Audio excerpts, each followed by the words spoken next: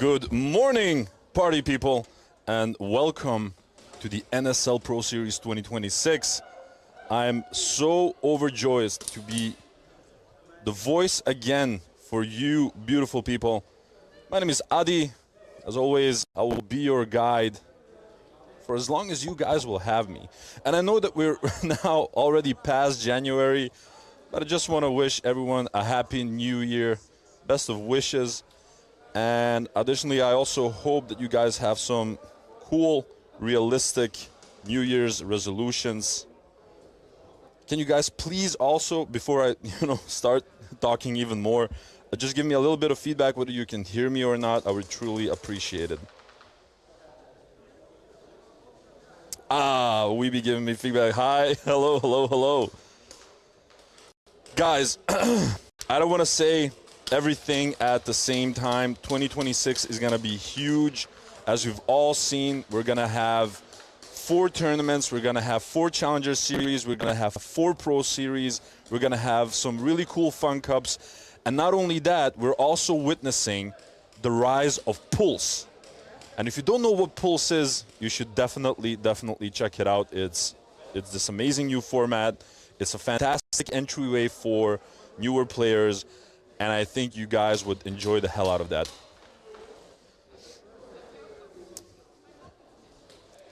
Adi, the voice of NSL, come on, man. What a formality. McGurk, what is up? Zaza, what is up, guys? Crystal clear even. Ooh, Lord. Let's get it, Dane Baker in the chat as well. Welcome, everyone. Like I said, 2026 is going to be huge. There have been so much changes in the teams and sort of like the flow of this year. And I thought like maybe we can tackle that one part at a time. As you can see, the first heats of the day are getting ready to let it rip. It's going to be Saviors versus DSD. And it's going to be Team Speed Reapers versus Limber Shotguns. And really interesting, obviously, Saviors and DSD are 2 teams that know each other quite well already. They've been playing against each other in the Pro Series, and coincidentally, Speed Reapers and Limber Shotguns have also been battling throughout the entire year in 2025, both of them getting into that top 3 of the Challenger Series, earning their spot in the Pro Series. So I'm really excited to see how they sort of tackle this new challenge. Obviously, Pro Series A-tier event. Most of the guys are, goats here in a sense in the Pro Series who have been participating in the sport since the very beginning. They know exactly what the format is. Their tactics are on point. Communication is amazing. And obviously, we see a couple of familiar faces as well who are, for example, our very own Cringe.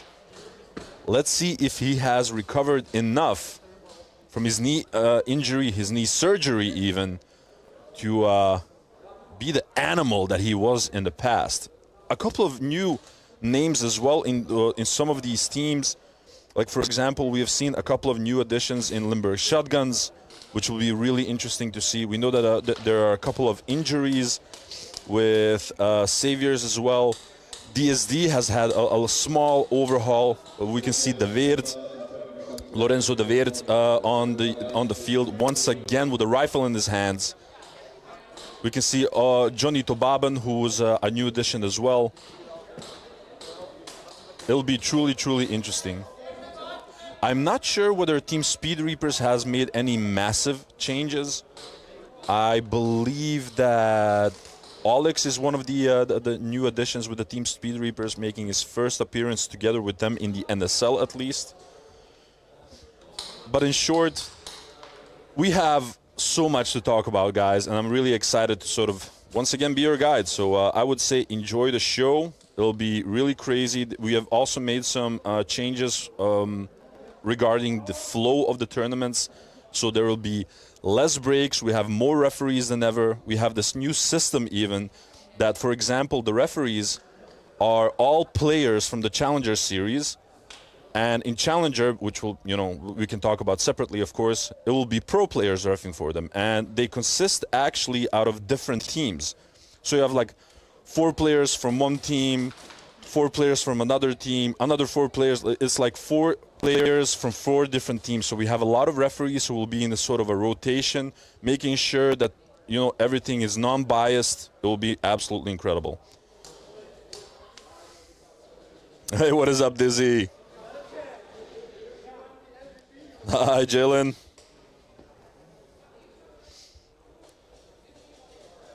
Ooh.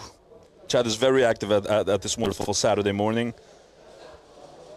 Who we got reffing today? If you know Adi, they need a shout out for the work they do. Like I said, Dane Baker, we have a lot of referees right now. It's all players from the Challenger Series, and they'll be in a sort of rotation. It's a great mix of people.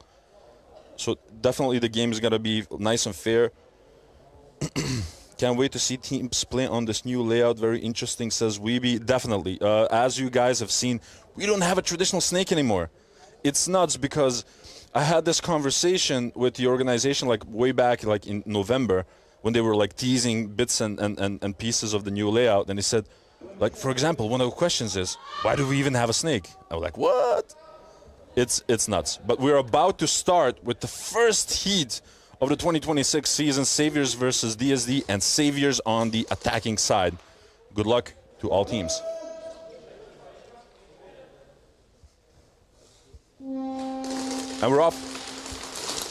Seems that this didn't start off with breakout shooter. One breakout shooter on the side of Saviors. Nobody's beat us yet. We see a similar breakout, honestly. Obviously, the side corner, the cross, kept getting shot for the cross on the side of DSD. Lorenzo they're trying to keep their heads down from that D1 corner. But not a lot of movement just yet. I'm trying to figure out where the flag is. I cannot see it right now. Gray trying to move around on that staple, which is truly a powerful, powerful bunker. Like I said, not a lot of movement. Solid getting shot out from the cross as well. We can see them trading blows right now. Lorenzo de Weert already on that D3 at the Steve's outdoor supplies bunker. And DSD not giving any ground to the Saviors. Saviors still have one body up. Oh, and Lorenzo de Weert being a little bit too aggressive, getting shot out by Tom Bolovs. Now Cringe is already on the castle. He's already running for it. And that's gonna be a hang. It was a very close one, but that's already a hang. And I think for Cringe, this is exactly the way you wanna get back at it. Ya boy back. Oh my lord, I'm trying to like follow along everything. And that's a beautiful first try hang by the Saviors. 12 points on the board. Did it in around 1 minute and 15 seconds. It seemed at a certain point that they were at the stalemate with DSD. I think that a couple of moves on the new D side, let's call it the new D side, were quite ambitious from Lorenzo de Weert. He was very close on like catching them off guard. It's gonna be Tobaben, I believe, versus Jaeger. For the bonus points, Jaeger already in the staple, getting closer to the arrow. Ooh, and a nice little snap by Johnny Tobaben, well defended. And he got from Jaeger that, woo, nice. Let me catch up to the chat. I hope, so Colin's saying, I hope Motan didn't keep all the snacks to himself. I sent over Adi. I was quite late in the sense I usually love to arrive like half an hour early, then I can, you know, take my time, make my setup, grab a coffee, stuff like that. But I was like right on the nick of time over here, so I didn't really have time to connect to anyone. But, you know, Montan isn't that selfish, dude, so that's gonna be fine. Papa Finchi, what is up? Zaza saying LSA team is wild this year. Well, you know, we'll see, right?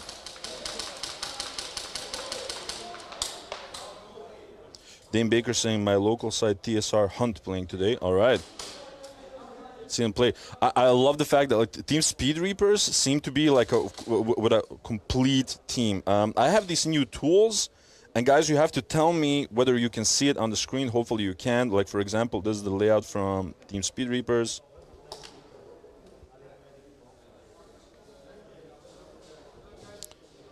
And obviously the new layout from Limber Shotguns. I'm not sure whether you guys can see that on screen.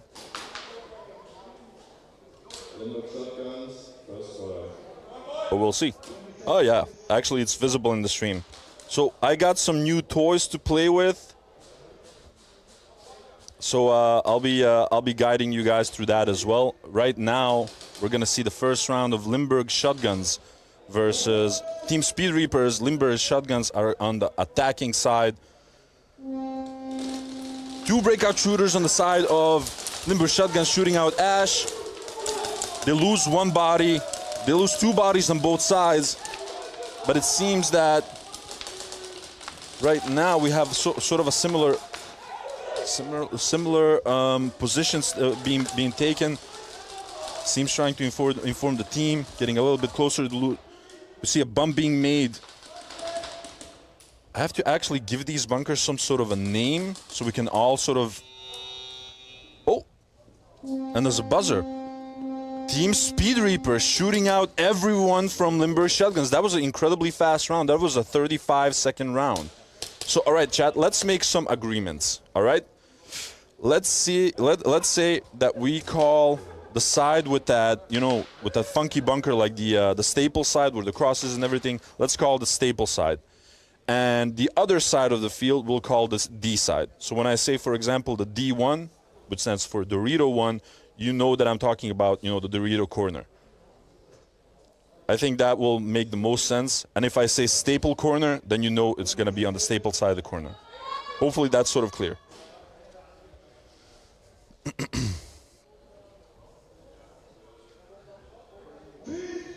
But a wonderful start by Team Speed Reaper, shooting out everyone from Limburg Shotguns in 35 seconds. That was nuts. Now let's see if DSD can get some points on the board for themselves. Solid getting into that center Dorito, the Rebel Dorito. They lose one body on the staple corner. They lose Solid from that center Dorito as well. Tom Wolf's already on the 50 line, on the D side 50. And that's quite a nasty, heavy pressure sort of location to be at. Now, Gray is already on the staple side. Arrow getting closer. Did he make it to the plexi? I cannot see. But once again, we see this wonderful sort of blow for blow between Saviors and DSD. These games are very, very close.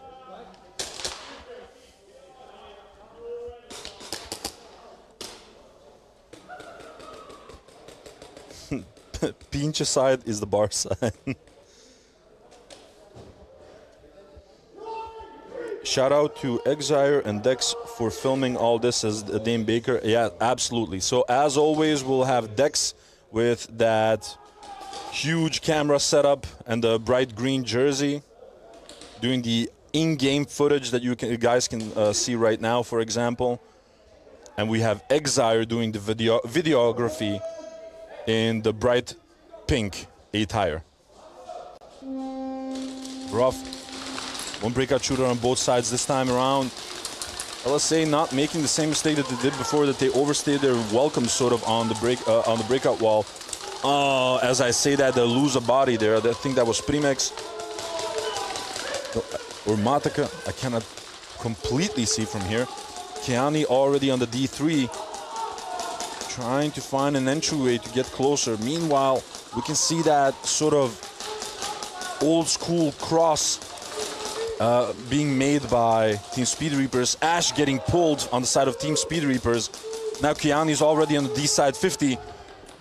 But he's got to be careful. He's being supported by Seams. And I want to mention something more. We see two additional very familiar faces on the side of LSA. One of them is on the plexi right now. And I'm just waiting for the play to happen. Seems making a nice little execution before getting shot out himself. That's going to be Keani. Together with Young One, who's running for it. And that's going to be a hang, a second try hang by LSA, by one of the familiar faces, like I said before, Young One. Welcome back, Young One.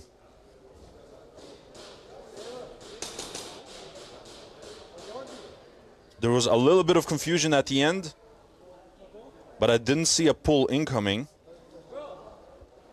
Woo! These games are action-packed. Guys, I'm trying to follow along.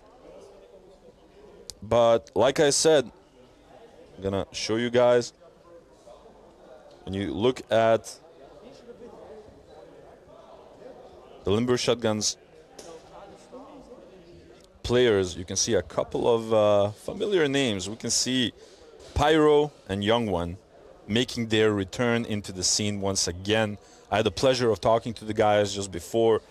They said, you know what, we just missed it too much. And I told them, you know what, the scene missed you guys as well. So welcome back once again. It's so awesome to see those guys play. Imagine this, the last time that we saw Pyro and Young One play was during the 2024's Globals. During those Globals that they made second place with playing the entire tournament with 2 rifles and 3 pistols. So shout out to one of the OGs, obviously, Terra Knights, who are no longer obviously a team, but most of the players are sort of dispersed in other teams. And now we see the return of Young One and Pyro, 2 brothers, by the way. Limbo Shotguns, player 9, second degree penalty, no call, victory run. Speed Reapers, player 92, first degree penalty, hit in the bullet door. Next teams. So a second degree penalty on player number 9, who's going to be Young One. So that's not going to be a hang. This is going to be a zone 2. So apparently he got shot somewhere in the zone 2 with the flag. That's where actually he made that sort of small pause. A little weird. Woo. There's a lot of action going on right now, and I'm trying to follow the chat and sort of inform you guys. So I apologize if I'm a little bit flustered. I'm trying.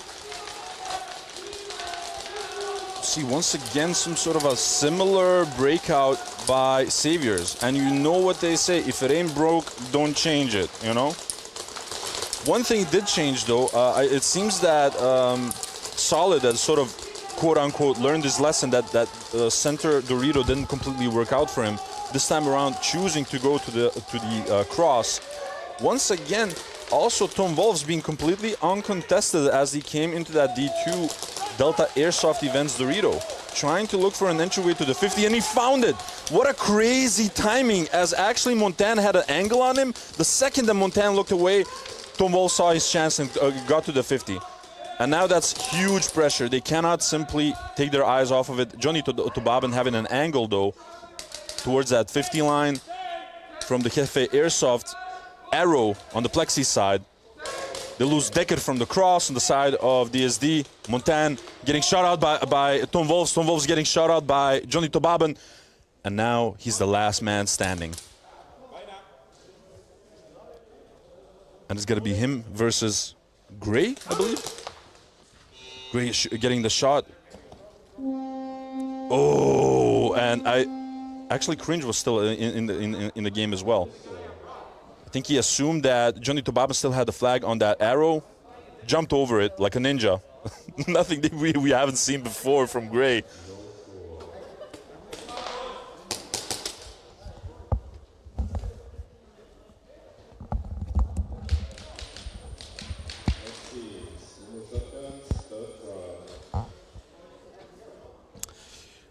We be saying in the chat, do I see new back wall design?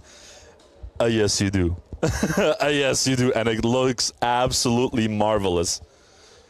More about that very soon when we have like a breather, but right now we need to get back to this LSA versus TSR game. 2 minutes have already passed. Only 2 points on the board for LSA. Let's see if they can make it more with their third try. One breakout shooter on the side of LSA. It seems that TSR has given up on the breakout shooter thingamajig. The crazy part is player number 92 from Speed Reapers has a first-degree penalty. So Speed Reapers right now is playing with 3 people. Limber Shotgun is playing with 4 people. And player 92 is Ash. So apparently Ash is serving right now a first-degree penalty. Let's see if Limber Shotguns can actually punish that. But one thing is definitely clear. TSR has always had an amazing defense, no matter the amount of players that they have. We see a huge bump being made by Matoka, I believe. Is that Matoka?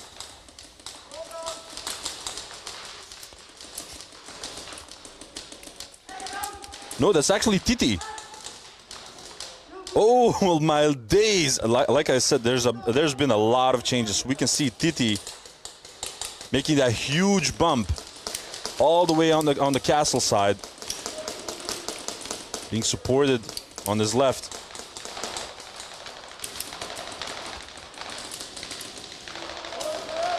But again, it seems that we are at a stalemate.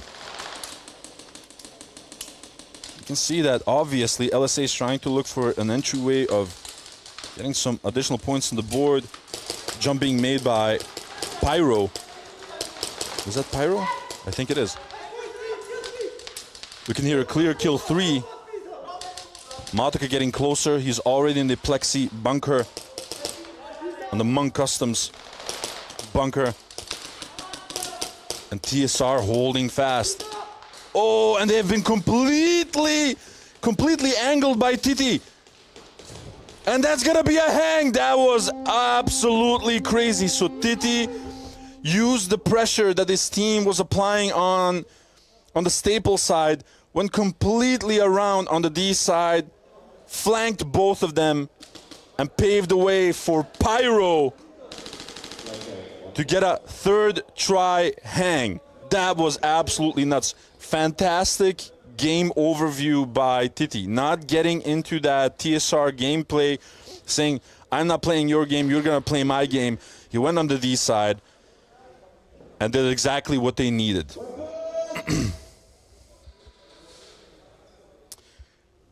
Colin saying, did I just see McSwain's back? Well, McSwain is on the LSA roster, guys. Yes, Harry McSwain also making a return to NSL.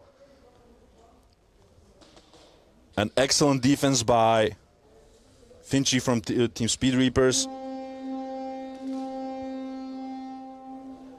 Getting that elimination, no additional points for LSA.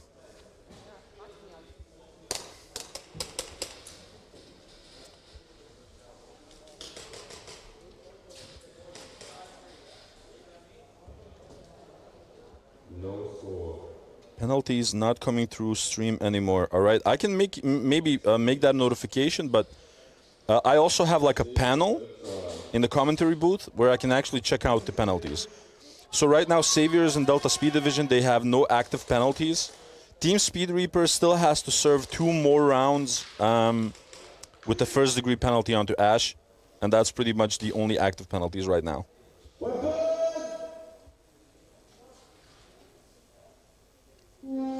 All right, we're off. Nice little run and gun by DSD. Oh, and they clipped Cringe off break. Wonderfully done by DSD. It's going to be a nice little 4v5. Let's see if DSD can actually make some magic here. Third try. This is the last opportunity this time around that they get. Tom Wolf's. This time around, Tom Wolf switching off his strategies on that D2 Rebel Dorito. Instead of going immediately to that D3, he's being a little bit more careful about it because I think that maybe he fears that they figured him out. Meanwhile, Montaigne is already on the D3, holding an angle for everyone that tries to get onto the castle area.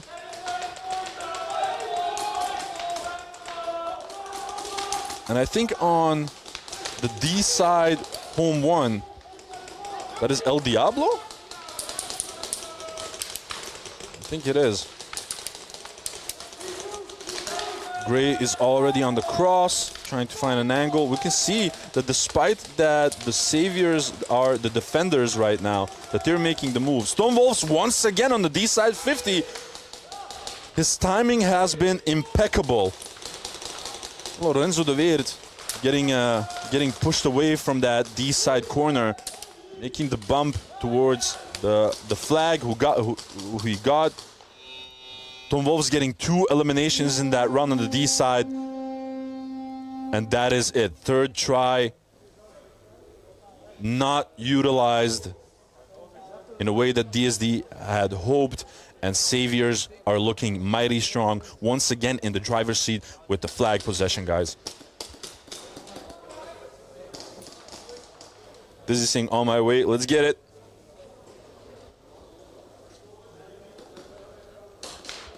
Cloutless in the chat. What is up, Cloutless?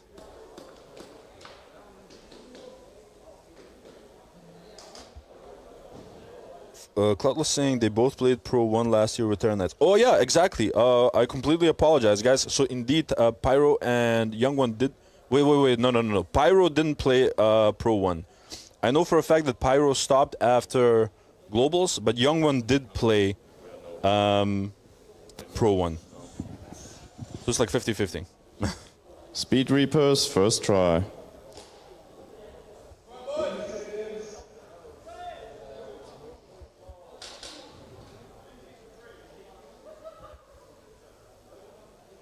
These rounds have been good to watch so far. Absolutely. Like, this layout is just action-packed. And now we can see Team Speed Reapers getting ready for 2 more rounds of onslaught because they're still serving that first-degree penalty.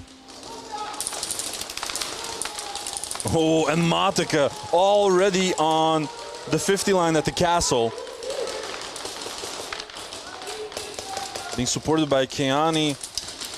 Young One already on the plexi side bunker. They are not playing the waiting game on the side of LSA. They're emphasizing that first-degree penalty.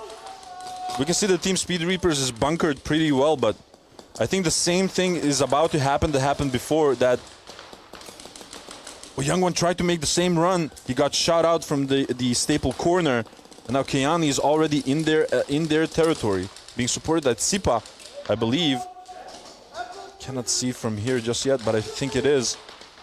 The shootout 1, the shootout 2. They're looking for the flag, and they cannot find it. But wonderful shooting by LSA. Not being afraid of making a greater effort towards the 50 line, because they know that they won't be breakout shooting. They won't do anything at all. Next and there's enough obstacles. Saviors, first try. There's enough obstacles for them to just run and gun towards the 50 line.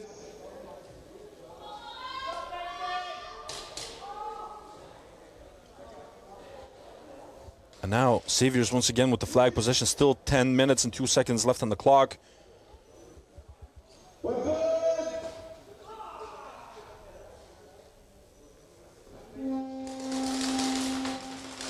Rough. No bodies being dropped just yet off break. El Diablo almost getting shot out by Lorenzo de Weert on that D-side corner. Because, as you can see, they lose one body on the side of Saviors. Good shooting by DSD this time around. They also lose El Diablo. Gray making the bump from the cross to the staple. Lorenzo de Weert already on the D3 with his rifle. And he got Tom Wolfs. This time around, they understood. They're adapting. So they knew that Tom Wolfs was too much of a threat on that 50 line, shooting him out. A trade being made between Tobaban and Gray. We're looking for the flag. But that was some big shooting by DSD. They're slowly adapting to this play style from Saviors and getting the correct eliminations. Speed Reapers, second try.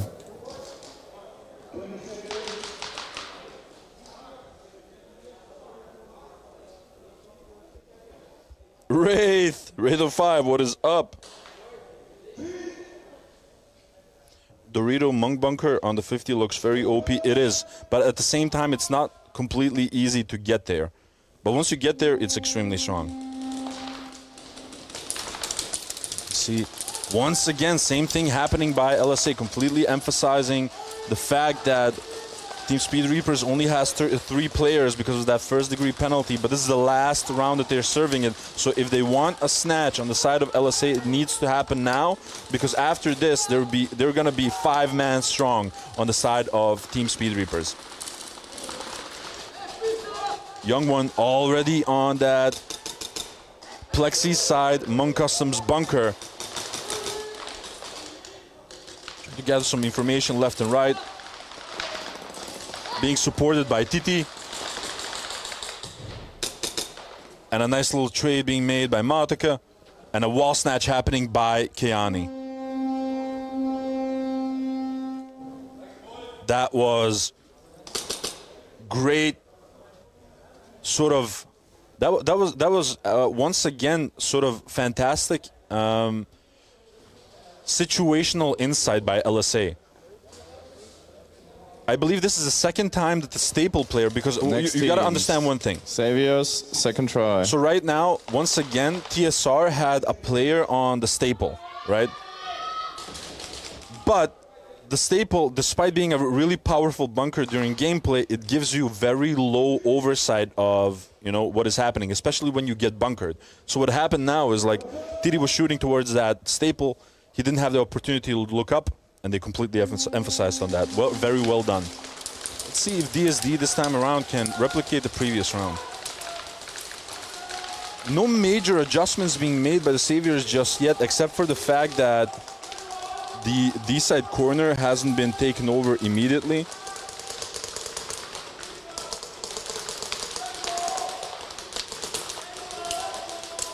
Staple position being taken. Some information being given to the team by Tom Wolfs. Very loud and clear. And DSD, despite getting these shots, we don't see a lot of movement. So sure, like in the previous round as well, they got some nice little eliminations, but... Oh, and Lorenzo De Vera, as he tried to make that bump to the D3, getting shot out by Tom Wolfs, who is once again on that D-side 50. Guys, Tom Wolfs is having the time of his life, shooting out another body. Spade getting onto that Plexi side home 2, Monk Customs bunker, trying to suppress them further on. Oh, that's actually Decker.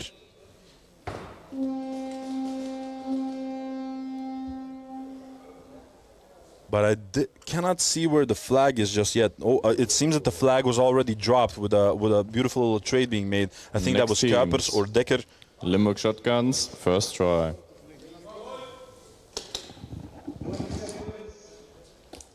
Bryce Southgate saying, let's go DSD, DSD on top. Crazy.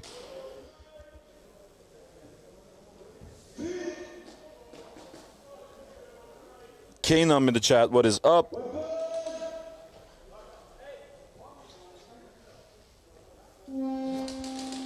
We're off.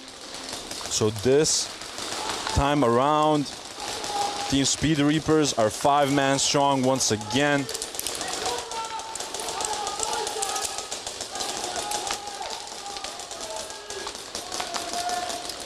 And you can see immediately that the game has slowed down significantly.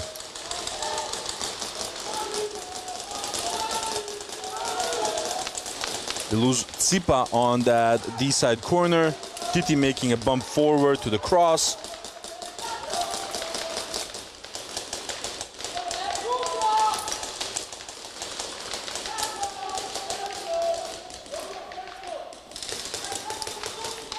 Team Speed Reapers also making their moves.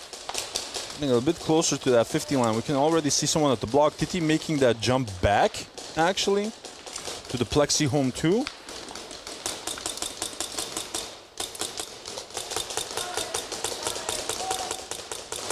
Yeah, it seems that they're all, you know, in a stalemate. TSR not making any sort of drastic decision just yet. I think they're waiting for LSA to make a mistake. They get one body on the side of LSA, who was Titi, I believe, who shot him on that arrow. And now they're using their body advantage on the side of LSA to get closer to that 50 line. You see Young One and Pyro already on the castle and the plexi side among Customs bunker positions. Seeing the two brothers once again in action together is really refreshing. I have missed the hell out of this. But hopefully they do not miss the fact that they still have one player left on that block. And I love this angle right now because it shows exactly how close this is.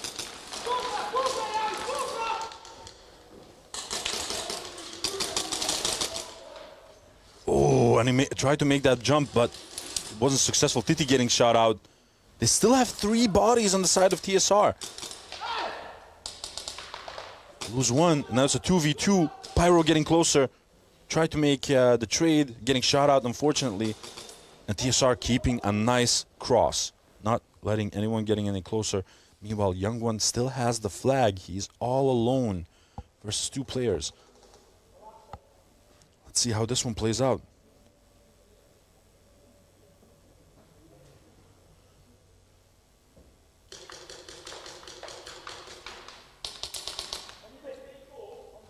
I'm just gonna let the tension do its job.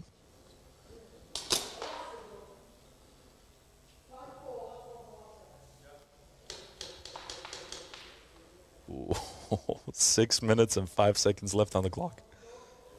Honestly, from the side of Young One, he can just wait it out. He doesn't have to do anything. They don't want to lose time. They can. Oh, and a nice little shot. He got 1. He got 2. He's running for it. Oh my days! And the boy clutches it. It wasn't a hang, but my God. We can officially say that Young One is back. The composure that he showed with that play was absolutely nuts. And I'm going to go back to what Weeby said. He said that the plexi side bunker, the Monk Customs Dorito, that it seems overpowered, that it's really powerful. Definitely. It took them like 2 minutes to get to that bunker.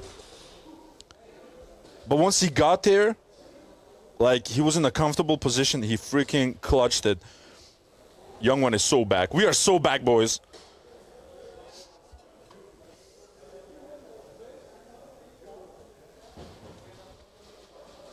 God damn. And these are the only the first heats of the day, guys. I mean, I am whew. LSA, we be saying LSA feels more like Limburg Terra Knights. Kifcaf saying layout looks really good. I gotta tell you, personally, I like this layout Casted by Speed Reapers. way more than the previous layout of 2025. I'm an absolute fan of this layout, and if you guys get the chance to actually play this one, it's really tremendous for people that like to move, that like to get creative, right? Obviously, you have some lanes that you can keep. Like in every layout, people figure it out after a while. But personally, after this limited time that we played on the layout ourselves as Bushido, we didn't really notice situations in which we felt stuck. Like we felt that there was always something that you could do, something that you can get creative with, right?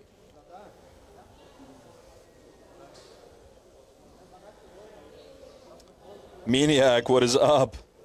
Maniac saying, man, one balled both of them. Zaza saying, aimbot. Hyper J in the chat, what is up, Tim? How are you doing, my brother? Shout out to Adi making the stream 10 times more watchable on his own. I'm trying, guys. I'm trying. I often say this. I think that most of the people that participate here invest a lot of time and effort to be part of it, and I just want to give everyone the spotlight that they deserve, right?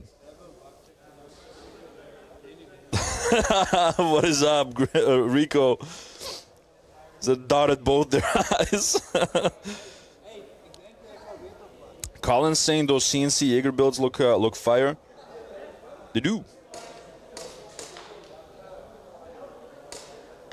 Flessicus in the chat. What is up, guys? Adi's voice is way better wake up than morning coffee, like Angel's touch. Thanks, man.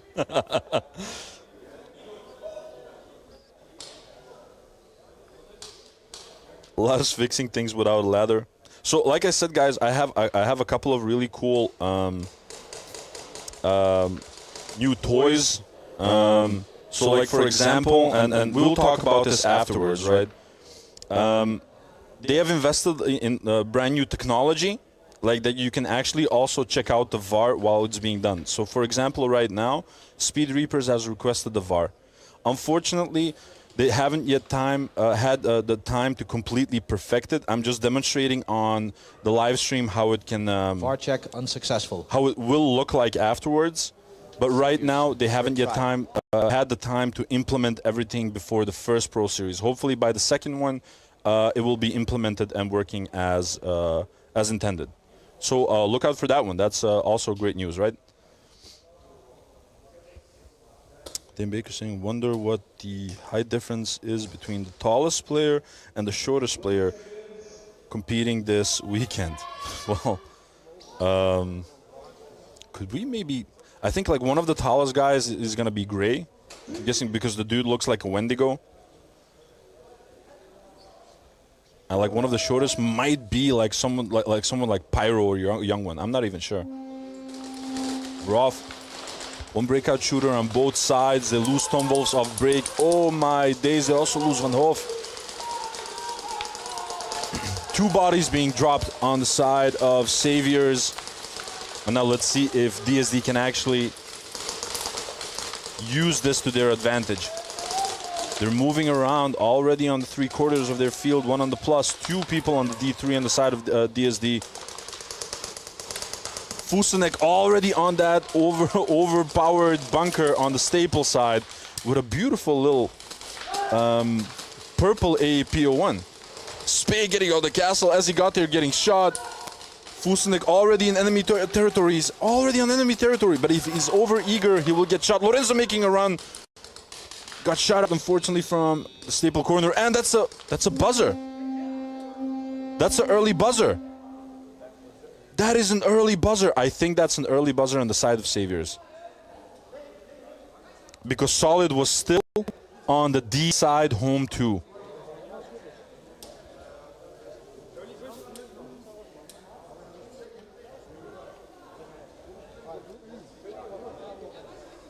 Josh Meester is in the chat. What is up? Is Lars taller than Gray? I'm not sure. Oh, Sugar Rush. What's up, suikerklontje? Apex Haube is 2 meters and 2 centimeters. Holy crap. Bryce saying, I want to know the difference between the widest and the thinnest. Ah. Come on, man. But like I said, that's going to be a administrative penalty for either DSD or Saviors, because that was an early buzzer.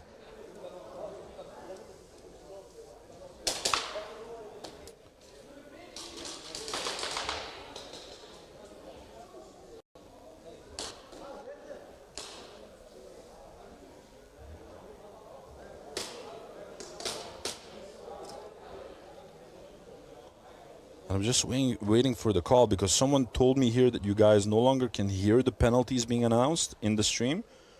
Maybe we can change that after the heat, but in the meanwhile, I'm trying to listen in. No score?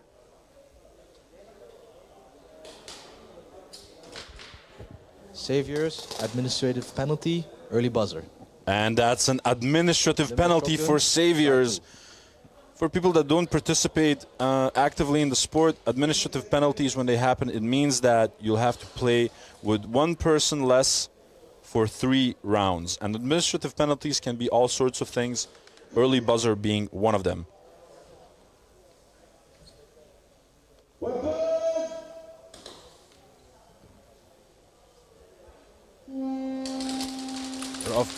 One breakout shooter on both sides. They lose their breakout shooter on the side of Team Speed Reapers.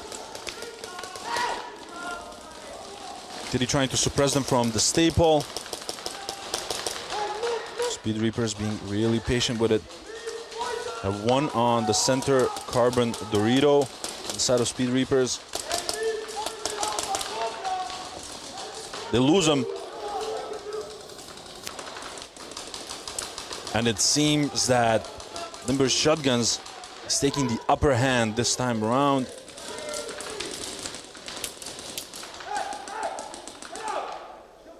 They lose the corner. Information being given by Kiani. Run being made by Seams, eliminating the last one. And that's going to be a nice little easy hang being done by TT. LSA getting a second try hang. 11 additional points on the board. And they look like a mighty unit.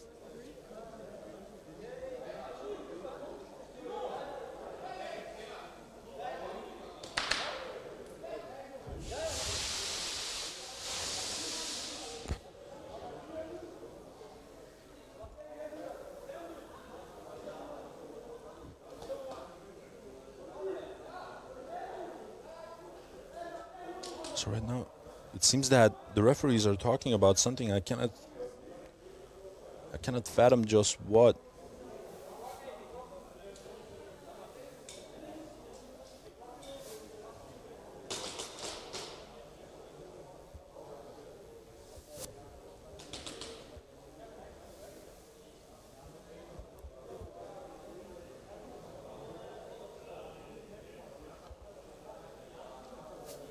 We be saying besides the buzzer, solid 1v3 clutch. Hey man, it's not the first time that Solid has done something like that. I mean, Solid is he's an incredibly powerful player in a lot of areas. One of the things that I love about Solid is the communication, but additionally, he's incredibly confident about the shots that he makes. I've seen him like you said, clutch 1v3, but without like blasting like a madman. Like he's very confident in his shots.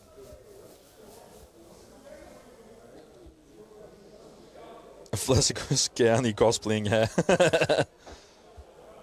Dumps in the chat, what is up? Damien Dumps Delag. Or Delage. Obviously we have the chat as well. Sugar Rush. Always hurts when we see a couple of legends stop, obviously. Miss you, buddy.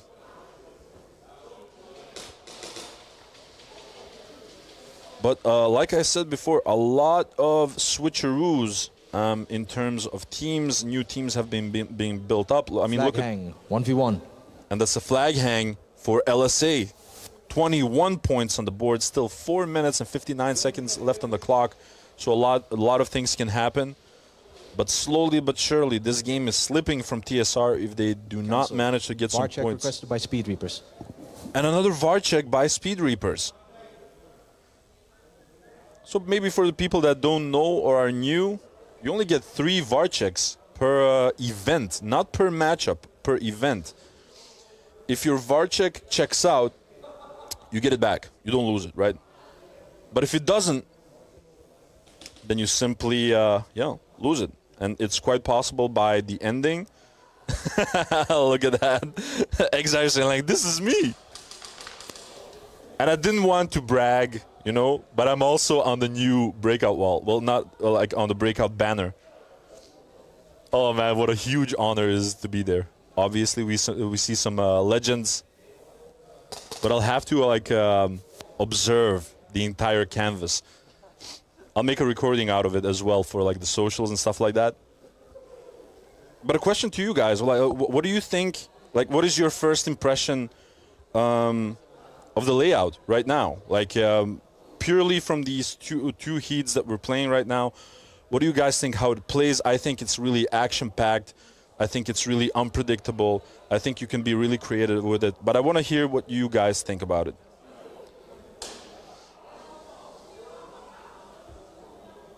Sugar Rush saying biggest opponent for Saviors is the early buzzer.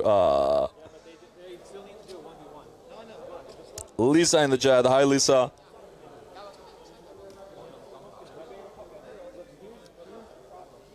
Wall is pretty cool. I completely agree with you, Kifcaf. Colin saying Speed Reapers using all their VAR checks in the first match. Well, you know, listen. Maybe it's part of their strategy. You also have to imagine that this is the first matchup, the first time that the Speed Reapers are in the Pro Series, all right?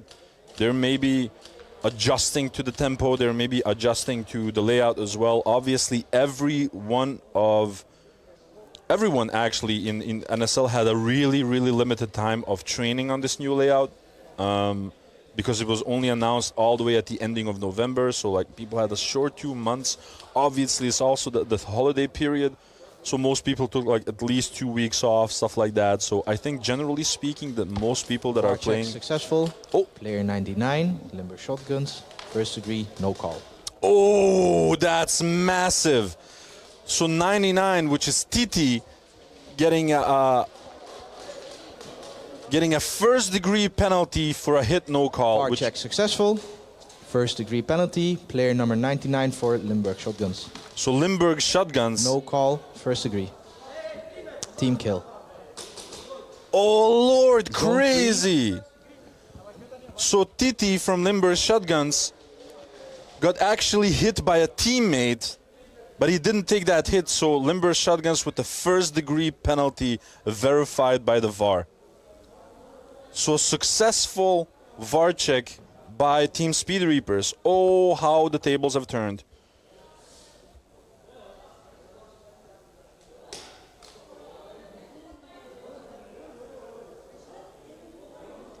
Yeah, so Dame Baker saying lost one of them from the early challenges as well, so hopefully for them this one is successful. It is successful.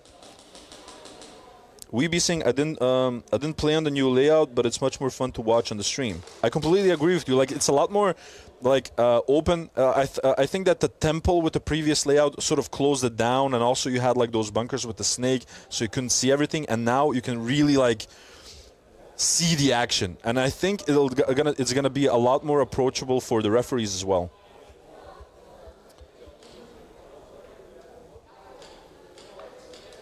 Who's next to me on the wall? I cannot see. I'll have to like observe the wall. I can see, I think, Sugar Rush as well. I can see Jaeger on the wall, but I see Exire in Motion on the wall. Well, I have to check. But I can see Roy. Foul. So basically, Titi in his run got hit by a friendly. So it was someone from his own team that shot him, but Titi ignored the shot. So it's a first degree penalty on Limber Shotguns for that. Mr. Mardi saying, hey guys, what's with this VAR? I don't understand your question. Esso and Nico in the chat. What is up, Nico? So TSR still have 2 VAR checks for the rest of the event? Yes, Dame Baker. Patty Pew Pew saying stroopwafel? Why not, man? I didn't have breakfast yet, so... and also, obviously, Mel. She was so incredibly friendly once again. And she brought me some Kinder Tronkies. You know those things? Like awesome little chocolates. And just like between you and I, chat, I'm a sucker for Kinder chocolate. Like, I don't know why. I've always been. I loved it. Zaza saying, someone I know in Team Australia got the same penalty but got a major instead. Well, probably, Zaza, the major happened because it was a headshot, no call. Patty Pew Pew, oh sorry, this is an NSL Nations chat. Oops, my bad. Just be yourself, man. Just be yourself. I appreciate you guys' company. Obviously, guys, if you get the opportunity, please like the stream. It helps us grow. It helps us get out there. So yeah, it's really appreciated. Levi in the chat. What is up? How are you doing, Levi? Mr. Leviathan. He's a frikandel, just a Dutch hot dog. I have to ask my buddy here from my team, because I got here, Martin Tumaliwan, a.k.a. Kenya. Do you think that frikandel is a Dutch hot dog? Delta, first try. No, it's something completely different. You heard it here first, folks. A frikandel is not a Dutch hot dog. Levi saying, damn, Pro Series already here. Yes, it is, sir. Yes, it is.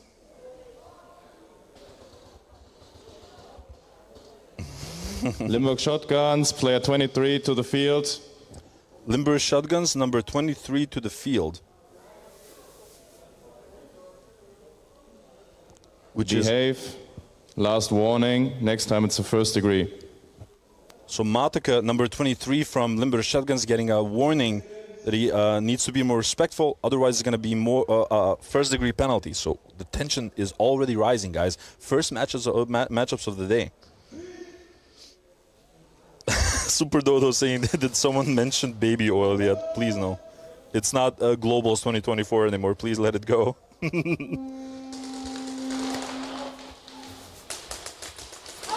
They lose one off break. I believe that was Cringe on the side of Saviors.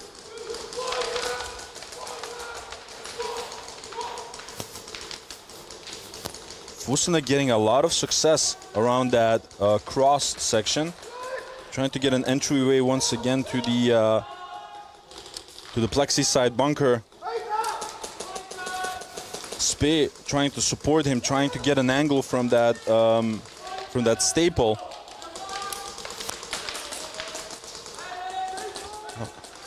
Lorenzo trying to fight the battle with Jaeger.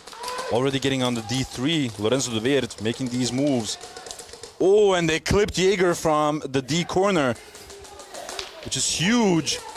Tom Wolf's getting eliminated from the staple. Sacrificial run being made by Solid, getting shot out.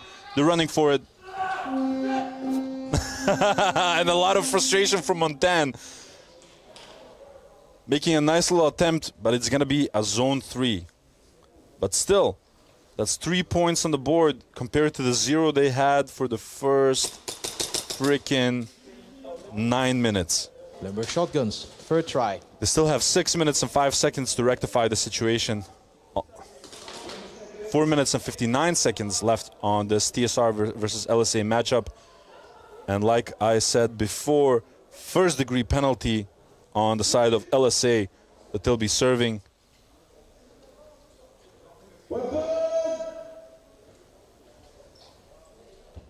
So let's see if Team Speed Reapers actually emphasize on that mistake.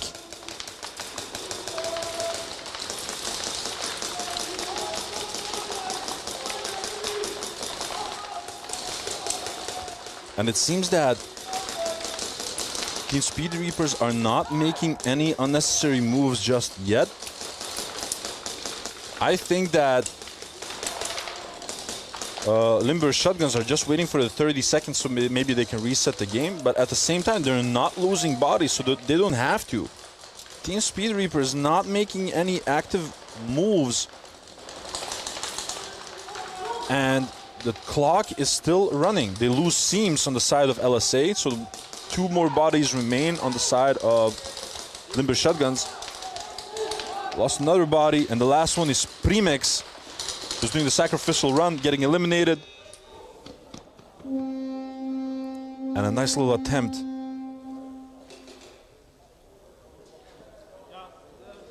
By Clay. Ollie Clay still getting at least a zone 1, I believe. But he did not want to waste any more energy for something that he could not turn into a hang. Well, no, never mind. Oh, no, never mind. I misinterpreted a little bit. LSA was on the attacking side, so TSR TSD, just second try. understood, like, this is the third try. We don't have to, you know, get any snatch or whatever.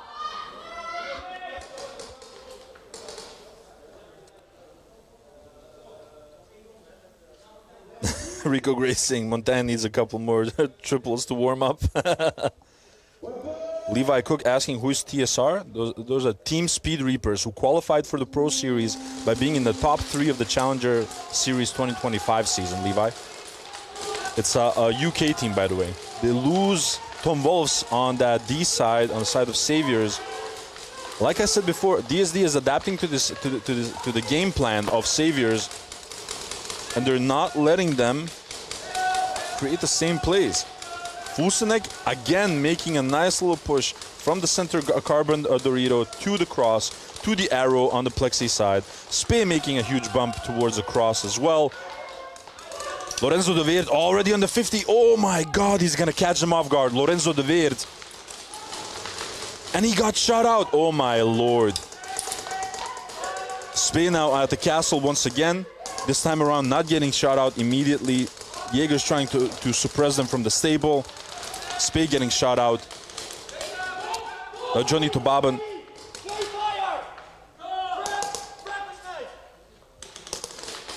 And Montan trying to make anything happen. I cannot see where the flag is. Just it's with Tobaban, and he's the last one left, I think. And he has the flag possession. If he's not careful, he's gonna get shot out by Cringe. And he got shot out by Cringe. Cringe sees the flag and he grabs it. A beautiful snatch. And Cringe is so back, boys. Levi Cook asking, is this the first pro event from Team Speed Reapers? Yes. Weeby saying, I don't understand why Team Speed Reapers is always playing super static. They have some good movers on the team. Well, I think it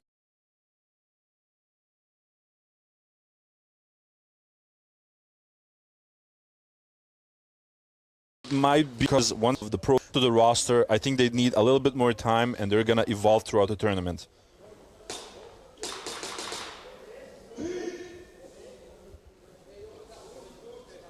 Zaza saying DSD. Guava asking where's Militas. Militas stopped playing. Yeah. So some of their players are in different teams. Like for example, you'll probably see Dizzy in the Challenger Series. Just an example. Super Dodo saying let's go Delta.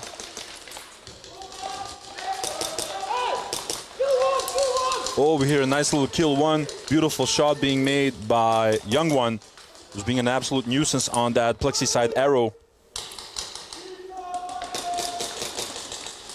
Oh, they lose the flag carrier on the side of Team Speed Reapers.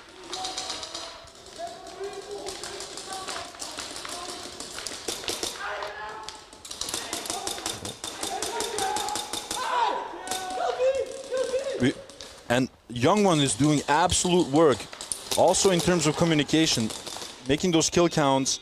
Matoko looking for the flag. And let me remind you guys, this was done with only 3 players by LSA. So they made it happen with 3 players because of that first degree penalty.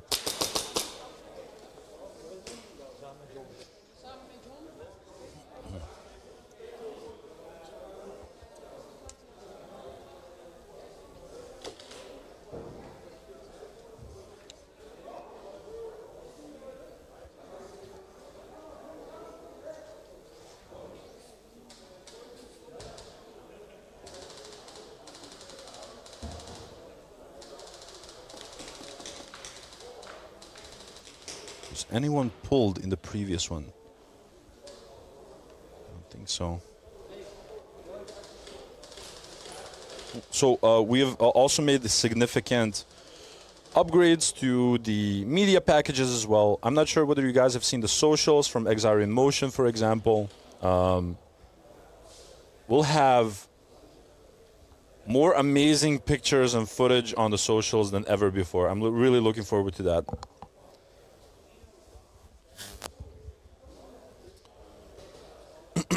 Levi asking how is Cringe recovered? Is he back 100%? We shared a training like 2 weeks ago, something like that.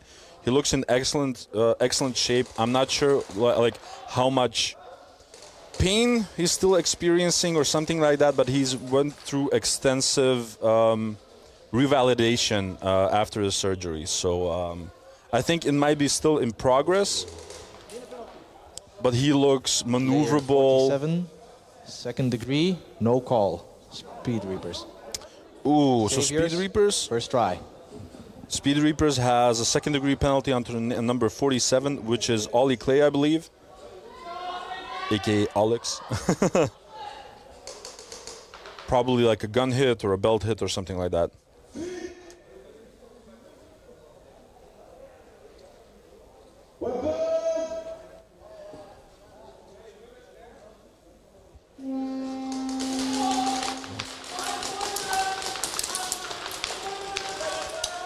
Now, this is the second round that Saviors are serving that admin penalty.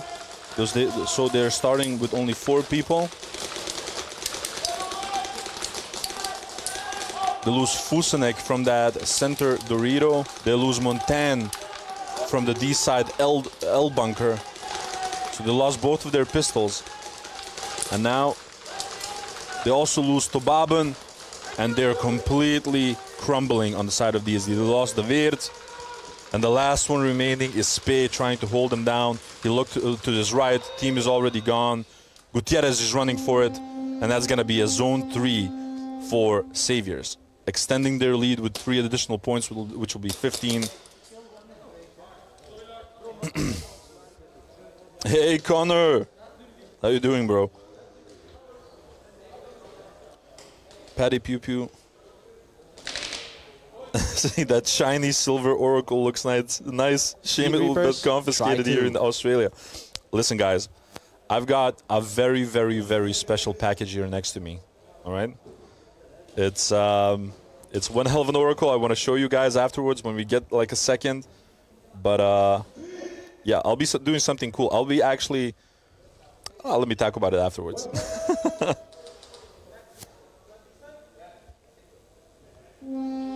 Now, the last round, the Limburg Shotguns is serving that first-degree penalty.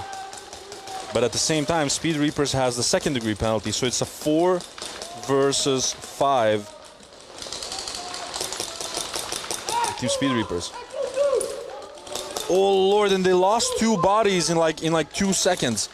Once again, Young One being an absolute menace on that plexi side arrow. He's being suppressed himself. They lose another body on the side of Team Speed Reapers, which was actually traded off with Young One. So now it's going to be Seams and Matica. Seams and Matica versus the last remaining Reaper left on the field. He's going to do is he trying to do a sacrificial run? He is. Got shot out.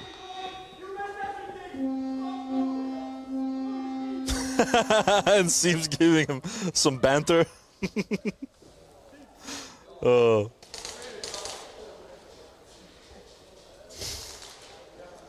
The king of games. What is up, Steph? How are you doing, baby? Saviors, second try. Super Dodo is saying, let's go Delta. Kivkav saying, Exire does some solid work. Yes, he does.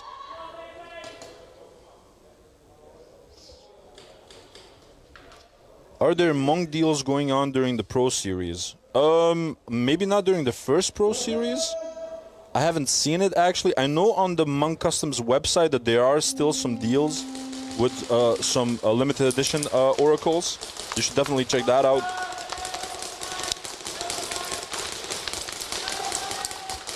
Mr. Rene. Hi, I'm doing good. How are you doing?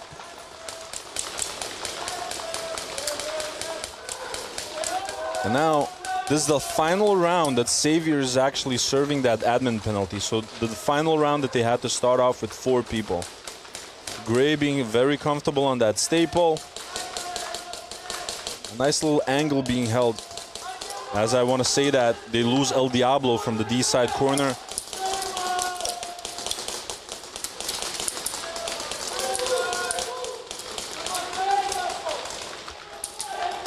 Beard in the chat. What is up? How you doing, man?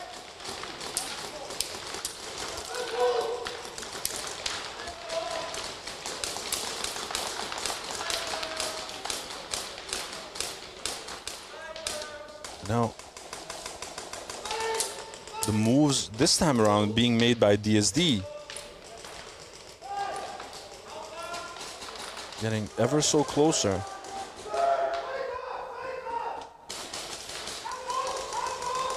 They lose Fusnik. Big push being made by Gray on the plexi. And that's going to be a zone 1 for Gutierrez. There was some hesitation in that final push. So Gray got into position at the plexi. He knew exactly who he could shoot out. So he already started giving the call to the Saviors for going all in. Unfortunately, a little bit too late. Third try. Still 2 minutes and 36 seconds left on the clock for Saviors and DSD. But meanwhile, Saviors in a comfortable lead and still have flag possession. Meanwhile, Team Speed Reapers not being able to get any points on the board just yet. Let's see if LSA goes actually for, you know, additional points or whether they Rolex the game and try to play for time. King of Games saying, good, ready for next week. Yes, sir. Next week is going to be our turn. Next week it's going to be the Challengers Series, which is like fully booked. It's 12 teams that are going to be participating with a huge mixture. We're going to have teams from the UK, from the Netherlands, from Belgium, from freaking Czech Republic.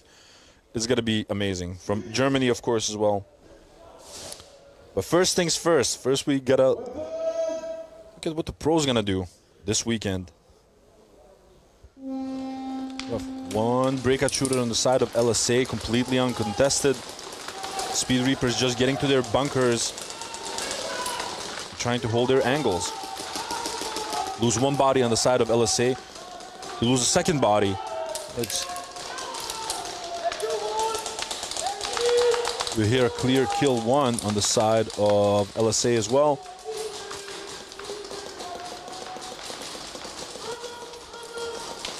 And one of the things that impresses me right now with LSA is like even when they start losing bodies, they're still pushing on forward. There's a third body on the side of LSA.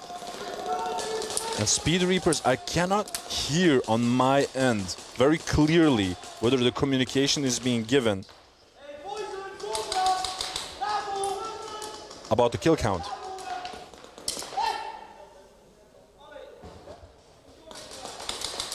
Push being made by Tsipa on the D side, is already in the D3. Two old comrades. 50 seconds left on the clock. They can honestly just roll exit. They can just wait it out. They don't have to do anything at all. Meanwhile, Team Speed Reapers completely losing time. This game has officially slipped from them.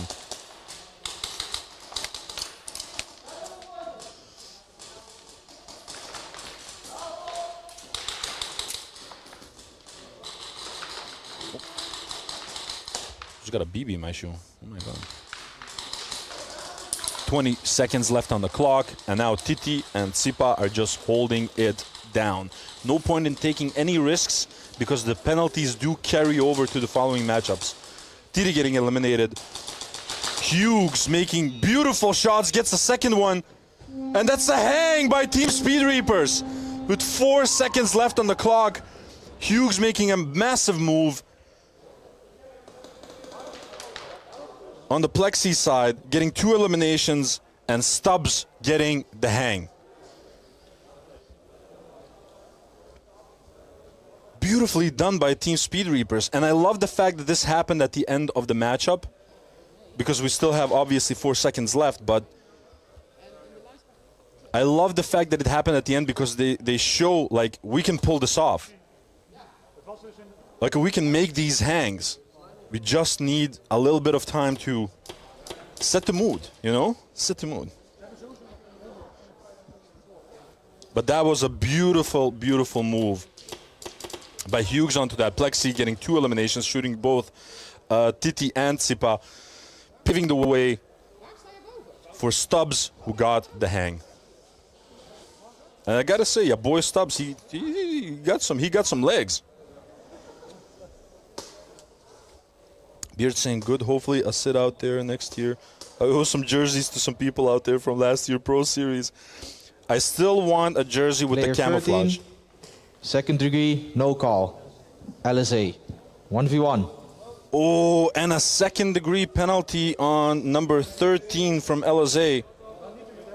I do not know all of the numbers just yet. You guys have to like give me a little bit of time to know exactly who is what. But LSA getting a second degree penalty. Wasn't that in the last 30 seconds? Isn't that game altering?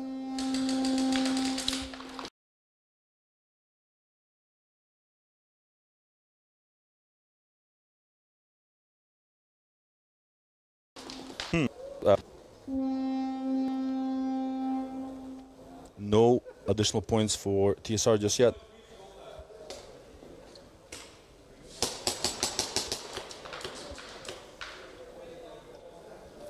Yeah, like I said, Beard, I still want that murder camouflage jersey. I really want one. I was looking for an opportunity to purchase one. You told me, like, hey, connect with me afterwards, and I did, and you never told me anything back. I feel really hurt, abandoned, heartbroken. I expect chocolates, even.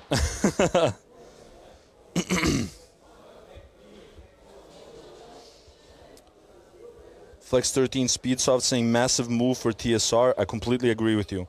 And like I said, I love the fact that it happened like at the end, just so they can show everyone, like, listen, we can pull these hangs off. We can create opportunities. We can, you know, have successful attack sequences. But this is their first matchup ever in the Pro Series. They need a little bit of time to get in there. But I gotta say, one of the things, like I said before, that impressed me most about LSA is that, like, even when they start losing bodies, they're unfazed. They keep pushing forward. They keep communicating, and that's you know. Saviors for a try. That's amazing.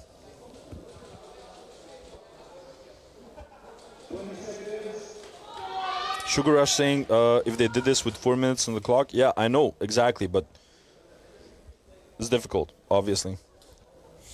Flexing, better late than never. Sugar Rush starting with the naughty boy. And now 2 minutes and 36 seconds left on this Saviors versus DSD matchup. Saviors with the flag possession with the third try. If I were DSD, I would try to reset this game as fast as I can. 30 seconds, screw it. Because they are 13 points behind. If they manage a first try hang on the side of DSD and get some bonus points, they win. Saviors is comfortable, but not that comfortable, guys.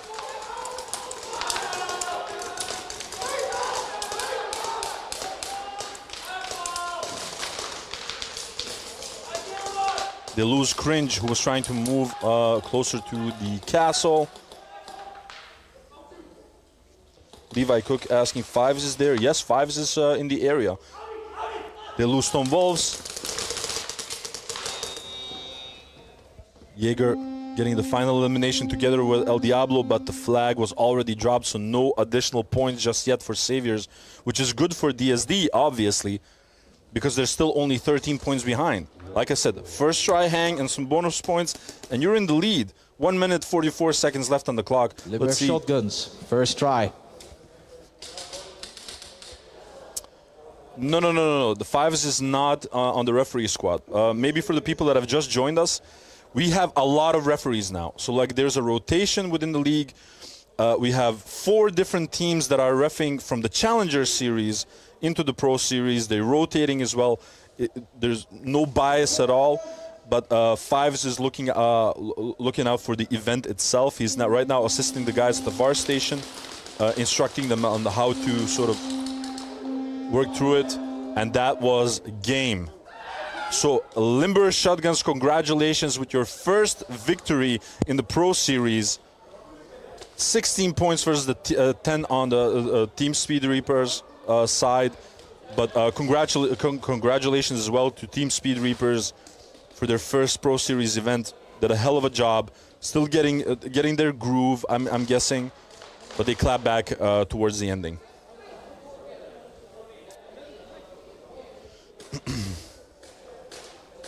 But no, like, Fives is not reffing, guys. Like I said, we have a massive referee team who are sort of rotating. 4 different challenger Speed Reapers. teams. Player 7, false start. Oh, Lord. Second-degree And a penalty. second-degree penalty Game for... altering. Because last 30 seconds of the match. End game. Oh, so listen, guys. Player number 7 from Team Speed Reapers did a false breakout. It means that either, you know, like your gun or your foot was outside of the wall or you left too early. But it happened in the last 30 seconds, so it was game altering, which gave Limber Shotguns the flagging plus bonus points. Day's day, first try. So now the game ended with Limber Shotguns having 30 points. Back to back. And Team Speed Reapers 10. Oh my God. I'm trying to follow along, but there's so much happening at the same time.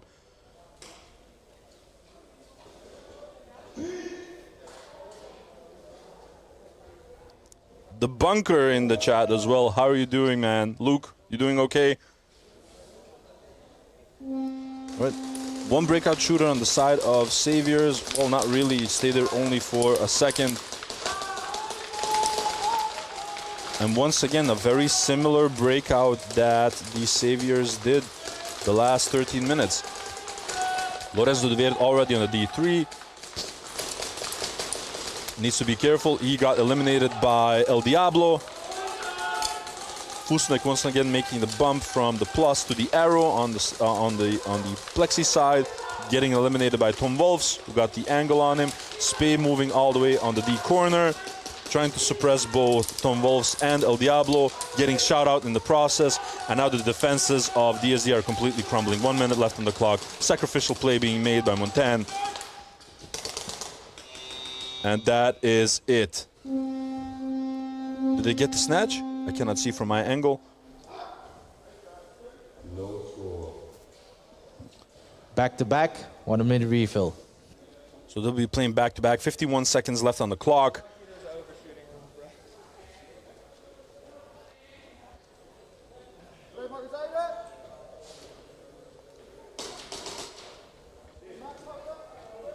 Fives is the announcer.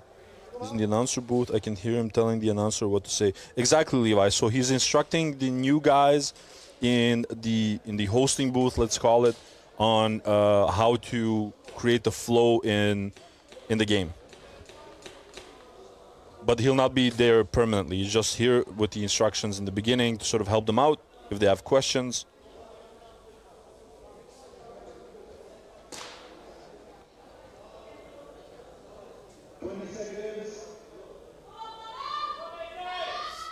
We hear the iconic "Come up, man!" from Yona, from DSD, one of their greatest supporters. 51 seconds left on the clock. Let's see what happens, guys.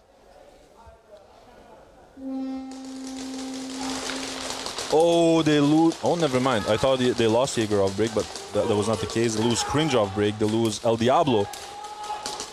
Now Gray is getting onto the plus. Oh, and he got clipped by Tobaben. Beautifully shot. The loose Kuipers, though. Once again, we can see that Tom Wolfs is on that 50 shooting out Tobaben. Tom Wolfs has been doing work this matchup. My lord. And I think it's him and Jaeger left on the field versus Fusenek and Spey both getting eliminated. Looking for the flag. They did not manage to get it in time. No score. 1 minute refill.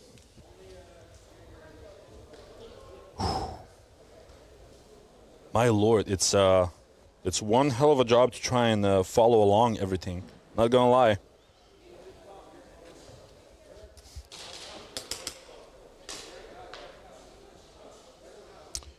Levi saying, Adi, that's what I figured because I don't recognize the announcer, so he must be a bit new. Yeah, exactly. But it's really cool to see. We have like this massive referee squad right now, and it's like completely taken care of for the entire season because the pros will provide players as referees for the challengers and vice versa. And a schedule has been made, and you know it's like well organized. Hi, Kappa Hub in the chat. How you doing, Kyle? Miss you, baby. Saying, I miss the snake. I don't. Maniac saying, come up, man up. Now, Savior starting with 3 people. Oh, no, never mind. Yeah, starting with 3 people. Because it's 9 seconds left. They lose the Weert. And that's going to be game. So congratulations to Saviors for their first victory of the first Pro Series of 2026. Those were some crazy heats, guys. Hopefully you enjoy the first heats of the day. End game. And now we're going to get ready for the second teams. ones, which will be Apex Valhalla versus Valhalla's Keepers.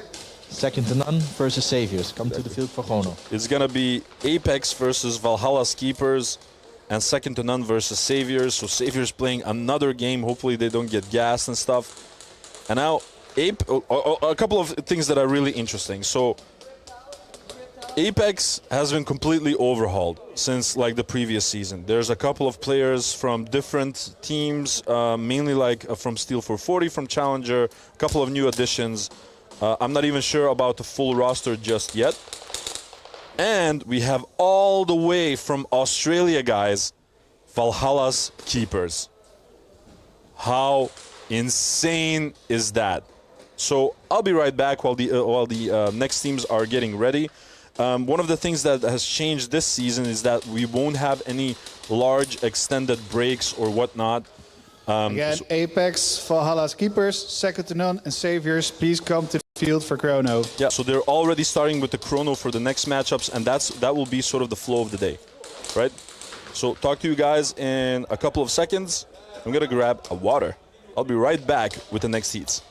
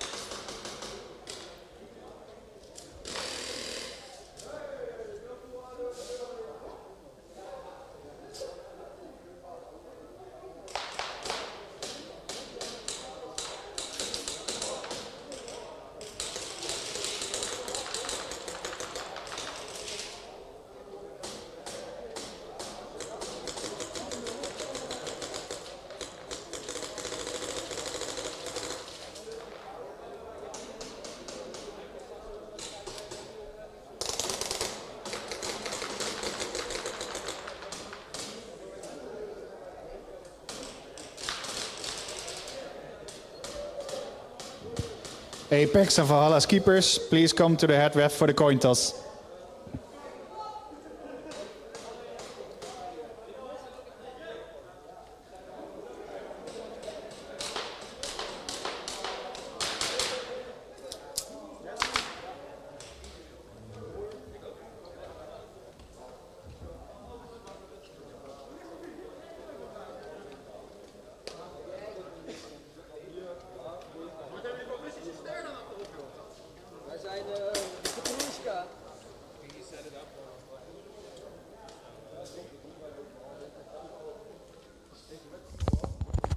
Hello everyone and welcome back to the NSL Pro Series 2026, first edition out of 4. Again, for the people that are just joining us, my name is Adi. I'll be your host as always. Really glad that you guys are joining me.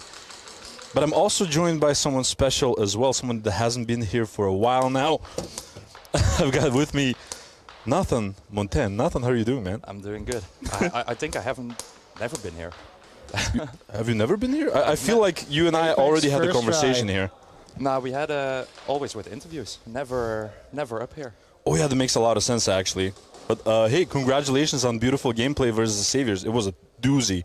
Like, it's always difficult to break the ice, as they say, like be the first matchup of the day, having to do like the first plays, everything else. Everyone's watching how you play, you know what I mean? Yeah, we're happy that we had this game as first. Because we knew it was going to be tough. So it was a fun one. Yeah, I mean, you got a really tough one as a first one, so you can only like go, downhill from here. You know what I mean? But now let's see what Apex does against Valhalla's keepers, guys, all the way from Australia. Only one breakout shooter. That's crazy. And now, additionally, a lot of people know this. They lose one body on the side of Apex, lost the second one as well. Valhalla's keepers are getting these clips. You gotta imagine, guys. So the guys that come all the way from Australia, they shoot with... I think with monks. No, with gel blasters. With gel blasters. I mean, in Australia, I have like 1 kilo of gel balls now at my home, thanks to Matty. That's great. But you gotta imagine, so they shoot with gel balls. So when they come over here, they shoot with BBs who are a lot more accurate. So they have to do less of an effort to actually get these hits because the airsoft guns are a lot more accurate. Meanwhile, Valhalla lost one body at the D side. You can see Kevin Booker on the side of Apex as well. Oh, I did not know that he actually joined them, which is crazy. Yeah, Armel also joined them. Really? Yeah. Ari. I gotta see Ari one of these days then. Oh, there's 2 bodies left on the side of Apex. Valhalla's keepers getting closer. We can see Moosh already on the castle. Cooper as well. Cooper getting clipped. Oh, beautiful shot by Kevin Booker. 2 bodies on the 50. 2 bodies on the 50 from Valhalla. And now, final one that's left is... I think 1 against 1, or is it? McCallendon. I think so, yeah. Kevin against Moosh. Oh, and they traded off. Crazy. That was absolutely insane. So as you guys can see, and I'm going to show you one of my toys. Look at this. Oh, that's nice. Awesome, right? As you can see the Apex lineup, we can see Disco even. Second still to there. none, Saviors, Adi. please come to the head ref for the coin toss. Vermeulen is there. Kevin Buchan as well. A lot of familiar names also from Milites, as you can see. Jamie and Mark are still in Apex. Valhalla's keepers, obviously we can see Doyle. We see Bodes, Nightmare, Moosh, Tsar, Shrapnel, and Juggernaut. Mr. Galloway. I gotta talk with Dale actually afterwards. And while we still have a minute, because Second to None and Saviors, 2 very familiar teams, while they're getting ready, I want to give a huge shout out to Matty Collins because actually Nathan Montaigne brought me something very special from Australia, which is this massive, yeah, we got to move that, yeah, just move it away, just move it to the right, yeah. Massive snack box. Look at this stuff, guys. Gotta open it.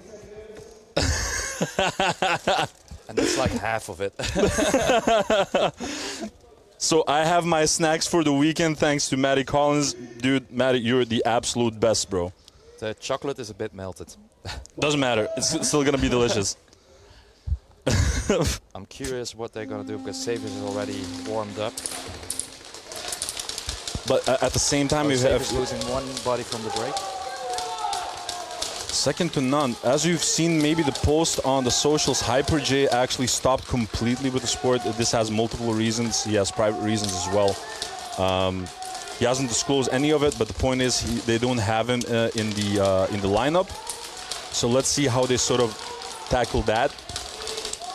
We could arguably say, and you know this, Nathan, as a pistol player yourself, that pistols have to work as hell, you know? Like, you make these moves, you make these shenanigans on the field that it's easy to get gassed, you know, especially after an intense round. I mean, look at even this one. 45 seconds have already passed. You can hang back on this field with a pistol, but as soon as the bodies drop, you need to be on a 50 as quick as possible. Ivar Augustin already on the 50 line. He's already... Oh, I think one of the Saviors got pulled. I'm not sure if he got pulled or...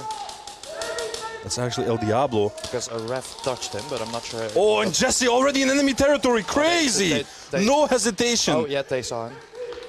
Ray takes him out. Two guys from second to none still on the 50 line. Ivar Augustin getting eliminated. Dakota is still on the castle. Is he the last one? Oh, and Remy was gunning for it. I think so too.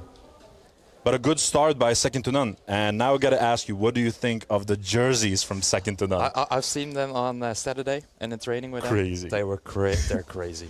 So, like these jerseys, also the Saviors jerseys, by the way, they're designed by one of our guys from Bushido, by Munkira, yeah.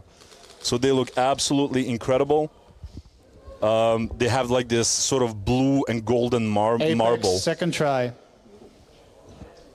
But you should definitely also check the chat. I think a lot of people might like want to ask you stuff. Disco couldn't make it. He had a 2-day crazy fever. Yeah, there is like a sort of flu wave in Europe right now, guys. I think everyone should hear me better right now. We can hear your smooth and silky voice.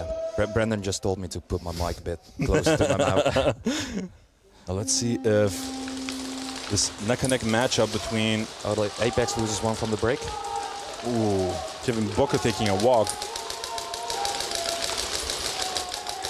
Is this Vermeulen right here? Actually on the plus? I think it is, right? I think so.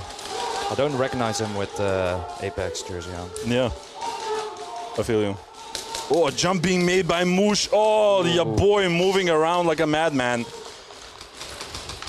I think he's one of the most dangerous guys. The stuff that he did during Nations is absolutely nuts. William McCallendon, a.k.a. Moosh, doing exactly what we expected him to do. He needs to be careful because he's getting pincered right now. And two guys on the 50. The housekeeper's making a grand push actually on the D side. Thank you. Oh my god. Wait here for a second so I can show you. Oh, I think they just got an early buzzer. I'm not fully sure. If it is. And guys, I'm being truly humbled over here. I got someone from... Come over here. I got someone from the Team Speed Reapers as well. And look at this. The camera needs to see this crap. This is from Papa Finch. He's probably in the chat right now. Get over here. Thank you so much, guys. You guys are incredible. What do you think about my setup? It's amazing. Yeah. Hot, though. Yeah. Imagine in the summer. But more snags as I'm getting spoiled here. Thank you very much. And congrats on a beautiful first performance in the Pro Series. The last 4 seconds. I mean, you got to get in it. Like, you got to give it time, you know? Yeah, it's his first game, isn't it? Of course. It's a marathon, not a sprint. Very much so. Let's get it. Enjoy, boys. Yeah. Cheers, Jan. Let's see what I got. Adi snag bag. Getting spoiled here, dude. Oh, there's a lot in there also. Oh, dude, there's like chips. Holy shit. And snacks. Oh, wait, oh my lord. I'm legit getting spoiled. Holy crap. I think you're just getting fat from just sitting here. That's why I play it. With the pro weekends, it's just like you're getting calories from it. Oh. You gotta imagine, dude. You gotta imagine. But again, Let's do... I think I saw just a message from Josh also in the chat. What do you say? Something about a $60 plan that we have with Sinister. What? I'll show you afterwards. It's not. It's not stream appropriate. We're doing the $60 plan. Tell me you like snacks without really telling me you like snacks. Bryce saying, Nathan, I love you. Love you too, guys. Love you too. Miss you guys. Just come over for Nations again. Biggest fan. Beard saying, I don't think I will be picked to play Nations. You just have to, man. I've seen the plays that you made on your socials, man. Beard, I think you have a fantastic chance. Oh yeah, don't tell Gray about the snacks. Yeah, great. I'm sorry. He has a special whip just for us. When we're not performing right with the workouts, he just takes it out. That's crazy. But thanks again, Collins, and shout out to Matty Collins, obviously all the way from Australia with the Australian snacks, and shout out to the team Speed Reapers, who not only brought the snacks but also a bag that says Adi's snack bag, all the way from the UK. You guys are spoiling me. The funny thing with the box from Matt, it was the whole week it was saying it's gonna be here tomorrow, it's gonna be here tomorrow, but I was getting notifications and emails. Oh yeah, you can pick it up. So the app was saying, no, it's gonna be there second tomorrow. try. And then I was like, yesterday, I'm just gonna check just to be sure if it's there, yes or not, and it's there, like already the whole week. God damn. We could have missed the snacks, Matty. We could have missed them. Dane Baker asking, I'll be over in Amsterdam next week. You got any food or snacks recommendations I should try? Oh, dude, in Amsterdam? Where should you start? Like, that's the question. No real breakout shooters just yet. We see a very similar sort of breakout by both Saviors and Second to None. The thing is, the breakout lines from Saviors are crazy, especially with cringe back. Definitely.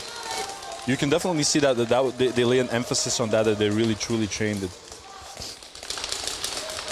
Murasaki looking back, whether he still has his backline player left. Am I missing someone on the side of Saviors, or is just hidden behind?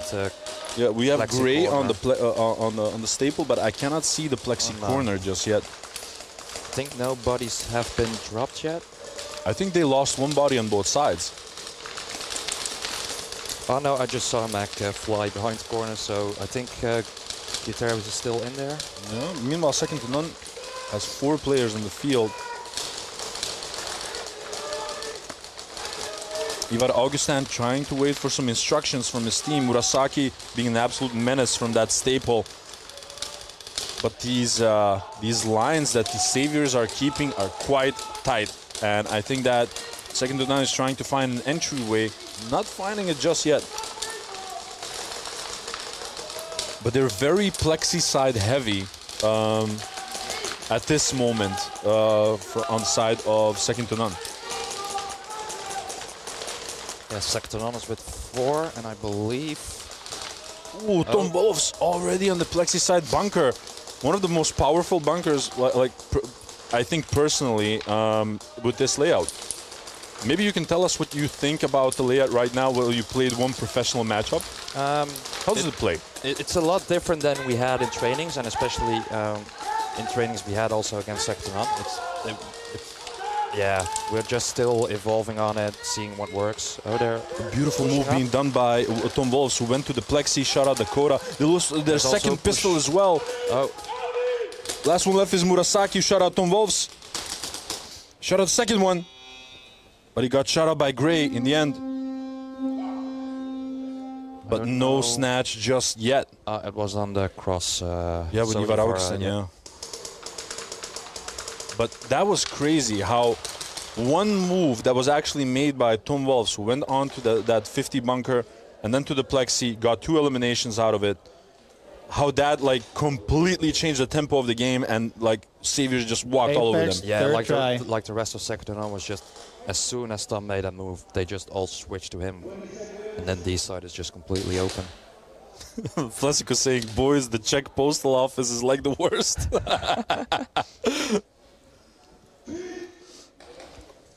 OB coming soon to a screen near you.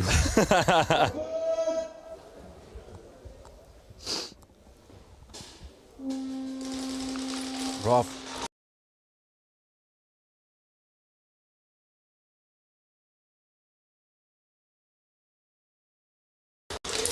Break. Bite me. See Kelly holding that angle though. I think if he tries to make the move towards the 50-line bunker. If he watches inside, then I think it's gonna be clipped. Oh, nice move from the D side corner to the, I don't know how you call that one. The L bunker, okay. the D side L. Moosh once again on that 50 line. Oh, shooting out one. Move to the 50. That's 2 bodies gone, I think, from Valhalla side. Oh no, there are 3 bodies gone. Kelly getting shot out. And this really amazes the hell out of me how that Valhalla Keepers is here. Well, not all of the players. Some of the players have obviously played with Nations. But as a team, they're here for their first time. And they play like they've been playing here, like, you know, forever. I've talked to them this morning because they had a training against LSA on Thursday. And I believe yesterday against Sector. I think they were still getting used to it because they said, like, it went worse. It went horrible, they said to me. The training. They just got run over completely. Wow, really? It's crazy that they admitted it like that, you know what I mean? Yeah. But, yeah, I'm not sure why. Yeah, they're doing good against Apex. They are, honestly. Well, I'm telling you, it seems like they're feeling comfortable. And in the end, I tell people always the same thing. You cannot compare a training session to a professional match. The mindset is completely different. Exactly. Like, people pull out plays out of their ass, pardon my French. You know, like that you think, like, oh my God, where has this been? Like, even Weeby here is writing, what happened to Tom? Never seen him move like this, ha ha ha. Exactly. Tom has been popping off. The previous matchup as well, he was being a nuisance on the D side. He was and now he's and now he's a nuisance on the Plexi side. Yeah. So, like, he's showing this huge versatility. He's amazing the hell out of me. Tom is playing amazing. Tom Wolf, shout out to you, my man. I don't know what you guys feed him over there at Saviors, but... He's been drinking his milk. Guava asking, explain the format for new watchers. All right, excellent idea, honestly. So if you're here for the first time or you're not an active participant of the sport, the NSL format is a little bit like American football. So you have an attacking side and a defending side. The attacking side has like a flag, a red flag that you can see on the field. And their objective, and this is very simplified, of course, guys, their objective is to bring that flag as far as they can into enemy territory. There are 3 zones that are divided on the field that you can see that are divided with those red lines. The further you get the flag, the more points you get. If you get the flag and you touch the enemy wall with it, you get the maximum amount of points. And you have 3 tries to actually accomplish that. After those 3 tries, the attacker position sort of switches. So the enemy team then gets the possibility to attack. But if the defending team manages to, well, steal the flag in a sense, which we call a snatch, then they deny you any further attacks and they become the attacking side immediately. Because when the flag carrier gets shot, he has to drop the flag on the floor. That is the NSL format in a nutshell. Obviously, there are some small shenanigans left and right, which I will explain throughout the tournament, but that is what it is. So an attacking team and a defending team, and the only way that you can actually score points is when you're attacking. Kills, well, not kills, eliminations, get you 0 points, guys. And that is, I think, the most difficult part that you have to learn when you enter the sport. Like, yeah. I'm not playing for kills, I'm playing... Yeah, that's true. You see it with the newer teams and challengers, of course. When they're just as new, they play for the kills and not necessarily the flag, so they're more in the back than in the front. And yeah, you can lose a lot of points that way. Exactly. Even if you overpower completely... yeah, for example, if someone overpowers Bushido, but they're still in the back as a new team... Doesn't matter. Doesn't matter. Kills don't get you anything. It's still a 1 round end for Bushido, in my opinion. It's the same, exactly. same for us. Like, that's what we did with Saviors. As soon as we see that they're still in the back, we're just succeeding. Exactly, and that's like one of the things that everyone. Oh yeah, that's I just read it. Kreis is saying Zaza would rather jump off a bridge than play for Valhalla Sleepers.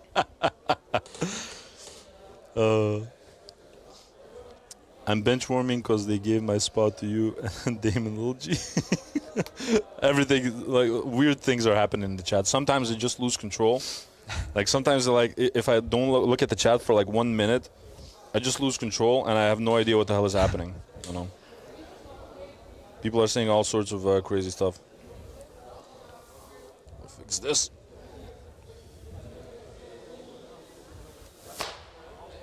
The second. He's a fanboy of Valhalla Keepers. Gray just standing there, focused for more shenanigans. Nathan, how are you feeling after the first heat? Feeling good. It's the first one. What can I say? It's yeah, it went better than we expected. We know Saviors has always been a trouble to us. I think we started off always against them with mercies, so they mercied us like every single time. And at globals that shifted. And now we made our own points instead of that. They made early buzzer. So we're still improving against them. So that's really great to see. Especially I shot Greg out. That felt really good. He's like, mission accomplished. This is for all the extra kilograms you made me wear during the training. But you can definitely see exactly what you said, like how the... Apex, player 31, second degree, no call, hit during run. So Apex with a second degree, guys. Second run, third try. I don't know who that is. We can see it afterwards. I can press the button. I think it's it was a rifle player. Number 31. Yeah, with all of these player switches, I need to sort of, still again like relearn. Oh, they lose one of break against the Savior side. In the previous matchup, Remy got shot off of that plexi corner pretty soon.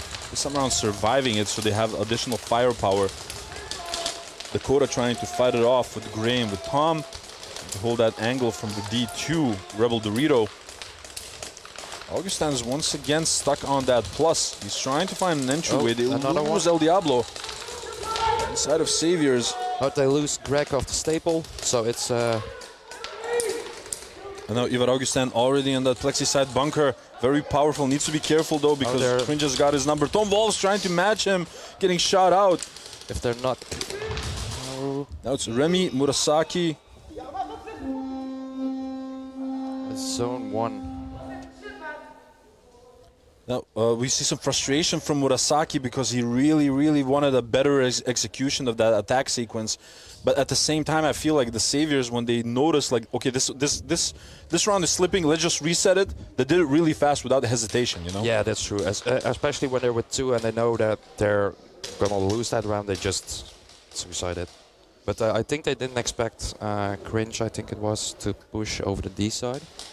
Oh, Sugar is saying our roster and jerseys don't match up because the new jerseys didn't come in time. That makes a lot of sense. I'm just wondering, like, for example, when I press this button, you can see the Apex lineup. What I'm trying to figure out is whether the number matches the person. Like if I look at 31, that's Kevin Booker. Is that correct? Because Kevin Booker should have a second degree penalty right now. I know Kevin always plays with 31. So like that's what I'm trying to figure out. And I cannot see Kevin Booker right now on the breakout wall. So no, I think you have Jamie Disco, I think. The UK guys, Reese will return to ref and pull everyone.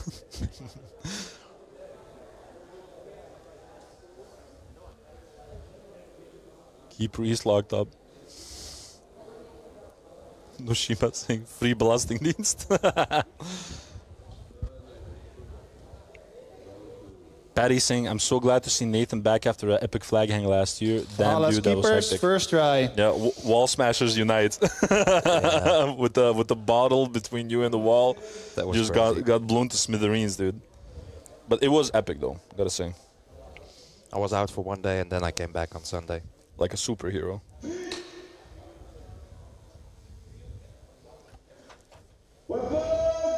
Two breakout shooters on Apex. Let's see if Valhalla's keepers can actually punish this. No Valhalla breakout keepers, shooters. Yeah, Valhalla's keepers does not do any breakout shooting. I wonder whether the other teams will figure that out and start breakout shooting against them uncontested. Yeah. You know? I think we have them as our third match, so I'll definitely use that. Yeah, I mean, they're not shooting back. Cooper, They're really strong in their communications. they're really playing as a cohesive unit. Yeah. Cooper already on the plexi side arrow. I think, yeah, their Apex is still with 4. Yeah, Apex being a lot more careful. We can also see that D side L bunker, that player has some issues with his pistol as well. It seems that Valhalla's keeper is trying to let them make a mistake.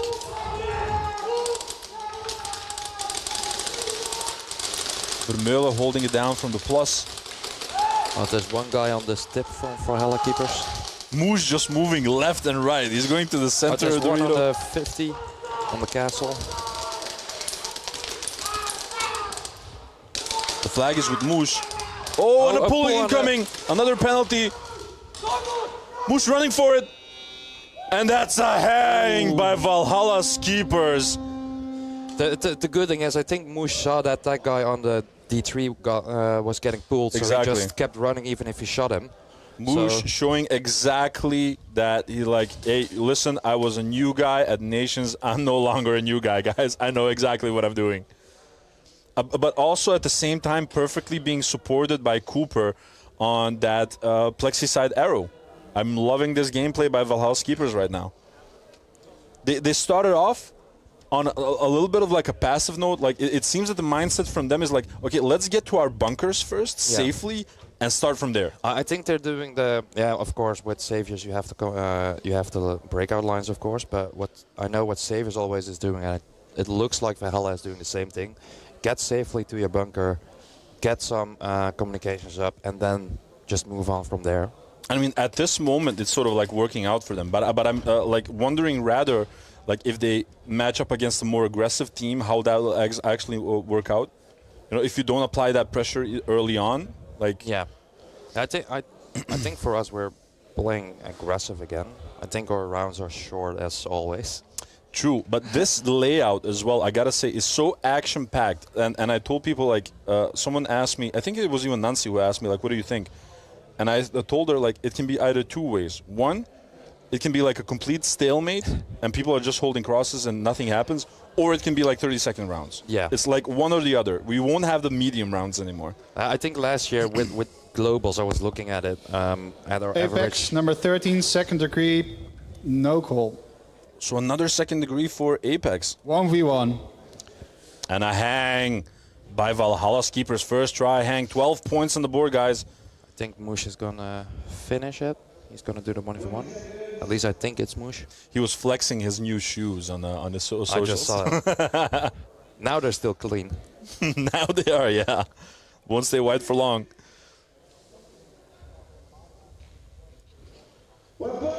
Chris Clay asking, just join the live feed. When are the Reapers on, please? The Reapers already played their first matchup. Yeah, next they're up against us, I think, in the next. Oh, yeah. Next one, they will be against DSD. So after these, you will see them play.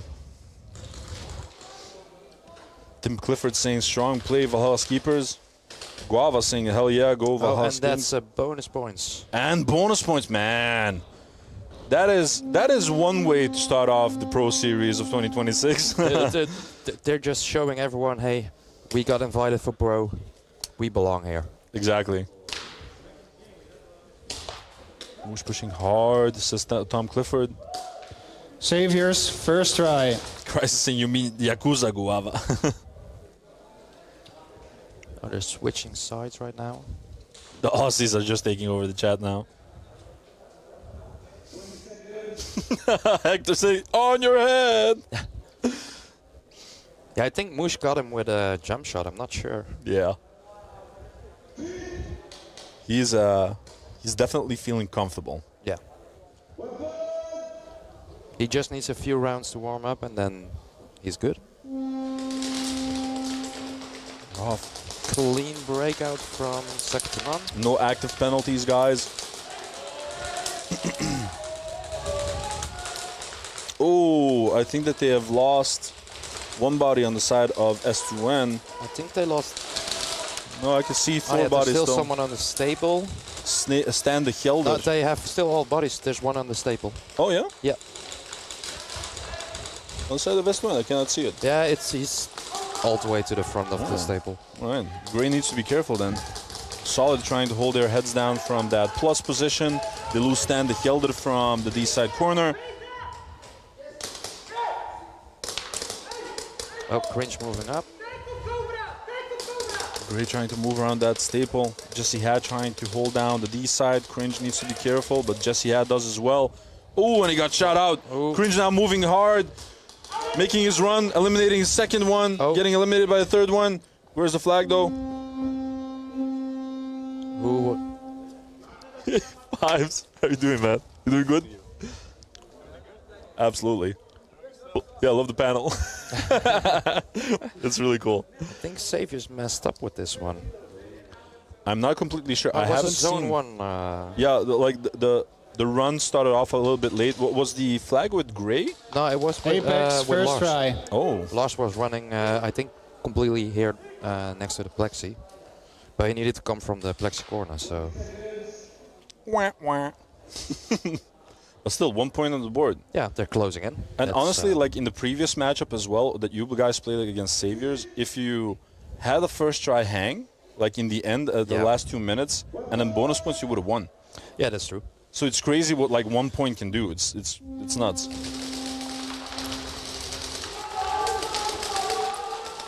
Now I can see the flag on the side of Apex on that D side home 2.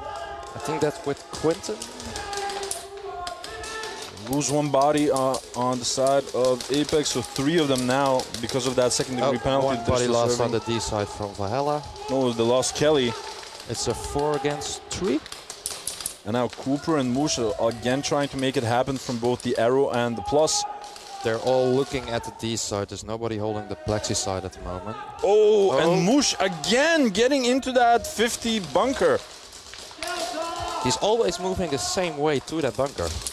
But like either he's too fast or he's uncontested. It's like one or the other. And push is being made on the D side. Oh, he's gonna get clipped crazy! But Cooper got his back. Unfortunately, if Cooper just A looked little up. bit too late. Oh, timing, man, the timing. D side is still... Oh, D side getting pulled off. Lost Galloway on that D side, and now it's Cooper and Hilliard.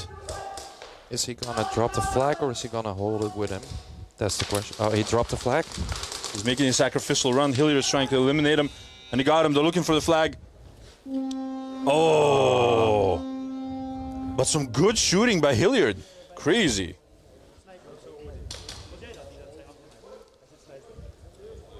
So Mr. Shrapnel getting a nice little elimination at the end. Almost got the flag as well. Saviors, second try. Yeah, I was also expecting Crisis to come over, but... Yeah, never know, man. Listen, you came into my commentary booth all hot and heavy from the previous matchup, I'm and sorry, now man. everything is just crazy here. Just kidding, dude. I think I'm gonna leave you at the 3-minute mark. But and these then, are not the new jerseys, right? No, these are the old ones. I thought so. Because someone asked me, like, Adi, what do you think about the DSD jerseys? I'm like, those are not the new jerseys. We still have, because of course, Tobaben and Lorenzo de Wert are playing with their old ones. And we still have those from last year. I'm really excited to see your new ones as well. The ones from Saviors were absolutely incredible as well. Those are the new ones, I think. Ooh, and the Savior train is coming for you. Eliminating Murasaki in the end. And that's a hang by Lars Gutierrez. Also like a force to be reckoned with. Lars Gutierrez, an absolutely formidable player. I'm not sure whether he's feeling completely comfortable with this layout, you know, compared to with the previous one, because you can see the power shift Leg hang, 1v1. from a lot of players lately. Yeah, he's liking the plexi corner a lot because He can stand. Yeah, he can stand behind that one. He can just stand. I'm surprised to see Greg on the plexi side. I had expected him to be on the D side because he can play. He can just stand up there, of course. That's what he wanted you to think. That's what he wanted you to think.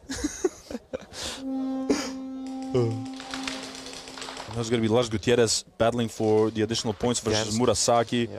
Murasaki, formidable player as well. And again on the plexi corner he was. Didn't see him move. No.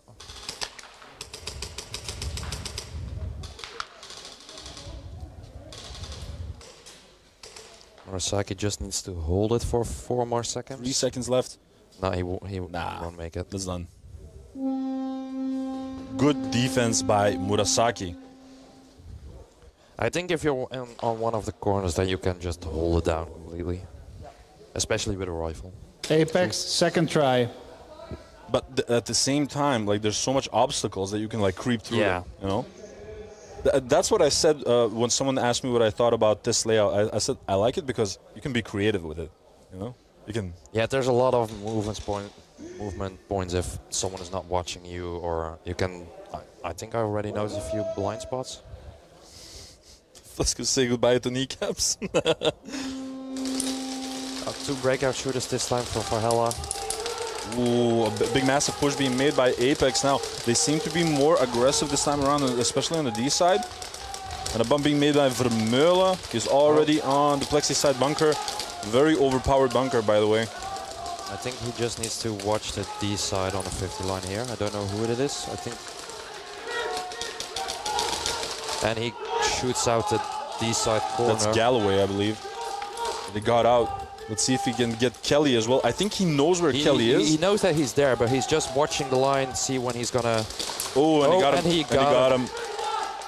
And now it's Moosh. Is Cooper still in the play? I don't think so. Cooper's already eliminated. He's still in there. He's on the staple. Oh, push being made from Apex. If he looks on the other side. It seems that Apex has if rallied. If he looks on the other side, then he's there. Mill getting shot out. Oh, and a collision. And that's going to be a hang. A second try hang from Apex. It seems that Apex has rallied. They were like, we're not going to let this happen, and just went for it. They're like, are we really going to let them come over all the way from Australia and run over us? Crazy. So if they get the bonus, there's a 1 point difference between them. And now we got ourselves a game. Still 7 minutes, 41 seconds left on the clock, guys. Yeah, I'm going to leave you at, I think, like the 1 or 2 minute mark. Yeah, so Crisis said, wish I could be there, Nathan. Work commitments. Can't understand that, because I think they need to take like 5 days off to get here. If they want to be here on a Thursday. I think so, yeah. Because they're leaving on Monday, and then that's like another day extra. Paddy Pew Pew saying, who was the leader of the most defenses on 1v1s in Nations last year? That was Vlasikus from the Czech Republic. Yeah. That dude was a defense machine. No one could penetrate that crap. I think he like won 10 of them or something like that. It was nuts. Or even more. I think he won more of them. Yeah, in the end, he definitely got more.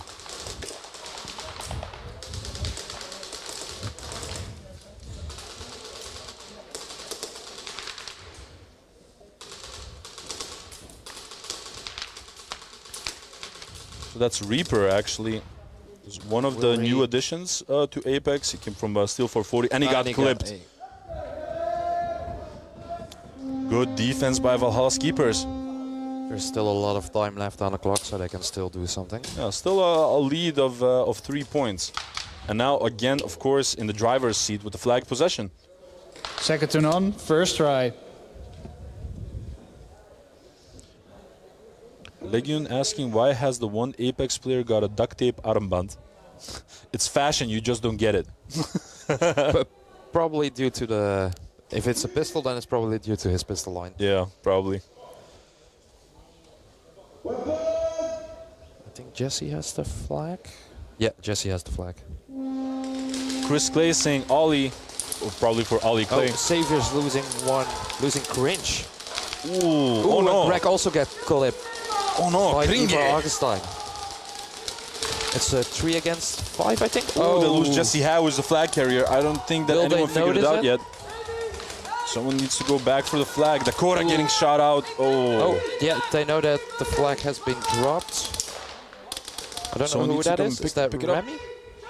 Murasaki getting shot out. Oh, that's Remy. He's trying Ivar to... Augustin doing what Ivar Augustin does. He's already in enemy territory. Remy is getting the flag. Gets Oh, one. Tom is on a 50 line. Tom is on a 50 line. Gets a trade. And that's he a hangs comfortable it. hang by Remy. Crazy. Excellent reflexes by Remy of getting that flag, staying safe until Yeah. it was fine to get the flag. 1v1. It was good that Ivar was moving to Tom.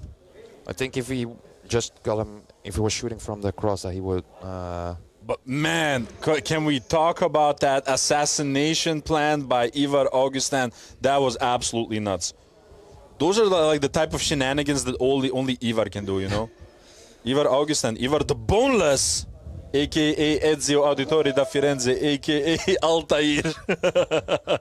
A man of many names. Ooh, and he got him! Murasaki! Getting him off break! Like, you're not going anywhere, my guy. Oh. Huh? Why? Why did that end? It ended already as soon as he was on the... That's weird. There were like 20 seconds left. Yeah. Oh no, never mind. Wait. 5, 4. How did that end so fast? I don't get it. That shouldn't end it that fast. Let's look at the stream. Yeah, it started with 13 seconds for some reason. I think those are going to be bonus points, definitely. It should be. He had plenty of time left. Because that would be still 7 seconds from the point where he was, so... Murasaki making it happen. Oh, Flesico saying he had 13 or so defense. He said him from Czech Republic, Tsipa from Belgium, and Abstract from the US.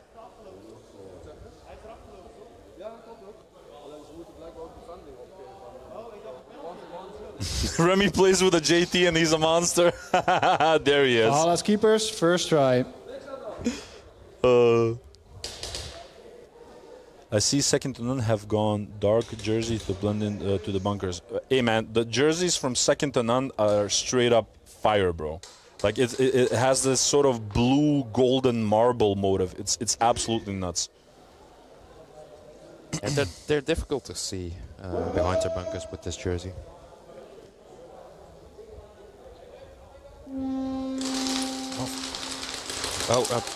Already on the D3 for Apex. Galloway this time around did not go to that corner, but he got eliminated from the D side, home one. The flag is on the cross.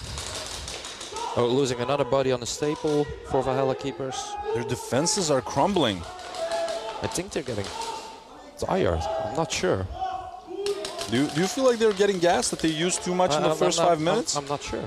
Kelly once again on that D2 Rebel Dorito. Oh, one from Apex on the Plexi side. Ooh, nice little elimination by Vermeul. Vermeul is doing work, bro. I think he knows the flag is also there. Moose knows exactly where he is. Is Moose the final one? I think it is. Does he realize? So. And they're creeping up on him. Looking for the flag. Just go for the wall. Yeah, why not touch the wall? Why not touch the wall? Did he just walk away now? I think he got clipped. Oh, Moosh. Is he gonna clutch? Oh, and he trades it off. Oh, that was absolutely nuts.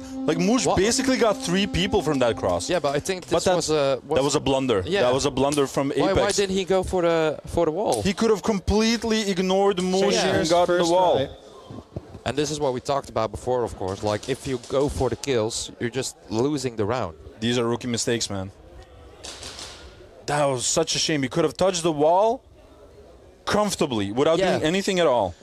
If he just needed to stay low and just slide to it, or even just walk to it. Oh God, I think you know what does everyone do after the first day of the tournament once they get in the hotel or whatever? What do they do? Who, Apex or? No. Everyone. Just drink. Well, that too. And then I watch games back. Yes, they watch the games back, and I think this is going to be one of those moments that they watch the game back. They're like, "Fuck! I was so stupid there." I think because I know Wendy is watching from upstairs and giving them instructions, I know she's going to say, like, "What the hell are you doing? Just why not touch the wall?" Touch the wall. I think he's going to be beating himself up over that one. There's still 6.5 minutes on the clock, but this could have maybe costed the game. This could have had impacts on the morale, you know. Because now VK is going into the second try, so no penalties at all on the side of Saviors and second to none. So a clean game, generally speaking. I think it was also a clean breakout. Solid making a Ivar bump to the on cross. 50 line. getting clipped from Ivar. Ivar doing what Ivar does, man. Like, I enjoy his playstyle so much. It's absolutely crazy. Now the Korax trying to support from that block, getting another elimination on Ivar know that there's someone on the cross. Being supported by Remy. Oh, look at that Rogue 9, man, from Remy. Beautiful. Ivar getting eliminated there. Oh, Remy getting eliminated as well. Oh, I cannot follow what's happening right now. I think Lars getting shot out. By Jesse Ha. Oh no, Greg. It was Greg. But at the end, I think that Solid shot like 3 people. I'm not sure if Greg had the flag. Oh, Greg had the flag, but I'm not sure if Jesse got it. But have you seen that defense by Solid, man? I think that Solid shot like 3 people. Yeah, but it was the same with us. He was the last one alive, and he shot like 3 guys from us still. I'm telling you, like Solid, and that's exactly what I said during your matchup as well. He's so incredibly confident about his shots. Yeah. You know, he doesn't hesitate. You know, it's absolutely nuts. Drinking game for every Sugar Rush with the cry emoji.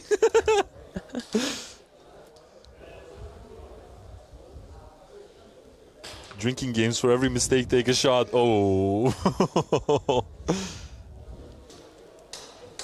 Chris Clay saying review and learn, no point kicking themselves. Fully agree with you. It's constructive criticism. Roxy Army headbands. I'm curious what Mark is going to do because I think he's on for the first time now. Roxy Army headbands in the chat as well. I'm dying from liver failure. Oh, they lose Moosh off break. And again. And lose Galloway as well. Galloway needs to sit more in his bunker. True. He's taking too much distance from it. A lot of people play with drop as well. Yeah. Kelly is going to get clipped. If he watches the other way, Vermeulen once again doing work. Why does he switch sides?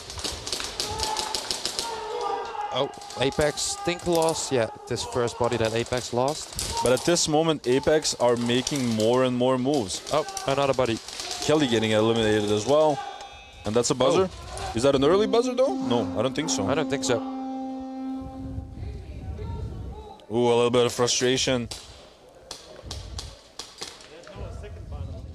by Gandalf. Yeah, I think you need to play aggressive because Apex is now playing more aggressive than they were in the first half of the game. So I think Valhalla didn't expect that. Yeah, they're catching them off guard with these really aggressive pushes towards the 50 line. And I gotta give a special shout out to Vermeulen because he's been making these moves like almost recklessly, sort of like, oh, holy crap.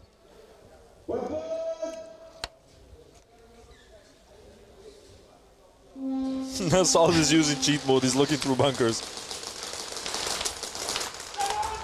A little bit of a different breakout. They lose one off break on the side of second to none, but a little bit of a different approach by the Saviors this time around. The breakout's looking a little bit different. Oh, they're losing Jesse.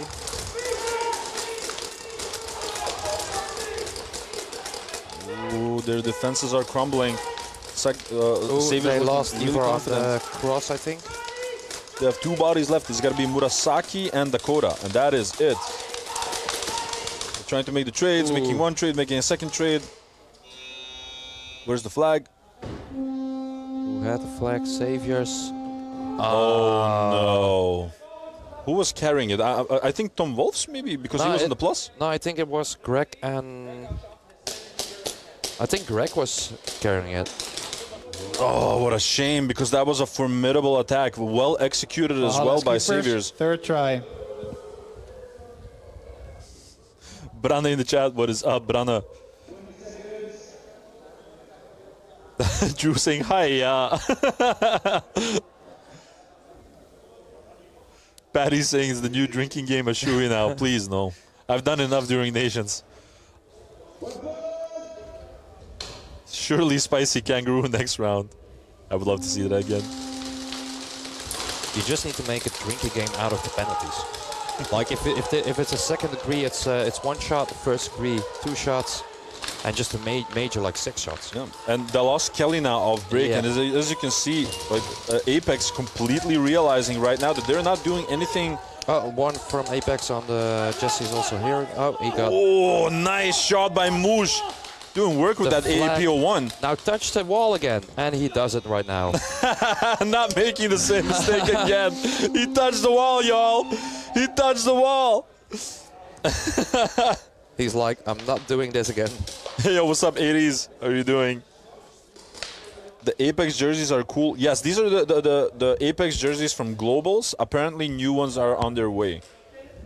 I'm not sure whether Guava is still in the chat.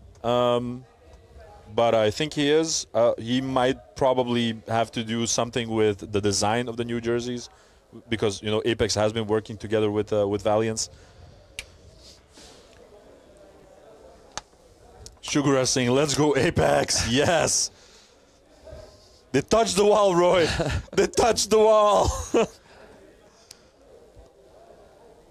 When are you Euro boys going to come down and play some gel ball, huh? Well, that's a good question. Like, honestly, I would like that, because the only thing that I'm not super duper sure about is like how active, generally speaking, is the gel ball scene in Australia. I think what Saviors, I'm seeing is try it's 3. really active. I'm not sure. It's. I know paintball is still very active over there. Yeah, I know that as well. But I think they have like the Friday night still like gel ball evenings, especially at I don't know the name again of the field. The one from where Cathy owns. Cathy's field. I know there's like Friday night gel ball evenings there. A little bit about. It's a clean breakout from both sides. You can see also that Saviors losing the cross player. you can see the second none switching it up a little bit as well. Dakota getting into that D2 bunker. Oh, Ivor moving up to the. Good moment as well, because they lost El Diablo from that D corner. Oh, a nice little trade with Solid. Again, Solid. I'm telling you, Solid doesn't miss, man. Oh, Jaeger trying to suppress them from the B side home one.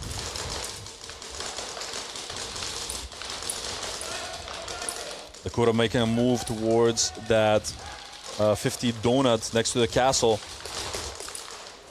Oh, Greg making a move to the cross. Now Dakota needs to be extra careful. I don't think the kill count is on point for second to none. Just to try and move in, eliminating Greg.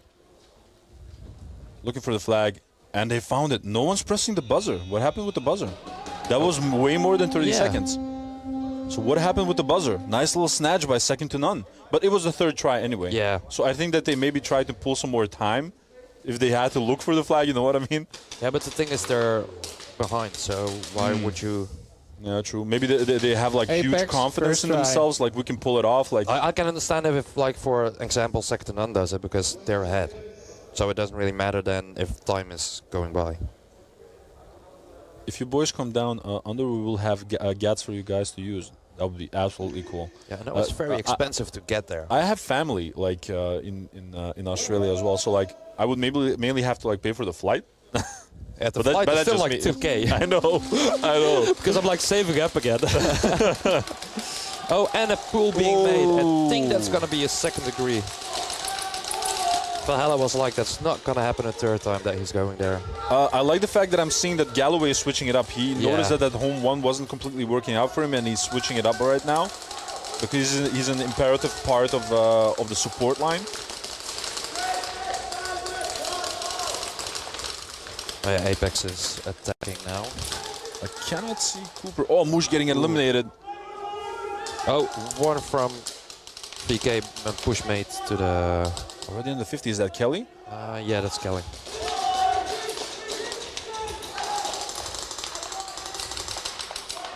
Oh, that was... Yeah, that's Kelly. Yeah. They Now were losing Vermeulen. I think they have a... I think they got a pull on VK's side. Did they? Yeah. I don't know how you call the back monk one, home two or... The home one, but Plexi side. Plexi home yeah. one, yeah. Oh, an elimination onto Vermeulen. Buzzer went. It's good that he didn't run to still go for a flag. Yeah, not worth it. Now 5 minutes and 16 seconds left on the second to none versus Saviors matchup. Second to none in a comfortable lead with 18 points over the 12 of Saviors. But still 5 minutes left on the clock. Fortunately, they are in the driver's seat with the flag possession, so they can sort of, you know, do whatever that they want. They can Rolex the hell out of the game. They can try and get some more points. They'll be completely dependent on them. Do I have time for a shower before Reapers next round? It depends on how long you shower. Exactly. Are you like one of those dudes that goes into a shower and just sings and just enjoys his own company? Or are you like 5 minute guy, you know? Stop, you're rude, dude. You're rude.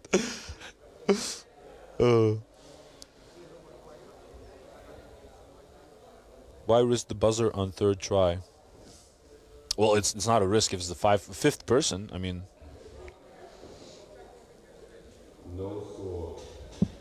Valhalla's keeper, number 7. man. Yeah. Second degree, no call, hit on gun. So that was a Second to rifle none, player. first try. Yeah, you were right. One pull onto Valhalla. But what happened with the guy that got pulled on the Apex side? I don't know. It's not being called. Can I show you something? I haven't even showed it to the chat just yet. Ooh. That's an Oracle box. Dude, don't spoil it. Sorry, man. Oh, that's your one. 1-1. That's a nice one. But now they really want to see it, so they're just gonna like spam you in the chat. They'll see it later. I even had a really cool idea that I'm gonna build it tomorrow during the stream. Oh, nice. Ivar Augustin once again on that Plexi side bunker. That Monk Customs Dorito on the 50 line is incredibly powerful. Ivar Augustin getting shot out this time around by Jaeger, I believe, from the staple. Yeah. They also lose Dakota. They've lost their pistol. Stan the Gilder getting shot out as well. Ooh, now second to none needs to make a decision, There's and they one need to on make the it quick. staple. I think Saviors is Green's just moving up on the D side. That's Murasaki, I think. I think they're still with 2. Sonny pulling up. Pull. Let's see.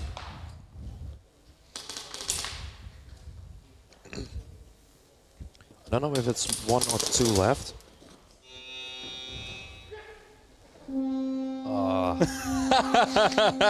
He's so good. Grinch tried to do the wall snatch, but he was just not on time. So he was like, Apex, shit! second try. Oh.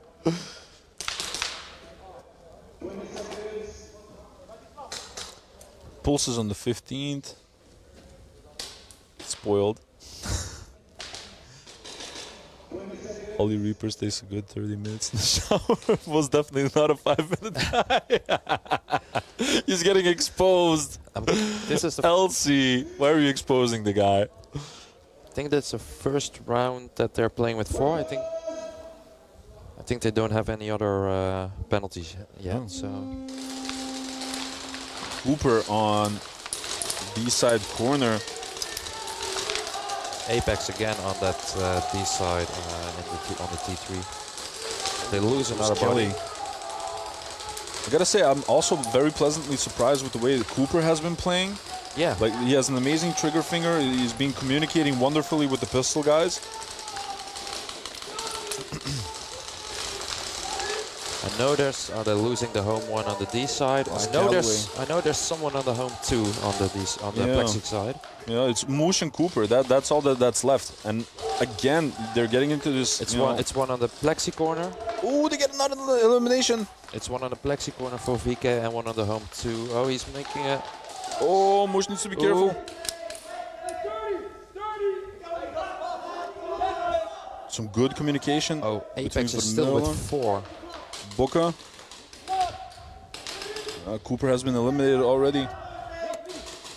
Oh, they don't know where the flag is with Apex. Oh my god, this is the second person that Moosh has eliminated, and he's switching from left to right. There's one on the staple, getting one elimination, getting a second one. Oh my lord! And Moosh just shot 3 people! Yeah, but I think there was an early buzzer. Oh no! Who is it gonna be? He snapshot 3 people. William McCallendon. Moosh! I am flabbergasted. If this is the beginning of this Pro Series, then I don't even know what to expect for the remainder of the tournament anymore. I'm...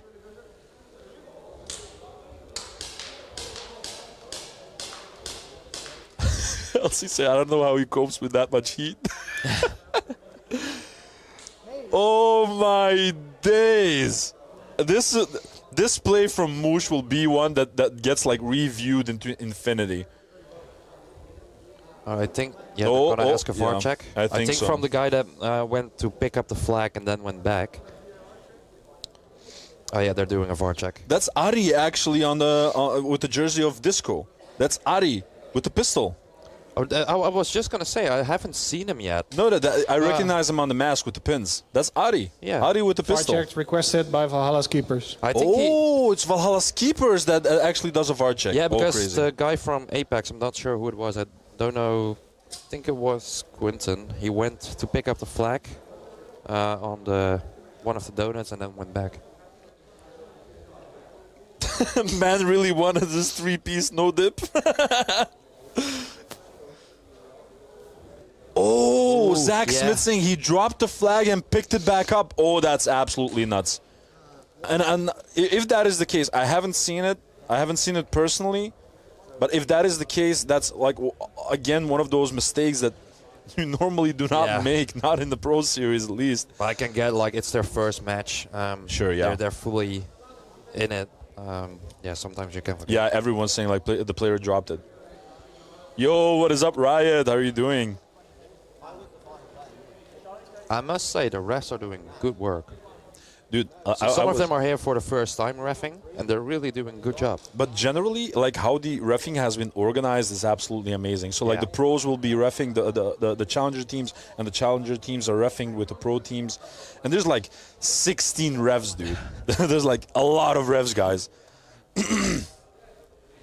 It's absolutely crazy. Yeah. And all from different teams. So like that way you make sure that it's like non-biased and stuff like that. Yeah, that's true. Yeah, I know you, like, for example, if a team isn't able to make it that weekend, you can still switch it up.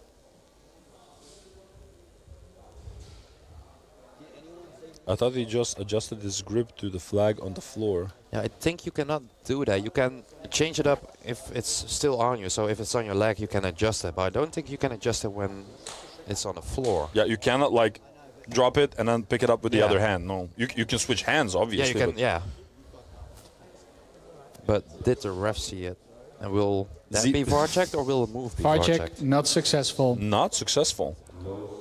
Valhalla's keeper, administrative penalty, early buzzer. Oh! So that's, let's see. Flag hang? None. Yeah, flag hang. Second try. But I haven't seen the flag adjustment, or I was just clean one. It's also possible. Man, so Moosh eliminated pretty much everyone from Apex at the ending, but still his team did an early buzzer, which resulted in the flag handling bonus points for Apex, guys. And now, additionally, don't forget, because of the admin penalty, they have to play with one person less for the next 3 tries, and also the second-degree penalty. So the next one, they'll be playing with 3 people. This is not what you want. And they started off so well. Yeah, that's why I think they didn't expect Apex to change it up.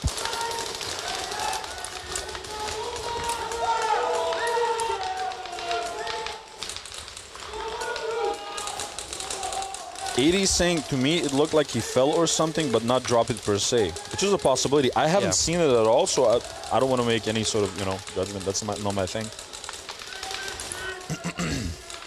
Second one just holding it down, just wasting some time to... No, second to none still has the flag position. 3 minutes and 20 seconds left on the clock, guys. They can do whatever they want. Yeah, they're like, yeah, we're ahead, so it doesn't matter what we do. They can take their sweet time, but at the same time, Saviors are not fools, guys. They will try and get this. Oh, and Tom Wolf's getting shot out from the block. Oh, Ivar making a move. Again. Oh, Stan de Gelder getting eliminated. That's a lot of firepower. Ivar is there. Murasaki also getting shot out. Oh, that's huge. Oh, D'Angelo making a move. He got shot out. He traded out. And now it's... Ivar has the flag, I think. I see something orange in his hand. True. But I can't see whether there's anyone else. No, I think it's Ivar and Cringe.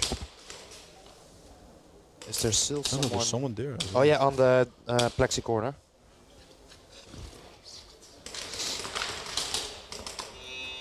And Gutierrez getting the snatch with 2 minutes and 25 seconds left on the clock. Wonderfully done by Cringe and Lars Gutierrez.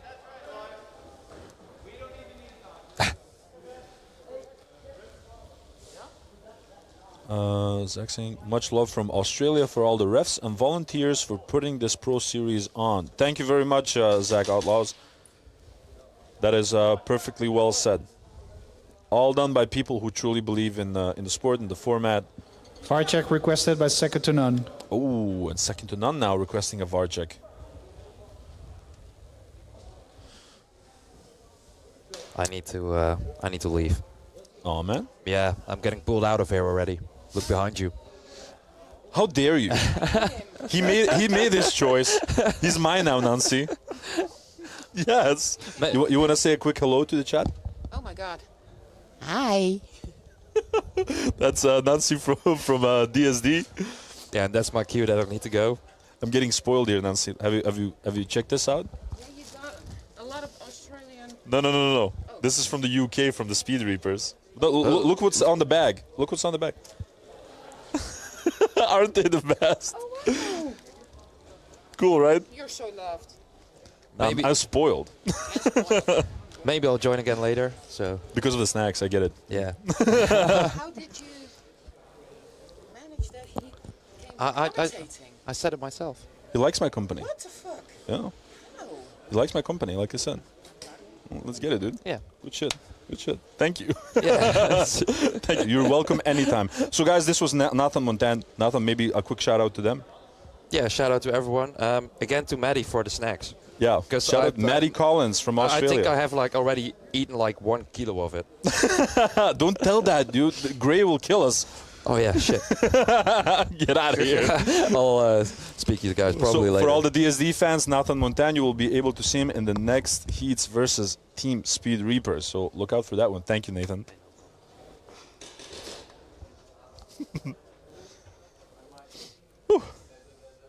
Always appreciate when people come and give me a little bit of company, you know.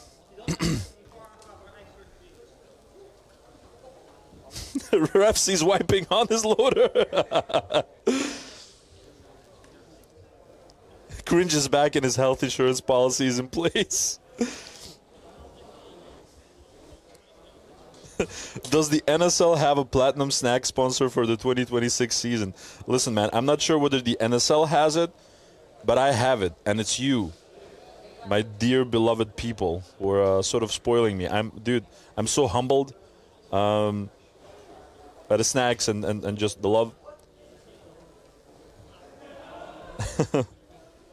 Most efficient way to wash. McFly, hello. Long time no chat indeed. Hopefully you're enjoying the show and the general shenanigans of it. Like, I think this format has so much action in it, you know? We already talked about it. You can definitely be creative. If you like to move, you can do a lot of shenanigans, but at the same time, it has a lot of action, you know? And I think it's really entertaining to watch as well. We be saying Nazi. No swearing on the stream. Colin's asking me, have you had a spoon of Milo yet? Not yet. I literally just now received like all the snacks that you sent over. I'm looking forward to trying out stuff, and I'm gonna be probably like recording and just giving like food reviews. But it's a good thing. I didn't have any breakfast yet. So, looking forward to completely unhinging myself.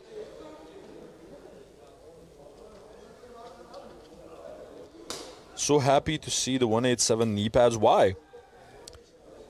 Like, I'm just, honestly, I'm just curious. Like, some people wear them, some people don't, so I'm just curious why you're happy to see them. Flesko saying, wanna be spoiled? I'll bring the whole 24 beer pack of Pilsen for you if I get donations. No. That's not the mentality, Flesikos. You will get donations. You will.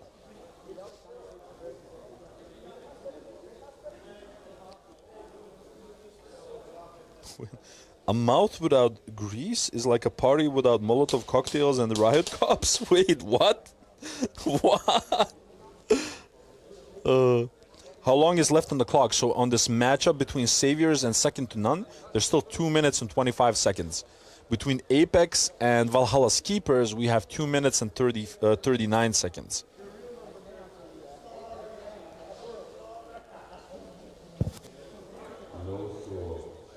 VAR check unsuccessful. VAR check unsuccessful by Second to None. We can also see Bono, who was actually in the Apex previous season, now has also joined Saviors.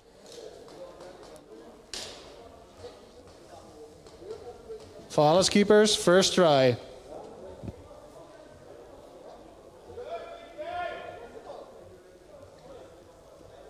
Now, Valhalla's Keepers with the second try, but they have racked up the penalty count, so they have 1 admin penalty and 1 second degree, which means that the first round now, they will start with 3 people. And the next 2 rounds, they still have to play with 4 people because of that early buzzer. Really a shame because Mush was doing work, man. He was clutching it up.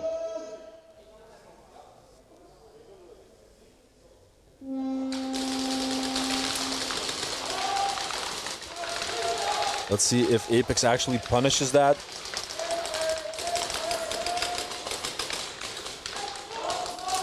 Just moving around left and right.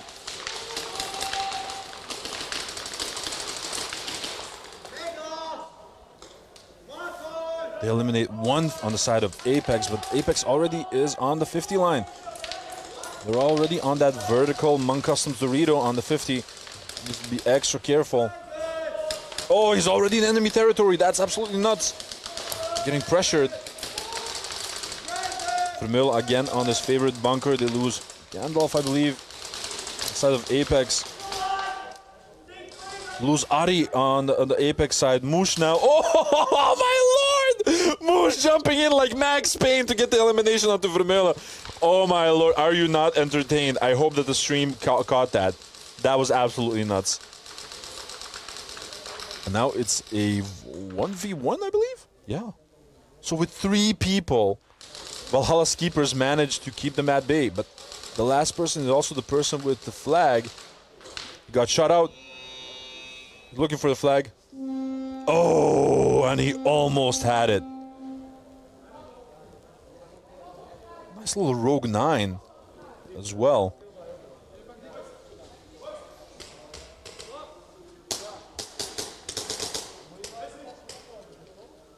But very well played by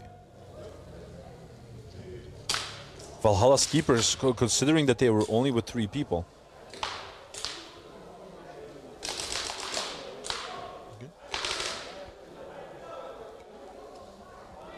Now back to this matchup of second to none versus Saviors, guys.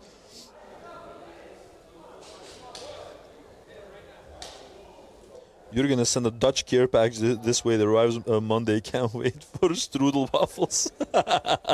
Stroopwafels, yeah. In Czechia, the trunk size is in liters. Just how many packs of beers can you fit in your car? That's actually nuts. Don't sleep on Valhalla's keepers. No, man, they're getting more and more comfortable. Crazy bro, just styling on them. Anything for an Instagram flick. That was actually a really crazy play. Like, dude did it like Max Payne. He just like, just slid in his DMs.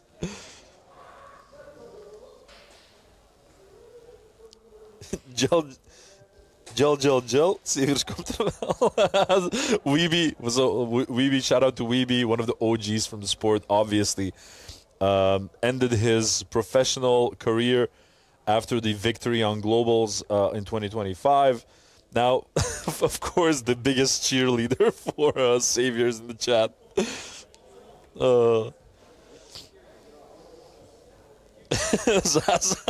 English, please.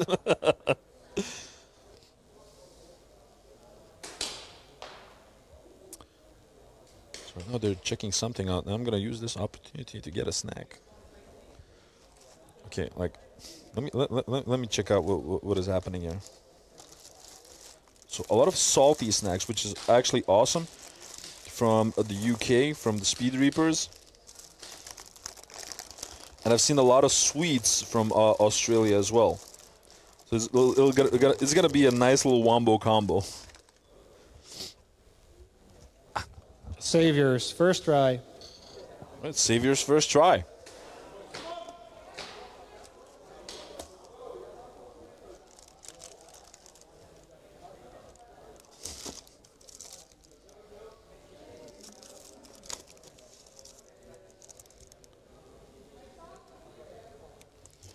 Okay, I'm gonna try something called a Australia's violet crumble. That's what I'm trying first, Maddie.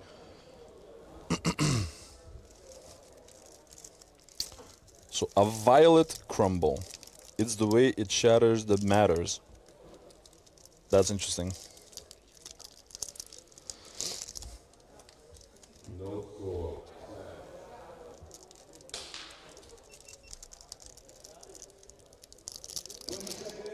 Chris Clay saying update, showered, shaved, and grown a new beard waiting for Reapers. Violet crumble. Now, Saviors back in the driver's seat with flag possession. They have 2 minutes and 20 seconds to actually get some more points on the board. Oh, and a pull incoming onto Saviors. Oh my god, my mouth is full. Oh my lord, this is amazing. Violet crumble. Okay, I gotta put it down for a second. They lose Dakota inside the vest to end. Now Murasaki and Remy are just beaming it away. I think the Remy got clipped. Oh, and that's a zone 3 by Saviors. Gray very angry about that one. Because he definitely saw it going differently.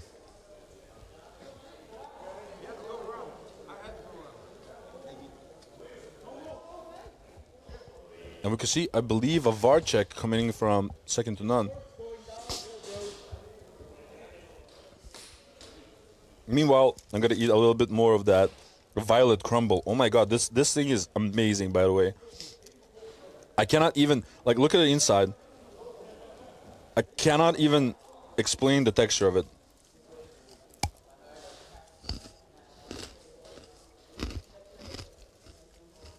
Oh my god.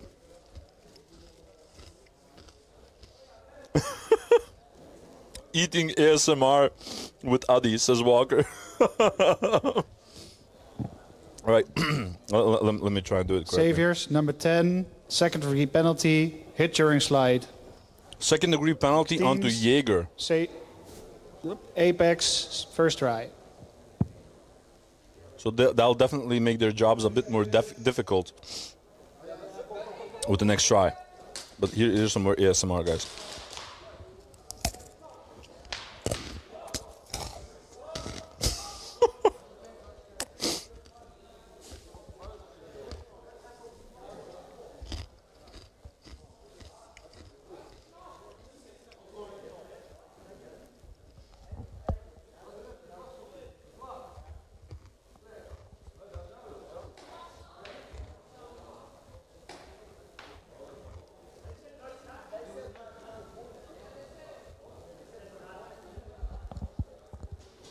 Oh wow. Just so Weeby just completely sort of dissed me, and now I'm too afraid to eat the snacks on stream. Weeby humiliated me. And I gave you so much compliments, Wesley. Now you completely humiliated me, now I'm afraid to eat during the stream. Now, Valhalla Keepers normally should have started with 4. Did they get another second degree penalty? They lose Ari on the side of Apex.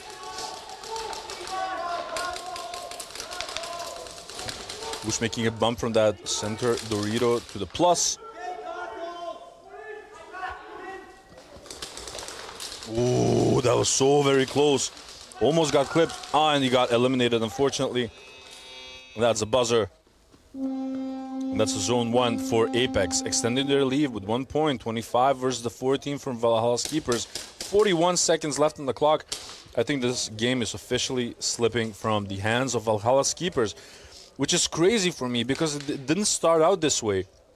That early buzzer that they did completely changed the narrative of this game. I'm not saying that Apex didn't do amazing. Saviors, second try. Because somewhere at like the halftime mark, so to speak, Apex started popping off. They started making these aggressive plays and was working out for them. So who knows how it would have been, you know, generally speaking. But that early buzzer from VK sort of completely changed the game. And now 1 minute and 44 seconds left versus second to none versus Saviors. Saviors with the flag possession. They need 3 points at least to equalize the game.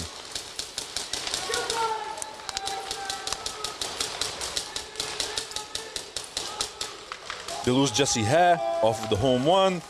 Augustin already on that 50-line bunker. The Monk Customs Dorito next to the plexi. Trying to get a snap onto Tom Wolfs. Tom Wolfs eliminating him, getting eliminated in the process.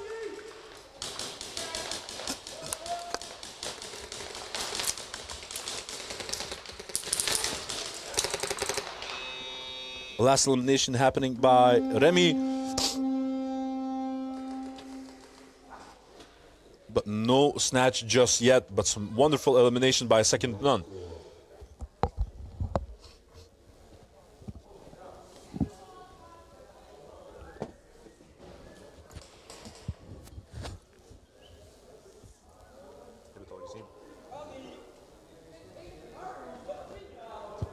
Apex, second try.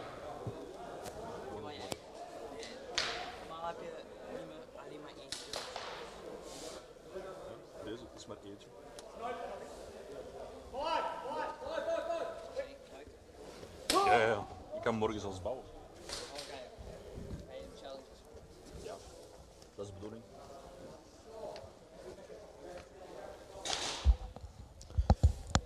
All right, guys. So 41 seconds left on the clock. I think, unless something, I don't like to jinx things because I have the commentator curse, all right? Every time that I say, well, unless this happens, nothing will happen. And then it happens, you know? There's a couple of scenarios that can happen. It really depends on how they play right now, but 41 seconds left on the clock. Let's see what happens.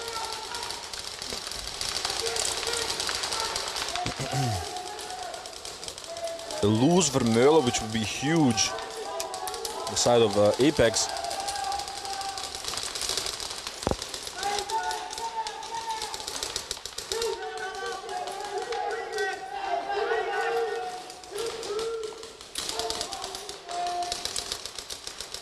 Ten seconds left on the clock. Guys, don't forget, in the last 30 seconds, if any penalty falls, it can have dire consequences.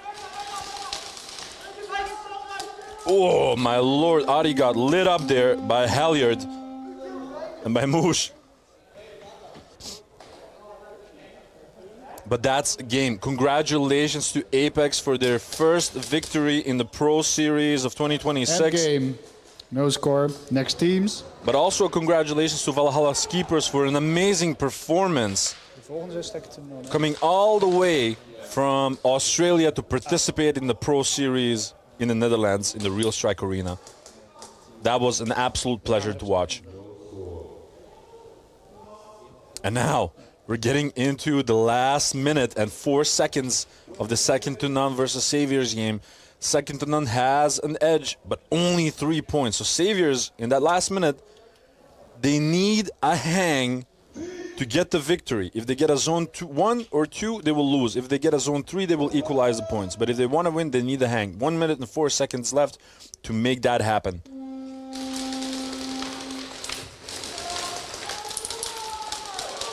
They lose Tom Wolf's off break. Oh, that's going to be huge.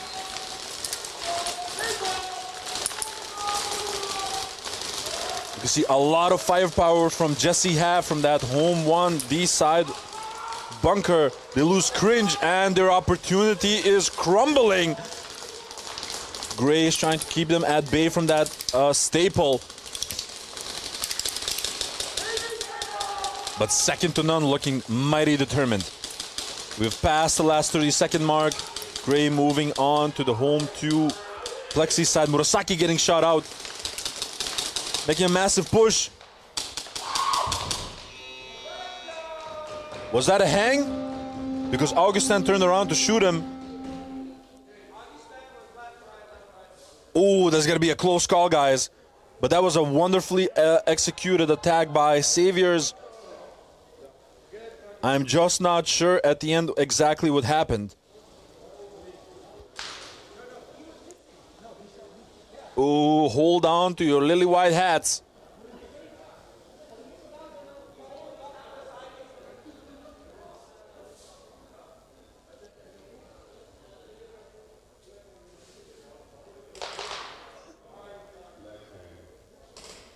Flag hang. The flag hang call has been given. So that was a hang by the Saviors, guys. 22 points on the clock. What am I saying? On the clock. On the scoreboard.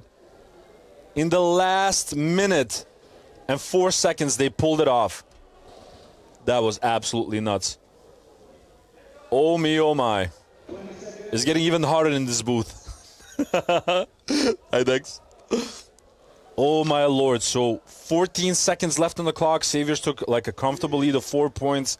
And unless second to none can make a hang in 14 seconds, I'm not even.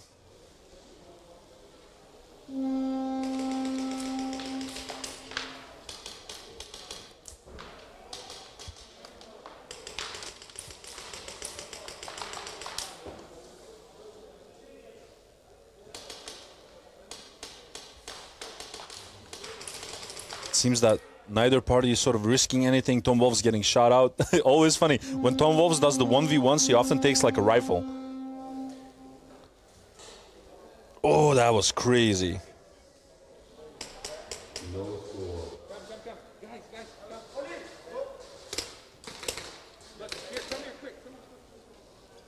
Weeby saying old man can move. No, I forgot. I'm not talking to Weeby. He humiliated me. He said that I shouldn't talk with my mouth full, and now I'm afraid to eat some snacks, guys. It's all Weeby's fault.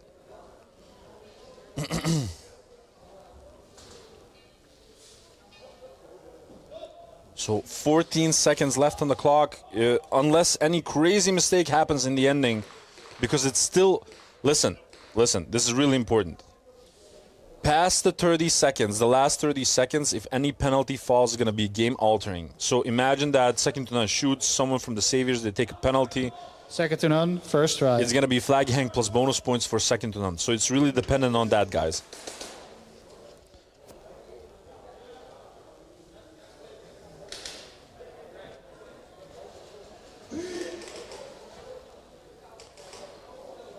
Marshall in the chat, what is up, Marshall?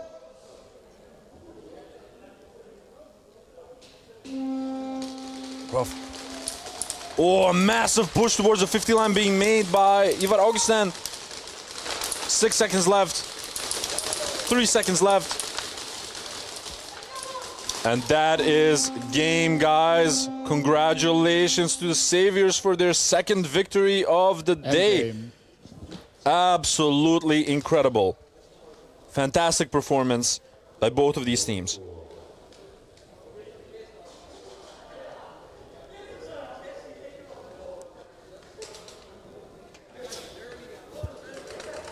Delta, Speed Reapers, Limburg Shotguns, and Apex, please come to the field for Chrono. All right, so we're about to start off with the next one. This is going to be Delta Speed Division versus Team Speed Reapers. And then Limburg Shotguns versus Apex. So I'm going to take a super duper short break, and I'll talk to you guys in a minute while they do the chrono and everything else.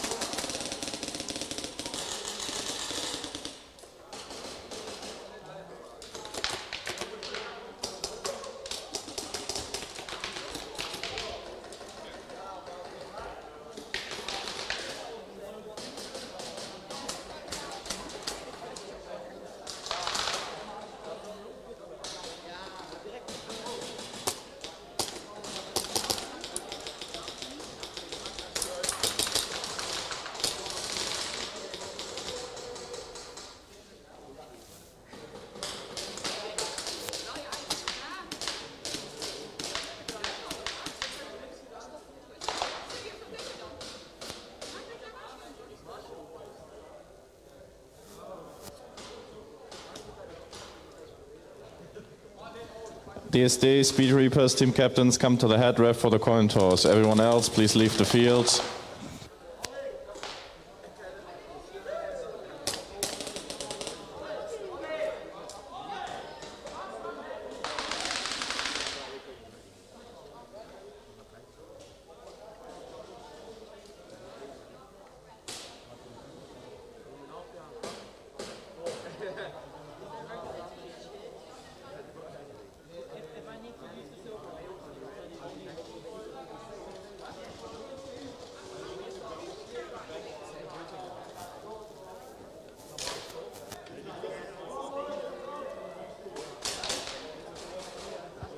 DSD, first try. Everyone else, leave the field.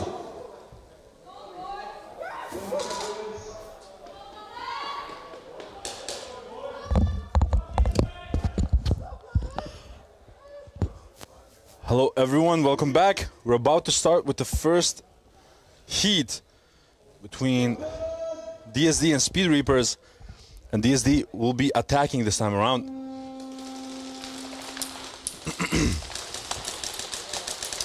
Speed Reapers are still serving a second-degree penalty for a breakout foul in the previous matchup. Both of these teams have started off quite well, you know what's the right word, passively. No crazy moves just yet. They lose a body on the side of Team Speed Reapers. Oh no, never mind. He's still there.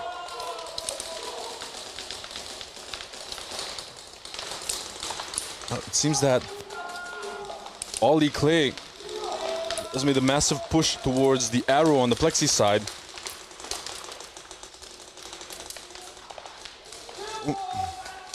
And Stubbs got pulled, I think. Yeah, Stubbs got pulled from that plus on the side of Speed Reapers.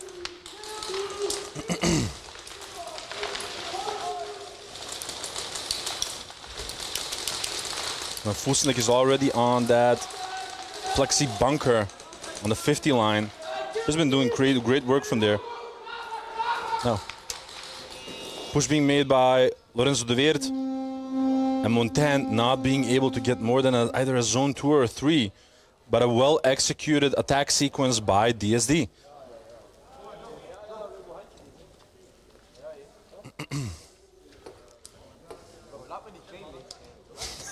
Shiv party TSR for the crown.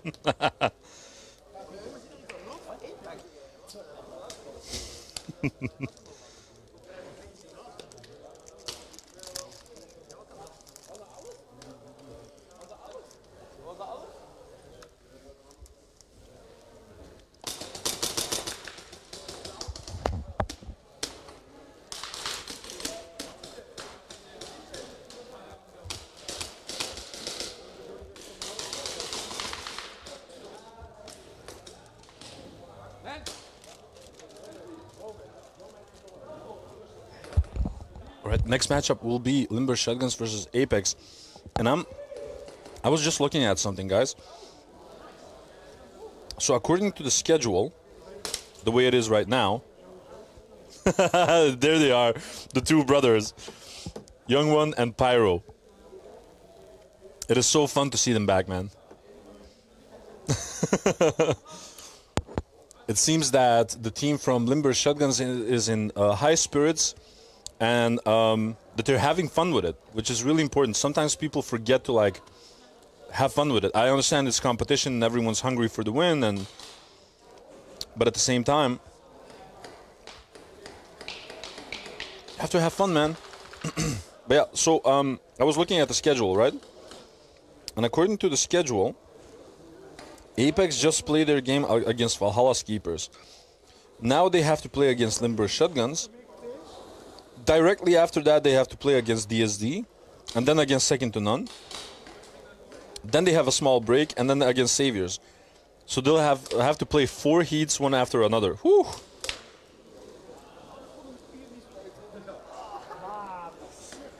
I think they'll definitely earn their dinner.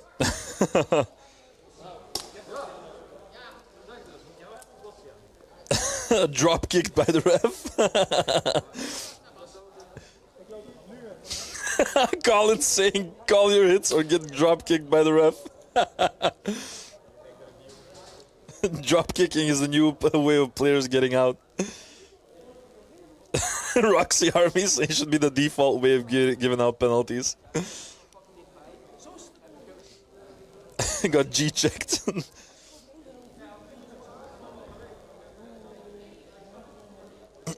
Patty, I'm trying to be professional, you know. Sugar Rush, yes.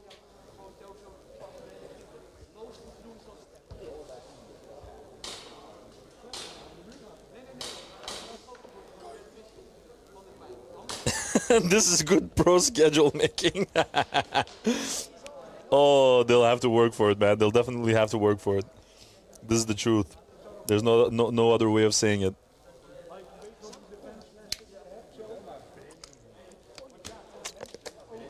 I'm not sure what they're checking out right now. I think they're checking the pull on stubs.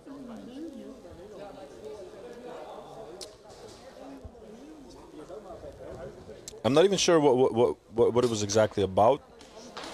The way I looked at it, it was like he got clipped and he was sort of standing up already, but maybe the ref thought that he was clipped before. I'm not even sure.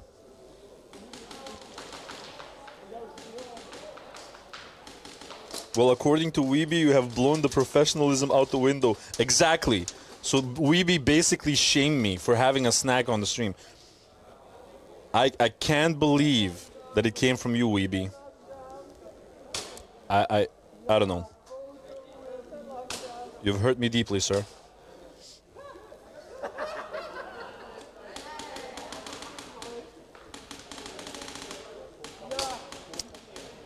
I guess that's the cookie. Violet crumbles.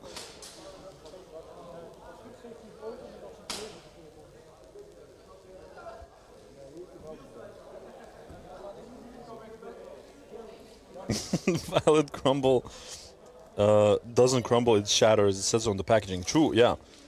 So it says it's the way it shatters that matters. You know?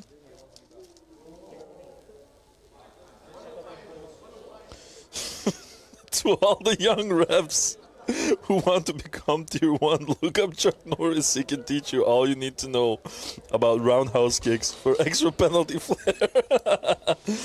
Limburg Shotguns and Apex to the head ref for the coin toss. Oh, so the pull onto Stubbs got wavered. So no penalty onto Stubbs, which means the next round that they have to play against DSD will be with the full... Wait, never mind. I can see on the panel that it's a second degree, but the announcer hasn't said it. It's a second degree on Stubbs. LSA, first try.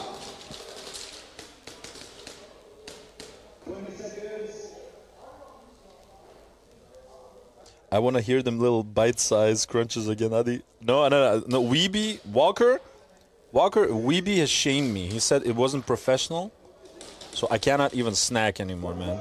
I'm sad. Now let's see this matchup of Apex versus LSA. We're off. Oh, they lose one off. Ray Keani getting clipped in the process of getting into that D2.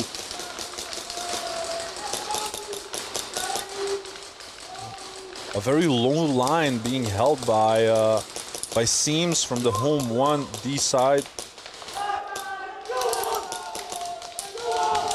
There's one player on the side of Apex. Adi now is on the D3 already. Trying to hold an angle so no one actually attempts of getting onto the plexi side bunker. Young one has the flag. He had to drop it. He got clipped by Adi. Well shot. They're looking for the flag.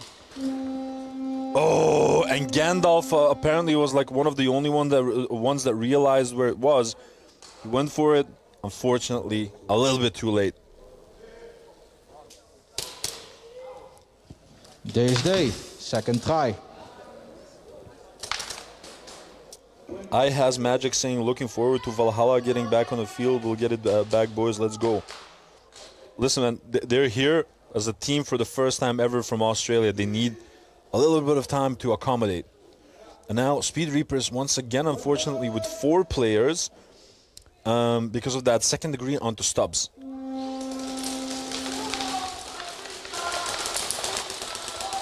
It seems that DSD is sort of taking advantage of the extra breathing room that they have.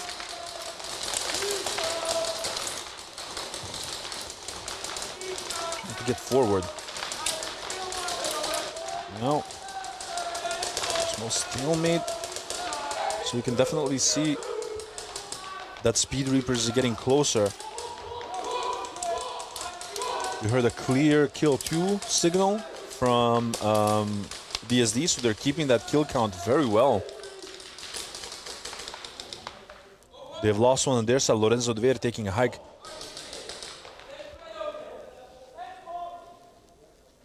Spey is trying to get an angle onto that plexi side arrow. Oh, and he got clipped. Overly ambitious there. A very calm sort of communication between Team Speed Reapers. Montan making that trade. And they have one left on the side of Team Speed Reapers. Let's see what he does. It appears it's Fusenek.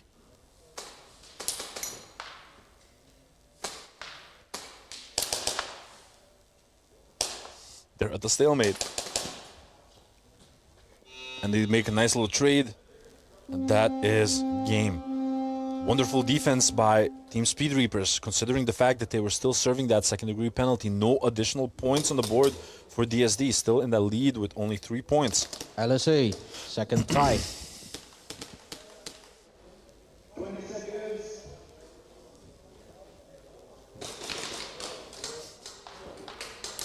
Jaak Trekhaak, what's up? No sad snack? Have I missed Reapers? No, they're playing right now, Chris Clay.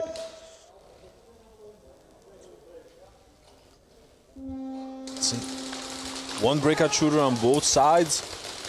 No bodies being dropped just yet. Young one once again already at that arrow. In front of the plexi, looking for a way to get forward. Vermeulen and him were battling it out. And now he made it. This time around, Ari wasn't looking on the inside. And he shot him in return. Shot a second one. Young one. Being an absolute nuisance. Now push being made by Seams. There's the flag though. Keani has it. Oh, and that was just too late. Keani was forced to take a dive. Otherwise, he would have been eliminated. What I did not completely understand from this sort of situation, why Youngwon didn't also push on like the D side, or on the plexi side rather, when Seams was pushing forward together with Kiani. But my God, those two eliminations that he made just by being aggressive, getting into that 50 line, were absolutely nuts.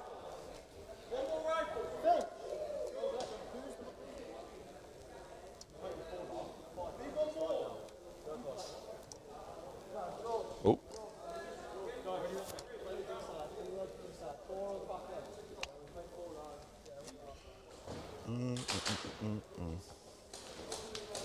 Messed something up, I think.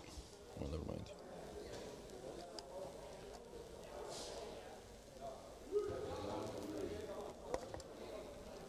Oh, so that's a zone LSA, 3. player 23, second degree, no call.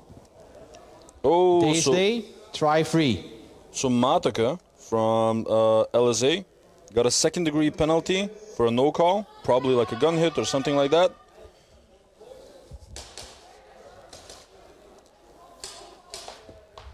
We're gonna see a continuation of this DSD versus Team Speed Reapers.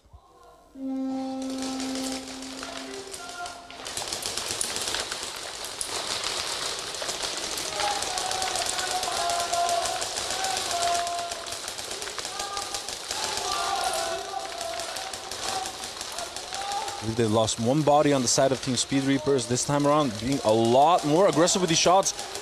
Kuipers taking a hike after being eliminated.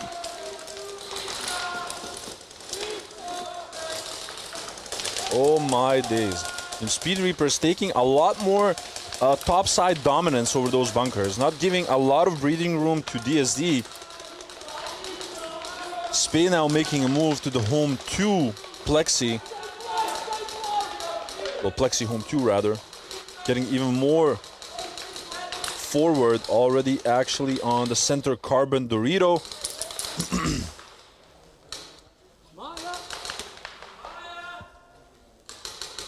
Some good communication by DSD. Spey already in the castle. Johnny Tobaben getting closer. and he was forced to make that trade in the end. That was crazy. So Johnny Tobaba was actually already in enemy territory past the plexi. LSA, third try.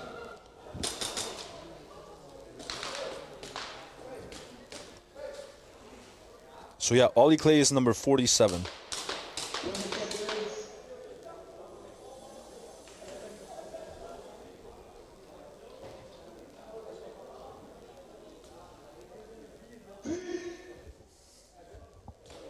Now, back to this very close LSA versus Apex game. The score is identical in both matchups.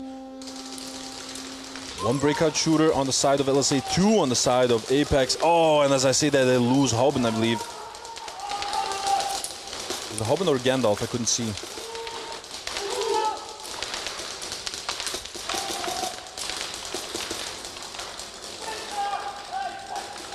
Seems holding everyone down, just beaming it away from the D side, home one. Oh, as I say that, he got shot out. This is the commentator curse, man. Oh, my lord. And Vermeulen just sniping everyone all the way from that plexi side. Beautifully done. Three-piece. No sauce required. Speed Reapers, first try. Oh me, oh my. Chocomel sponsored that guy.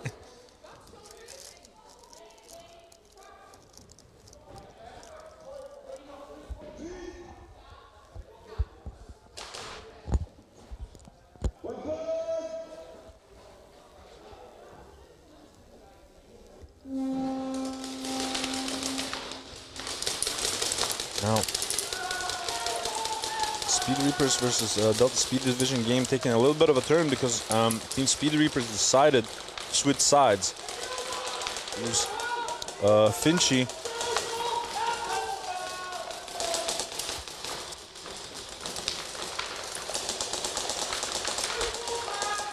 The flag is actually on the D2. Meanwhile, DSD is trying to hold their angles. They lose Montaigne on the D side as well. Kuipers trying to hold it down from the plus.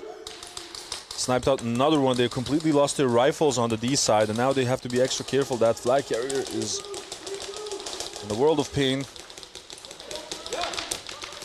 that Hunt?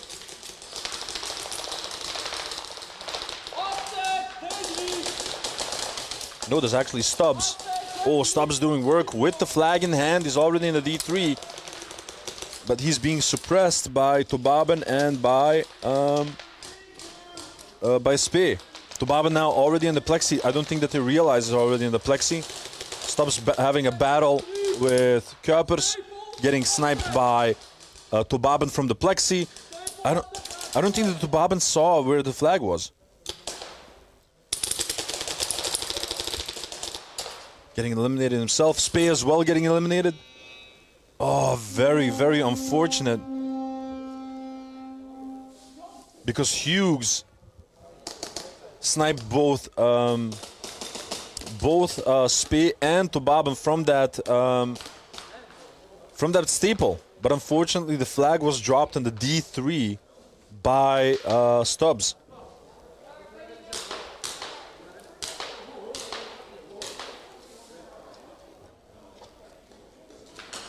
And now it seems that maybe a VAR check might be incoming.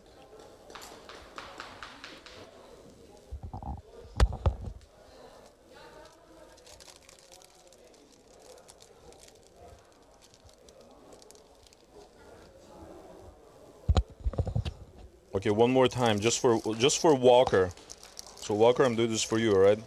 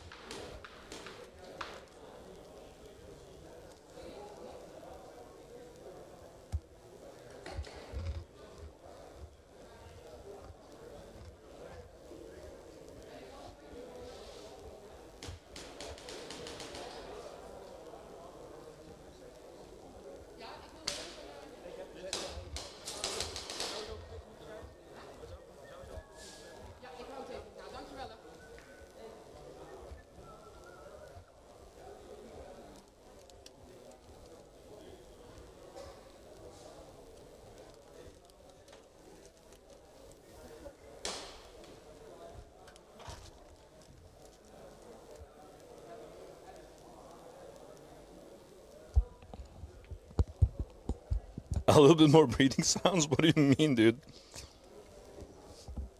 What is it, pal? No, this fell, sorry.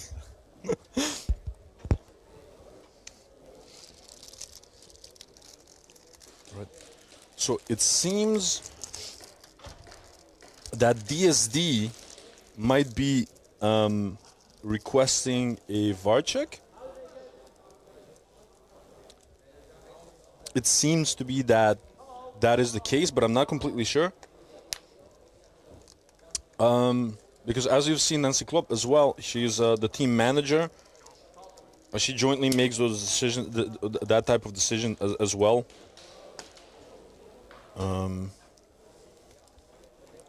I'm not completely sure, guys.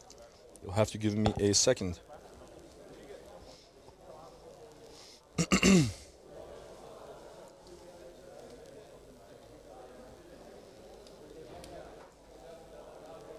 Meanwhile, we can see that Apex are discussing their strategy, because right now they'll be the attacking. Don't start on the next countdown, please.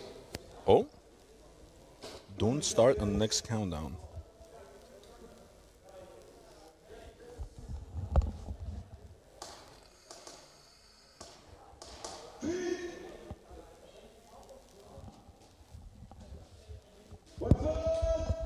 Maybe they're doing some sort of system check. I'm not completely sure.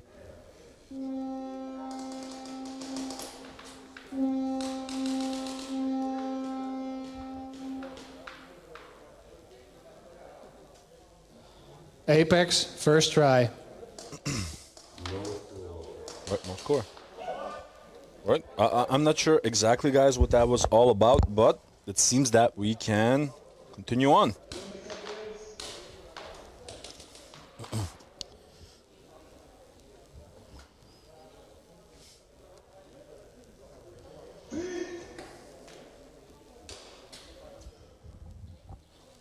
Apex obviously getting ready. I cannot see who has the flag possession just yet. Rough. Oh, Ari getting shot off break on the side of Apex. TT now already on that staple, beaming down one. Young One is already on the plexi. We hear a clear kill 3 from Young One. Kevin Bokka also getting eliminated. Young One trading it off with Vermeulen. They're looking for the flag. They cannot find it. But that was a very aggressive defense sequence by Limburg Shotguns. Speed Reapers, second try. And I know that sometimes I sound like this, you know, broken record, sort of, whatever. But it's just something that, you know, one time Jaeger used to say in the past. When you're attacking, you're attacking. When you're defending, you're attacking twice as hard. And that was a perfect example of that by LSA. Well done. Unfortunately, no snatch, though.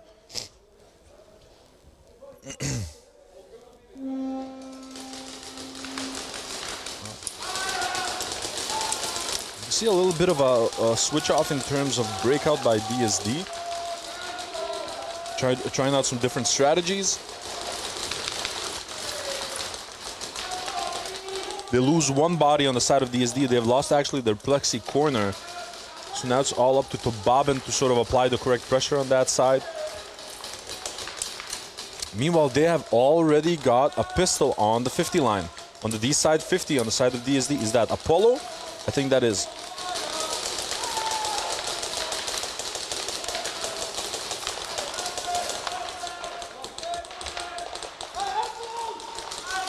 No, is that Hughes? Yeah. I think that's Hughes already on the plexi arrow. Oh my lord, Apollo is already in enemy territory. That is absolutely nuts. Oh, and he got eliminated actually by Finchi, I believe. Now Tobaben is already on the plexi bunker.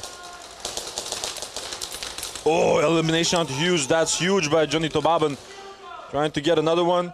We hear a request for a kill count. So right now, Dekker, Tobaben, and Nathan Montaigne are trying to orchestrate the further advancement throughout the field right now. It's a 3-on-3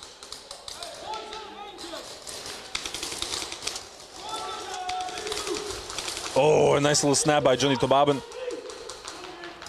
We hear a clear kill 3 as well.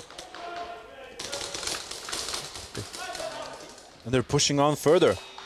And they eliminate all of them. They're looking for the flag. Do not manage to take it. Very unfortunate.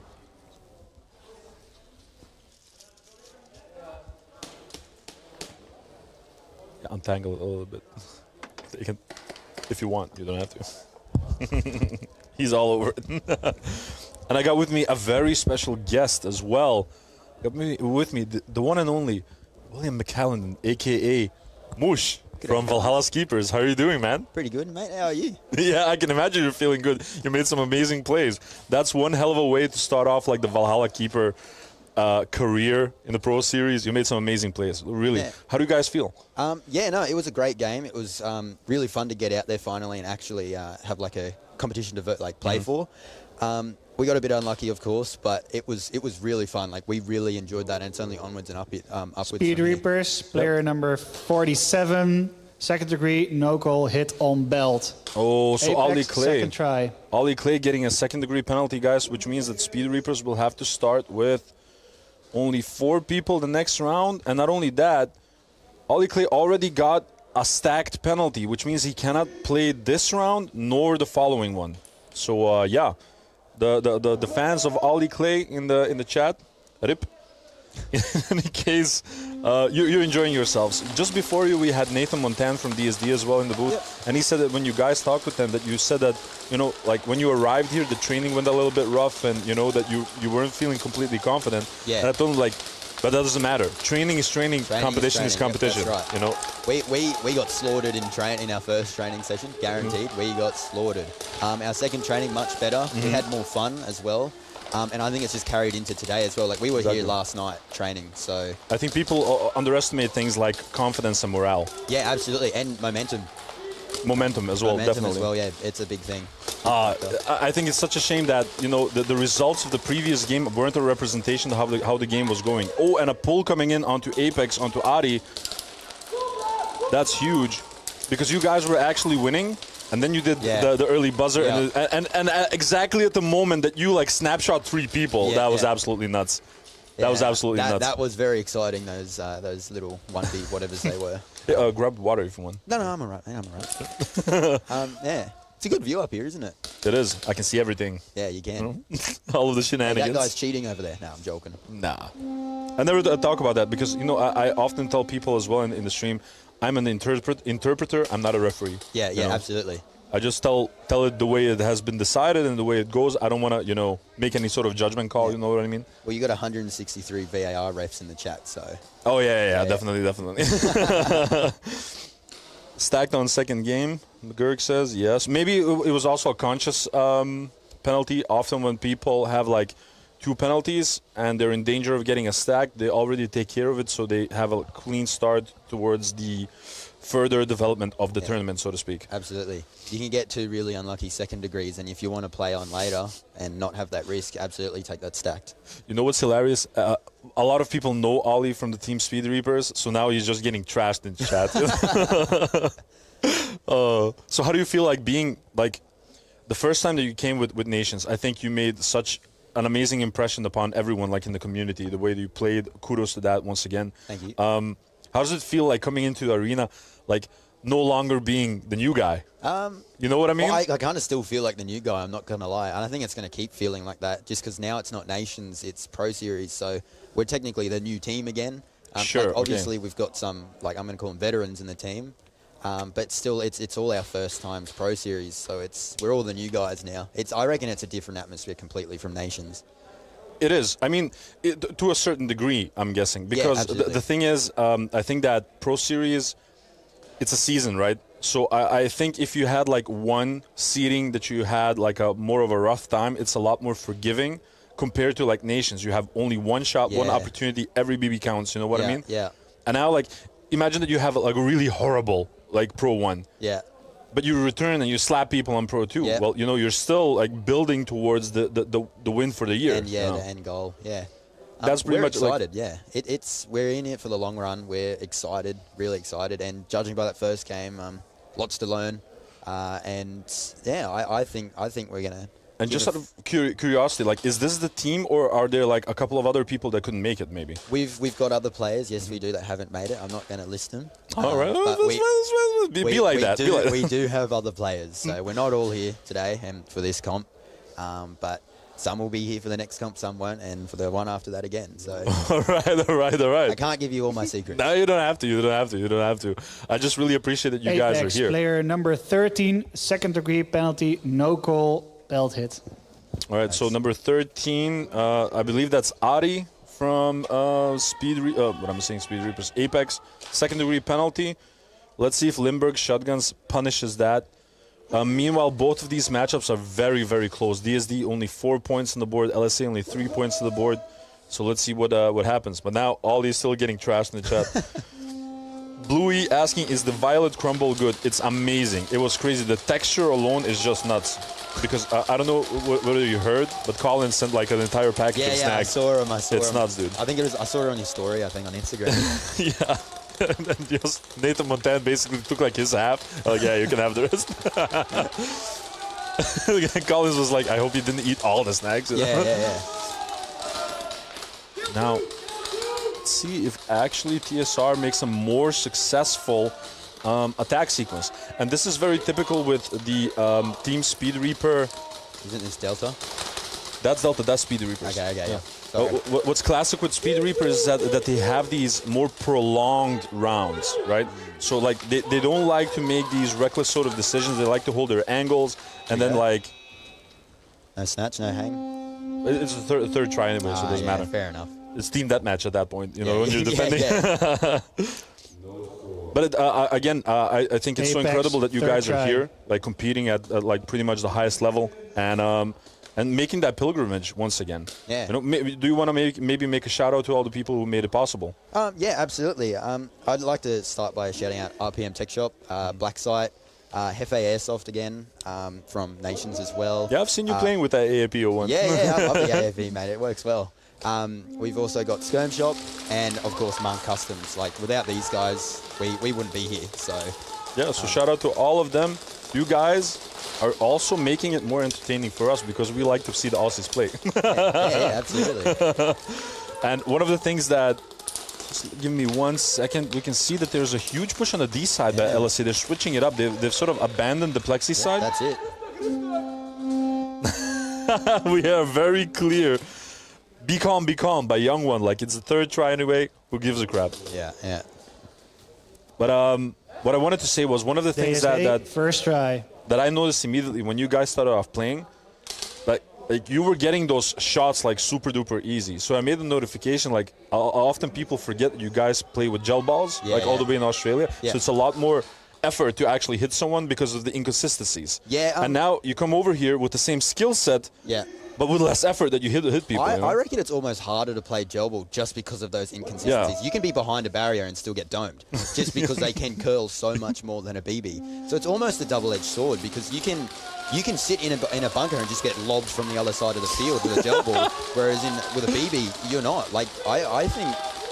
Like, gel ball, it's just as hard as this, I reckon, if not harder. So No, but that's exactly my point. So you have that edge of, like, having more difficulty to hit someone with gel balls. Yeah, then you can get over here, sort of, like, deadly accurate because, you know, like, it does exactly what you want, you know? Yeah, that's how I felt at Nations, at least. Like, at least in that snake, I could just point and shoot. Yeah, you were doing ridiculous things. It was fun. I really loved that field. I love the Max Payne movie here. Yeah, you made, like, the slide. Oh, on the slide. Yeah, the drive-by. Yeah. Is that what you're calling it?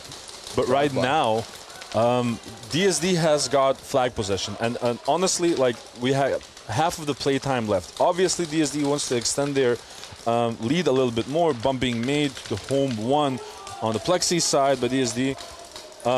But at the same time, they have probably also noticed that these games of TSR are quite long. They could hang out at their bunkers, just shoot left and right. They are. These two Doritos here, they're just sitting there. They can Rolex the hell out of it. And commentator Oh, and De Weert getting shot out as he tried to make the push from the plus to the arrow. It was one on the side of TSR. Yeah, I said something about TSR just sitting there holding it down, and two of them died. So, sorry, guys. Yeah, that's commentator curse. Yeah, I said it. There was a certain moment that people told me during Nations as well, like, shut up, buddy, shut up. Yeah. No, I feel bad for that one now. Oh, That was very close. Apollo being a nuisance on that castle position. Being supported by Nathan Montan, who went all the way from the home one on the D side, all to the home one on the plexi side, to the staple, to the arrow. Dead. Oh, he got blasted. Yeah, he got domed on the head. That would have hurt a little bit. Often people forget that we usually wear like also like headbands and stuff just because of those reasons. Yeah, he had nothing. That was just straight head. Man is brave. Oh, Apollo already now in enemy territory. Sneaky angle there. He's not getting it though. Oh, no, we got Oh, plexi. that was very close. Flags dropped at plexi. Oh, and he clipped both of them. Yep. Crazy. That was Robinson, I believe. Robinson, Team Speed Reapers, clipping both of them, denying them any further points. That was absolutely crucial. That was absolutely nuts. How do you feel about this new field? What do you, as a commentator and as a player, what like? LSA, what's your first try. What's All your right, cool. favorite parts and? Yeah, let's say like on the both ends. Like as a commentator, I think this is absolutely incredible because of two reasons. Referees can see a lot more, and the viewers as well. Yeah, absolutely. You don't have a lot of close down, you know what I mean? Yeah, yeah. It's really easy to spot everything and whatnot. As a player as well, I like this one a lot more than the previous one. Really? Because it's a lot more, it gives you a lot more creative freedom. That's fair, yeah, yeah. You know? I heard someone say a little while ago when the field was first made, it's like everyone can play their own game. True. So, like, and you can see that a lot of people are working, like it's almost like 5 lines up the field. Everyone's working their own sort of line. Exactly, exactly. And I think if you're someone who's a little bit, you know, willing and creative and you like to move around, this is like your field. Yeah, you can definitely do it. on that Dorito there. Oh, both Seams and I believe that's Matica tried to move up to the D3. Seams unfortunately getting clipped. And now Vermeulen is trying to hold down the plexi side. Oh, they lost their D side completely. Vermeulen is all alone, getting clipped in the end. Has he got it? And Matica just being chilling. Well, I'm going to have to go. I got places to be. Thank you very much. No, Dave. thank you as well. You're It's welcome been great to come anytime. up here. Let's talk more outside as well, of course. Yeah, absolutely. I might Second come back try. here tomorrow. You never know. You're always welcome here. All right, cheers, As you guys. can see, I got snacks, I got stuff. Yeah, I'm going to pinch all of those. Cheers, guys. Enjoy the stream. That was Moosh, ladies and gentlemen, a.k.a. William McCallendon from Valhalla Keepers. Thank you again. Thank you. And good luck with the next one. Oh, you forgot your glasses. Cheers, man.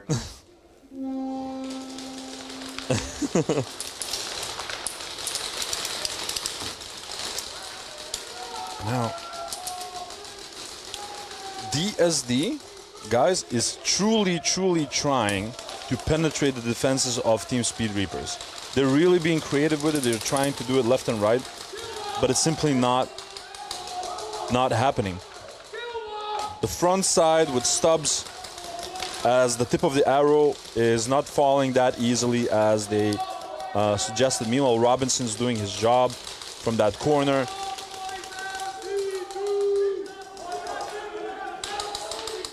It's not easy to penetrate it.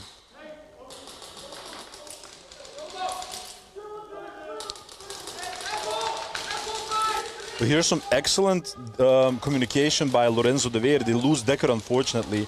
Now Capris moving up to that D2 Rebel Dorito.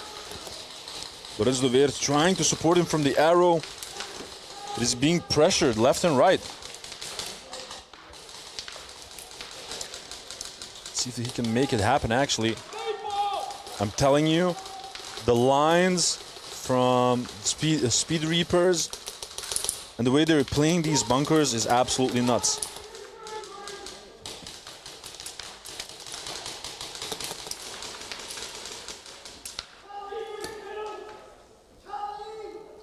And we can see here Jordan Shea trying to support from that arrow, getting clipped by Lorenzo De Weert. Oh, and Stubbs realizing where the flag was at the very end. But again, as I said, TSR are making these plays happen. They're waiting actually for DSD to make the mistakes, and then they emphasize on those mistakes.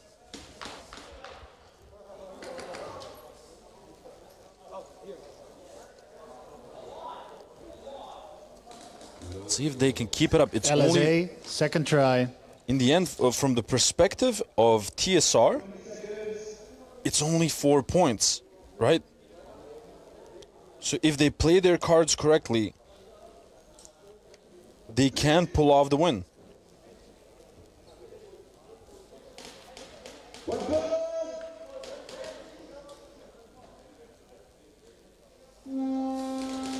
Back to the Apex versus LSA game. Oh, they lose. One player off break on the side of Apex.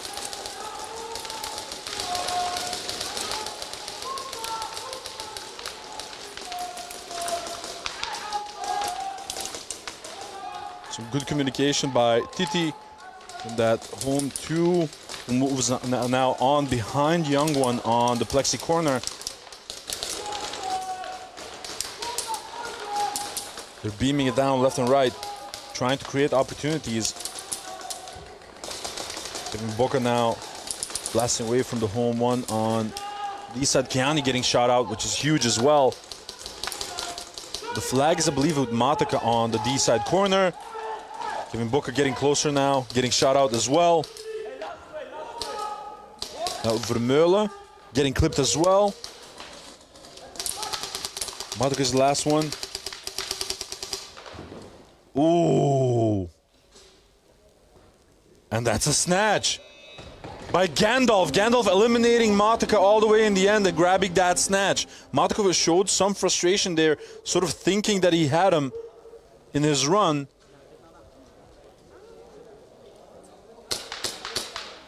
So let's just see what exactly gets decided here, guys.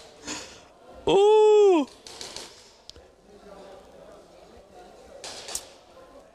Okay, the entire chat is talking about snacks. I'm trying to like read everything. So for the people guessing about the last one that I ate right now, well, actually it's also the first one that I ate from the package that Maddie Collins sent me. Obviously it's called a Violet Crumble, right? ESD, third try.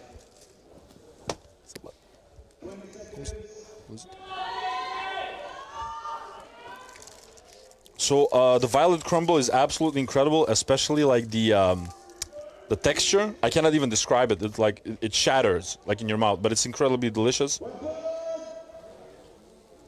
I gotta figure out what to eat next. Someone asked me whether it's better than a Kinder Bueno. Oh, and that's a dangerous question because I'm a Kinder enthusiast. Okay, like a Kinder products, Kinder chocolate is. Ooh. They're really my jam, guys. I love Kinder chocolate. Maddie Collins is asking me about Vegemite. Vegemite, I think it's absolutely delicious. Someone told me from Australia, you should make some toast, put some butter, and then some Vegemite. And I did that, and it's absolutely nuts. It's crazy good. The trick is not to put too much Vegemite, otherwise it has this real sort of weird aftertaste, sort of. So you have to like have the correct ratio of bread, butter, and Vegemite.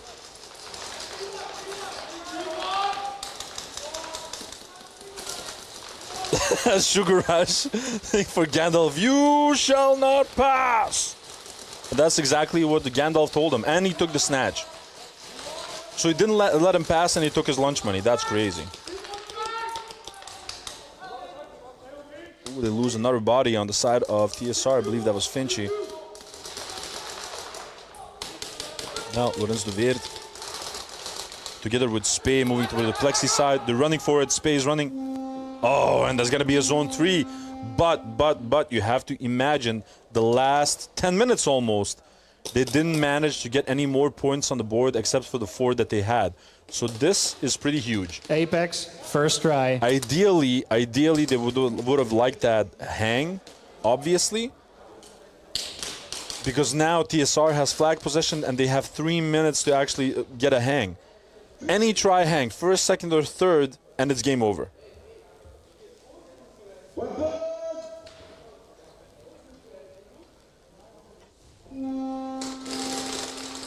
We're off. Oh, Seams gets shot off break. Some good shooting here by Apex. Ari getting closer onto D2. Rebel Dorito. Titi slinging just 1 trillion BBs per second.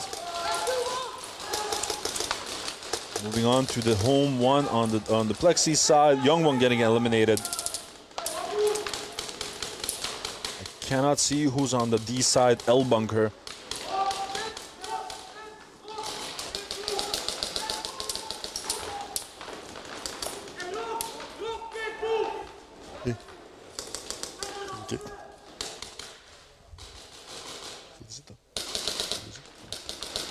Absolutely nuts.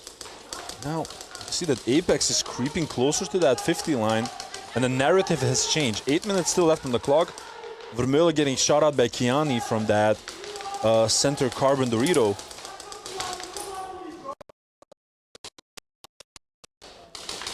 Now Kiani's being pressured on both sides. He's got clipped. And Reaper getting into that zone 3. Not a bad first try.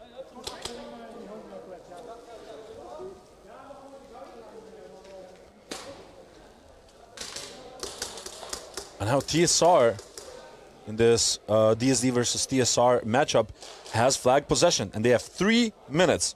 3 minutes is all that TSR gets to actually get a hang and win this matchup. And they have shown in the previous matchup that they can pull it off. They've literally shown that they can do it.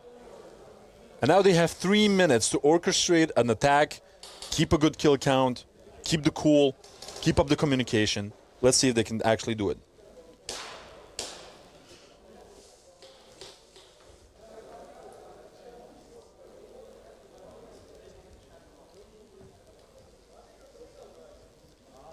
Oh my god, this has just become the snack chat.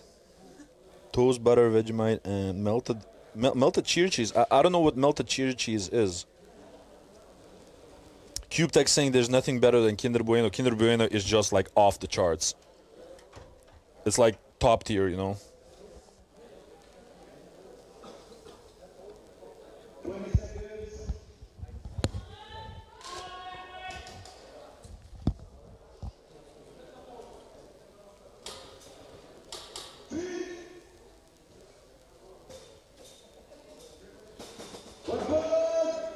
So let's see if they can actually pull it off. Oh, that was crazy. That was a crazy duck walk by Finkum. Unfortunately, got shot out, as does the Weert from the side of DSD. That was very aggressive from DSD. Bumping made by Dekker onto that D-side corner. So Kuipers getting closer to the 50 line. Is already on the D2 Rebel Dorito. Supported, of course, by Fusenek. Meanwhile, on the D side, already in the staple is Spee. Beaming it down. Meanwhile, Stubbs needs to be extra careful. I think Stubbs is mainly holding the lanes. Oh, and he got Spee. Beautiful shot by Stubbs, who now has the flag. Already went on the D3, got shot out in the process. And now, no, that's George actually. Shea getting shot out by Kuipers. That's the buzzer. So no successful first attempt. Ooh, that was intense. The climax of that previous round was absolutely crazy. Apex, second try.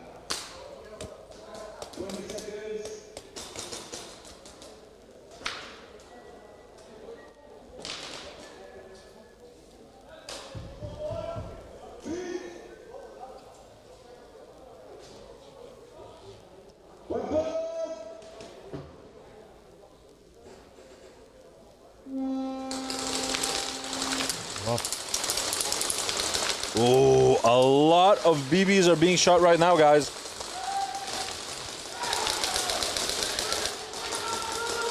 Cannot see. I believe they lost one off break on the side of LSA. I cannot see the 5th player.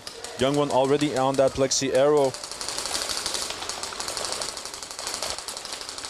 Oh, a massive jump being made by Vermeulen already on the 50 line next to the Plexi. Shooting out Sipa. Huge.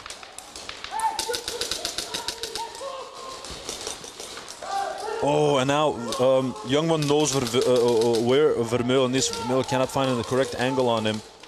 He's being also suppressed by Matica on that D side. Young One trading it off with him.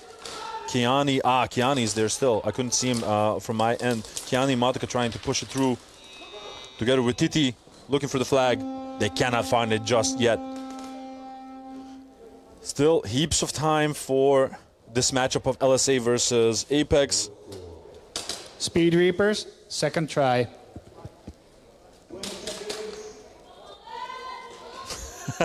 Every time.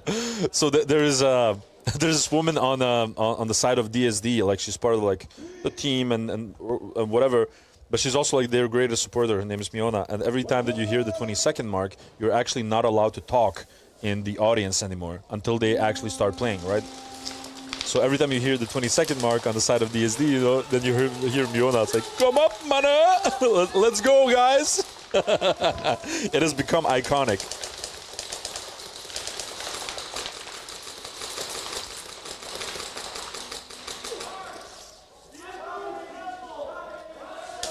De Weert already on that plexi side arrow.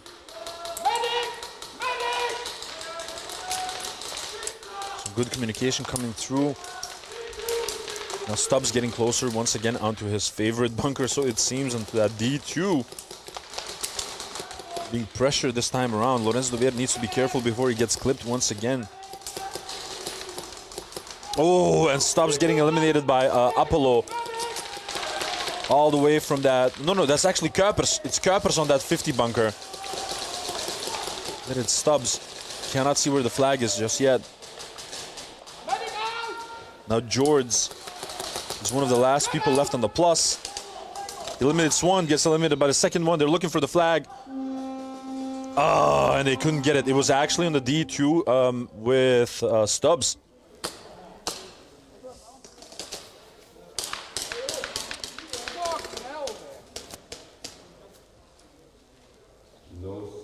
Apex, third try.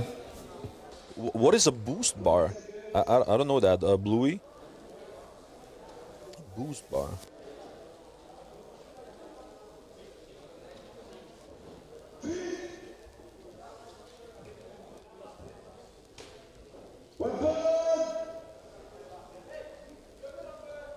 Now, 6 minutes and 45 seconds left on this Limburg Shotguns versus Apex matchup. Matica getting shot off break. Now Tsipa is beaming it down on the D side, trying to get a clip onto Ari.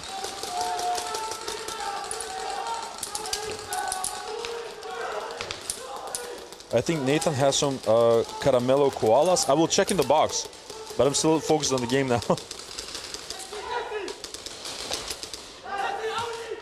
Oh, and a big, massive push. Reapers pushing forward with... Oh, and Vermeulen not managing to get the hang. But they did close the gap. It's 6-on-6 right now. The score has been equalized. So 80 saying, no way, bro. They all walked past it. Oh my God. Reapers. Exactly. Third try. There were like 3 people walking next to that D2, and no one saw the flag. It was quite amusing.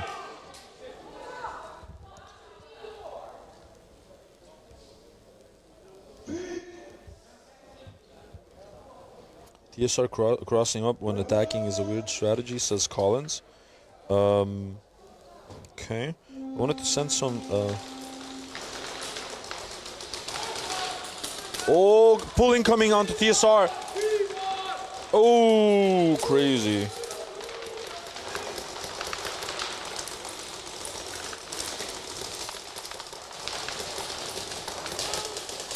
Now, this is the third opportunity from TSR. Stubbs is being pincered and he got shot out by Kuipers.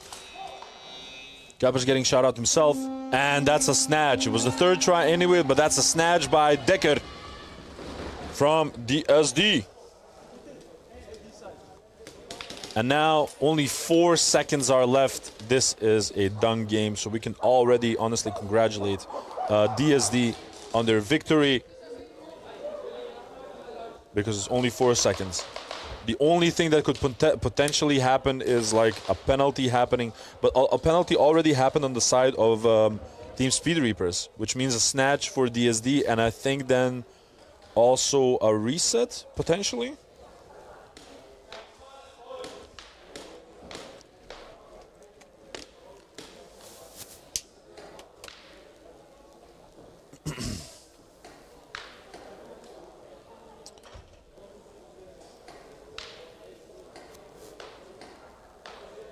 Game altering too, cringes like Violet Crumble.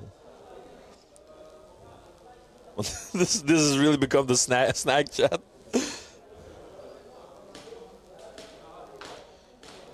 Airsoft Arena 360 saying my dream place for filming.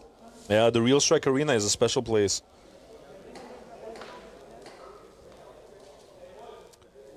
One year you will be here. Where are you initially from, Airsoft Arena 360?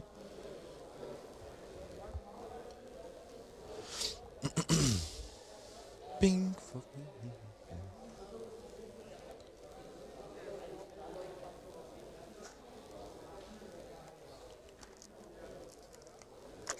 Have you guys ever tried from the brand Kinder, like Tronkies?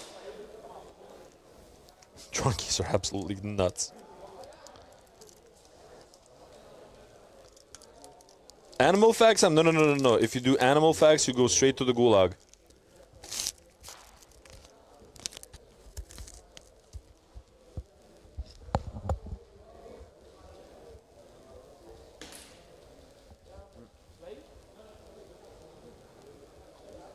I'm trying to figure out. Speed Reapers, second degree, no goal penalty for player number 7.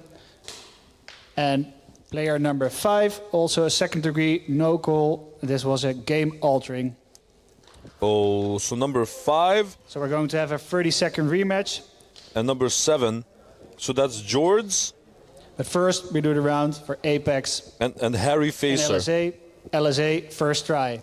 George and Harry Facer got a second degree penalty in the last 30 seconds, which was considered game altering, which means automatic snatch for DSD, and the clock resets to 30 seconds, guys.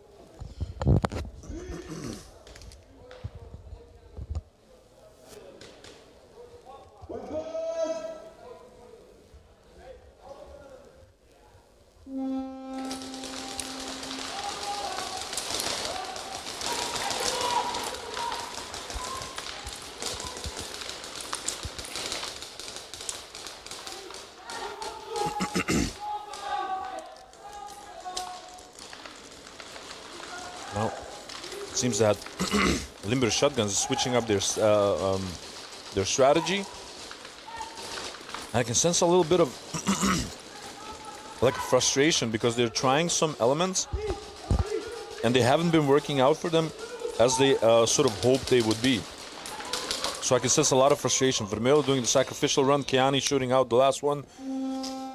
Matka trying to pick up the flag, which was left at the cross, but too little, too late. And the score is still equal. 5 minutes and 28 seconds still left on this matchup of LSA versus Apex, which means that they, on average, had really, really short rounds.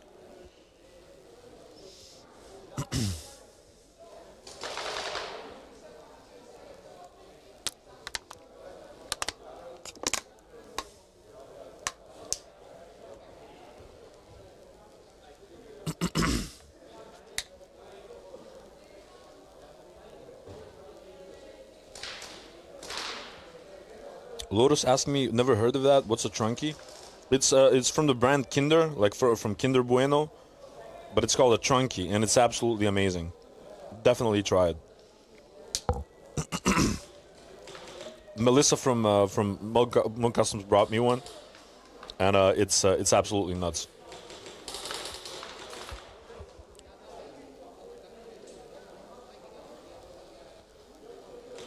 I miss animal facts, but Snack Chat will have to do. Well, actually, when originally Coco and I did Nations Cup of 2024, I think, yeah, 2024, we did all sorts of facts, and there was, I think, Pro Series 2 or 3 of that year, whatever, and I couldn't make it because I was on vacation. Try one. And during that pro series that I couldn't make it, I believe Boy, aka Rex from SON, took over, and he was like commentating and doing stuff, and he did a bunch of animal facts. But a lot of people don't know that he knows a lot about animals because he's also a veterinarian. And there was so much animal facts that that they got banned by fives.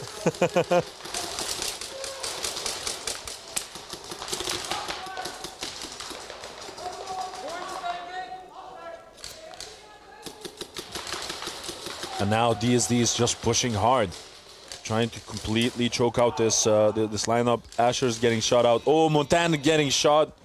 And that's a hang by Decker. Excellent reflexes as Montana got shot out from that. Flag hang. D-side home one.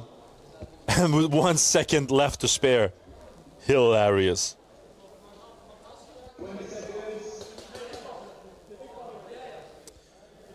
But yeah. Cancelled.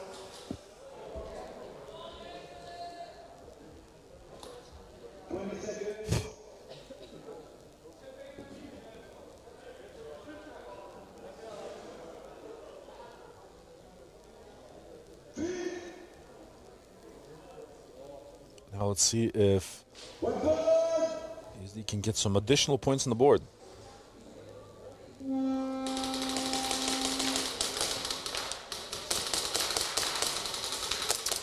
You want 3 facts, but does it have to be animal facts? Like, can it be like general facts? Ooh, and Ash getting eliminated by Montan, who got some additional points on the board. 2 more points. There's gonna be 21 points for DSD, opposed to the 2 points from TSR.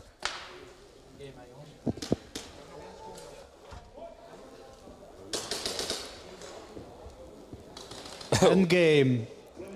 Limburg Shotguns, second try, you'll be playing.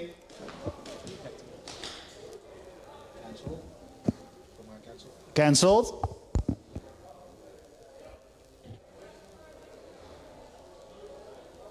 It's not end game for DSD Speed Reapers, there's still 1 second left. Yes, please, at least tell at least one animal. Why?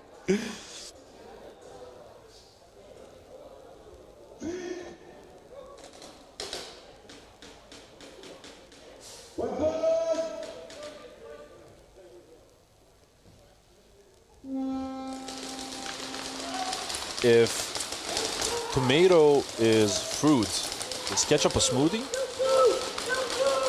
Oh, we hear a very clear kill 2 on the side of Apex. Now TT already on the 50 line, pushing together with Young One. Looking for the last one. Kevin Booker getting shot out. And that's gonna be a hang by Limburg Shotguns by Matica.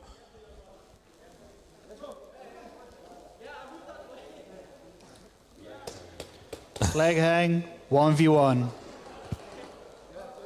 And that's a beautiful hang by LSA. That's a second try hang, I believe, yeah.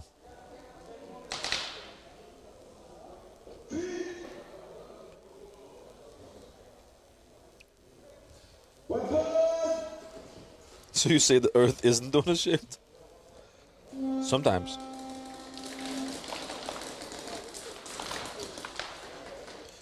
Like here's a fun fact. Do you know that the brain, despite processing pain, cannot feel pain on its own? So imagine like someone like cut open the top of your head and started stabbing your brain. You wouldn't feel that pain. Obviously, you would, you know. Oh, good hit. Good defense by Apex. So we still have 5 minutes and 6 seconds left. Let's see if Apex can actually clap back.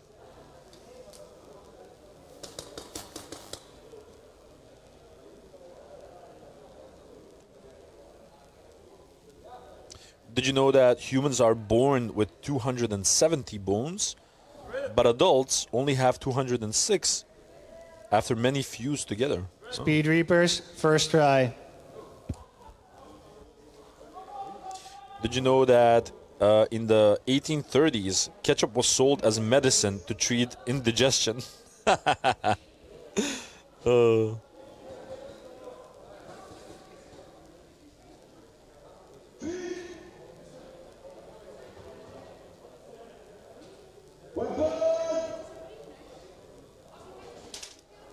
It's only Spay on the wall. And also Robinson.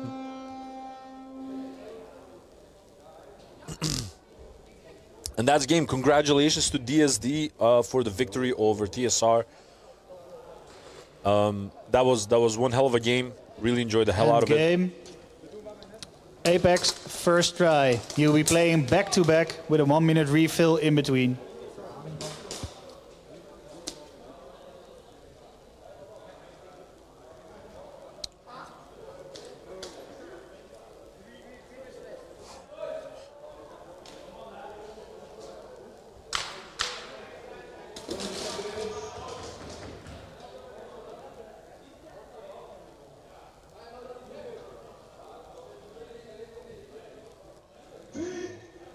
Why he alone? That's correct, but incorrect. Like I said, let's see if Apex can actually clap back, get some points of their own.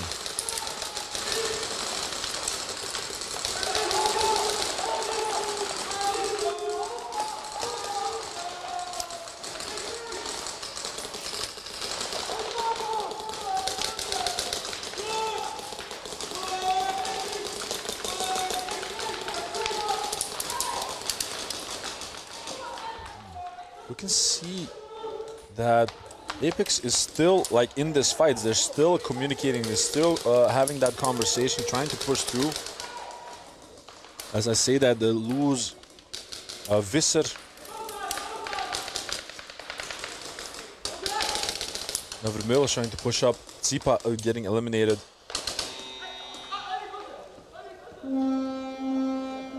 Oh, and we hear early buzzer on the side of Keani. 1 minute refill. Oh. No score. But that wasn't the early buzzer, I'm guessing, then?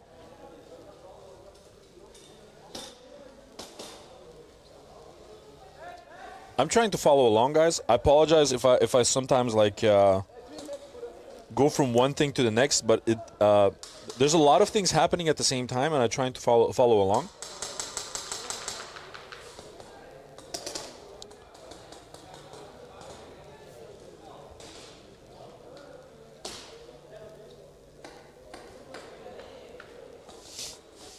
Humans have 206 bones. Men have 207 on certain occasions. Ah.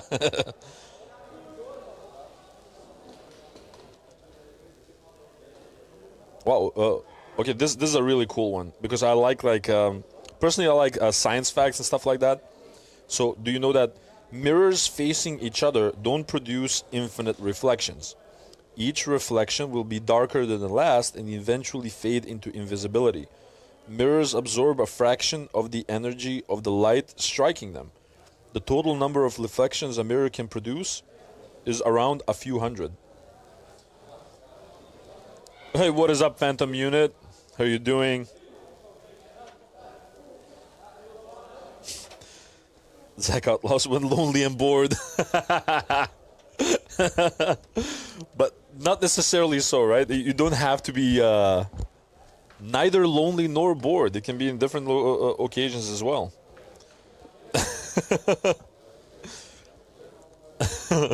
No espresso, all depresso.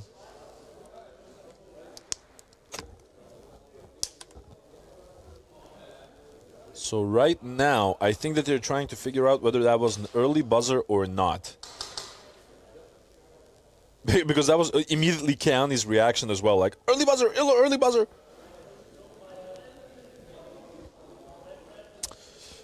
And if that's the case, yeah, that's gonna be it's gonna be a difficult one. Hey, man, you having fun? Yeah, you having fun? Yeah, young one is having fun. It's so nice to see them play again, both him and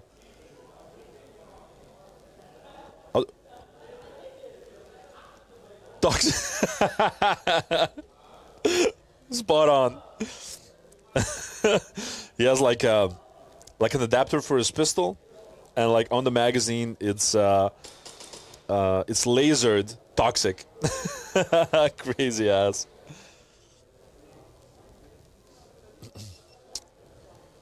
While we are waiting, I want to show you guys something. I'm not sure whether we can. Oh, now it's on, yeah. All right. A second. Let me show you guys something. I got something truly special here. So, it's no secret that I absolutely admire Monk, and I want to show you guys something that's it's gonna be my new baby. So this is an Oracle, obviously, but this is a zombie green 1 of 1 Oracle for yours truly. And I had this awesome idea to actually Apex, build it. Administrative penalty. We had an early buzzer. To actually build this Oracle tomorrow during the stream, while I'm just talking with you guys, to build this this thing tomorrow. So let me know what you think. But I know I got myself a new blade, a new sword. First try. So I'm incredibly excited about that. Incredibly thankful to Monk Customs for actually pulling that off. They know that I love green. So I'm just incredibly humbled here. But let me know if you would like to see that. And I thought like maybe by the end of the day, I could like, you know, take some videos, shoot that thing, show you what I built.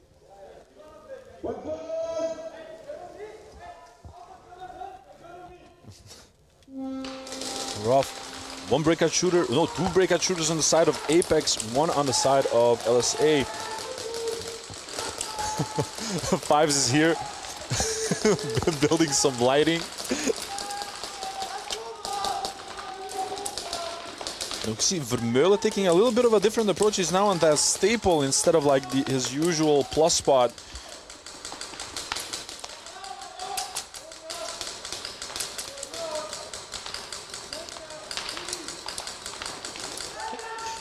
Adi, I'll swap you chocolate for the Monk.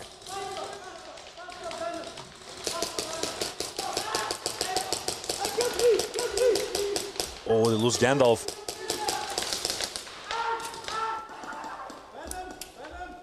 And now I think that Vermeulen is the last one trying to make the sacrificial play.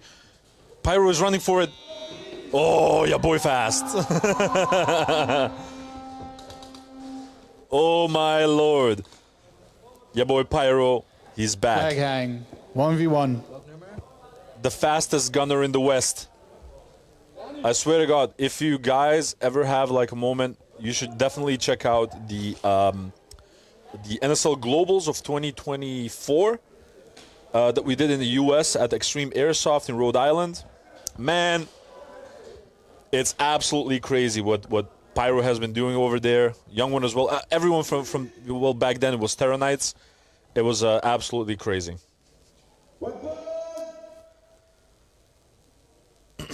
Adi, that's a clean as hell color. Yeah, man. You know it. You know that Papa loves green.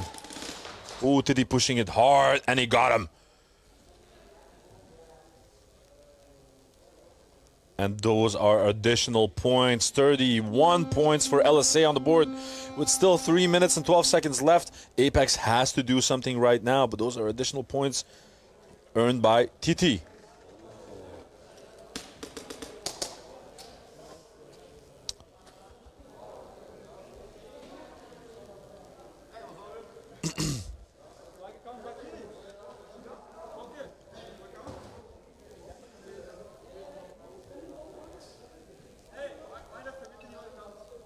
So right now they're playing back-to-back, guys. 1 minute refill. Fill up the magazines. Fill up, of course, potentially the air that they need. The whole shebang.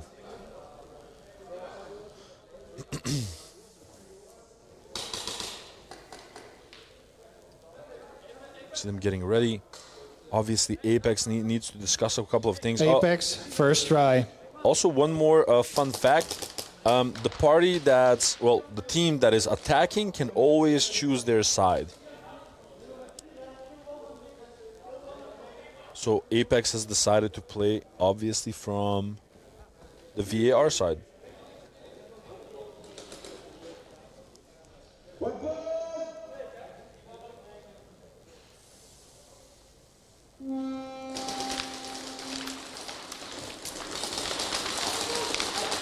Oh, they lose one body, they lose two bodies on the side of Apex. This is not good. They're also still serving that admin penalty, do not forget, which means that they have to play 3 rounds with only 3 people. And now Seams sort of smells blood. He's pushed them hard, eliminated 2, looking for the flag.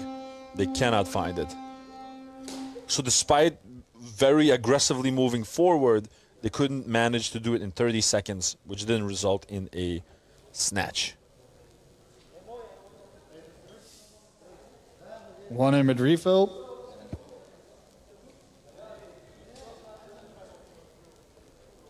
So 1 minute refill, and then we still have 2 minutes and 50 seconds left on the clock.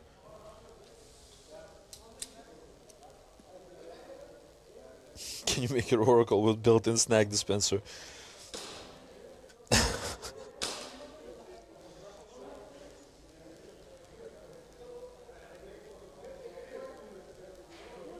And now we have tech talk in the chat, guys. I love what your guys are doing in the chat. We went from snacks to a couple of fun facts. Now we're doing some tech talk. Love it.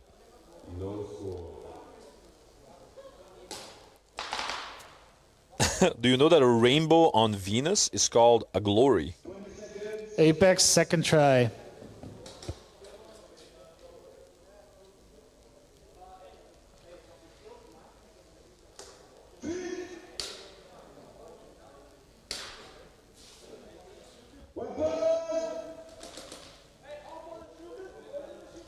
So now, again, Apex is still with only 4 people on the board. Kevin Booker getting shot out. See that Apex is trying to move away from the home positions, but they're just not getting the chance to do so. Oh, Vermeil getting the trade off. Matka going in for the snatch, but nothing just yet. They're really trying to get that flag possession. But every time, it's just after the 30 seconds. So, like, for example, they had 2 minutes and 50 seconds left on the clock. Oh, just wait a minute.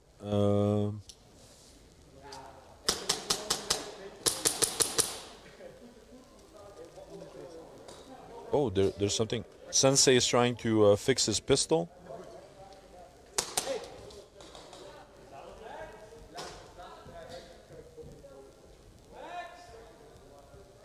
Just use some tape. If it won't work, use some more tape. That's like engineering talk. They said if the duct tape cannot fix it, it cannot be fixed. Apex, third try.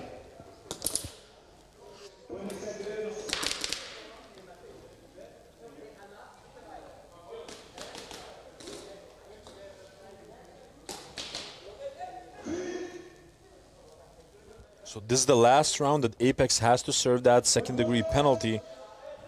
No, not second-degree, admin penalty for the early buzzer. So last time that they have to play with only 4 people.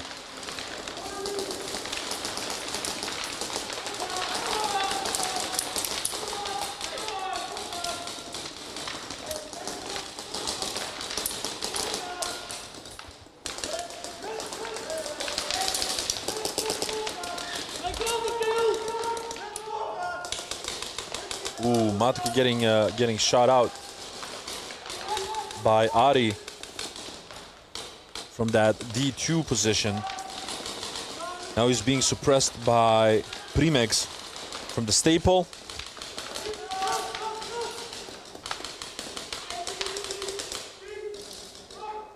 Primex getting in turn eliminated.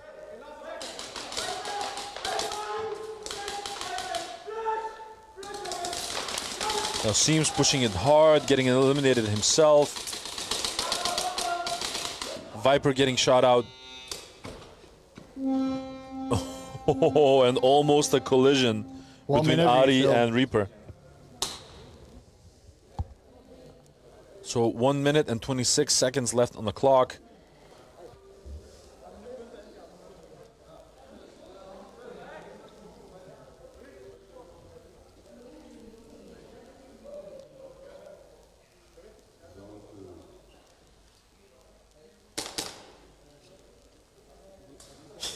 Lotus saying, engineer here, I would like to add the WD-40 as well.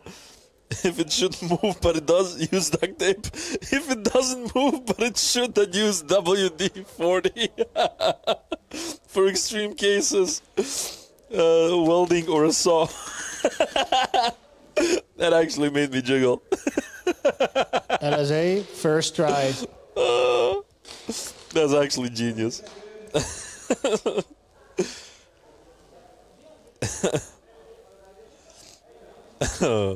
That's good, dude. That's good. Yeah. You guys made me laugh.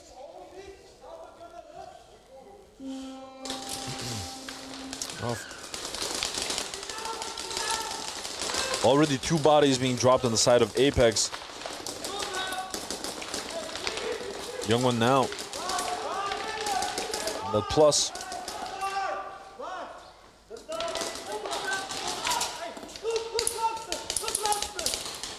So the last one over there, getting eliminated. And that's gonna be a hang for LSA. Which will result the first try hang? Flag hang, 1v1. No, that's a mercy rule applied. Actually, it's mercy. Congratulations to Limburg We're going to Shotguns. have a 15-minute break. I repeat, going to have a 15-minute break. Blind man on the field.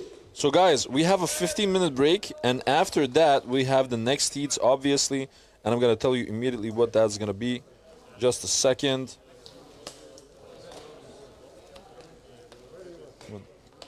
Yeah. So next heat is gonna be Speed Reapers versus Second to None and Apex versus Delta. So look out for that one. Thank you very much for joining me until now. See you in 15 minutes. Thanks. Bye.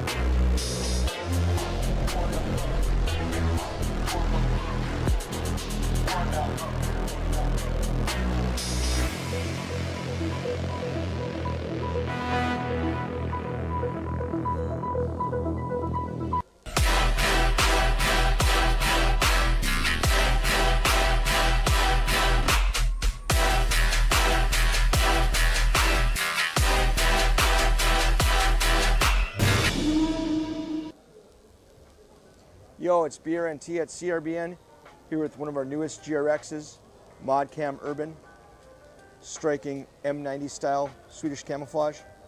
Comes with 3 lenses, highlight, mid-light, low-light, matching visor, matching slip bag, and our zippered goggle case. Check it out at crbnpaintball.com.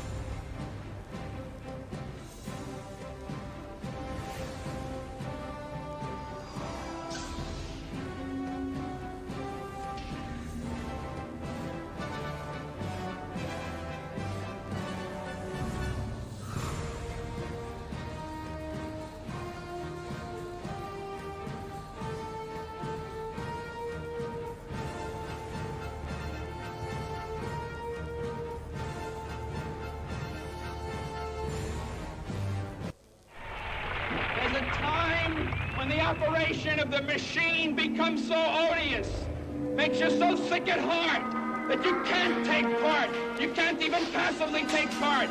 And you've got to put your bodies upon the...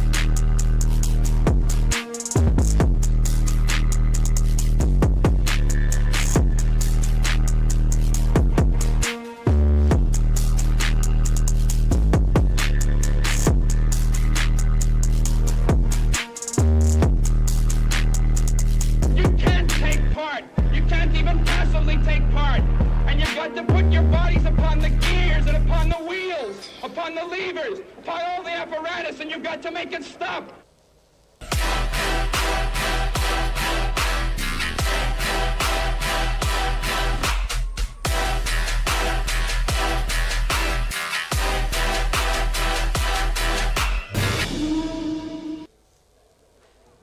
Yo, it's BRNT at Crbn, here with one of our newest GRXs, Modcam Urban. Striking M90 style Swedish camouflage. Comes with 3 lenses, highlight, mid-light, low-light, matching visor, matching slip bag, and our zippered goggle case. Check it out at crbnpaintball.com.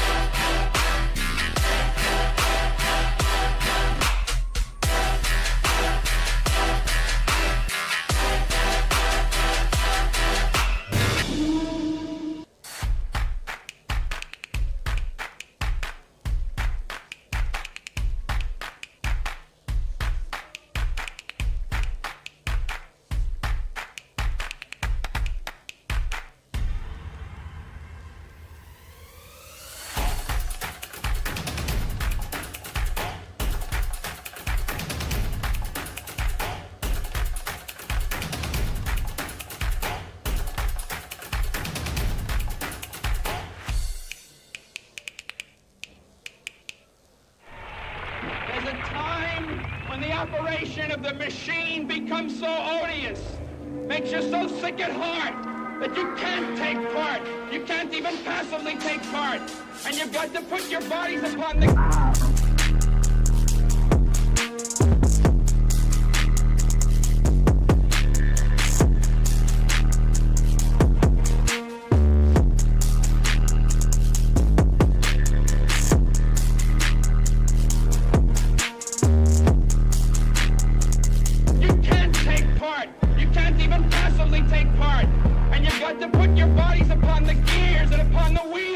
upon the levers, upon all the apparatus, and you've got to make it stop.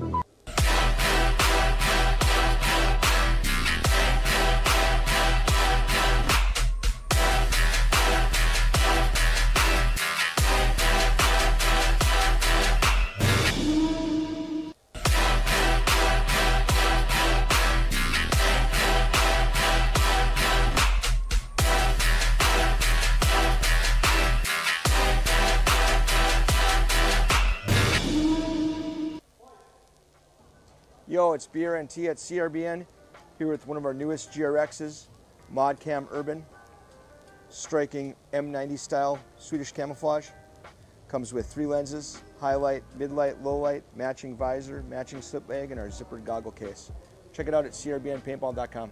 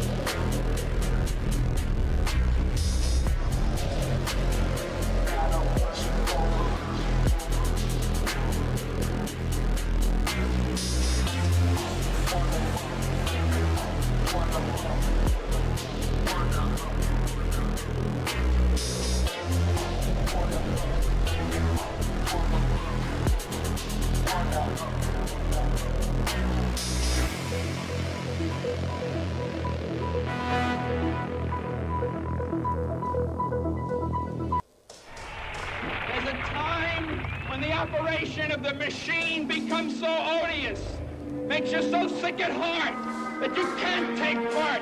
You can't even passively take part. And you've got to put your bodies upon the...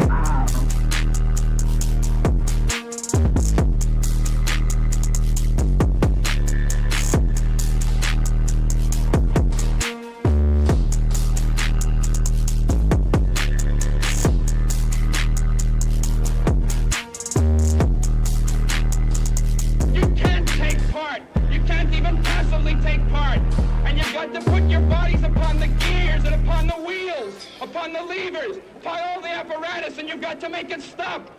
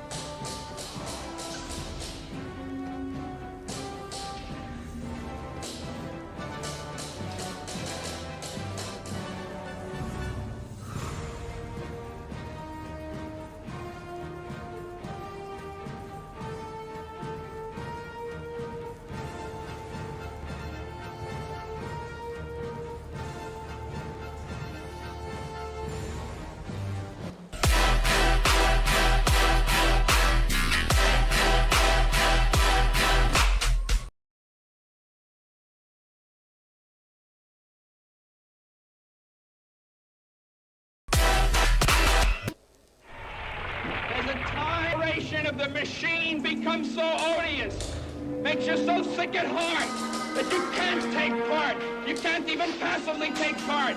And you've got to put your bodies upon the...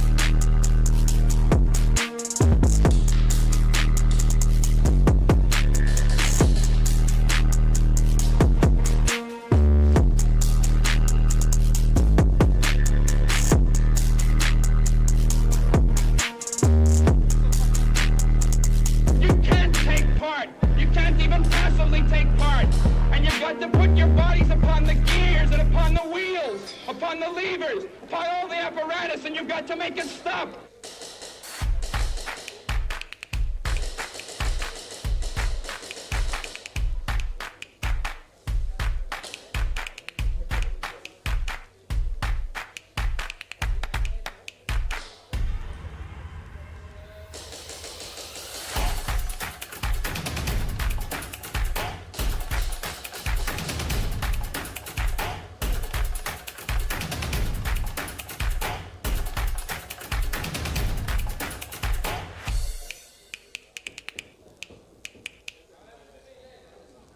Yo, it's BRNT at Crbn, here with one of our newest GRXs, Modcam Urban, striking M90 style Swedish camouflage. Comes with 3 lenses, highlight, midlight, low light, matching visor, matching slip bag, and our zippered goggle case. Check it out at crbnpaintball.com.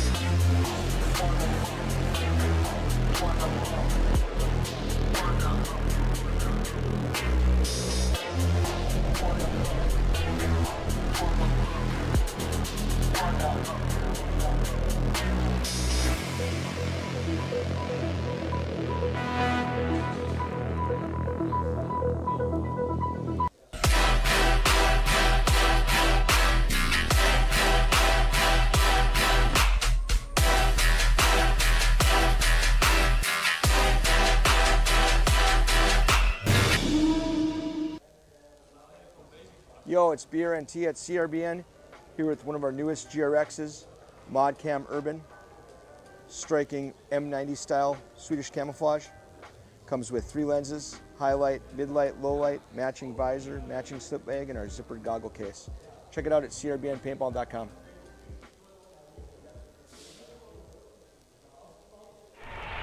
There's a time when the operation of the machine becomes so odious, makes you so sick at heart that you can't take part. You can't even passively take part. And you've got to put your bodies upon the...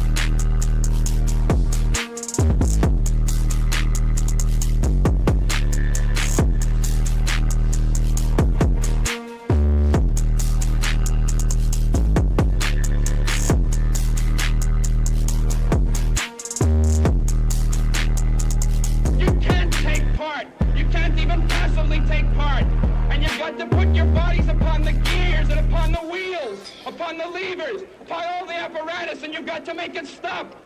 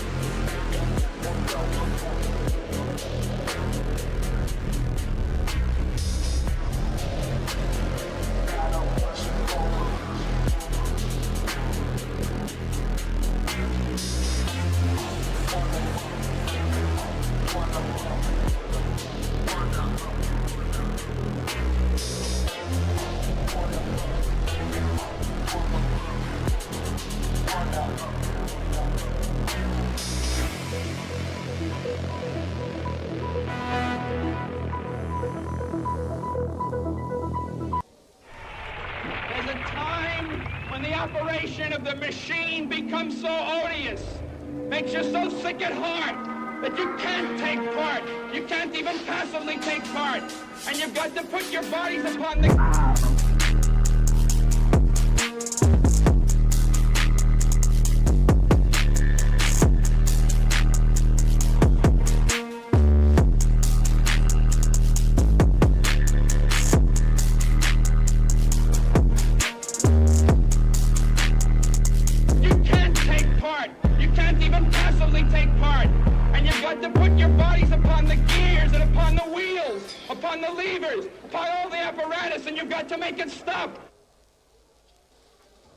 Yo, it's BRNT at Crbn, here with one of our newest GRXs, ModCam Urban, striking all refs, please come to the field. Camouflage.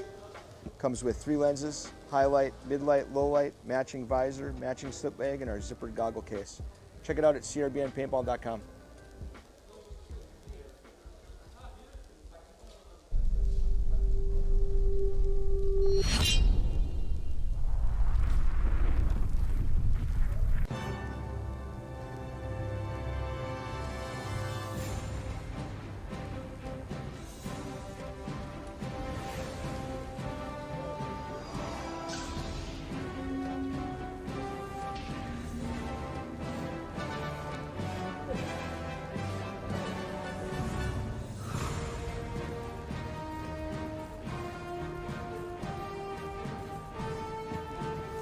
Speed Reapers, second to none. Apex and DSD come to the field for Chrono.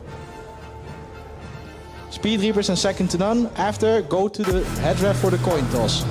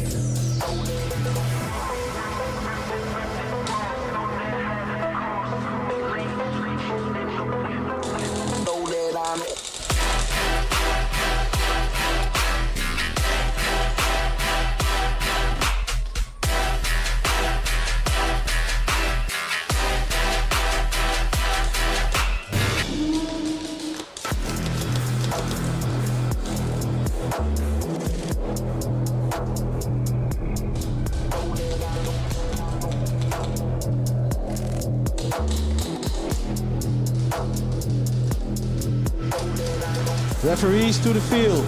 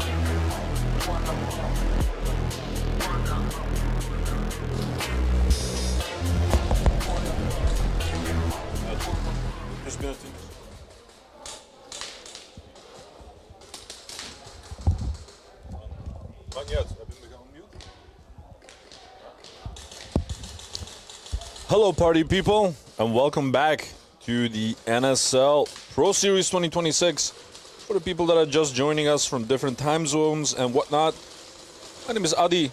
I will be your host as always through all of the NSL shenanigans and all of the amazing plays and whatnot. We had a short 15-minute break, and right now we are back with the following heats, which will be Speed Reapers versus Second to None, and Apex versus Delta Speed Division. Meanwhile, I'm just munching a little bit on some of these snacks that the guys from the UK also brought me. This guy's Burton's Fish and Chips, like specifically also with the salt and vinegar, because I love salt and vinegar. We don't have it as much in Belgium.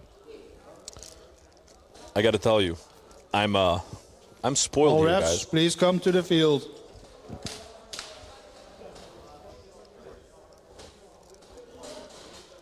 William in the chat, what is up, Menzies? And right now, oh my God, look at those jerseys from Second to None. They look absolutely stunning. Jeez Louise. I feel like Speed Reapers is getting more and more like momentum. They're getting more and more in their comfort zone. Like they're figuring out with this layout of how to orchestrate these attacks correctly. Because defensively, they're incredibly strong. They can hold their lanes, they communicate very well, their shots are on point. But in terms of attack, they're still like figuring out how to correctly set up an attack and actually get some points on the board. But they're getting there. And now, what's so interesting about this matchup to see for me is Second to None is an incredibly aggressive team, and Speed Reapers are incredibly good at defense. So it's like an unstoppable force slamming against an unbreakable wall. You know what I mean?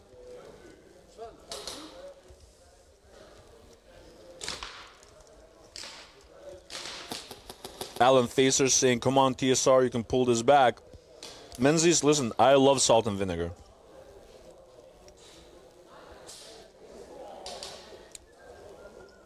Papa Finch is saying, lol, we'll send you some more of the fish and chips. I love these things. Oh, thank you very much, Maniac. All hail Robinson from TSR.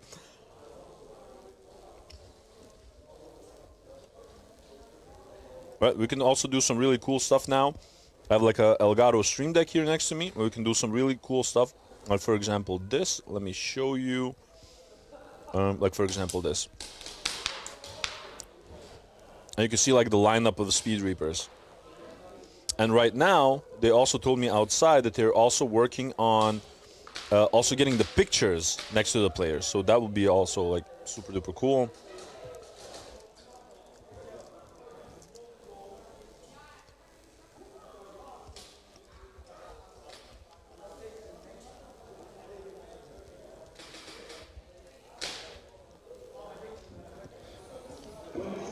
Speed Reapers, first try. So the Speed Reapers will be attacking first. We can see Hughes, Robinson are getting ready. So let's see if they can take this one home against S2N.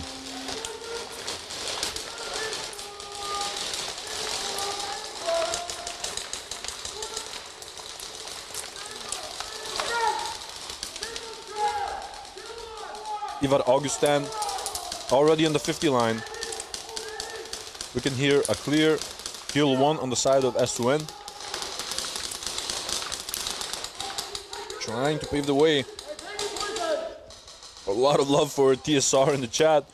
One trade being done between Ivar Augustin and I believe that was Stubbs. Now Jesse has already on the 50 line. Deleuze Hughes.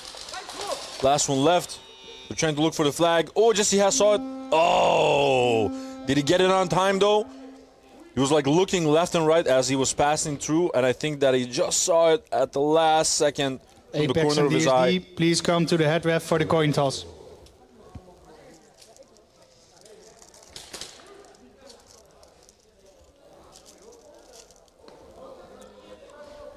Remind me to bring you some pickled onion monster munch.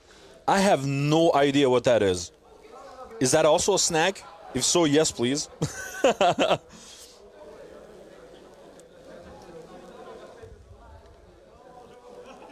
Beaver saying, indeed, those second to none jerseys are nice. Looking forward for the matches. That was one hell of a start. Now we're getting ready Team captains from Apex and Delta, please come to the head ref for the coin toss. Now we're getting ready for Apex versus DSD. Let me do my thingamajig. Yeah, see? You can see the lineup. How cool is that? The coin toss is happening. Again, this Apex team is completely revamped, completely new. They're probably working still on some synergy. They looked incredibly well. We saw some players from Militas over there, like for example Vermeulen and also Kevin Bocca. A lot of players also from Apex, Steel 440. first try. And obviously some old players from Apex that are still here. People that need no introduction, like Haube, like Gandalf. Now let's see if Apex can get some points right off the bat.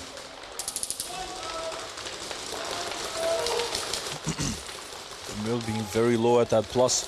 He's been doing an amazing job.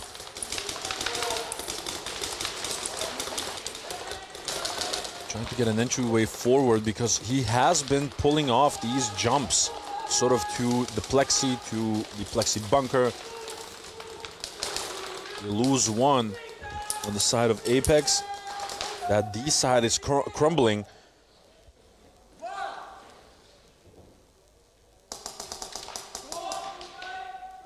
So right now, they seem to be at the stalemate. We can hear that Delta is communicating quite well, but they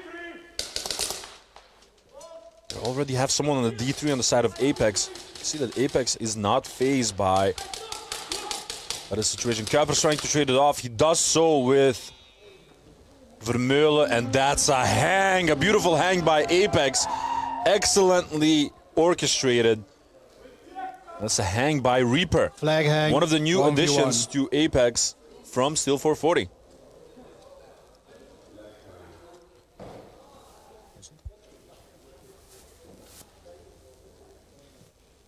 Maniac saying, I like the roster that you see from the team. Well, like I said, the organization just told me as well that very soon you might be able to see even the picture of the player. So that's going to be very cool, isn't it?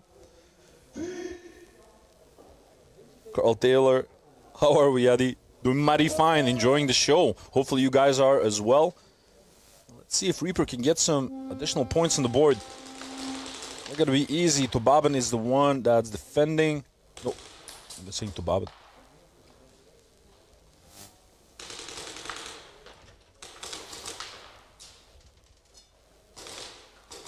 Seems that Tobaben knows where he is. Oh, and he clipped him. He still has 10 seconds. Very well played by Reaper. Getting 2 additional points on the board. 14 for Apex. That is exactly how you want to start this matchup off. Now it's time for the second try from Team Speed Reapers. Speed Reapers, second try. See if they book some more success against this formidable looking second to none. Obviously, at the very end, they also had to make some adjustments to the roster. So I can imagine second to none also getting used to playing with the current lineup. Normally, Dietrich Brunner, aka Didi, that we call him, aka D-Rogue, is supposed to play with him. He's still recovering from an injury that he had. Dakota already in the 50 line, and among Customs, Dorito next to the Plexi. Ivar Augustin joining him on that 50 line. Both of the pistols as the tip of the spear already in the front. They're trying to choke them. At the same time, Robinson is suppressing that bunker, trying to keep Dakota's head down, not giving him any opportunity to look left and right. Robinson is sort of getting pincered. They lose stubs. And as I say that, Robinson getting clipped. All of them are on the 50 line, second to none, functioning as a cohesive unit. Oh, and that's an early buzzer, I think. That is an early buzzer.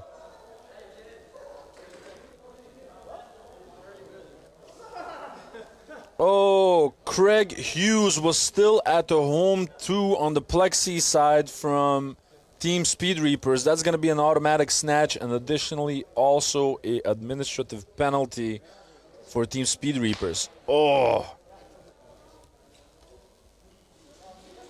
Kifkaf saying Apex jerseys very well designed. You're absolutely right. And those jerseys are actually from the 2025 Globals.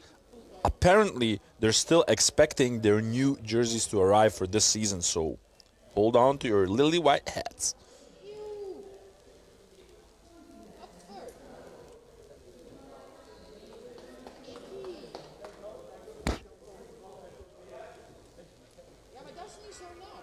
That kill at Plexi was nice. Absolutely. Zach Outlaw saying, damn, this will be a long night after 2 long days of working on cars. Are you one of those people that just cannot, you know, they cannot help themselves. They have to keep watching the stream, you know what I mean? Speed Reapers, administrative penalty for early buzzer. Yeah, so admin. Second to none, player 30 run, second degree penalty, no call, hit during run. Oh, so all right. Next teams. That levels the playing field a little Delta, bit. So try one. Remy, number 31 from second to none, also got a second degree penalty because he got hit during his run. Meanwhile, Team Speed Reapers, early buzzer, which means they have to play 3 rounds with 4 people. Bert Ver saying those second to none pistols are quick at the 50 line. You can say that again. Yeah, so the jerseys from Apex are designed by Valiance. I think Guava, the person behind Valiance, is also in the chat. He might be.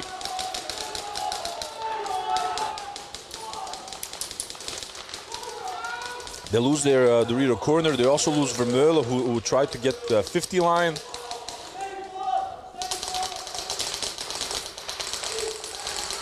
Now, Apex trying to rally. The Kuipers already on that 50 Dorito. Getting one elimination, trying to get a second one. Oh, and he got a second one as well. Will he get a third? Oh, and he got eliminated as I say that. That's commentator curse for you guys. And a beautiful shot. I believe Gandalf?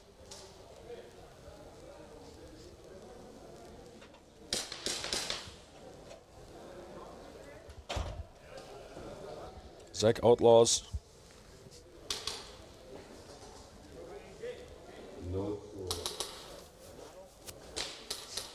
Moet hem even ontsnoeren. Elke keer dat er iemand komt. Second to none, first try. Elke keer dat er iemand komt, dan. So, all right. And now, second to none with the first try after that administrative penalty. Let's see if they can punish that mistake of TSR hard. It's not going to be easy. And I got a very special guest with me, obviously, in the commentator booth. A special treat for you guys. It is our very own Bert from Monk Customs. Yeah, man. How are you doing, Bert? Oh, it's the first of the year, isn't it? And that was so exciting. And now playing here. First time really trying after this, enjoying it. Like we have Didi now. Didi's taking full control together with Jesse of the team. And I think a lot of people would love to see him play, but he's still recovering a little bit.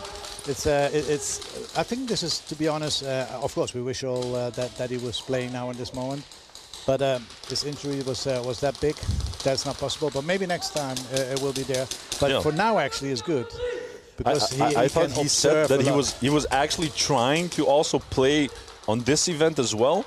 But he said, like, no, I want to come back 100%, and that's it. Ivar Augustin with the flag, boom, and that's a hang. That's a hang. Tic-tac-toe, bread and butter, baby. And I love the fact that Ivar Augustin didn't make the play himself. He waited. He instructed his team, like, hey, go get him. Yep. Go get him. Do your job. 1v1. I mean, you directly see the difference between Didi now taking control over the team. That was one of the reasons why Didi needed to come to second to none on the moment when we heard that the Wolves would stop. And well, this man has a kind of vision on the game that I really like. You know, he's with us for a long time, and he's calm and collected. You know. Exactly, and with I think we are the youngest second to none is the youngest team. Average age of 24, I think.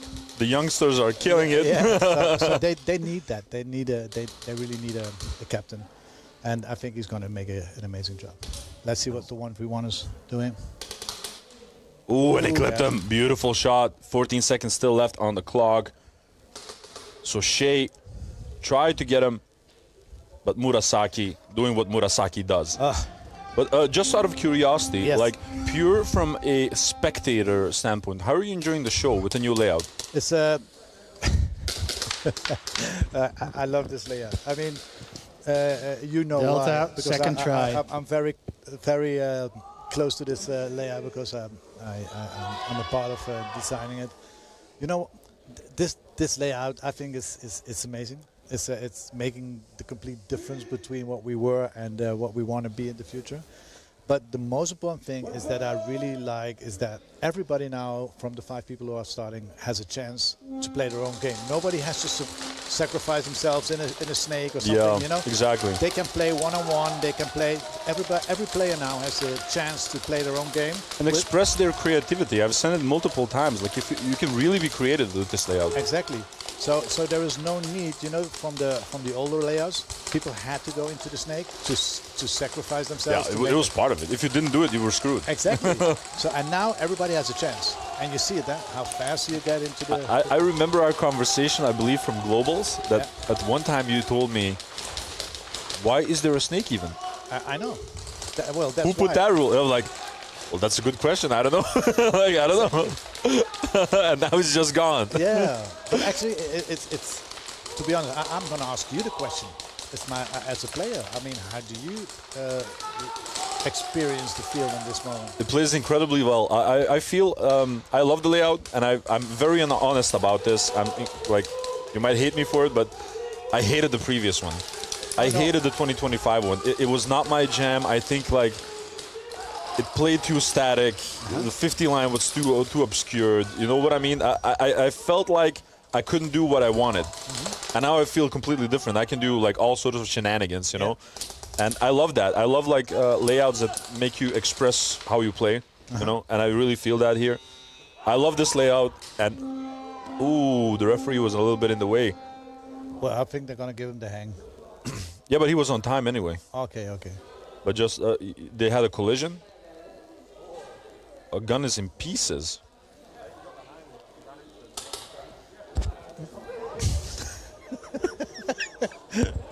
Oh, no, it's a. Oh Lord! I think a magazine fell apart completely. Okay. Luckily. Flag hang. But I also asked a lot of people, like on the outside, like also the chat, but also like people here, like what do you think about the layout, like from a spectator perspective? Because for me, it's so action-packed. I love to see it, you know. Well, let me tell you this. It's a from the first. This is the first event, and what I see already on the first event, it's going to bring a lot of opportunities for the upcoming events. Oh, yeah. Because this is the first one. Everybody needs to adapt the field. Everybody needs to see what they can do. What are their three favorite bunkers? And ooh, nice. Oh, Adi. So to be honest, what I already see on this moment, the individual decisions, the individual qualities, people. On the end of the year, we will talk again, and then you will see how people gonna own their own bunkers, and they're gonna play completely Speed Reapers, try one against every team.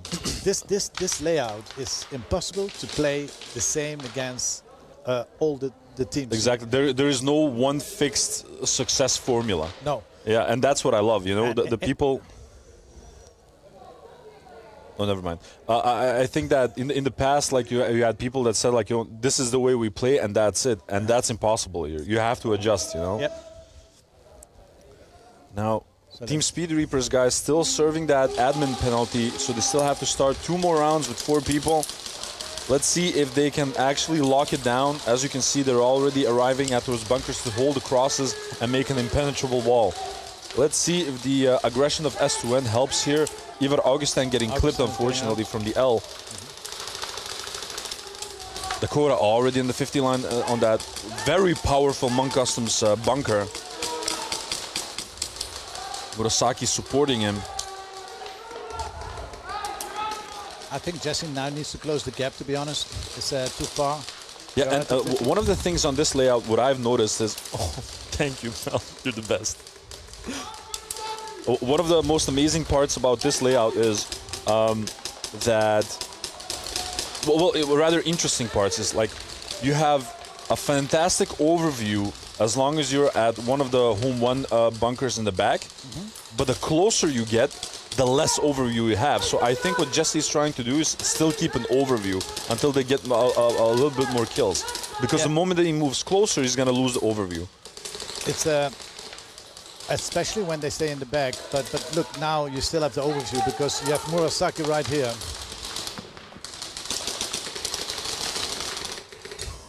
A lot of firepower coming in. That's it.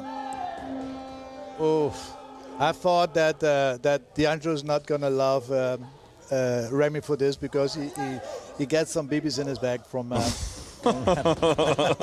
Maybe he doesn't realize. By the way, that Rogue 9 from Remy is absolutely gorgeous. Yeah, you know what it is? What I have to mention now, man, look at the headbands of the guys, man. Goat's design, they did an amazing job. They're nuts. Dakota actually came over here, like the previous heat, just to show it to me. It looks absolutely stunning. They've done it again. Amazing. They've done it again. Like, purely, like, the quality itself, you know, we talked about it a lot, but I think they're the headbands that pop the most.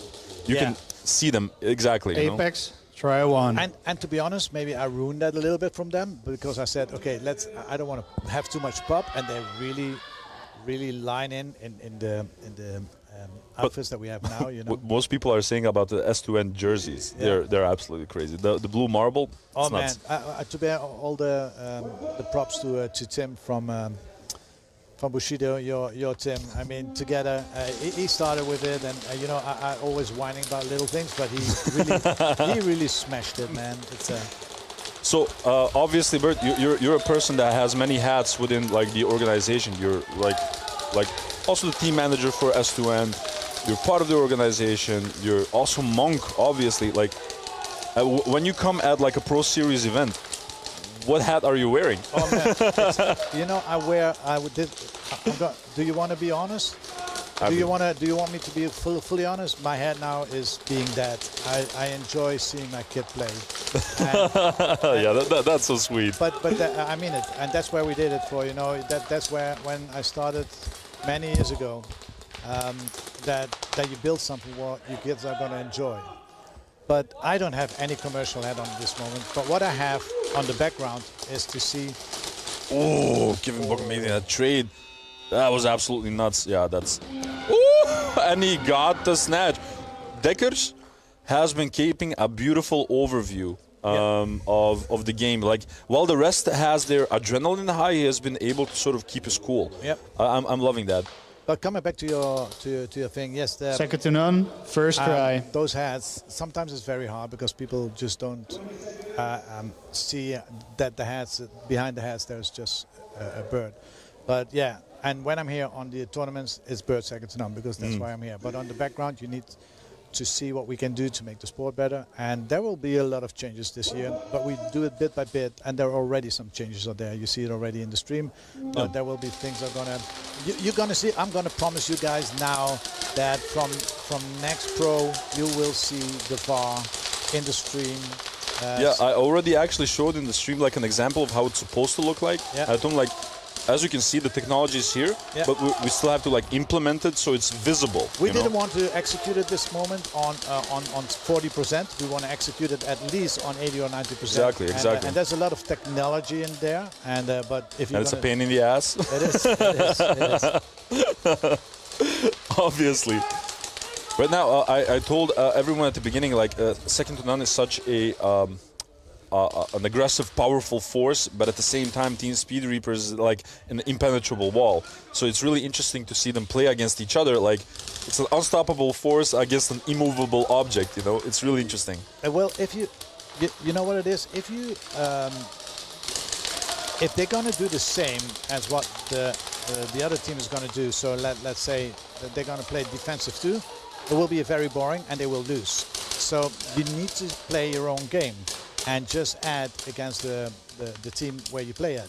We know that Speed Reapers are a very defensive team, but from the other side they are so strong, they are a wall, you know? Yeah, so absolutely. how do you gonna break that wall? And I think you can't break that wall in trying to do what they're the best at, you know? You need to break the wall. Yeah, you need to play your own game, not their game, yeah. So if you play their game, you can't break that wall because that wall that they build is stronger than the wall because it's not our game. Yeah. So and so we need to make sense that we're gonna break that wall with our game, and I think bit by bit, like now I see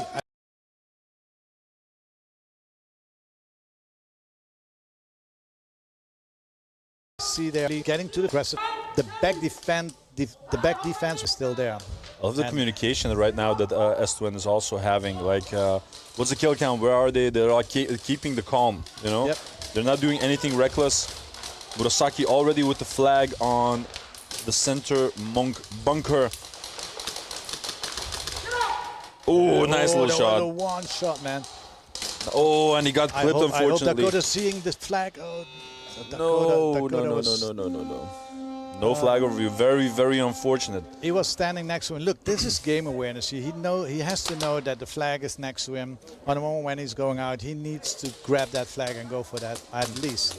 So I want to talk about something really interesting with you. Yeah. Let's talk about something like legacy. Yeah. All right. So obviously, I think that the overwhelming part of the people right now are using like the many various types of oracles, like either Rogue Nines or the Polar Star oracles or whatever. But you also see some people with the old school monks, you know? Yes. What do you feel when you see like some of the products that you started off with? They're still like in the game, still like being used. Like you can see definitely the Monk colors and stuff like that. It's you know, Monk. I'm proud of that because the fingerprint of Monk is not only one build. The fingerprint of Monk is then when you see a Monk, you know it's a Monk. Yeah, exactly. And it's nothing else except for a Monk. So what I like now is you see Murasaki's playing with a Dio. He's still playing with a Dio, but you know it's a Monk, and that's where I'm very proud of as the company Monk Customs. That you see when players are playing with a Monk, and that's talking about legacy, creating your own fingerprint. That's the most. My God, I thought he had Ari, but Ari got eliminated. Beautiful push by Lorenzo de Weert. I think DSD had enough of it. I think they said, okay, guys, come on. They flipped the switch. Yes, they felt the switch. So no, that's amazing to get on the answer, to get back. Yeah, because you can see them all. You know what I mean? Second try. Like sometimes when you know, any sort of company in the world, no matter the brand, usually when they create a new thing, it completely replaces the old thing. You know what I mean? But here you can see like all of it, which is a statement like to the beginning. You know what I mean? We still have questions of people who say, are the Neo ones coming back? Are the Neo? it's there, but no. But what I can say is that we're going to bring Cerakoting back someday because yeah, we're going to bring it back, but especially in splattering. Yeah, exactly. I wanted to say, I think that one of the things that, in terms of visuals, made the Monks very unique is the Monk Custom Splatter. Yeah, that's the fingerprint. Yeah, exactly. Yeah. So I think a lot of people maybe miss that, you know? There's a lot of things people miss, and but again. But at the same time, you don't want to be stuck in the past. You want to be innovative. You know that's like the birthplace of the Oracle. Yeah, but did you watch Augustine today? Yes. Okay, watch what he have in his hand. Hey, wait a hot minute. Is that the new? This is the prototype. So we went because in M4 we are in M4, but we are all the players here. They could enjoy who was interested in M4, but we step over, and this is our first step, and we created our first Monk Customs high kappa group. Oh, so, crazy! Come on, Murasaki! That's a pity. Very unfortunate, but still excellent alignment by S2, and I think that they are still adjusting a little bit to like the roster and the recent changes, and Hyper suddenly leaving. I think that the guys are really fighting, like in terms of spirit, that are fighting through this tournament. Yeah, it's yeah. Coming back to that, is so for us, and then we're gonna start with Monk Customs. Yeah, we have the first prototype testing this weekend on the Monk high kappa grip, and I mean you can't change that much on a high kappa grip. You know, the only thing that you can do is make it feel different.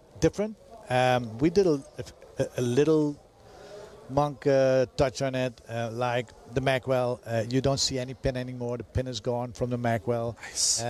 We've got the Latina bar in the whole grip, and it's made out of one piece. So wow. You know the trigger part, the trigger. So it's all out of one piece. It's not like the two separate ones that are sort of. No, it's not two separate ones. So less. So everything is one piece. So yeah, yes, there's like less inconsistencies, yes, so to speak. Yes, yeah, exactly. I get that. That's freaking cool. Yeah. So well, I'm jealous. We hope we're going to introduce it as it looks now. I mean, Ivar is playing already all these games now, and he's very happy with it. So we're waiting for the feedback. We already have a little few details, but we hope to launch it soon. All right. Let's say before the Pro 2. Yeah. A completely new chapter of Monk Customs. Yes. High Kappa World. Yes. So this year is going to be High Kappa World, and maybe to. I still want some like old school Monk outer barrels. Those were the best ones. Oh, you mean the carbon ones? No. The outer barrels like for high kappas. Oh, for the high kappas. Those are incredible. With the machines we are more flexible now, but after the grip we will go for frame, and after the frame we will go bit by bit, you know. But and look at this, Apex is completely smothering DSD this round. They're already in the 50 line. They're pushing hard. They've completely pincered them. One pull incoming, though. Oh, that's a pity, man. If you have 4 people against 1, how can you take it? Oh, Ari clipping him. Looking for the flag. Ooh. You know what? You know, Ari has a special place in my heart. It was always. He's such a kind person. Ari's a great guy. But if this kid would be under a really good coach, he has everything that's there to make him an amazing player. And he's already an amazing player. But you see, the fine-tuning? He needs some guidance. He needs some guidance. But he's an amazing player. Ari is absolutely amazing. What am I getting here? Did he already get a slow walking penalty? Because he's on the crutches. Because of the crutches. Listen, who is that? Jaak Trekhaak. I think that's Woosh, actually. Woosh, I think. Okay. Oh, yeah, he can say that now. He can't play with it. Should we start talking a bit more about the game? Sure. What do you want to know? I'm just kidding. I have to take the opportunity to talk with Bird, of course, when I get him here once in a lifetime. No, but I agree with that. I mean, we're talking about the sport. So. Good morning from the US, everyone. Hey, Cass, how are you doing? TSR, you got us some love from TSR. Is it Portugal? Cass Portugal from Legion? No, Cass Fox from the US. Okay. Roxy S2N gets there easy. Gotta shut down those lines for the 50 line, definitely. Papa Finchi saying, come on, TSR. A lot of love for the TSR. I love it that the UK guys are supporting their boys. I'm so happy that they commit and again, they know. I mean, you're at on this moment you are at the pro division. For them, it's a big switch. And TSR is heavy. I miss Morgan, to be honest. I thought Morgan would be in there, but even there, they're giving their own game, and it's for everybody. Like the Valhalla keepers, man, from Australia. Yeah. They need to learn. They need to adapt. You know what the funny part is? Like this morning, I also had Nathan Montan here in the commentary booth with me, and they trained a little bit with Valhalla keepers before the event actually, and they said that they sort of felt. No, not that confident because in the training they were absolutely getting wrecked. And then afterwards, the second training, that went a lot better and that boosted their confidence. And you can see that sort of translating on the field because people underestimate things like morale, with motivation, with, you know, good feelings, so to speak.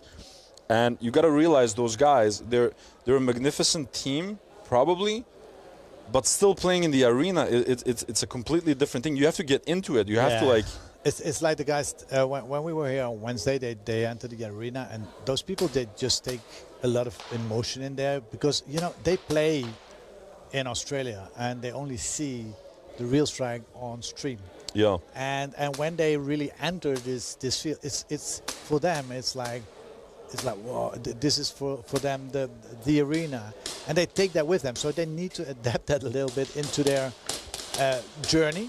Yeah. But you already see that they're getting there bit by bit, and I think in Pro 2 and Pro 3, exactly, it's exactly. going to be a different. And Moosh was actually also with me here in the commentary booth, and I told him, like, listen, the biggest difference between the Aussies coming over here for Nations compared to Aussies coming here to play like every piece of the Pro division is that this is a little bit more forgiving. Like Nations Cup is one huge S-tier tournament, but it's like you have one chance. Yep. And every BB counts, and you gotta, you know, tear everyone up, because that's it. That's the tournament. Requested by Apex. And Apex requested the VAR check, guys. All right. But meanwhile, this is a lot more forgiving. So you might lose one pro division. You might have a bad one. You still have 3 more that you can, you know, absolutely tear people apart. As you see, like last year, I mean, the first pro division was won by Akai. And Sector was 4th, I think. But the second and the third, they won because they needed to adapt. Yeah. So it's not over after the first, you know. No, absolutely. There are 4 now, and you still can be overall winner. Even with winning 1, if you're getting 3 times second and 1-1, and the other ones are getting second or third, you know, it's about the whole season. It's a marathon, not a sprint. Exactly. Yeah. Exactly. So that's what I told them as well. Like, you might have a bad tournament. It's possible, even though I don't think so, because they really have what it takes to, like, participate.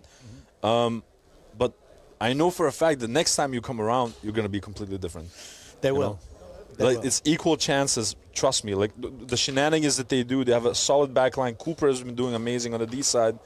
Moosh has been doing his shenanigans. The pistol player is crazy. Man. Moosh, he's William McCallum. Yeah, he's crazy. They have to be lucky he lives in Australia, because every team would capture him as fast as they could. I mean, he has that. And he's just the sweetest guy. Yes. When you talk with him, you know, like he's an animal over there, but then when you talk with him, it's like, hey, how you doing? Yeah. It's so weird. So now a question for you. I mean, well, there's no game playing, so we can't talk about the game. But Bushido. Yeah. How does it look for Bushido? I mean, the guys are looking good, man. Last year you could make it to the pro. I know. But now, too much mistakes. Yeah. Oh, obviously. I mean, we went through an entire metamorphosis as well, like in 2025. So, you know, some adjustments, some fine-tuning. What is the right word? A different style of management. So I had this conversation with Fives before, and he said that a lot of new teams disperse because of the poor management of the team itself, you know. So I took it upon myself throughout that entire year to mainly create the foundation of the team. The guys are incredibly talented. That's like, that goes without saying. But a team needs structure to exist on the long term. Look at all of the most successful teams that we have right now, like second to none, like Saviors, like whatever. They've existed for years, and that's because of a reason. You know, we had a lot of incredible teams in the past. I don't know if you remember, maybe 2023 or 22, I forgot. We had this team called Alpha. Yes. They were incredible. The French team. They were incredible. I know. They were destroying people. Played on one event, and they placed like incredibly high. They were destroying everyone, and they disappeared. That's a pity. I mean, Alpha, especially Alpha. I mean, I saw them. They played here, and then I think they went to Spain too in that time.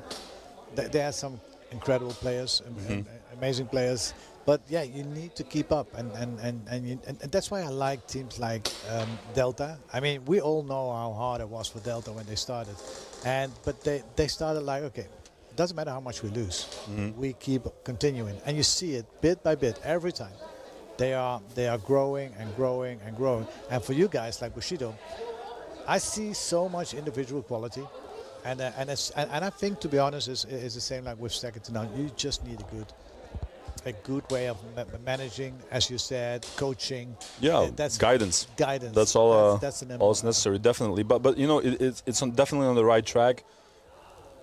The guys are incredibly talented. We had a phenomenal final training before the first seating, and everyone's in such high spirits, which does so much. You know, people really underestimate that, how like the team vibes with each other. Yeah, it's so important, and everyone's like in a really good spot. I wish you good luck this year, man. Oh man, it's not gonna be necessary. It's next year, next weekend. I mean, it's there. Yeah. And next weekend we will see where we are. I mean, but I'm just excited for Challenger, generally speaking. I don't know if you've heard, but it's like completely full. Like we even almost had like 14 teams. I think you have to be. No, to be honest, I heard that if you're not on time with booking, you lose your slot. Exactly. Because and you can't do them. You can't do it with more than 12 teams. But it's too much. It's too much. So I really hope that people who really wants to play and not going, go to pools, because you were there with pools. Oh man, I had so much fun. I was telling like in the beginning. We're checking all the boxes right now. But I think all of it. You know, let's just do all of it. Like, but pools is so incredibly fun, and one of my favorite things about the event was, and I wrote that on my Instagram as well, is mainly how like some of the most successful. Oh, Varchek successful. So good stuff by Apex. What is it? A first degree, second degree? Let's hear it. Second to none, third try. So what is that? I think that they did a VAR check to contest the penalty that they had. So I think that he got pulled, that he did a VAR check, and then that he didn't get a penalty. Okay. So he did it like out of protection. Let's talk about sport. Now, second to none, of course, now 5-man strong, but Speed Reapers as well. So we got a clean 5v5 back at it again. You see, this is what they do now. That's amazing.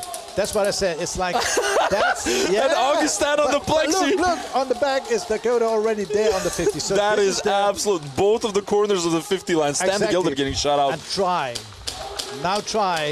This is one of the hardest attack. This 2 picks. Exactly. So what they did, they analyzed. Oh, nice little trade. I'm not gonna tell you exactly what happened, but they analyzed what they did at the breakout, and they anticipate on that. And That was absolutely nuts. Have you seen what Ivar did on the plexiglass? It was like, la, la, la. He was like laughing at him. No, but they were directly Dakota went. DSD, third try. Oh, we got OB in the chat. The monkey boys. Gorillas in the chat. Oh, welcome, guys. How are you doing? McFly is saying Pulse is a great introduction into the sport. Pulse is absolutely incredible, and I was just starting to say one of my favorite parts was the more experienced guys, even though they were quite limited at the event, were helping the new guys with everything, with strategy, with their guns. That's the whole idea. Everything. That's the whole idea from Pulse, you know, creating new players. And I'm noticing now that the narrative of this Apex versus DSD game has changed. Like, originally DSD was making all the plays and they were all the way in the front, and now that's sort of changed. Now Apex is more on the attacking side, and DSD has this more defensive sort of breakout. You know, they know each other from the challenges, and normally DSD has to have a little bit more advantage because they play one more year in the. See, you jinxed it because Decker just got shot. No, I don't jinx. That's a commentator curse. Yeah, sorry. No. But look, Tobaben already in the 50 line, trying to get an angle onto Vermeulen. Gets one, gets a second one. Yeah, buzzer win.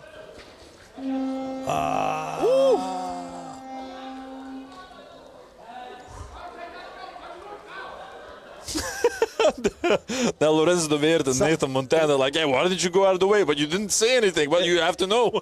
It stays so amazing. Like sometimes even the pros, they just don't know. Speed Reapers, first try. If we are gonna get destroyed, but at least we will learn.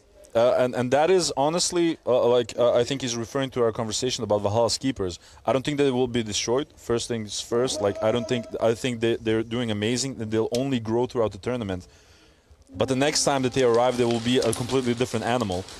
Oh, and Ivar Augustin just sort of ran towards the middle. If it's all about analyzing, you know. Oh, he got 2 lines on his ass. That's good. That's good. They're testing the waters. They're testing the waters because look at back. They still have that back line, and they're testing the waters, and that's good. Ivar, I'm sorry, bro, but you got lit up there. Murasaki is trying to keep an angle all the way to that D-side corner. Meanwhile, Robinson has been doing an amazing job. I cannot see from here whether it's still Robinson in the D corner, but he has been doing an amazing job keeping everything at bay. Dakota getting shot out, unfortunately. Yeah, but he's a strong back player. He's a really strong Dorito back player. Makes me think a little bit like... Oh, look, they're getting a little bit more offensive too. Looking for the flag. No, they have. But why is he looking for the flag? Again, as I said, sometimes you still see, even in the pro, that people don't know what they play. And he's like, I'm just here to shoot people. But Harry Facer was looking for the flag for a minute there. Apex, first try. Does he have pineapple on his jersey? Who? Number 7 from TSR? Pineapple. Is it? Harry Facer. It says pineapple. You know who's not here? I really was waiting for him to see him. I mean, Harry McSwain will be here, but... yeah, again, apparently he had some issues with his passport. Again. Damn it, Harry. Pussy. Harry, damn it. People are waiting here for you to hand them your autograph and stuff.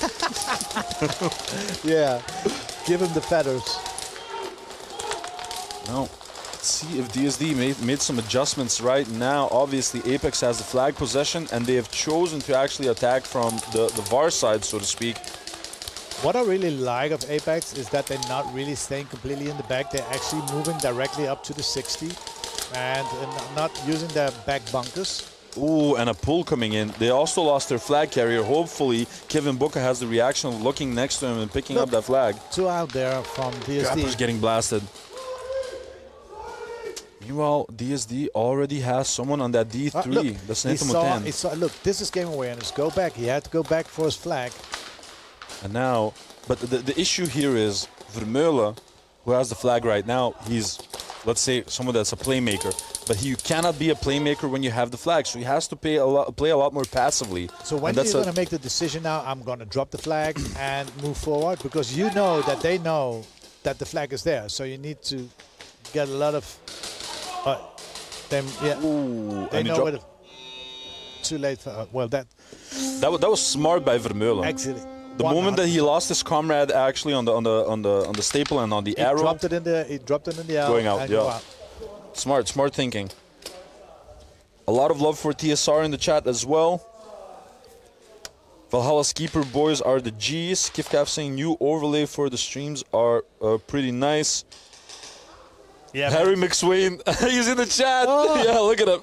Harry with a smiley. Dirty Harry. Oh my gosh. He's like observing. No, I think he's scared. Apex, player 7, the second degree penalty, Harry, no goal, hit on the gun. It's a pity that, that you still didn't arrange that. Speed Reapers, second try. But, looking forward to see you at the Pro 2. So guys, a second degree penalty on Apex for a gun hit. So he got hit on the barrel of his gun, which is very unfortunate. It is what it is, but it happens. Harry dodging. Adi, question for you. How many BBs do these mags hold? So it depends on which mags that you're referring to, but according to the rule book of the NSL, the magazines cannot hold more than 200 BBs per magazine. Right, and most of the magazines, the small EPM ones, 160. Yeah, like that's around 160, 170, yeah. something like that. They fill it up normally to spare the springs, like 160 max. So it's exactly. You have like the new Amarok ones. Yeah. They hold like 190, but that really puts tension on the spring. Passport office screwed me. The difference now is that, look, they're keeping high, and when you see the game, what they played against the Saviors, they stayed really low. They don't have the control, and now they're playing high. You see, you have an overview, and they see, like, reason the Speed Reapers are staying low, so they have no idea what's happening. So only the corners, they can cover the corners, but they cannot. Ooh, he's going to try to. Oh, a little jump by Dakota. Oh. Second one as well. Looking for the flag. And he got him. That's it. Oh, that was one hell of a play by number 7, Dakota from second to none, making the hop, jumping over the line from the guy on the plus, and then getting a second elimination, catching them off guard, and grabbing the snatch as extra dessert. You see? Love it. You don't need more. And then I have a smile as a dad. Then he can honestly just take off his jersey and go to rest now. Now he's done his job. A lot of people don't understand that, but he is involved with this like 7 years now. So when he was 11, and he did the streaming, he did everything like the other one, like the other young one. He's Delano. getting into it right now. He's my buddy. Yeah, trust me, they learn so much on not playing it but watching it, and yeah. Kaper's trying to make that aggressive push forward, getting eliminated. Now Vermeulen is once again, that's like, that plus is like sort of his playing field. He can go left, he can go right, he can go forward, he can do all sorts of things. They lose Kevin Bucke off of that home 2 D side. I would put all the lines on a cross, to be honest, because it's such a strong bunker. Man. If you can play the cross like you have so much options. Exactly. And Vermeulen is one of the players, like, you can definitely see on most of the players how comfortable. See, this is what I mean. This is what I mean. Yep. The bump that he made to forward is crazy. Oh, and he got shot in the back. Yep. Oh. Delta is getting back grip on the game. Like, still almost 6 minutes left on the clock. These games are really neck and neck. Meanwhile, the game of TSR and S2N is slowly but surely slipping out of TSR's hands. If they want something to happen, they need to score some points. First try. They're not going to be mercied per se, but they're sort of getting chipped away, you know, like piece by piece. It's their game style, and they need to change the game style, because playing only defensive is going to be hard, because yes, you are lucky when you have hungry hyenas on the other side and when they fall in your trap, you know, but they are too smart, some teams falling in that trap, so you need to make a different plan. Harry McSwain saying Passport office screwed me so bad. Passport showed up yesterday, the day after I was meant to fly. But you all read it here. He has his passport. No excuses for Pro 2. Exactly. Yeah, he will have Corona or something. COVID. Yeah. Like, listen. Oh, so Alan Facer saying about number 7 from Team Speed Reapers. Harry has always been called Pineapple since 12 years old. When he was first started Airsoft, he had a pineapple beanie when he played. They're gonna get the push. No, zone. Ooh, that was a close one. That was a close one. Are they gonna give it to him? I'm gonna say Remy has legs, man. Remy has legs.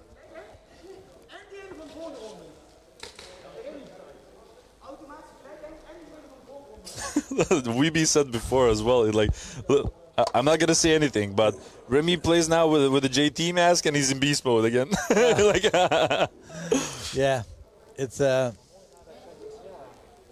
be honest, it's not about the mask. It's all about the humility in this building. It's that's true, and people underestimate that. You know what the funny part is as well. During I think it was either Globals or Nations. Someone told me, I think it was during Globals. We had some US teams over and whatever, and they told me like we didn't realize that the complex of the arena Flag was so hang, large. 1v1. And that's a hang by Remy. Crazy. Remy got legs, guys. Player number 10. Second degree penalty, no goal. Oh, Speed Reapers? Hit on the foot. That's pity. Second degree penalty for Speed Reapers. Who's going to play the 1v1? Is it going to be Murasaki? Yes, it's going to be Murasaki. The mean machine. Yeah, man.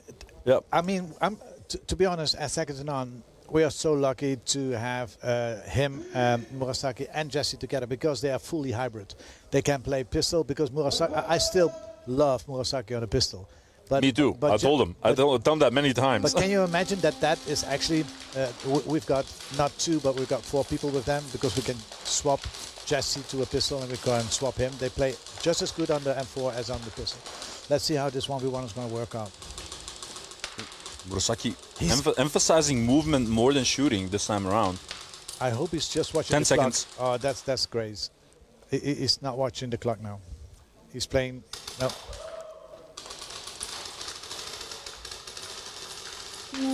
Oh, that referee got lit up. If I can't hit him, I will do that with the ref. He's like, at least I have a hit. That referee was like, I'm doing my job, man. Just doing my job. Adi, where's my polar bear fact? So listen, polar bears are fascinating because their diet consists out of only meat. So other bears might leave you alone, but polar bears will not, because when they see you, they look at food, because that's their territory. There are no plants and berries and whatever at the Arctic. Yeah, they just look at you and they say, food. Exactly, but if it stays like that, they will drown soon because there is no more ice left for the polar bears soon. Sad, right? Yeah, it's really sad, man. No, if there is one thing where I'm really scared of, I think it's polar bears. They're crazy. That's why Apex has them, like as a symbol, you know. even a shotgun will not work. No. Even not a Limburg shotgun, you know. Oh. Now with like Young One and Pyro returning. Oh, I love that. To be honest, I miss those guys so much. The chemistry between those two is amazing. Like some people are calling right now the team like Terra Guns. Like, Tsipa is there as well. So. No, but I think it's a good hybrid at getting those two together. I mean, why not? If you have the synergies, just put them together and let them play. They're playing amazing, honestly. I mean, the best performance of those two was at the Globals in the USA. I mean, they made that game with Terra nice. I mean, with the 3 pistol players. I mean, Tim was there too. Harry McSwain confirming, I'm here for Pro 2. Yes, yes, yes. Okay. Confirmed. So no blah blah, but boom boom, Harry. All right. Oh. Doei doei. A nice little cheeky bye-bye by Lorenzo de Weert. Oh, he's toxic to them, man. I mean, he's coming from Apex, and he's doing the wave. He's doing an off. He doesn't give a crap. He's like, I made my choice. Next teams. Speed Reapers, first try. He went to Apex and then went back to DSD this year for the first time. Patty saying, have there been any more ref drop kicking players out?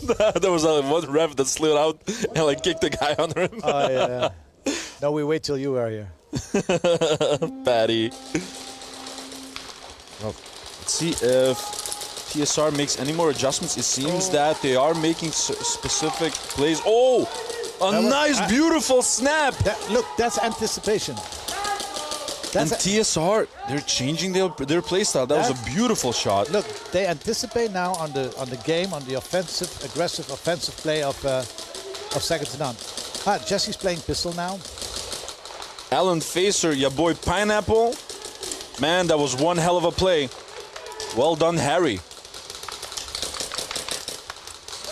And now Jesse's on a pistol. I said Jesse's playing pistol now. Oh my lord. Just the moment that you said that they're like hybrid and whatever, he just switched it up. Oh, look, and he has it on the tower. Castle player out. He's so much more aggressive on the pistol than on the M4, Jesse. And because he can emphasize movement, you know? Yeah, and he puts lines. He's not leaving that trigger alone, you know? All he needs is a reliable kappa. He broke like 2 of them. He breaks everything. I mean, he's playing with his Frankenstein monk now, but he broke already 2 others. But he's breaking everything. It doesn't matter what you give him. You can give him a real steel gun. No, we heard some good communication between Remy and Jesse. They're trying to understand how many players are left and what position they are. TSR still has the flag. What I like seeing now is that they stay up. You know, they try to keep the overview and not staying down and getting surprised. Oh, and Jesse getting slapped on his right side. Not too late. Smart play. Oh, they run and gunned it. And that's an important thing, you know. That's what they need to learn. Like the Saviors were playing amazing smart. You know, I know how they play. 2 minutes 30 on the clock in the last game, and then they just drain it until 36, and then they're gonna go for the hang, and then you don't have a chance anymore. And they need to learn to eliminate, or how you call that? Grenade, you know, like grenade themselves. Reset the game. Yeah. So, and they were too late there, but they need to get still. They need to learn a lot, but with Didi it will happen. But Jordan Shea making that shot that he made all the way from the rear corner onto Jesse, who was like at the middle, that was absolutely nuts. I saw that BB impact. It was like literally on the left side of the mass of Jesse. Jesse was like, oh crap. It was so like, oh, we had this, but not anymore. Beautiful shot by Jordan Shea. Damn, man, that was a long time ago. Can't even remember what I did last week. Almost alone last week. It's getting old. Alan Facer saying, a nice move, Harry. Yeah, your boy Pineapple slapping left and right.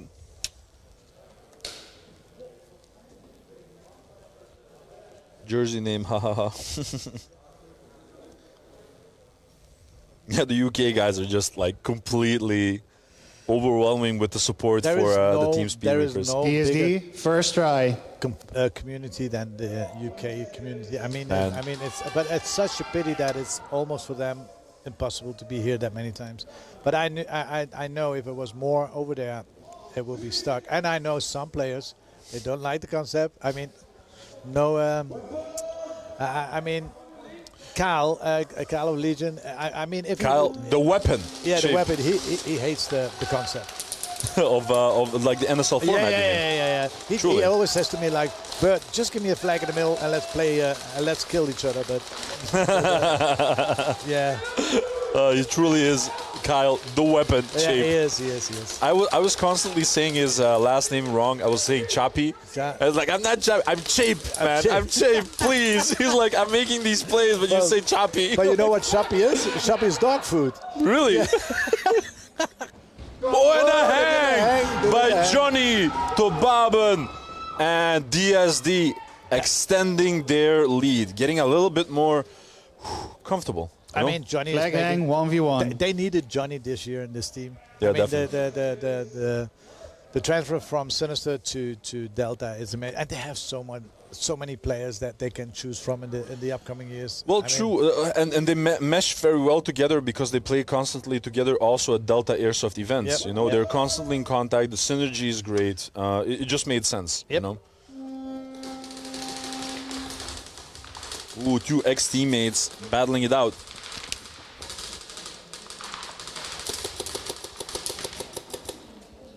Ooh, that was very close.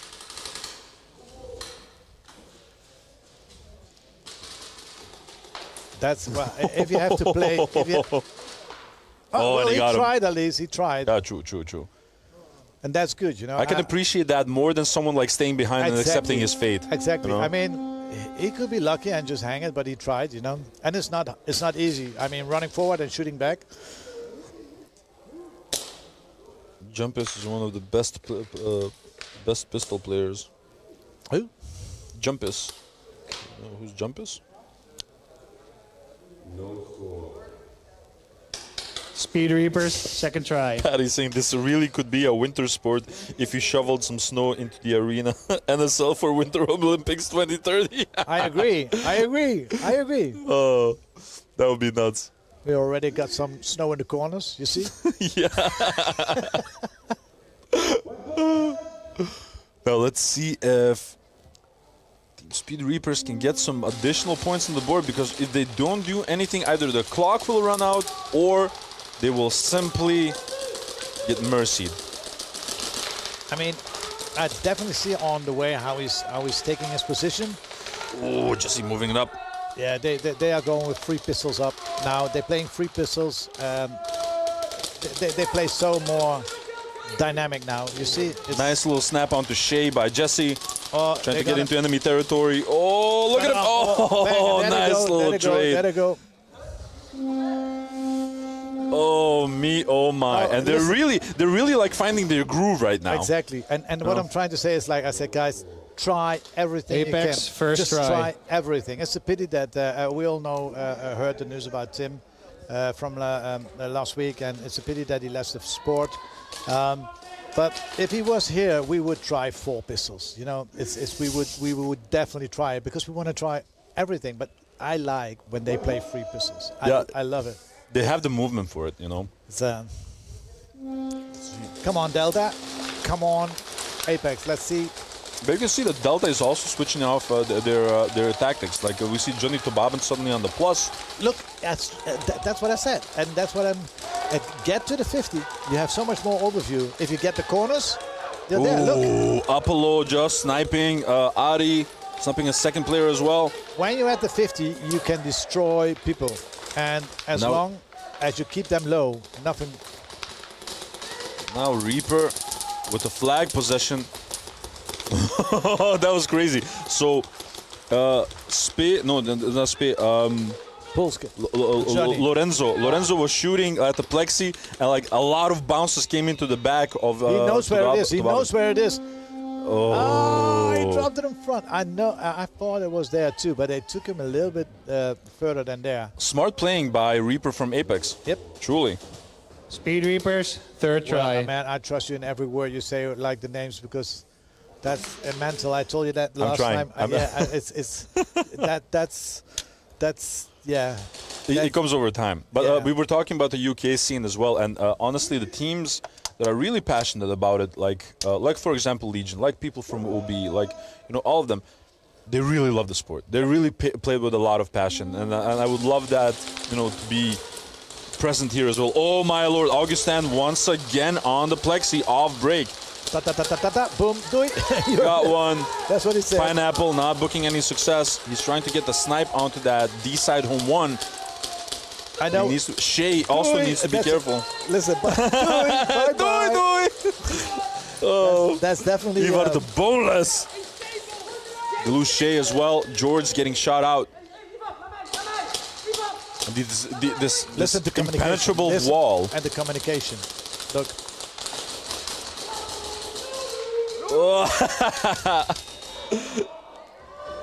It's the third try. They need to relax now. And this impenetrable wall from TSR that they held for around 13 minutes. Yep. Now slowly sort of crumbled. And it's not only about the playstyle. They made a couple of mistakes, like the early buzzer and this and that. Like it suffocated them a little bit. Yeah, but again, it's 15 minutes. And on the moment when you have 15 minutes, you need to do something with those 15 minutes. And those 15 minutes are there to adapt or see what your opponent is doing.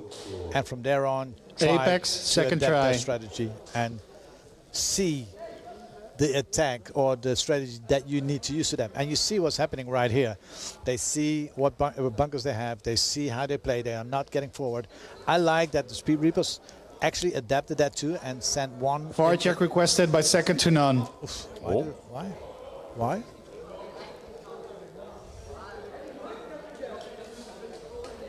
No, they had that round. It was the third try as well. Nothing to gain except for the penalty. I don't understand that too. Hey, it is what it is. Cancelled. Oh, okay. I mean, Apex, second try. I can't understand that too. I mean, that will be a very surprising. Have you heard the iconic Miona? Come up, man! I love her. Oh, she's amazing. Oh, Hollywood in the chat. What is up? ECE Hollywood. How are you doing, bro? Hollywood. Hopefully you're enjoying the show. Ooh, that was a little bit of a messy breakout by DSD, and it paid them, well, it cost them dearly. They lost 2 bodies off break. They lose a third one. Oh my lord, it's a massacre. Yep. And if you have like a 28-14 advantage now with 3 minutes on the clock, these are not the most smartest calls you can make now. But the kill count is way off. Johnny's the last one left. Where's the flag? Well, they know where he is. Yeah. They had to position him in a little bit more. But I think the kill count was also way off. Like they had a kill 4 and they were still like, you know, being hesitant about it. But how can you... yeah, that's the learning process. Second to none, first try. But again, you have to be a little bit understandable about this Apex team. Apex is revamped. There are like 4 members, I believe, if I'm not mistaken, from the original Apex. They have some additions from Steel 440. Yeah, they have 440. Different ones, like for example, Ari from 187. Yep. So they're a new team in a sense. They carry the Apex name and the ideology, but they're a new team in many senses of the word. So you have to give them time to synergize. I think what they're doing right now is incredible. You see what that kid is doing?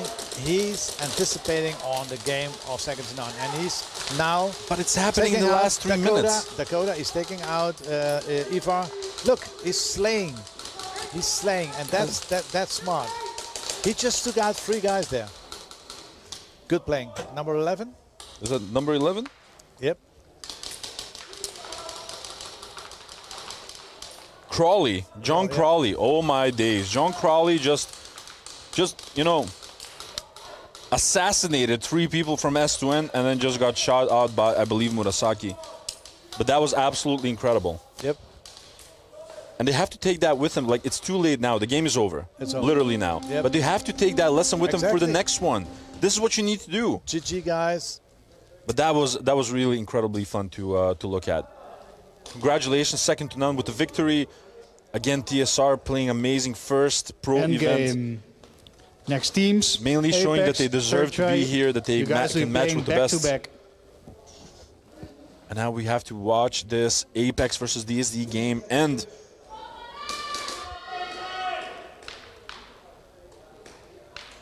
See if they get. Additionally, also they have players from Militas, Kevin Bocca, Vermeulen, both from Militas. So it's a big blend of a team, you know. It needs time, you know. It's like a Nations Cup. I team. love that you said that. Yep. I always refer to that video that Harry once made when the second to none team like 2 years ago was getting revamped as well. Yep. That he made that beautiful video on YouTube and he said at the end, like, we will get there. It just takes time. It just takes time. And look where they are now, the kids. Vermeulen very calm with it. That all the way there. Reaper already getting closer with the flag. The move already in enemy territory. Oh, they got one eliminated. What do they have left? Still have Lorenzo de Weert all the way on the D corner. Zone 2. Look, this is now they have a good position. And there's going to be a hang by Apex. You see what I'm trying to say? Why taking that risk if you have only 3 minutes left and have flag 14 hang, points? 1v1. That was absolutely nuts. And they closed that gap. Well, the 4 points. Well, now it can be 28-26. But even then, there is still 1:56 on the clock. If you have the 3 minutes left, now 2 minutes, the only thing that you need to do is drain time. But if they make one mistake, take zone 2 It's or done. zone 3 is over. It's so done. I don't understand that. Just play, when you're up there, play safe. I think time management is one of the hardest things to like master. We have so much more to learn in this sport because the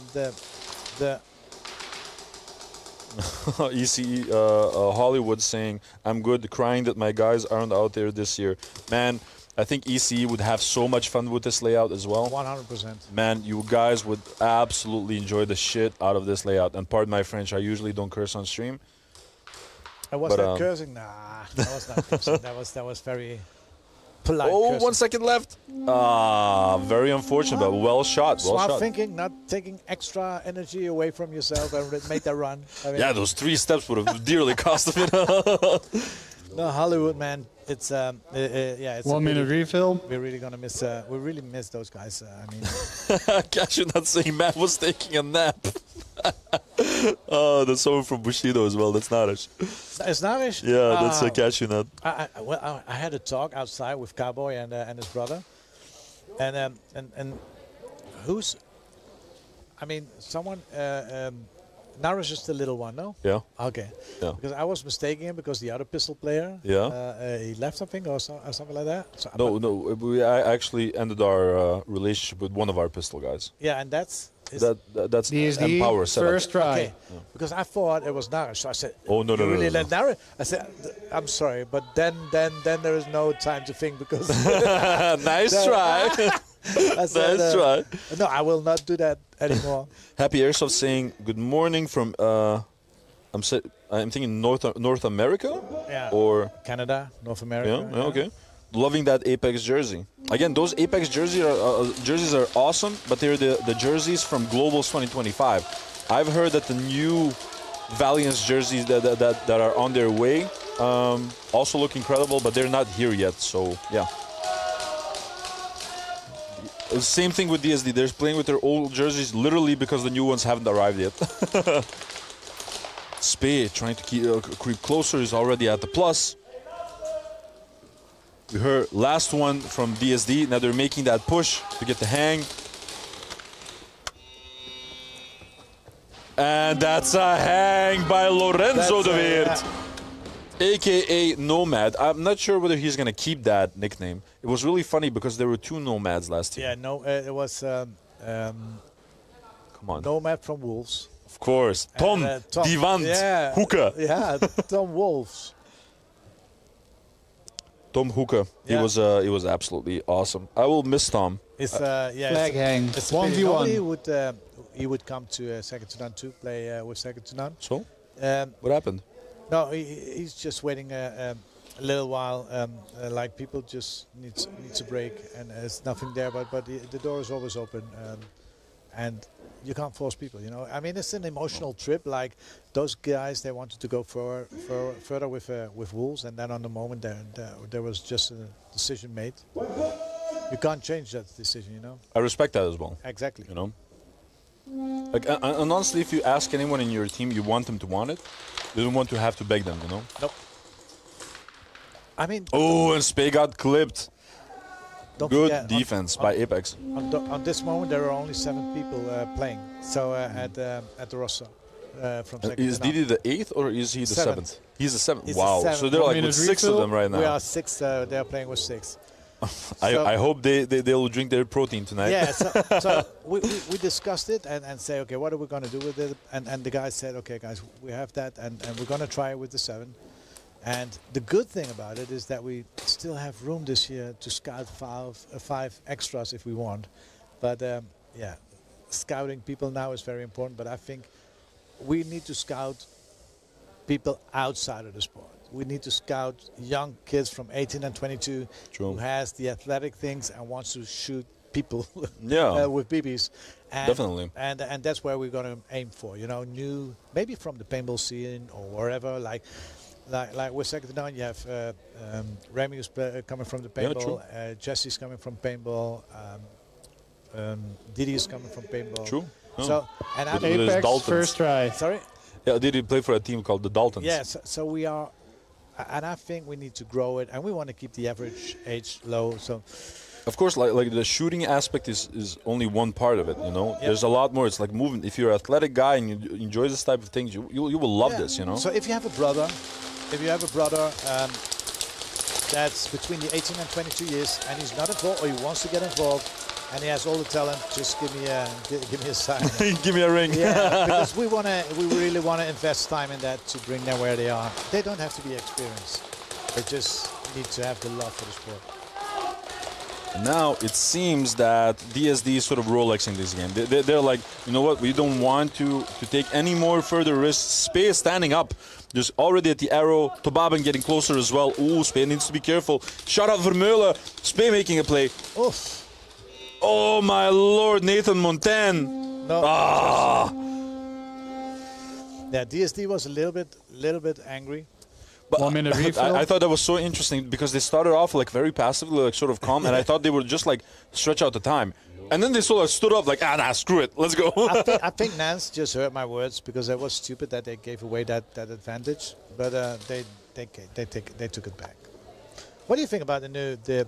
I love this. Yeah, I love this so much. Cool, yeah. I love this so much. Like I just pop it off like from time to time, Yeah. like on certain like calmer moments. Then people can look at the like the player list. You're gonna be surprised. So I'm gonna try to explain it with the other cap on. You know, yeah. Because behind the scenes in organization, it's like we are working on the technique to bring a little bit more the pro sport in there. That you get individual players when someone is making a hang, that you get the photo. Apex, second try. Oh man, that's so cool. We're going to bring all the credentials, and maybe we want to collect in the future all the data, how many hangs, how many this, how many that.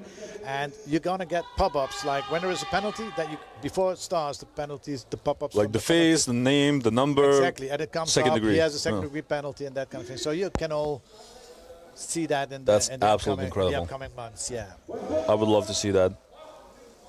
They should add player POVs. This has been tried many times before. The issue is the latency. So like when you add that, we have tried that also in collaboration, by the way, with GoPro, is the latency. So sometimes you show the player POV, and then when you switch from the player POV to the actual one, then you see like a different time. But the worst thing about it is you already said the word, GoPro.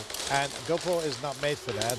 So yes, there are cameras where you have a 0.50 or 15 millisecond delay, but it's impossible to do with those cameras. And you don't want to put a camera on your head that's getting shot from that's also a thing. 7,000 euros, and it's almost impossible. Oh, and So that time is over. game. So Delta And game.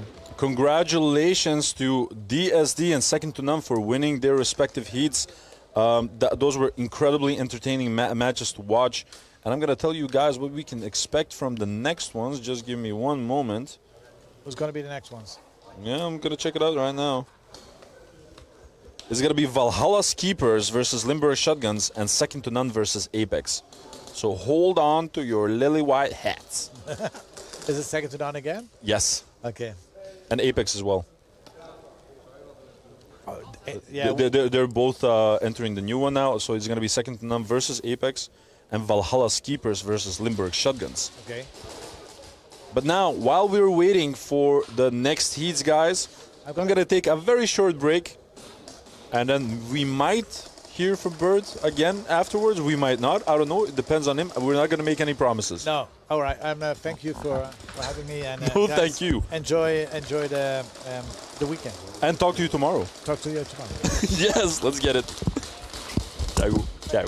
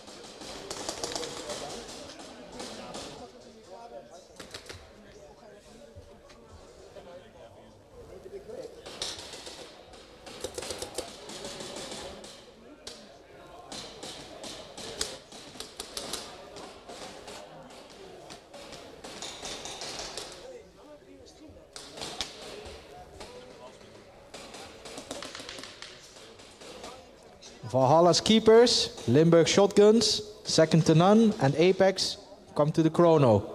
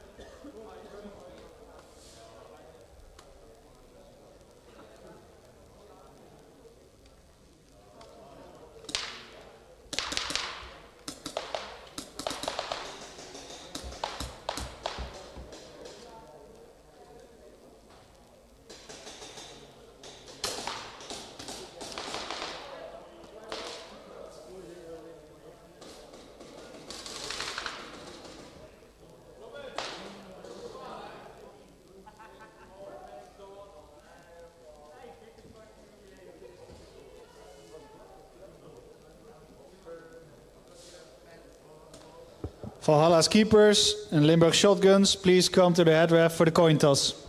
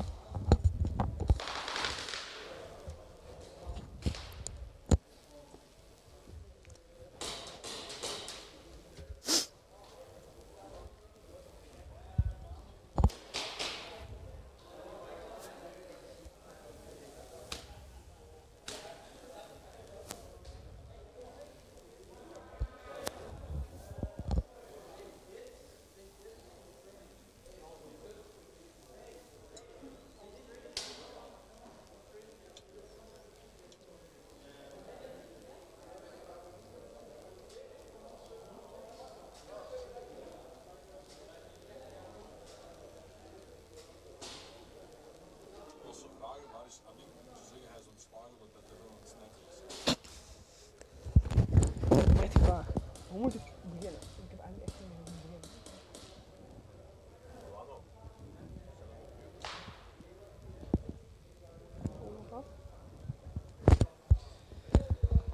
Hello everyone.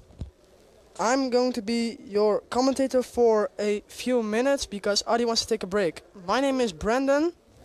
I am pitting at the DSD pit. Valhalla, first try.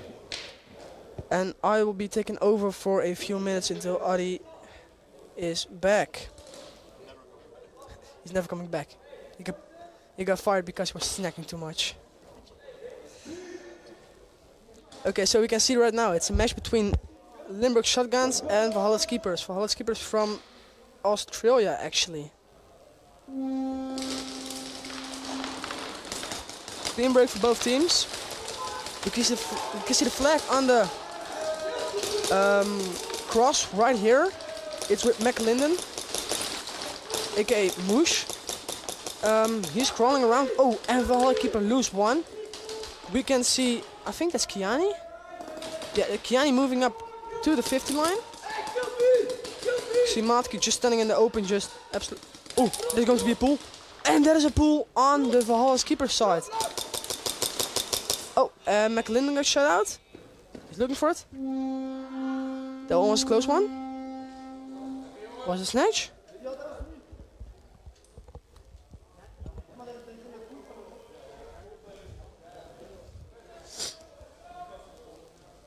I think he was a little bit too late.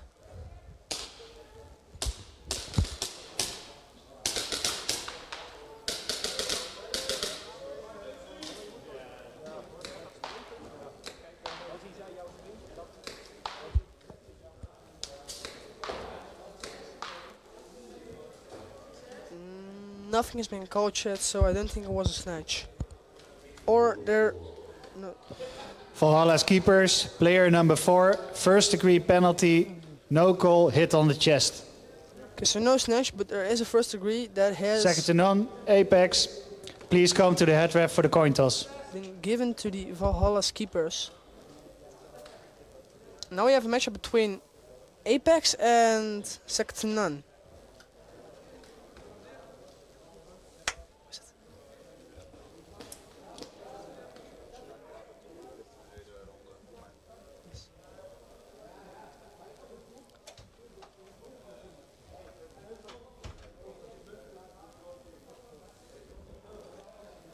Those new jerseys of Sector None are actually very fire, man.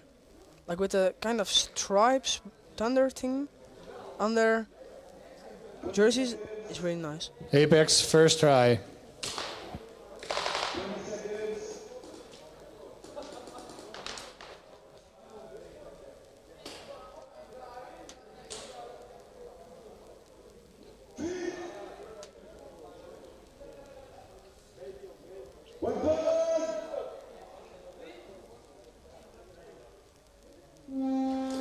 And we're off. We can see, I think, a clean break for both teams.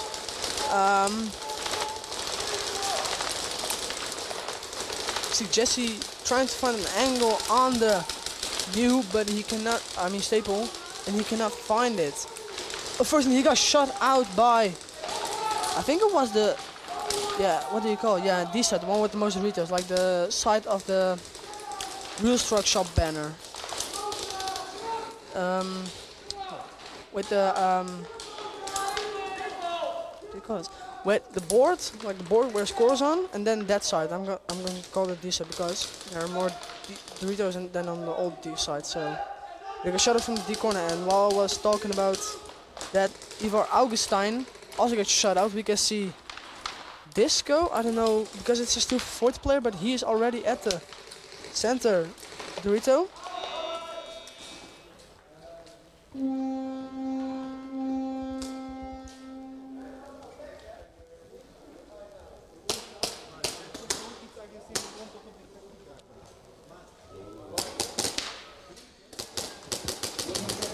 Valhalla, second try.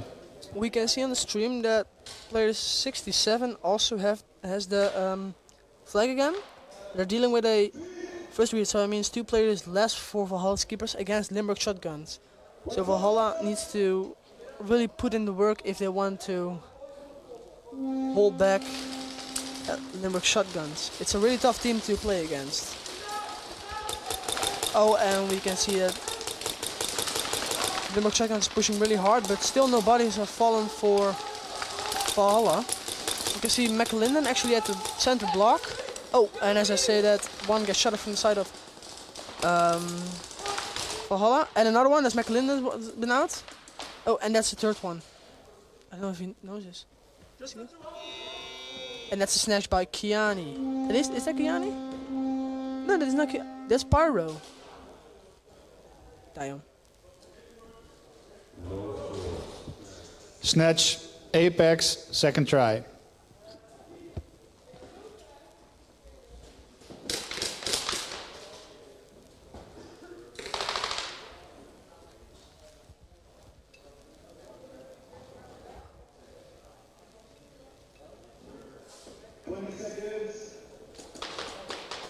Alright. We are back at the game between Sector9 and Apex. Both really tough teams, with Apex actually in the lead with only 1 point and 30 minutes and 55 seconds on the board, but it's still in the lead. It's a try-2 for Apex, so let's see if they can put some more points on the board, or if... Ooh, and that was almost a false breakout for the side of Apex, because I don't know what the number is, but it's Ari from Old 1 and 7. He fell and almost broke out, but saved himself in time. I don't think people have lost, both teams have lost a player.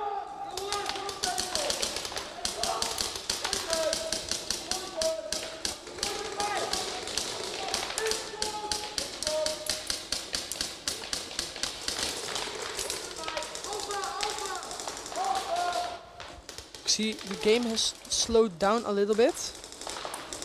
We can see Ivar at the 50 line just waiting, just laying a trap. Oh, we can see an incoming pool at the, I think Plexi. Yep, that's going to be a Plexi pool. That means that it is the Kota that actually got pulled. You can see that's, I think, only Remy left.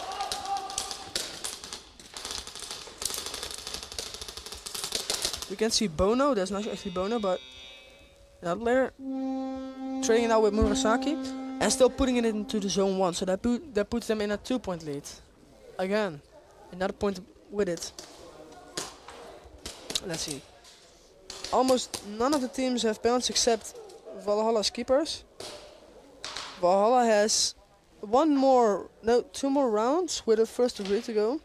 They had an administrative because of an early buzzer, but that one has been played out, so that means that after 2 rounds, both teams are penalty free.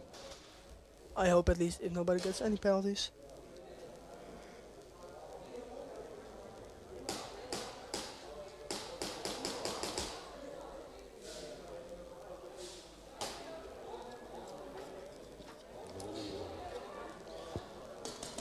Second to none.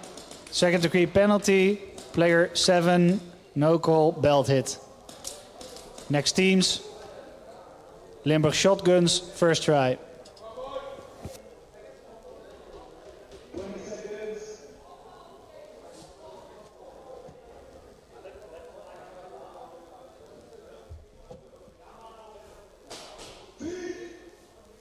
We can see Valhalla skippers still with 3 players.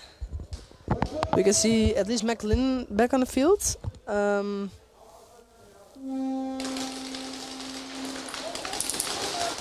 Oh, they're just holding on to like the triangle of the home, not moving up real much. LSA is trying to oh, and Matka actually just got shut out by his, I think, by the snake side corner. Yeah, snake side. That tunnel side corner. Oh, and another one. Those are 3 players already gone. We can see young one actually at the center Dorito. See that he has the flag and he is running for it. That's the zone 3 almost. Damn, he's fast.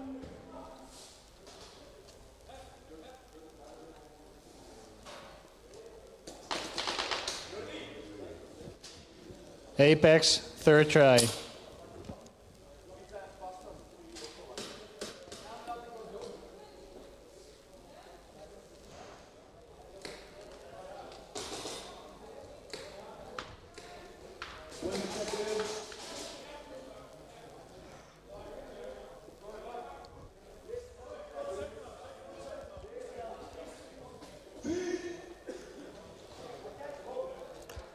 Let's see if Sectonon can finally get their flag back and put some points on the board to try to get into the lead. We can see... Wait, did Apex have a penalty? I did not see the fifth player. Oh, no, there are 3 players on the Detonal side and 2 players on the this side. You can see Jesse High really putting in the firepower. Really. You see on the screen right now you have 2 U's. You see that Murasaki is just waiting him out and that, I think it's Reaper. Oh, Trespass. Is trying to show him out. We can see Murasaki. Oh, and we can see a move from the cross to the non-customs Flexi retail.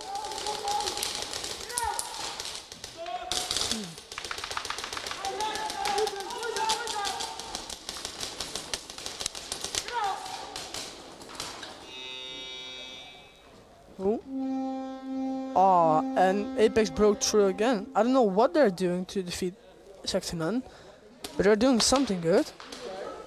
So if they just keep this up, they can maybe win from Sector None. LSA, second try. Okay, LSA gets second try, but Valhalla's keepers needs 1 more round. We're only 3 players.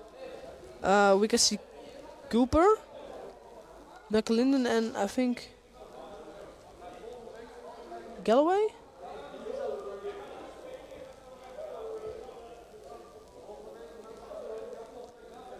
I think it's Galloway. You just need to turn around. Turn around. Oh, almost, almost, almost. Oh.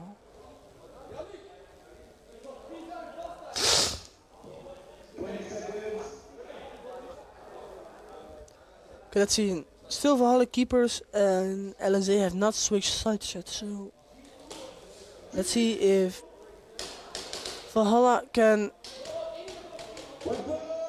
try to snatch the flag back with only 3 players, or if they're going to sit out this round. I think they're going to sit out this round. Just gonna see that. Oh, Kian is already at the Dorito at the D side with a hole in it. Oh, and Youngman is also at the D side. Oh, and there's a pull on McAlinden. That means no penalty free in the next round. At least it's a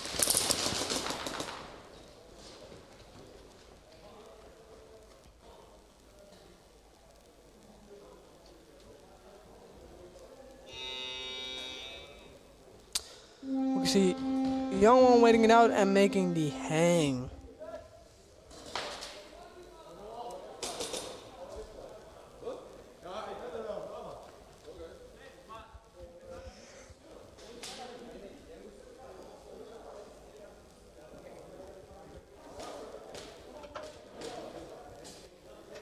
That was a really nice play by Limburg Shotguns, actually.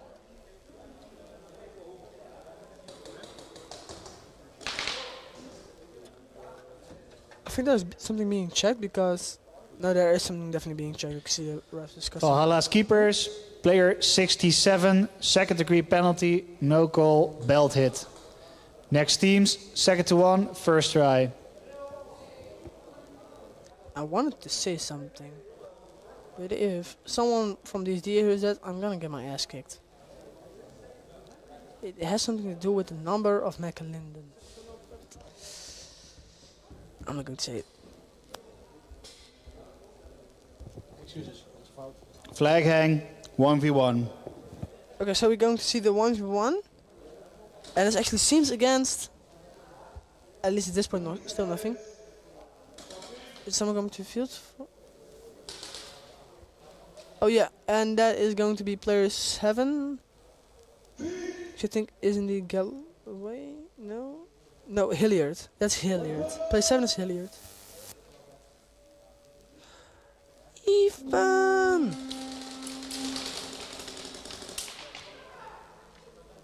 Oh, what? Damn! That one was quick.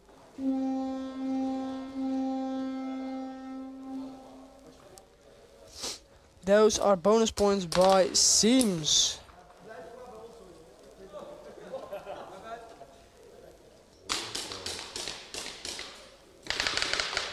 Second to none, first try.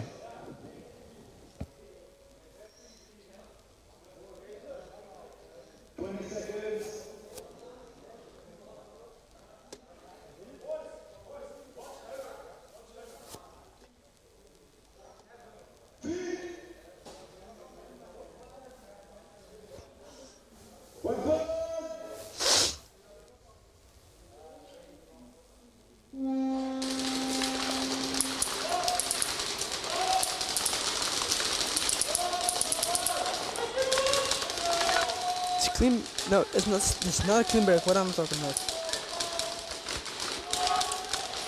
Okay. You see Jesse, I think he found a blind spot kind of. He's moving closer and closer to the wall. You can see that Second has started to play this slow game. I think they're waiting Apex out because they have enough time on the board. It's actually 11 minutes and 8 seconds, so they have indeed enough time.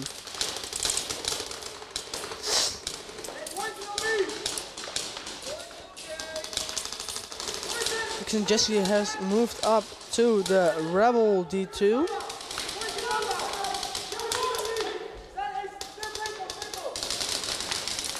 Oops, is Jesse really running?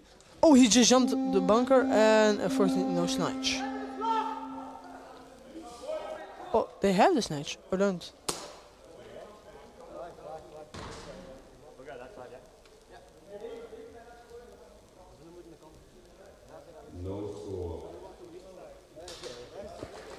Valhalla's keepers, first try.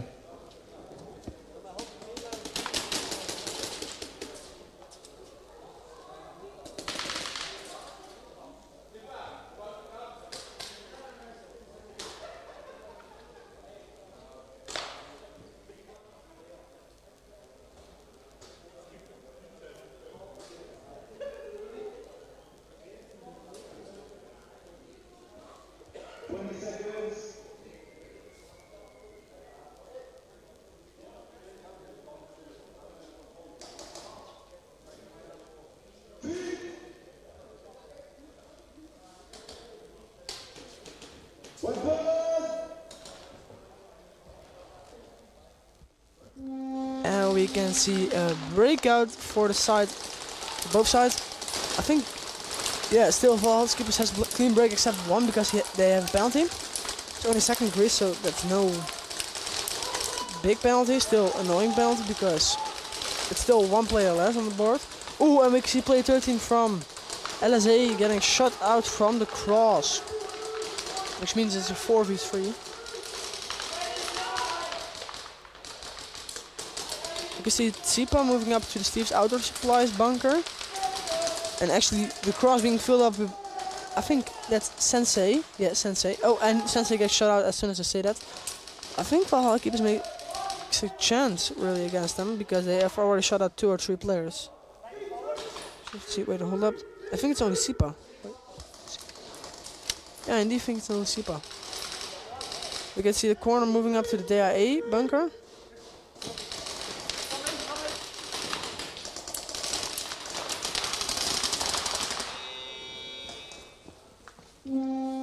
Ooh, and that's, I think, a zone 2 by player 7 from Valhalla's keepers.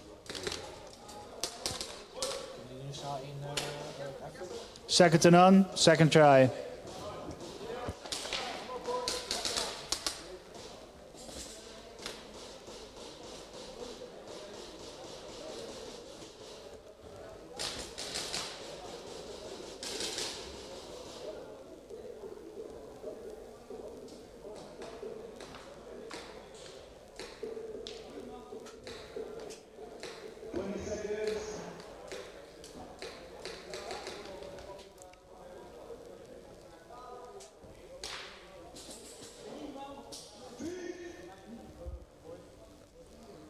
And we're back between the game of Apex and Sector None. Sector None still did not manage to put points on the board, and the time is slowly getting lower and lower.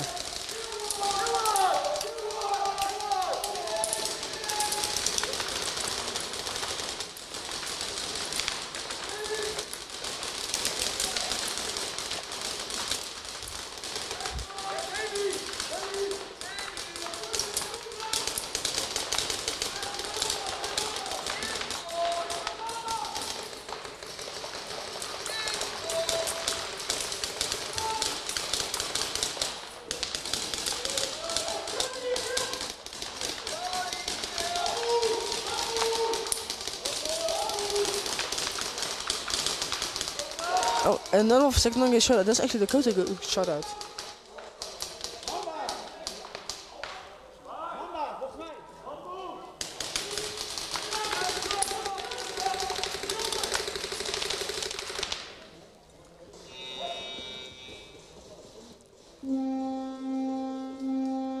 And that's zone 3 by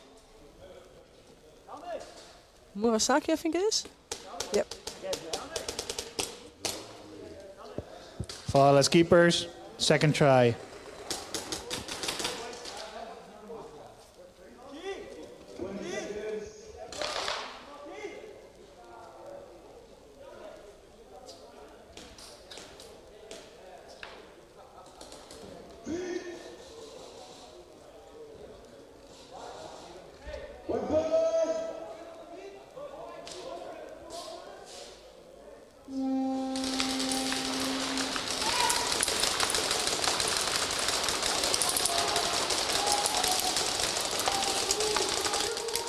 Oh, I just reloaded the chat, and there have been a lot of chat been sent.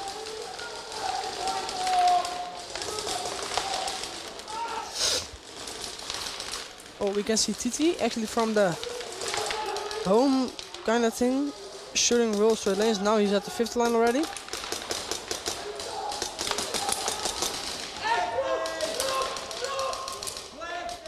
Ooh, and he just got. Oh, and that's a.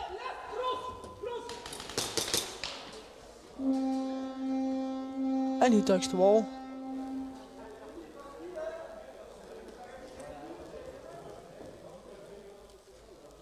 Yep, that is a wall snatch by Kiani.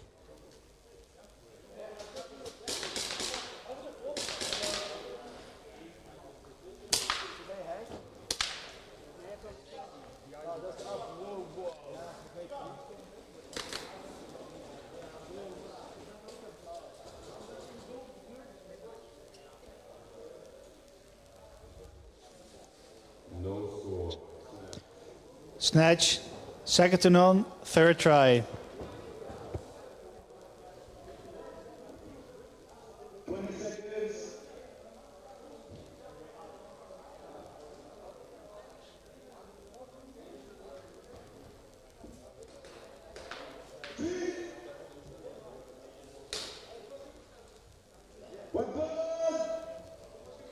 Let's see if we can see points being scored, because Sector None is now in the lead by zone 3. You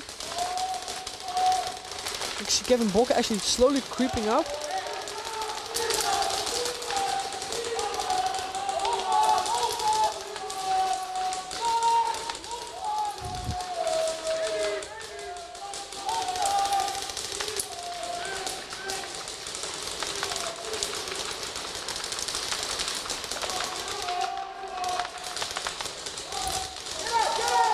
We can see Augustin actually laying a trap down at the castle.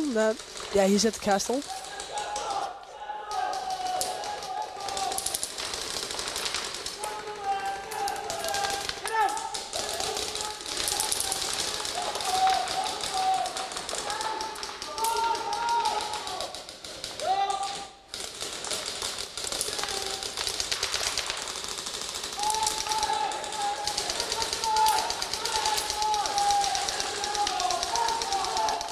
You can see the guy on the cross actually just shooting beams everywhere trying to hit one, but I don't think he hit one.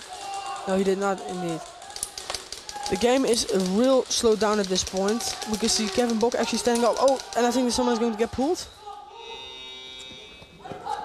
Ooh, and he just ran past the flag, so he did not get the snatch.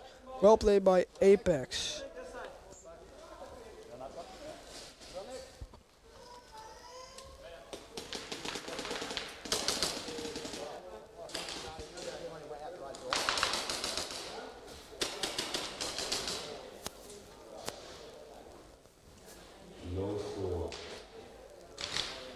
LSA, first try.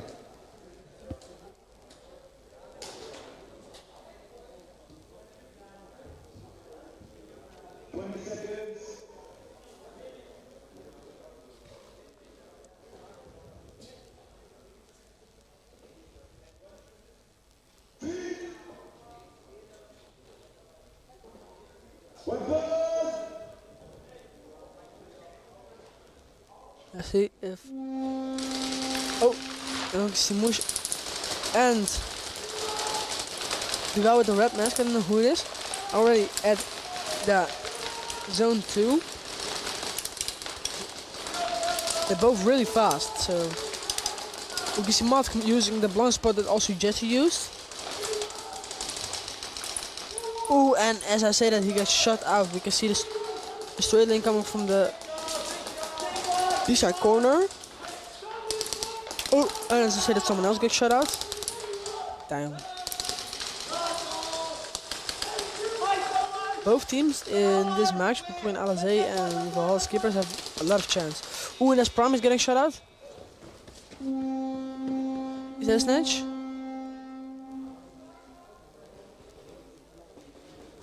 Nope, that is not a snatch. Really well played by Valhalla Skippers. Apex, first try.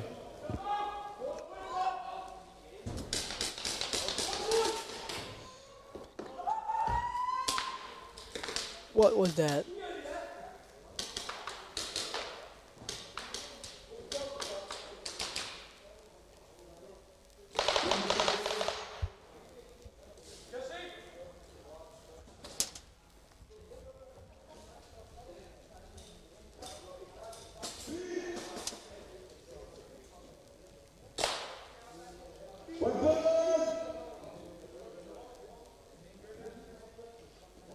And we're off. Well, I think for both teams a clean break. Nope, and as I said, Ivar Augustine gets shut out. We can see the cross trying to move up, cannot find a way to move up, so he just starts shooting above the cross. A lot of BBs being flung his way. Oh, and he got pulled actually on the cross. Apex side, by the way.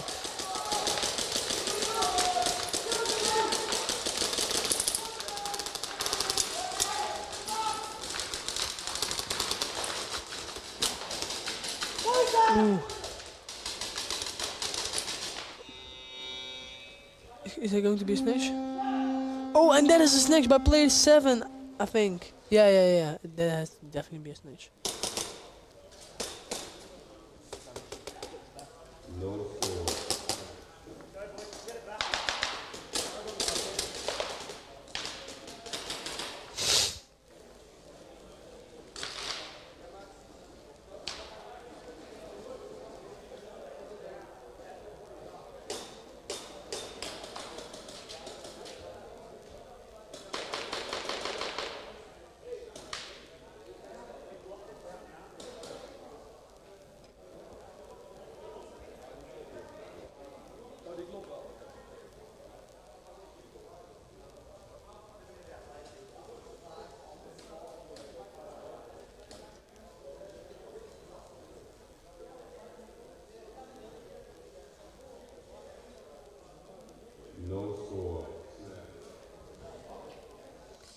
That is a snatch Apex, by player number 4, second degree penalty, a breakout foul. Next teams, LSA, second try.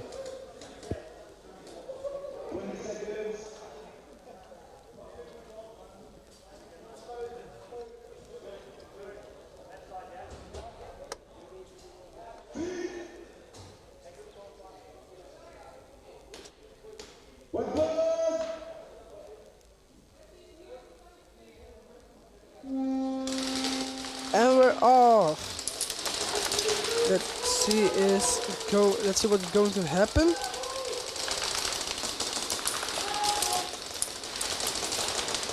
The game indeed has slowed down a bit again.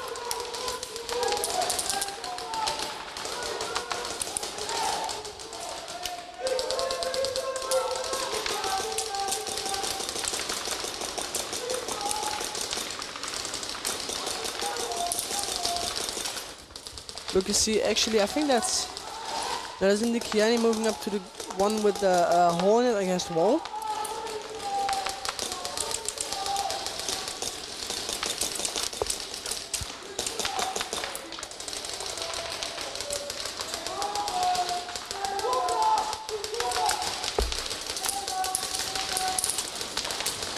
Game indeed has slowed down a little bit. I think Valhalla keeper is just trying to burn time, or they're both trying to burn time, but that's just the question. TT actually moving up to the 50, over the 50 is already in enemy territory.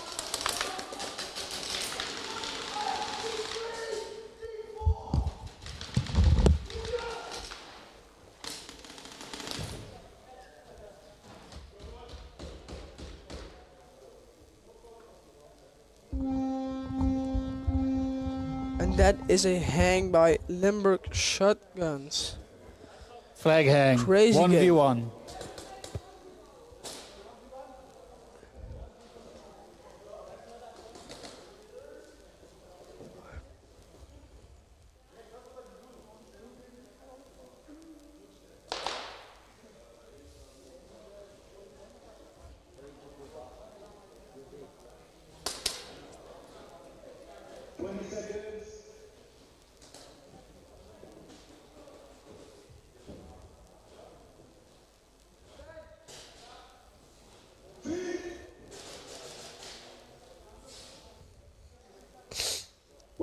So it's 1v1 between Valhalla's keepers, and that's player. I think yeah, that was indeed 25 against 23.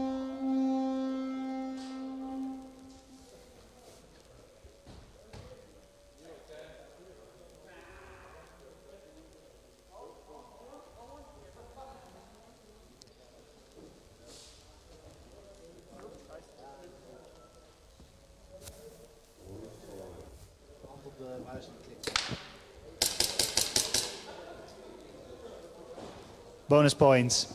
Second to none, first try. Let's see if teams can put some more points on the board and we can probably.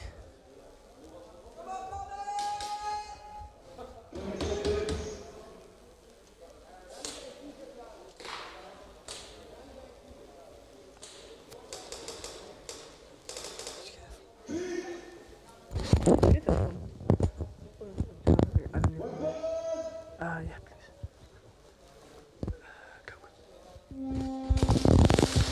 Let's see. Oh, we can see actually we can actually see D'Angelo dolphin diving into. No, not into, because then he will be pretty hurt if he was diving into the bunker, but he dived to the bunker, and we can see Apex slowly but surely creeping up.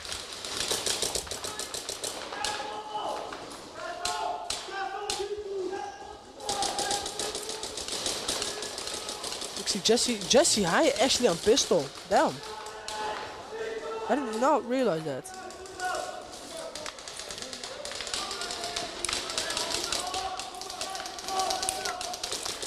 He's actually one at the cross already. Actually trying to find an angle. Oh, and he finds the angle on Ivan Augustine, getting shot out by the castle. Reaper moving up. Oh, and is that going to be a snatch? And that is indeed a snatch by Reaper.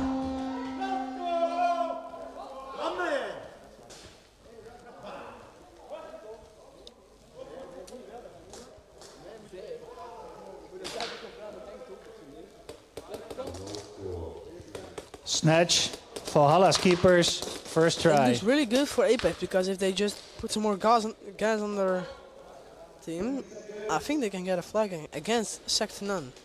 It means they're in the lead then. and then possibly win. We can never know. Cancelled. Oh, thought you cancelled. Referees to the field. Huh? Our referee. Oh, I think they're going to switch.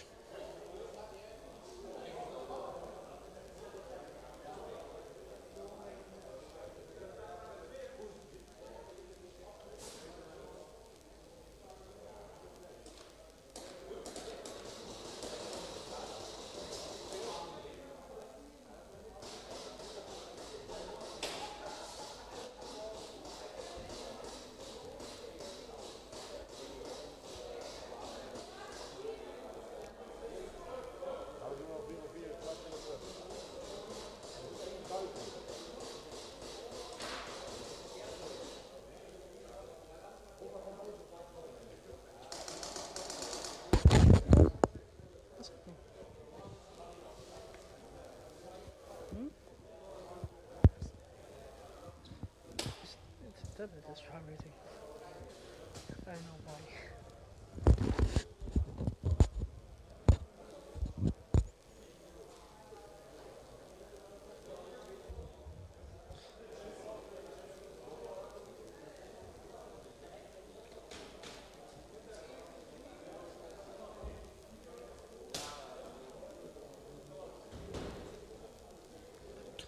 Also, big shout out to the head sponsor. I think it's the head sponsor of the NSL, Crbn, Crbn. They make really nice jerseys, really nice arm pads, knee pads.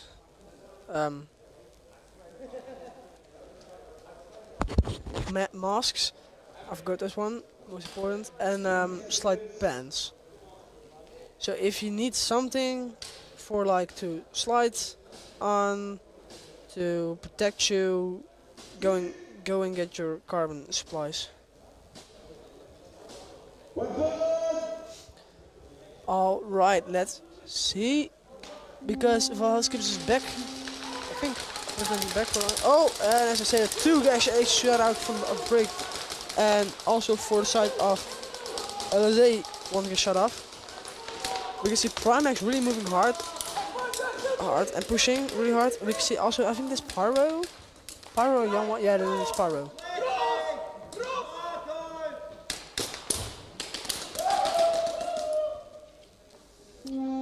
And that is a wall snatch by Limburg Shotguns. If Limburg Shotguns get the snatch now, hang now, then that is a mercy, which is not the best for the Snatch, Valhalla. Apex, first try.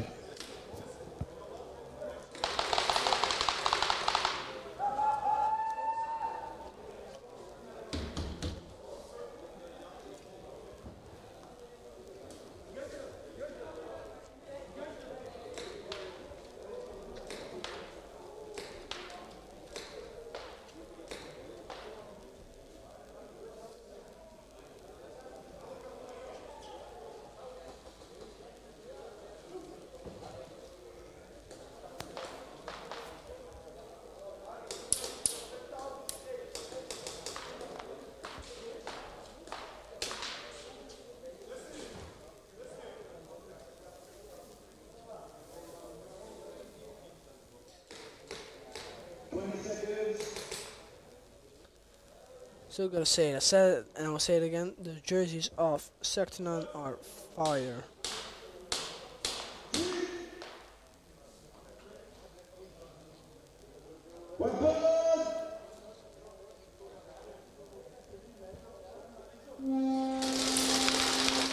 And we're off. I think one going shut off break for the side of Apex.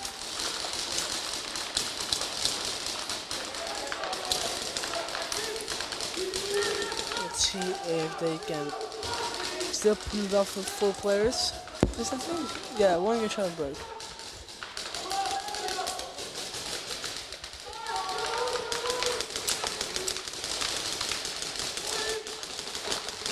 We can see Remy creeping up, Gavin Bokken getting shut out. Remy pushing still really hard.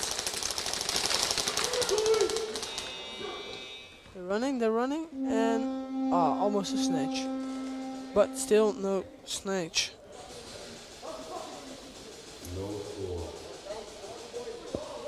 LSA, first try. Okay. VK needs to stop them right now if they do not want to get mercy, because it only takes it only takes one flagging to get oh, and they're switching sides.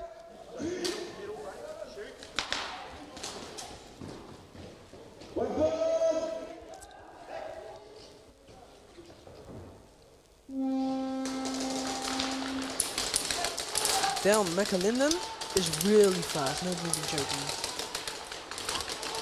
And I think they know it because of the mercy thing. Because McAlinden is going real crazy with a crazy ass backline behind him at the moment. Oh.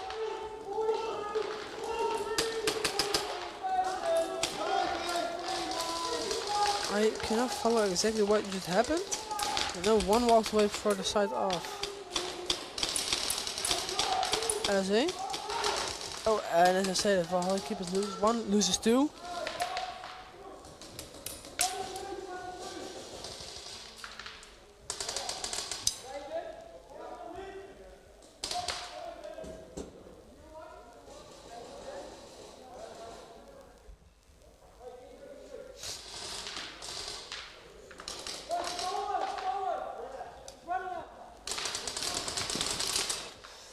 Ooh, the Valhalla keeper guy is running. No, that was Galloway. Unfortunately, did not make it. Apex, second try.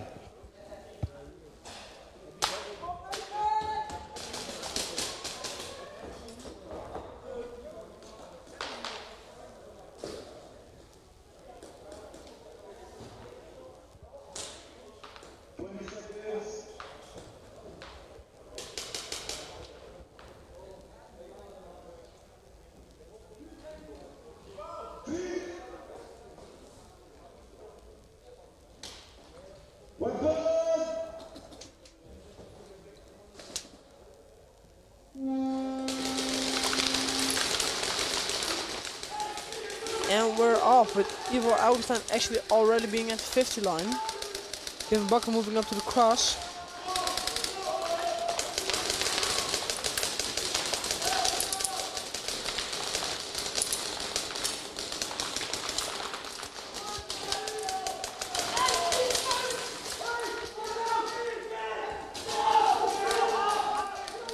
Ooh, that's going to be a pull on Apex. On, I think that's player 10. Yeah, player 10. I think.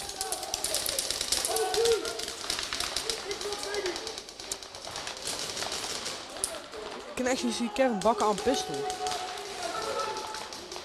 Ooh, flag carrier getting shot for side of Apex. With only 5 minutes left on the clock. That's not the best.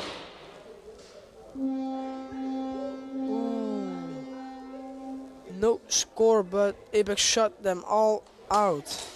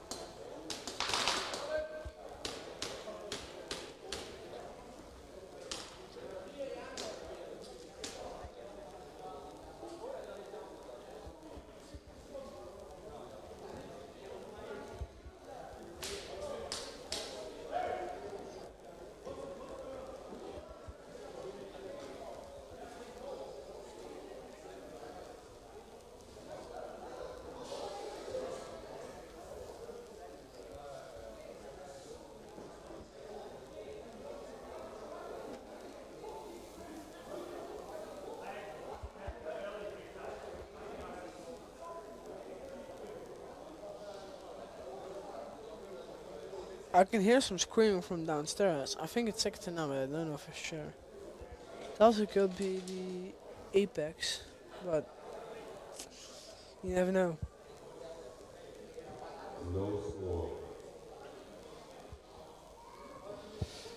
Apex, player 7, second degree penalty, no goal, hit during run. Next teams, LSA, second try.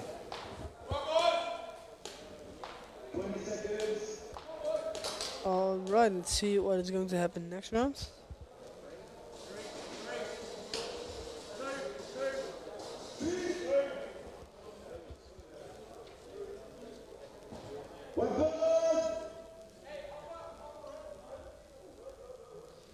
And we're off. Let's see what is going to happen this round.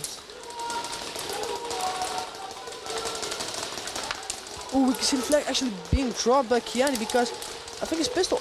Oh, he has gun trouble.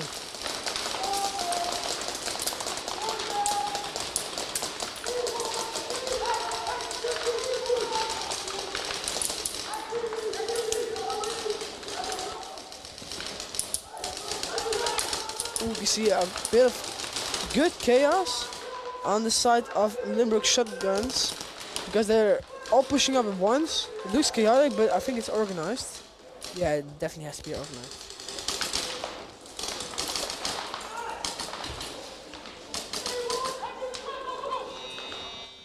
Running.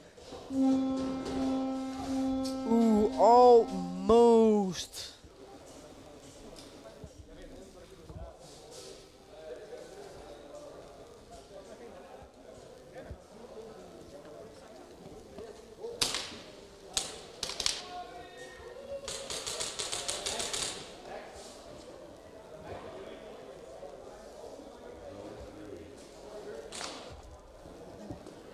Apex, third try.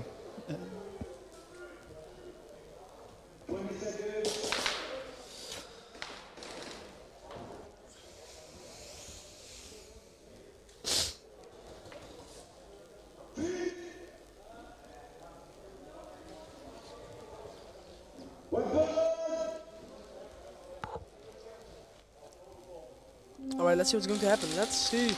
We see Jesse High actually back on rifle, going back to the cross. Oh, of course, Mark Houben is so tall you can just like look over like, hey, what's up? And just go back down. Damn. Just see him looking over here like, just look over there like, oh, he's there, and oh wait, no, forgot, he's there. Oh shit. It looks like it's just not even that hard for him. It just looks like this is something he does every day. At least, I don't know if he does this every day. I don't know if he's training every day. That's the question. How hard would it be to keep the whole team together? Like, not to keep the whole team together, but like to have to train every single day. How exhausting would that be? That's just my question, because I know some teams just right before a tournament left like before the tournament and they just like non-stop training.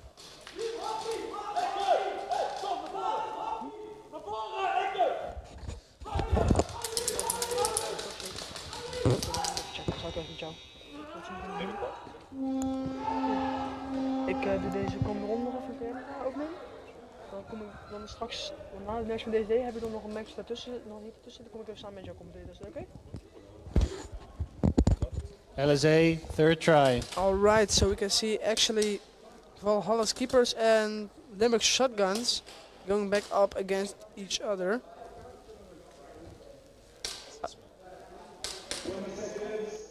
Let's see if Kiani does not have gun trouble now, because he just dropped the flag and actually kind of did a little oopsie, I think, because I think he just ran into his bunker, slid into his bunker with his gun. You see Kiani doing the same move, but this time he's shooting and sliding, so it means that he does not have gun trouble. You can see both breakouts for both teams very clean. there is no worry. Oh, and as I said, I won't get shot at from the side of Valhalla's keepers. Valhalla's keepers, I mean.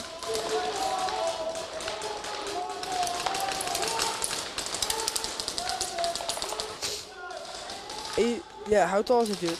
I think he's around 2m10. I have asked him once. No.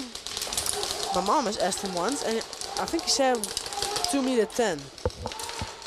Like, that's actually pretty tall. Because I think bunkers are like 2 meters tall, around 2 meters. And if you can look over it, then he indeed has to be 2m10, around 210 centimeters. Then. Actually, Jesse, no, damn, I want to say Jesse, but it's Seams. Also at cross, shooting on McAlinden, actually, which is very, very unfortunate for the side of Valhalla's keepers. Why did I keep saying Valhalla? It's Valhalla, I think. Yeah, Valhalla. Valhalla's keepers. And it's big loss. And well, I'll say that another from Limerick Chicken can shut out and kids on Seams. And Speedy. And that is TT. Ooh. Almost a headshot on TT, but no headshot. Because he absolutely dodged it. Ooh, shoots. I think it's Doyle. Oh, is he okay?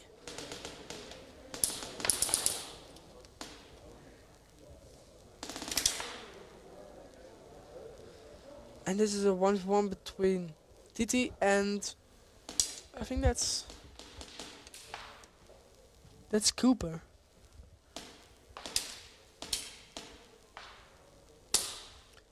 Cooper with his beautiful purple oracle, which the color I really like. Ooh, and that is, oh, he's completely running the wrong way.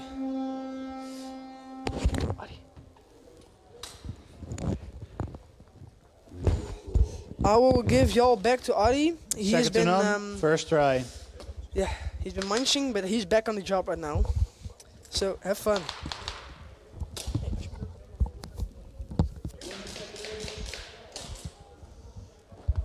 What is up, beautiful people? Guess who's back? Back again. Hopefully you will not miss me too much. I know that Brandon does a wonderful job as well. Shout out to Brandon for giving me a little much required break, guys. But I'm back. Let's see where we at right now.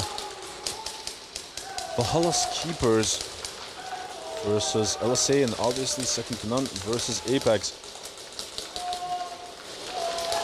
Second to none Dakota under a lot of fire on that plus. Meanwhile, Murasaki switching it up this time around on that D side. Dakota, as I say that, getting shot out from that plus. Murasaki is being supported by Stan de Gelder from that D side corner. Kevin Bokke getting shot out. See Kevin Bokke on the pistol. A lot of things have switcherooed. Remy and Ivar Augustin doing all sorts of nastiness. Oh my lord. I hope that was on stream. I hope that was on stream. Oh my lord.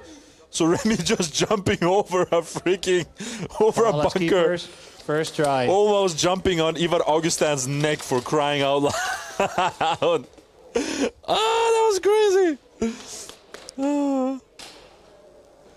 Lol, Apex being a turret. How tall is that dude? Yes.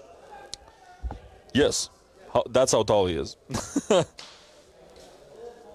What is up, Riker? Cancelled. Lol, you've been snacking. Dude, I gotta tell you honestly, I was hungry as hell. Animal Facts back again.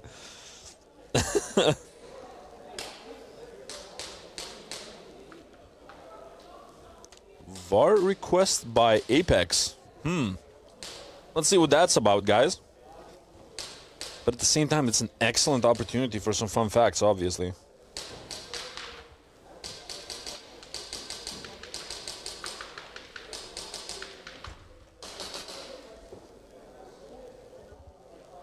Huh, do you know that, well, you know, normally animal facts are straight to gulag, okay, but this is a really interesting one. Do you know that a chicken once lived for 18 months without a head?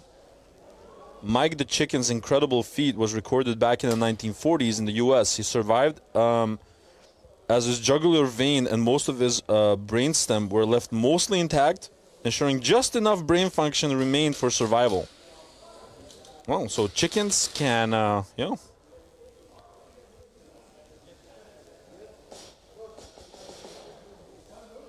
Brandon did not snack while commentating. Weeby would approve. I swear to God, Weeby. You made an enemy for life.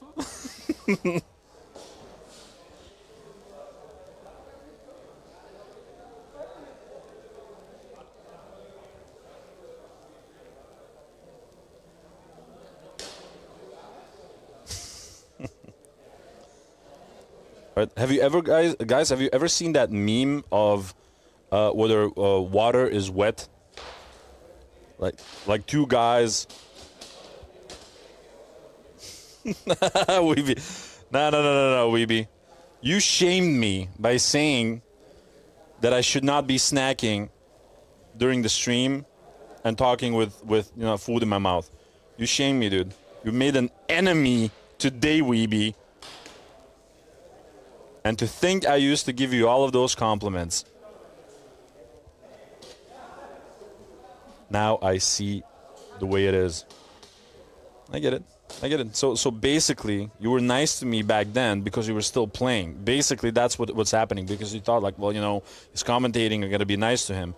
And now, because you, like, you know, retired from the professional scene, you're like, you know what, screw Adi, I'm just gonna, you know, I'm gonna pick on him. You're like, yeah, he doesn't retire. I'm not completely sure what the VAR check is all about. Apex has requested it on to second to none, obviously. Really cool part is I've heard a bunch of stuff just outside about improvement of quality of generally the stream and the media. I cannot tell you guys too much details just yet. They're sort of preparing that on their own, but look out definitely on the socials of NSL Sports for, you know, some of the demos of the directions that we're going to, stuff like that. While they're checking the VAR, I can show you guys what sort of the idea is. All right, so the technology has already been, you know, invested in. We have everything. It's not yet implemented because it requires a lot of fine-tuning, and they wanted to roll it out. VAR check successful. Oh. VAR check successful, but this Second is how to it none. would Player be. 39, first 31, first degree penalty, field disruption. Whoa. Next teams, Valhalla first try. Player 31, so that's Remy. Remy got a first degree penalty for game disruption. Whoa, that's crazy.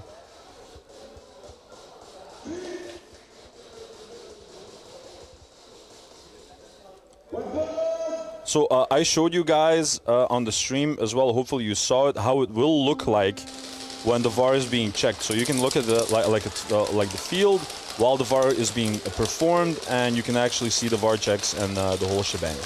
So hopefully you guys like that.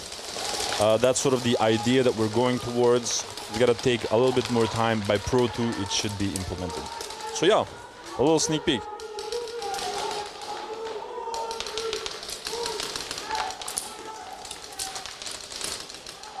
Ooh, Moosh is under a lot of pressure, getting a lot of fire on that. Plus, Keani is trying to find an angle to get towards him. Climax trading it off on that D side, on the D3.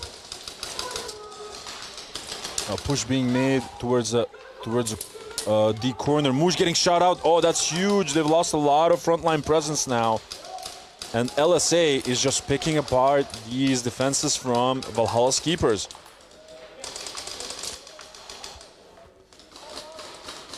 I'm saving you from eating 3.5 kilo candy the first day, bro.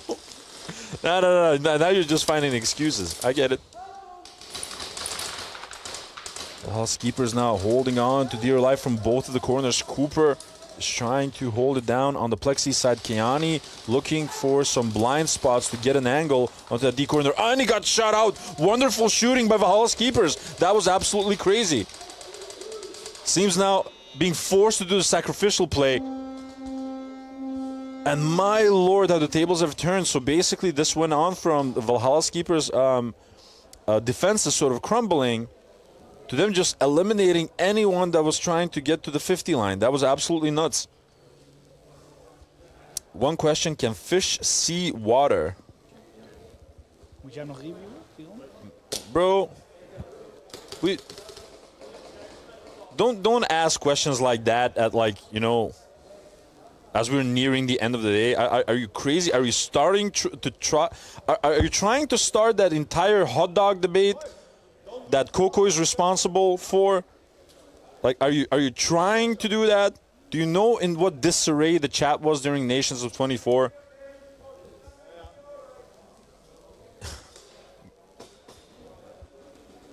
Patty saying, now I'm questioning my life. Thanks, Weeby.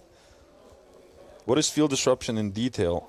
It can be multiple things. It's a little bit. I'm guessing like it's a little bit like an administrative penalty. It can be different things. Like if you forget the flag in the middle of the field before the round starts, it's like an admin penalty. Stuff like that. So field disruption, I'm not completely sure. It almost looks like Cooper's gun is overhopping. Listen, this is a trick, guys. Listen. So basically, sometimes when people get on the plexi corner, they overhop the gun, and then the way that you sort of twist the gun, you can shoot around the corner, around the plexi to try to clip the other guy. So it's possible that the overhopping is consciously done. Die Hard Jr. Second to none, second try.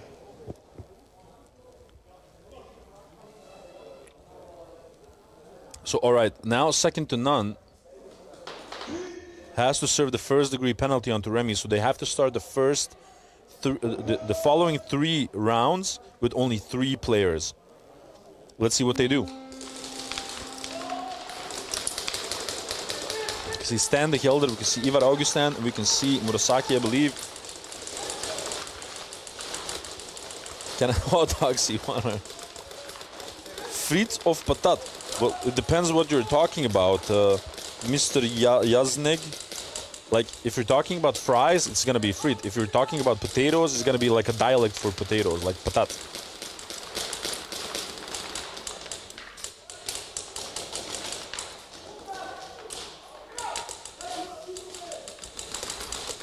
No, beautiful bumping made towards the middle by Apex.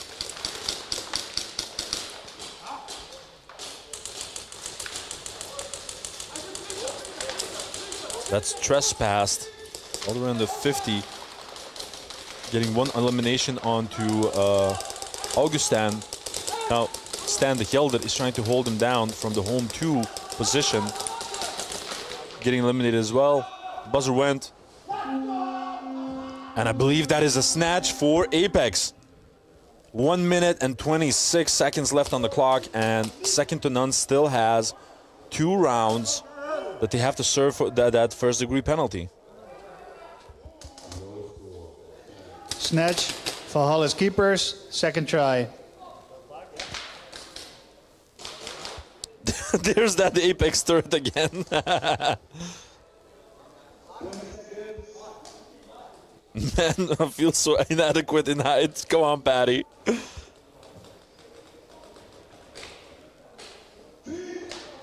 The real ones know it's just patat. No.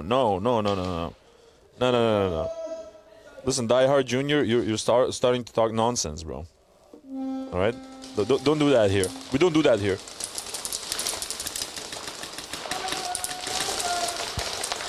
Now, Kelly trying to get nice and comfortable on that D2. Meanwhile, Premix is, he has his number. He's trying to eliminate him over there. 1 minute and 51 seconds left on the clock. Valhalla's keepers would ideally like a little bit more. more points. I'm not sure whether they can get back into this game with the limited time that they have, but they would like to get some more points on the board.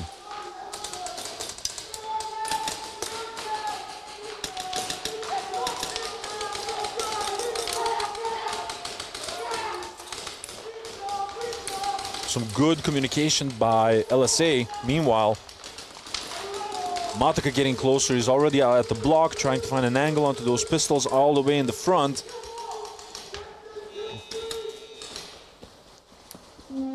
And it seems that Valhalla's keepers once again has eliminated all of them, but it's not resulting in enough points, because the important part here is that the flag carrier needs to get in a position to score. And that's not happening. Like, Apex, first try. Obviously, nothing wrong with starting with the flag carrier in the back and again getting closer and closer. But when the team moves up, you have to move up with them, because you only got 3 seconds after that first buzzer goes.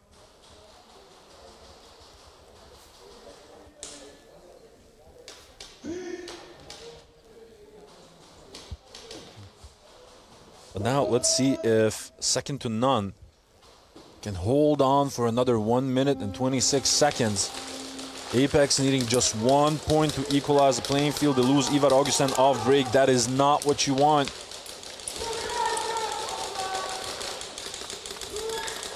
Trying to hold on. I cannot see the flag just yet. Oh, I can see it right now. It's with Reaper onto the plexi side arrow.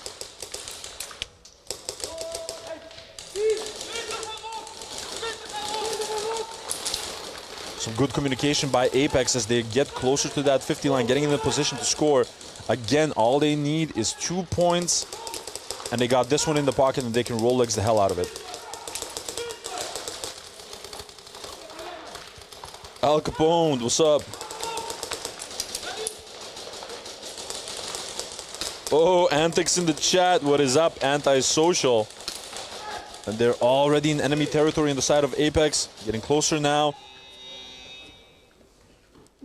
Yeah, and that's already a zone 2. And they still have the flag possession. And second to none still needs to serve one more round with only 3 people. I think Apex has this one in the pocket. Now, one thing needs to be clear. Second to none is not a team that gives up easily. They're a team that fights until the bitter end.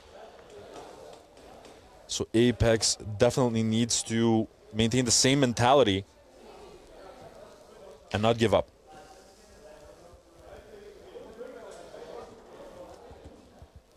Al Capone. Valhalla's keepers, third try. Why are you switcherooing your nicknames, dude?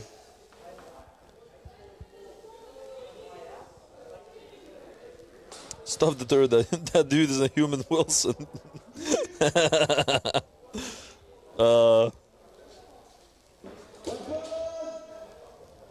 Now, back to this Valhalla Keepers and LSA game. 1 minute and 9 seconds left. Valhalla Keepers' third try. They are getting these eliminations. Keani already on the D side, 50 bunker, off break. Oh my lord, that one referee like fighting for his life to get the angle on Kelly. Kelly making the trade. Is it Keani? I'm not even sure. Climax already on the 50 line. On the vertical, Monk Customs, Dorito. Oh, that's such a nasty, nasty bunker. Getting ever so closer. Woods getting eliminated. And Young One. and Primex telling Young One pretty much like, yeah, don't worry about it. I already got the flag. I got you, bro. And now with 33 seconds left on the clock, LSA back with the flag possession. And it was also a try number 3. They have got this game in the pocket. Apex, second try. Antics, the man, the myth, the legend.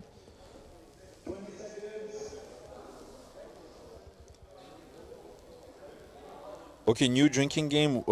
Whenever a commentator says already, take a shot. Do I really say already that much? Now you made me self-conscious. Listen, Weeby has already made an enemy for life. Roxy, if you also want an enemy, we can make that happen. I'm just saying. Ooh, a massive, massive push on the D side by Murasaki. 16 seconds left on the clock. getting even closer. Ivar Augustin trying to get the eliminations. The clock is ticking down, 6 seconds left. Made the trade. Murasaki as well. Last one left is Stan the Helder got eliminated, and that is time. Congratulations to Apex for this victory over second to none. It was a hard-fought victory, but they got it in the pocket. Very well played.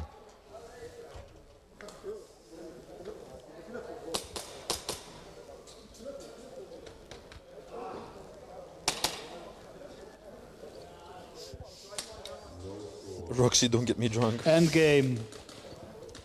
Next team, Limburg Shotguns, first try. Patty saying, look at the choice of drink be rakia. Listen, my roots are from Bosnia. We love rakia. Delta Airsoft events in the chat. Love you guys very much back. Guava saying, let's go Apex, the Bears. It has to be rakia. Aj može na zdravlje.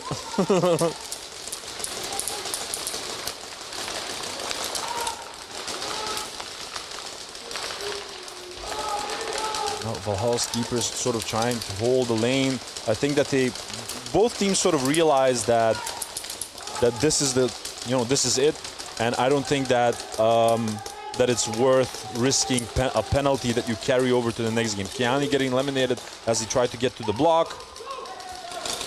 Young one trying to make the trade, getting eliminated himself. And that's game. Congratulations to Limburg Shotguns for an additional victory in their portfolio. And hot damn. End game. Those were some intense. We have a 10-minute break. Blind field. Repeat, all right, guys. 10-minute break. Blind field. So we have a 10-minute break, guys. And after that, we will be back with the following heats, which will be Delta Speed Division versus Valhalla's Keepers and Saviors versus Speed Reapers. So 10 minutes, guys, and I'll be back at it again with you. Thank you very much for joining me on this endeavor. Much love.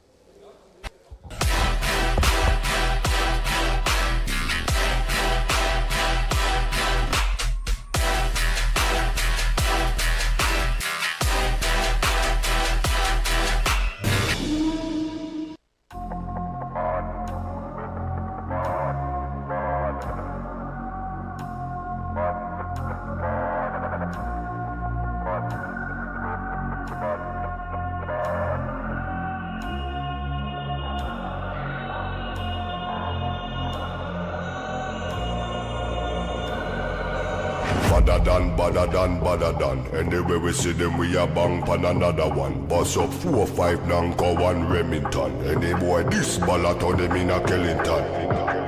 Bad man, you know where vibes can done. Vibes can done, we kill a sound boy for fun. Big bad man from outer England. Baseline drop, I tell you what is Nobody better than we. Nobody better than we.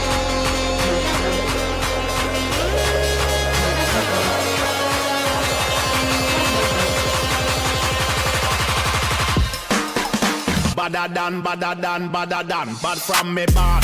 Where you get your badder from? Thing where me get. Coulda come from Afghanistan. They don't want see this cross like me up in my hand. But other man, you know me vibes can done.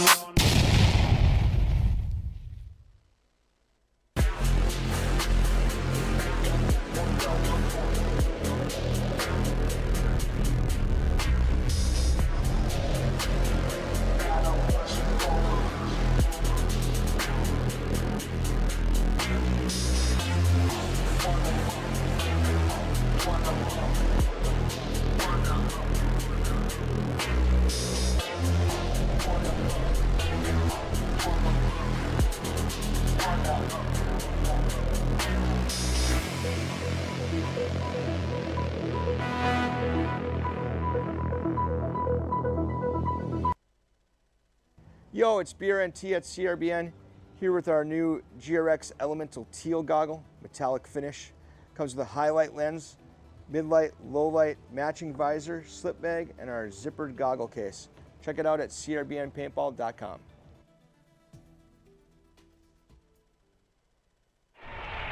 There's a time when the operation of the machine becomes so odious, makes you so sick at heart, that you can't take part. You can't even passively take part. And you've got to put your bodies upon the...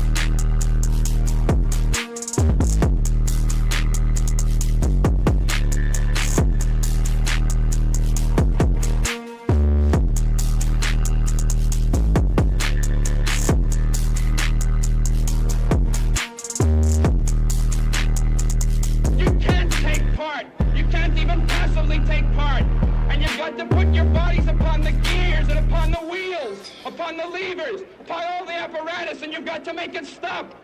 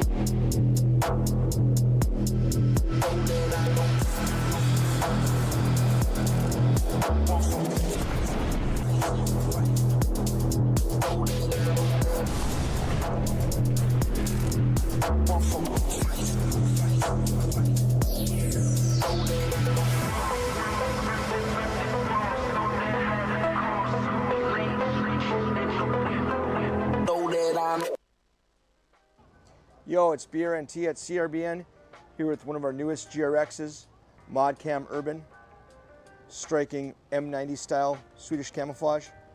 Comes with 3 lenses, highlight, mid-light, low-light, matching visor, matching slip bag, and our zippered goggle case. Check it out at crbnpaintball.com.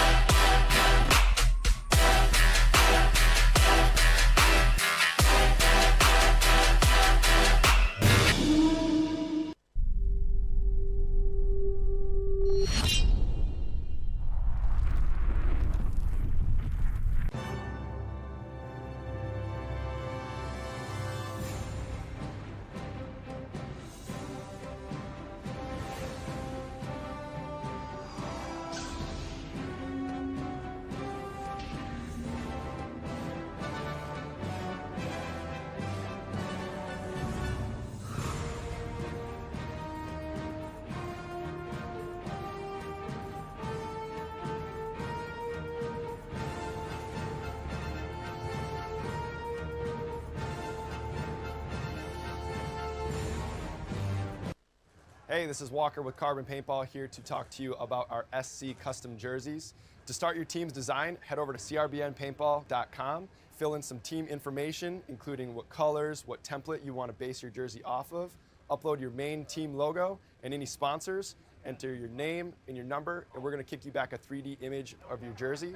The custom jersey is built on a 5-panel design that's all customizable. The jersey features a DWR coating all throughout the jersey, so it is water resistant. It also is stain proof, and it has side mesh venting. The jersey is also very fitted, so it has a compact neck collar, and it also features elastic thumb loops to keep the sleeves in place while you're sliding or running. To start your team design, head over to crbnpaintball.com.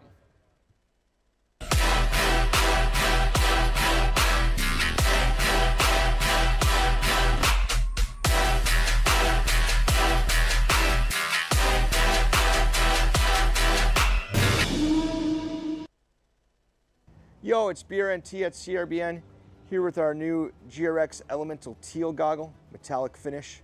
Comes with a highlight lens, mid-light, low-light, matching visor, slip bag, and our zippered goggle case. Check it out at crbnpaintball.com.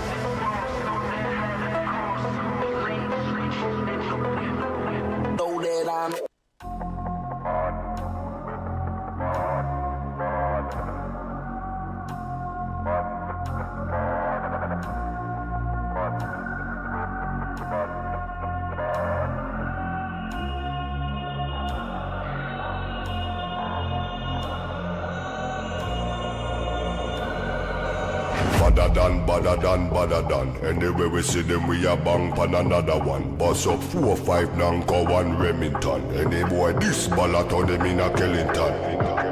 Bad man, you know where vibes can done.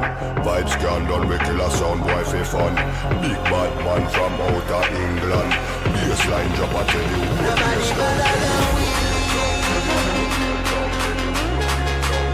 Nobody better than we.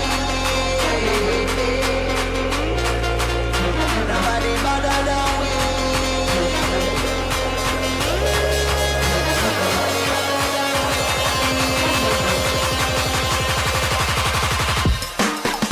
Badder than. Bad from me bad. Where you get your badder from? Thing where me get. Coulda come from Afghanistan. They no want see this cross like me up in me hand. But other man, you know me vibes can done.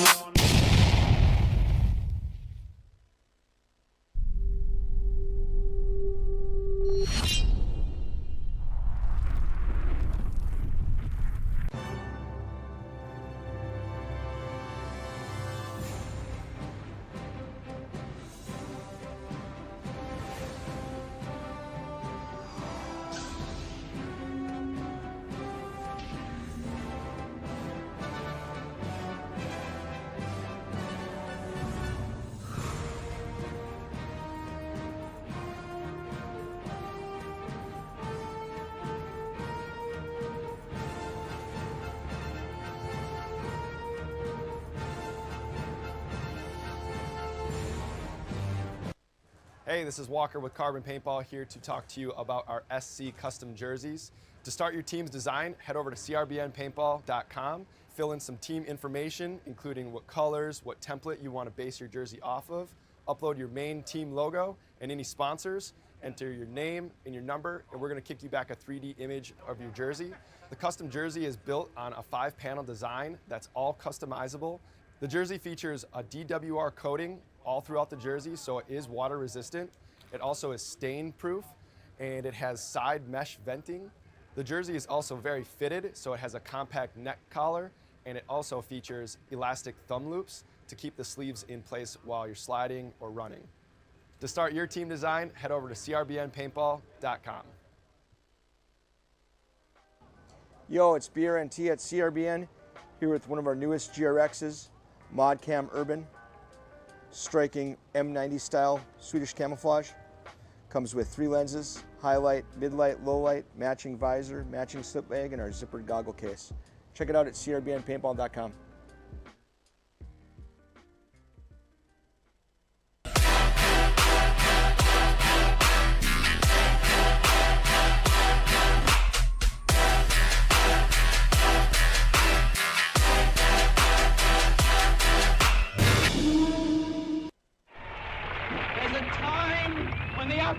Of the machine becomes so odious, makes you so sick at heart that you can't take part. You can't even passively take part.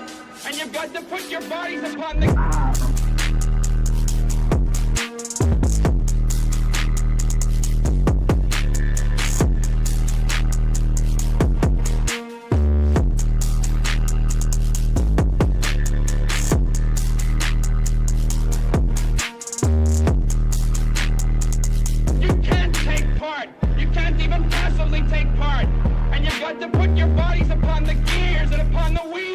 upon the levers, upon all the apparatus, and you've got to make it stop.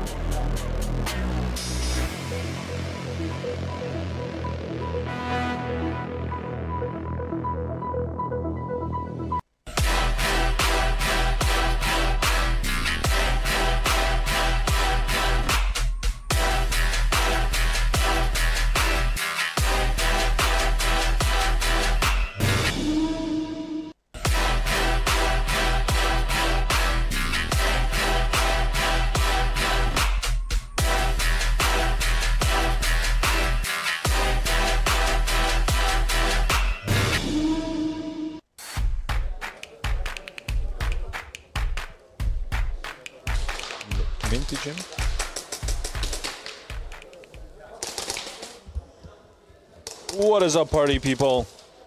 And welcome back to the NSL Pro Series 2026, first edition out of 4. The people that might be joining us right now, my name is Adi. I will be your host. I'll try to guide you through the absolute chaos of the gameplay. Right now we have some real exciting heats for you guys. It's going to be DSD versus Valhalla Keepers and Saviors versus Team Speed Reapers. It's a real exciting year for the NSL Championship, so to speak. It's going to be an interesting time. There's a lot of changes. Like, for example, we have not three tournaments any longer. We have 4. People have been asking for more tournaments, so the seedings will last, a DSD, bit longer. First try. And new layout, obviously, a truly unique layout. Plays like a dream. It's really interesting. And right now we're about to witness DSD versus Valhalla Keepers. I know that when Valhalla Keepers just came over from Australia, that they also had some training sessions. And one of the guys that they were training against were DSD. So let's see if they can pull anything off after those training sessions, whether they learned anything. They lose one body on the D side, though. Oh, a shame. Moosh getting shot out from that plus. Kuiper's getting real nice and comfortable on that plus himself. Kelly started suppressing him. Now Lorenzo de Weert is already in the D3, trying to suppress Kelly from his back. Kelly keeping himself nice and small. Getting eliminated, unfortunately. And now Lorenzo sort of tactically approaching on the D side, paving the way for Montaigne. Montaigne getting shot out, unfortunately. Oh, and a nice little dive by Lorenzo de Weert. But how crazy is this? So, like, 3 people from DSD were approaching. Kuipers, de Weert, and Montaigne. And out of those 3, literally Montaigne got shot, who was the flag carrier. Like, how much of bad luck do you need? Montaigne, are you cursed? Like, did you make any sort of weird deals with the Gypsy Queen or whatever?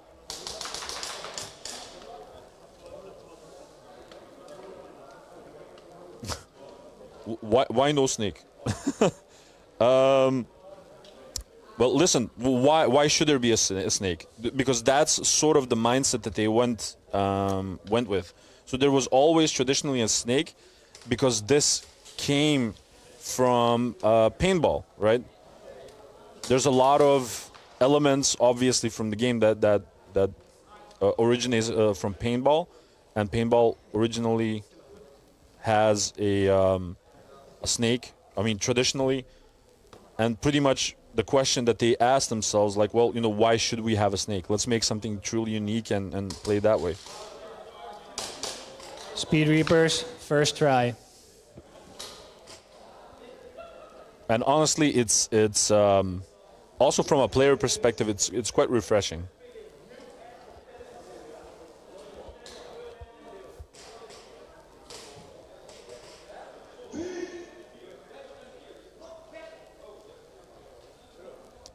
Now, it seems that Team Speed Reapers will be on the attacking side versus a very confident-looking Saviors. A breakout shooter on both sides. Finch getting onto that D side, home 2. Trying to suppress the hell out of them. Speed Reapers seems to be bunkered right now. They cannot keep an overview fully.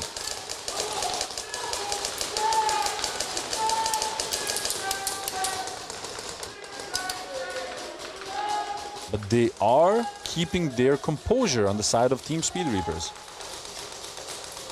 Look, not doing anything reckless just yet. The only thing that, we should keep in mind is that hopefully they will not get pincered once the Saviors start moving.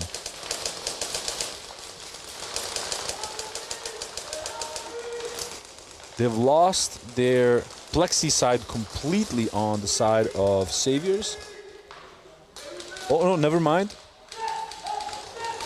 Is that Lars Gutierrez getting into the staple? I could not see him from my angle. Some good communication coming forth from both teams. They lose Pineapple on the side of Team Speed Reapers.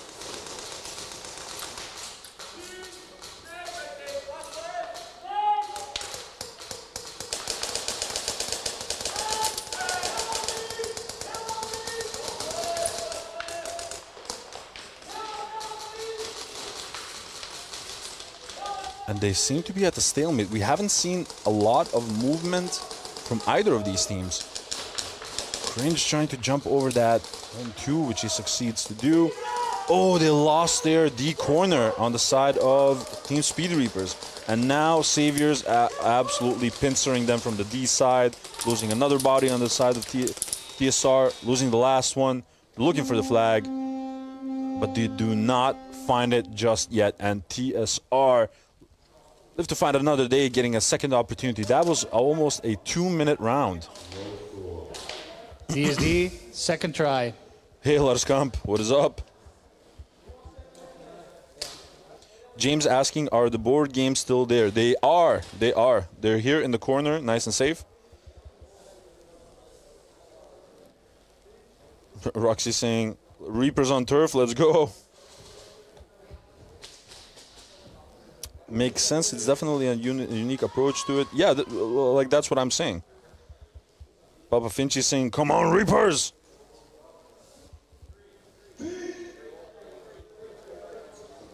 Pineapple on the field is acceptable. Pineapple on the pizza is not acceptable. I agree with that statement. Listen, I'm old school. If we're talking pizza, I like a simple pepperoni pizza. You know, let's get it. But now let's see if Valhalla's keepers can keep the forces of DSD at bay. A couple of mistakes that we actually saw the previous round, which cost Valhalla's keepers a couple of bodies that they did not want to lose. Kuipers once again very comfortable. Oh, as Kelly tried to make the approach to the castle, got eliminated.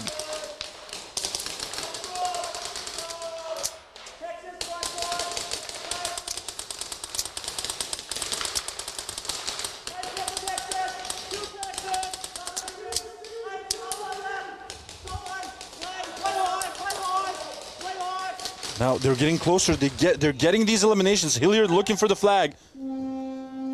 Oh, but nothing just yet. But they did get the eliminations that they wanted to, and I got something really, really special in my hands. I don't want to show you. Nah, I gotta show you. This is the prototype. Speed Reapers, second try. Monk Customs High Kappa grip. All one piece. All of it. No separation between the trigger, bar, and the grip itself.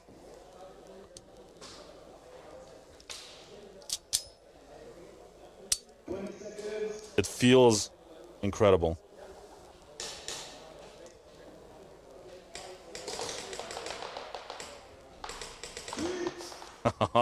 But more on that later. You saw what you saw.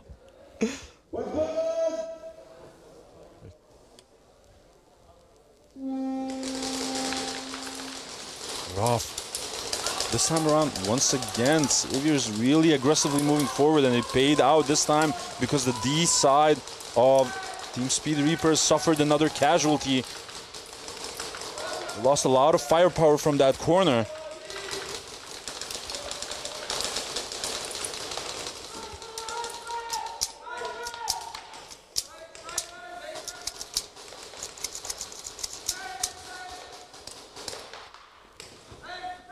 Getting closer now. Is that Stubbs?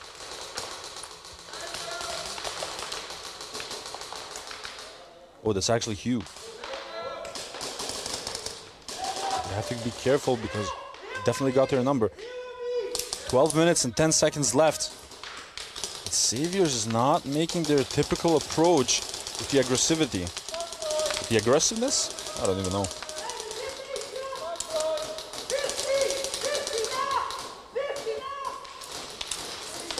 They know that Hughes is actually on that castle. They're trying to get him away, but they're not succeeding just yet.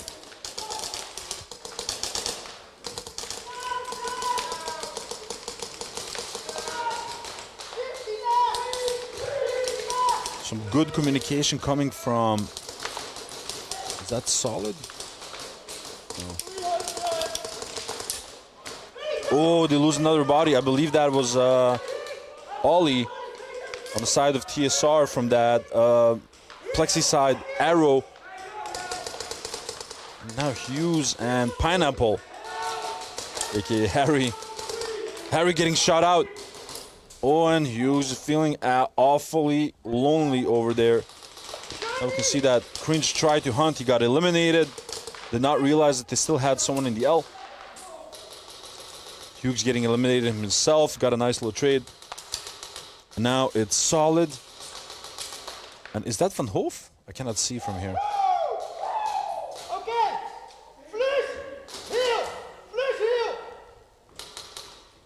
As Solid was giving instructions to Van Hoof, he remains as the last man standing on the side of Saviors. He's going to do a sacrificial run probably, which he does. And it results to no points on the side of TSR. So in a certain sense, from a defense sense, mission accomplished. DSD, third try. Well, who wants to see pineapple on their pizza? He will mess his jersey up.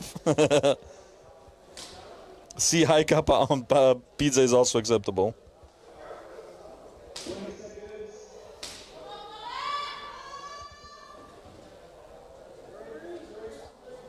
Lol, better stop racking on commentary. Weeby might complain about that sound as well. Weeby is now just known as the complainer.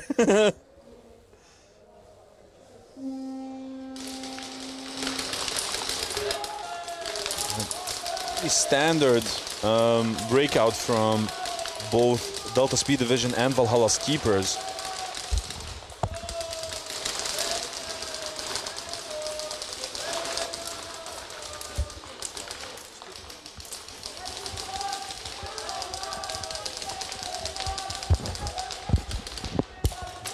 Okay, why is there a ref behind the castle? Solid thought he was a second player. Oh, I didn't realize that. That's kind of funny. Man, Solid got like 2 times like a 3-piece today, and I was telling him just outside, like, hey man, you're shooting very well. But he wasn't like feeling it. He said like, no, I'm not happy about it. So he's really trying. Valhalla's keepers now, they're picking apart this current breakout from DSD. Buzzer went, Calendar is running for it. And Halyard got that final elimination. Like, Speed Reapers, third try. Generally speaking, Valhalla's keepers now did exactly what they had to do. So they got the elimination, they got everything else, but I feel that the reason that they didn't manage to get more points on the board was mainly because of the kill count, right? So they weren't aware of how many players from DSD were still on the field. Wow, 80 saying Weeby is a Karen variant confirmed. Wow. Wow. Now back.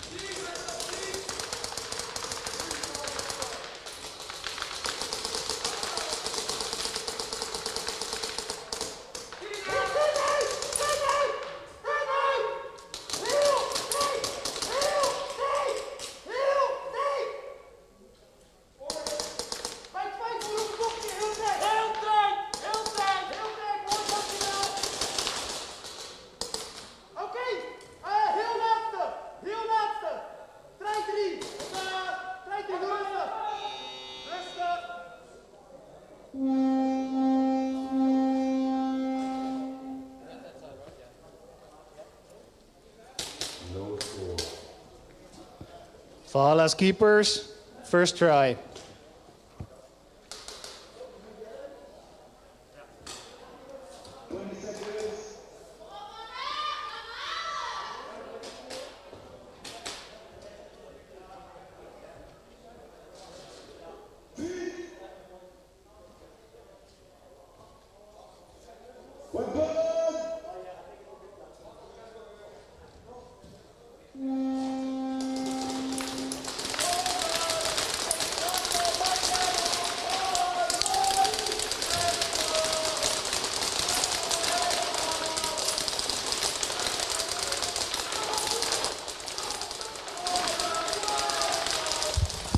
Apologies, guys. I had a quick errand that I had to do, but I'm back.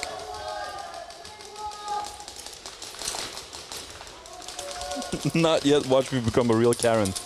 Valhalla's keepers, well, again, are getting ever so closer. Moosh getting shot out from that plus.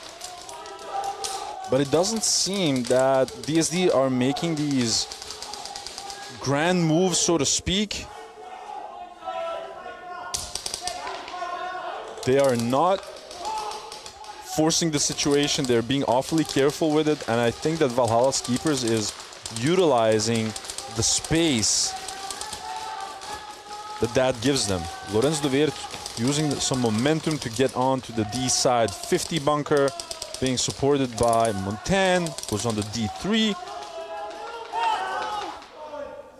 Valhalla's keepers are communicating very well.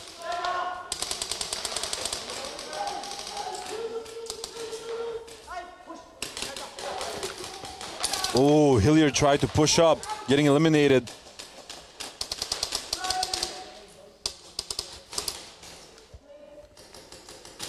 But they have Cooper already on the plexi. Oh no, that's Doyle actually.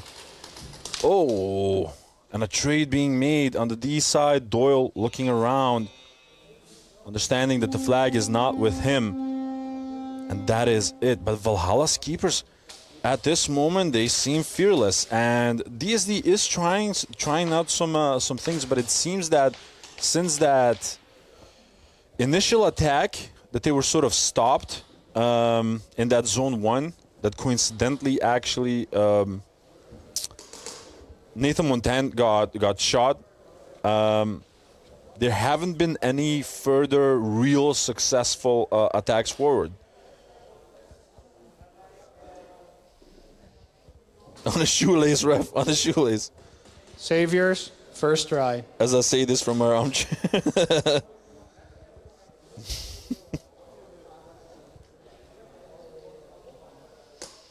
We be saying, I have to say, watching the stream, this field looks very fun to play, a lot of movement. I completely agree with you, and that's what I said. For the people that like to move, that like to look for opportunities, this is going to be an amazing field. But I'm also looking from other perspectives. I think from a spectator perspective, that this field is also really amazing because you have more openness, you can see a lot better. And also from a reffing perspective, refs can see a lot more here.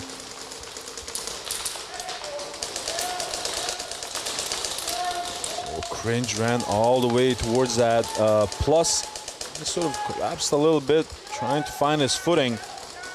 I hope he's watching a little bit out for his knee. But Saviors look neatly tucked into the bunker. Still 0-0 versus Speed Reapers.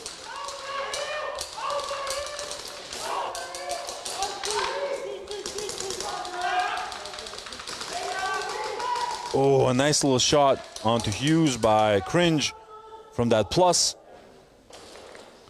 Speed Reapers being awfully patient with it. Waiting for them to make a mistake. Push being made.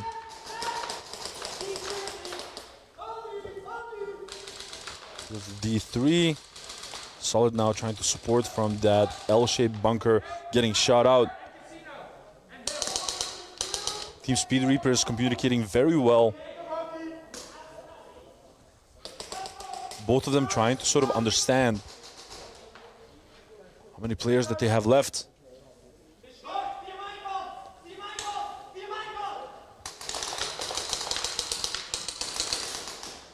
A huge bump being made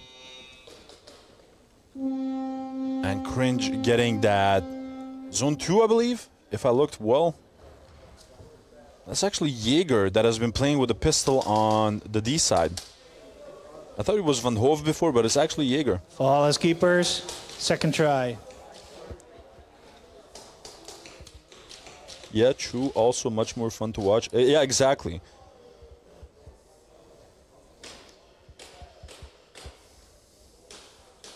Stoff Yaman, next week challengers haven't been on the field. Any tips? You're gonna need some out of the box thinking. It doesn't play traditionally. Don't be afraid to move and use opportunities. That's it. Pro tip: don't get shot out. Hey, thanks, Patty.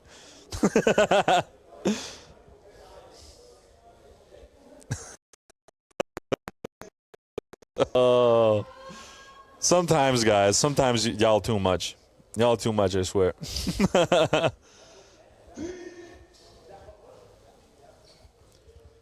Back to this Valhalla Keepers and DSD matchup. It's crazy that both of these matchups actually have this really low point count. Oh, they lose a body almost immediately on that D corner on the side of Valhalla Keepers. Now DSD is trying to see what they can achieve with the current eliminations that they have. They also lost Moosh from that plus. Valhalla Keepers maybe having to deal with a little bit of overconfidence from the previous rounds, because right now DSD is already on their field. They're looking for the flag, and that is that. Oh, Nathan Montan saw the flag at the very last moment. Deckard not being able to grab it on time. A DSD Saviors, clapping back. Second try. With a wipe of their own. Gotta give it to Lorenzo De Weert. Very good communication and movement on that D side. Looking really unafraid.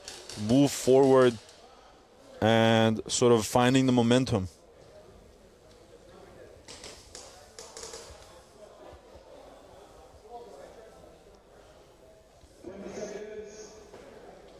Delta Airsoft Events asking me, okay, want to hear a challenger fun fact, Adi? Sure. Let's get it.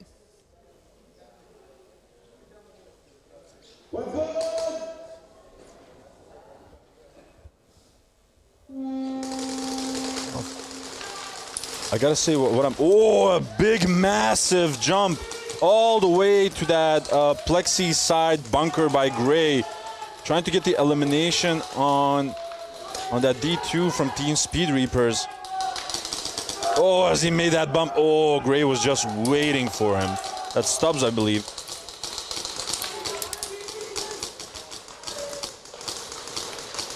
Slide being made towards the D corner.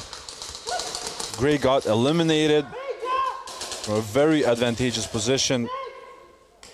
Jaeger also getting eliminated. Now it's Cringe. There's Lars Gutierrez as well, I believe, on that D side. And Team Speed Reapers holding fast.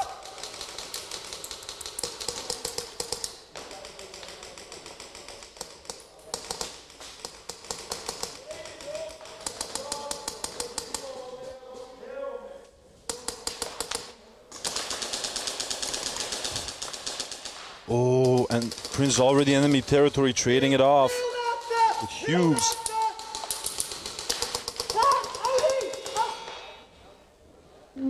Oh, and a zone 3 for Lars Gutierrez, being supported on that plexi side by his comrade. Valhalla's Keepers, third try.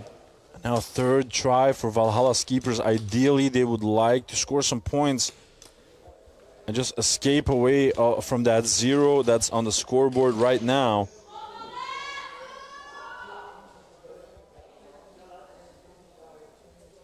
Fix the X, it's tilted and it's tilting me. What X? Where? Willie is playing with Scav next week? Crazy. Oh, I love that. They lose Kelly off break. They lose Cooper as well on the side of Valhalla's keepers. And I don't know what exactly is happening on the side of Valhalla's keepers, but they're not showing the same composure that they showed the initial 5 minutes of this matchup. Maybe DSD is adapting really quickly and sort of figuring out what they're doing.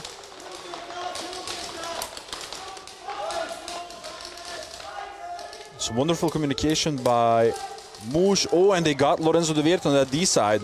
That's some good shooting by Valhalla's keepers once again. Oh, Decker is trying to keep an overview from that Plexi side home 2. The Monk Customs bunker.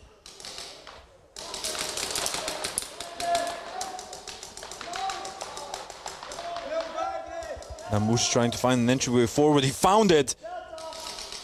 Oh, and he lost Nathan Montagne. Just at the moment that he looked on the other side. Nathan Montagne getting shot out though.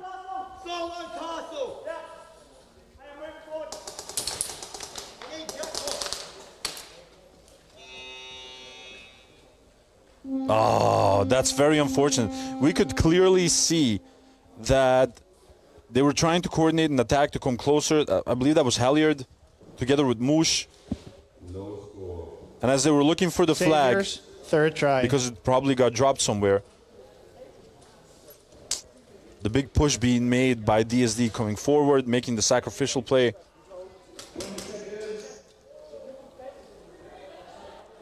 Not resulting in any points of the 3 tries for Valhalla's keepers, despite the formidable shooting.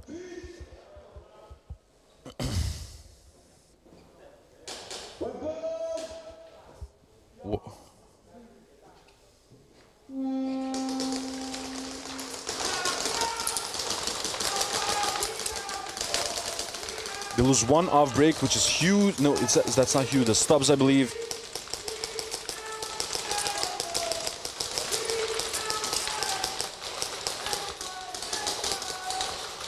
Grace trying to find a way forward. Meanwhile, on that Plexi side, we also have Jaeger with the pistol on the arrow bunker. They have lost El Diablo on the D side.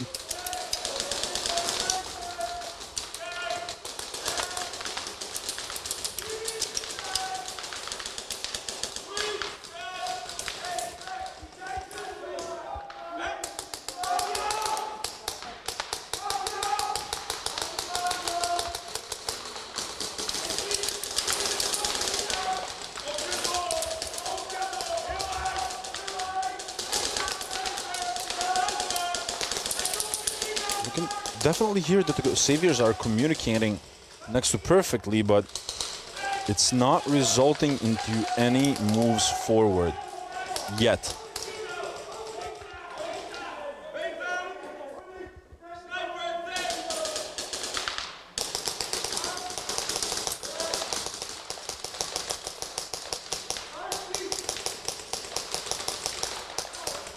Gray now moving to that center Rebel Dorito. Oh, Lars Gutierrez making a huge, massive move forward. Trading it off with the last one. Cringe is running for it. Oh, and that's going to be a zone 3 for Saviors, resulting in 8 points on the board. Switching over to TSR as the attacking party.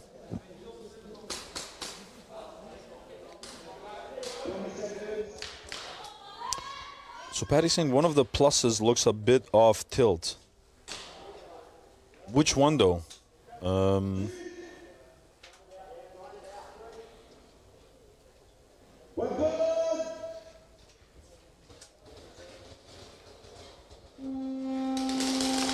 Hey Jathan, how are you doing, bro? Doing good?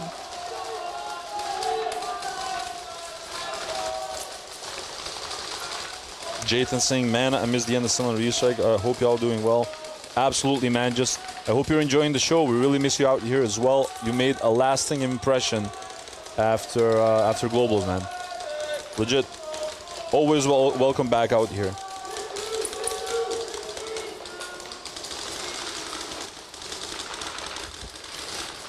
A lot of firepower coming from Johnny Tobaban from that plus. They lose Keely on the side of Valhalla Keepers. I'm saying Kelly. They also lost Moosh. They lost both of their pistols. Now it's up to the rifles to do the job.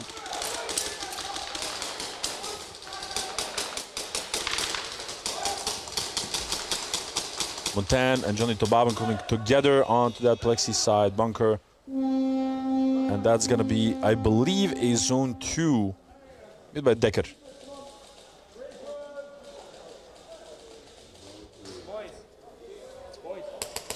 Speed Reapers, first try.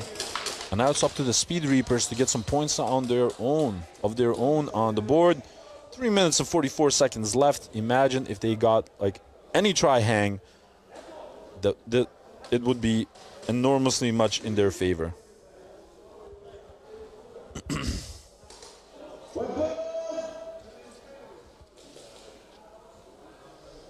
I for sure needed an excuse to go back. I'm glad you're doing right, man. Oh, and a huge push towards the castle by both parties. That's absolutely nuts. Oh, and a pull on Pineapple on Harry from TSR.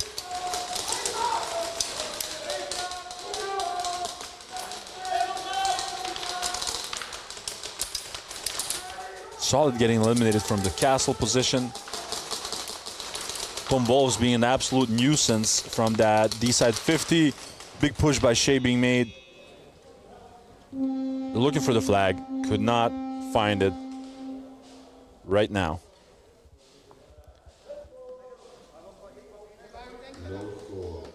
Aside from Airsoft. Second try. Aside from Airsoft, apple juice don't hit the same anymore since I left the Netherlands. You're the first person ever to tell me that. Ethan's saying this is making me more and more excited for C1. Yes, sir. It's going to be an epic battle.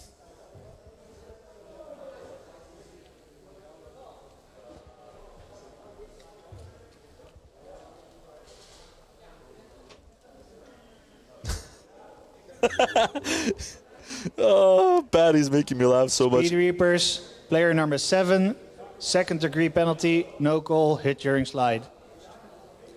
So second degree penalty. Oh my lord. So Pineapple, our man Harry, has a second degree penalty because he got hit on the slide, and it's actually a stacked penalty, which means he cannot play this matchup nor the following one.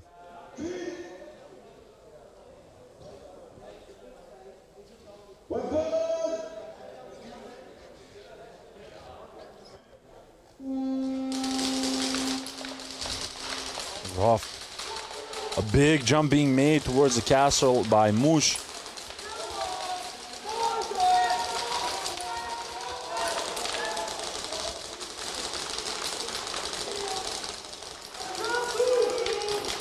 There was one body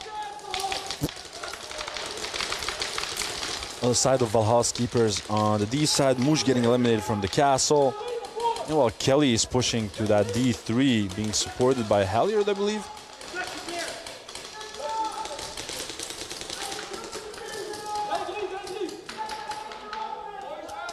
Decker trying to get that elimination on Kelly, which he gets.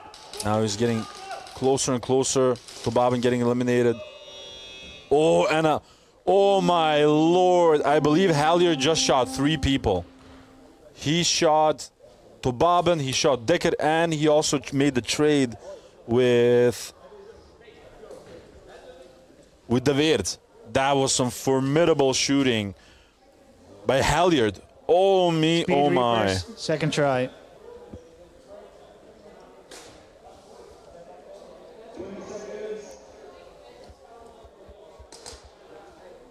Oh me, oh my. That was some shooting by Halyard from Valhalla's keepers. He completely changed it from a hang to a zone 2. That was absolutely nuts.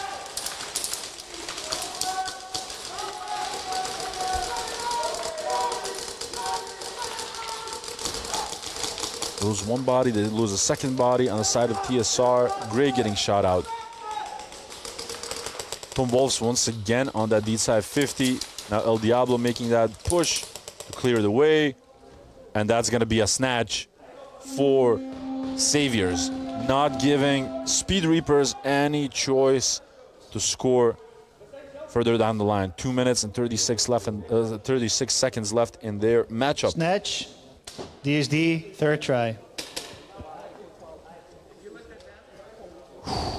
Damn.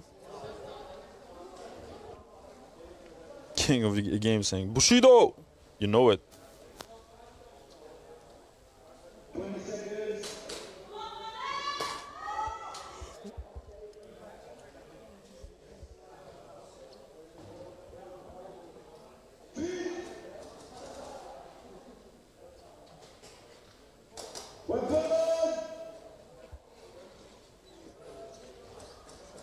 Back to DSD versus Valhalla Keepers. Still 6 minutes and 12 seconds left on the board.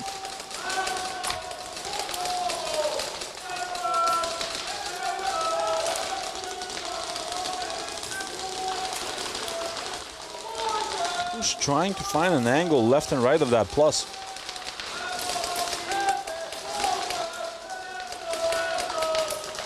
Kelly's meanwhile on that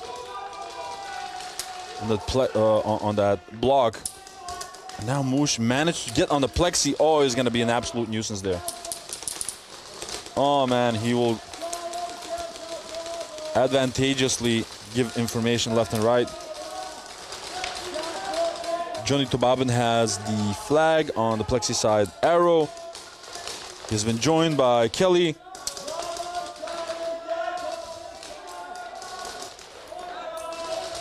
They got two very powerful bunkers. Oh, and Moosh was very impatient here, and he got shot out. That's very unfortunate.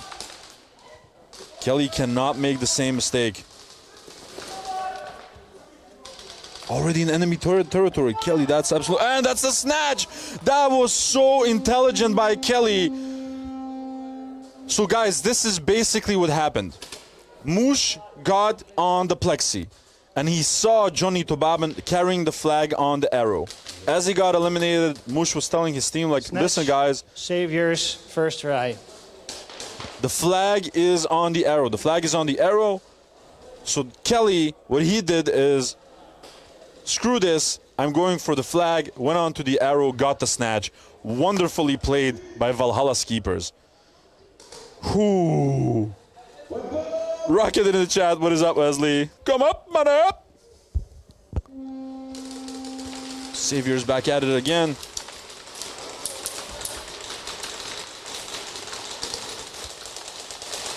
Against Speed Reapers. Speed Reapers not getting a lot of points on the board, but they are stopping the Saviors in their tracks. They haven't scored a single hang against them. They've set up this wall that is impenetrable. Oh, and now Solid has completely bunkered. Is that Hughes? No.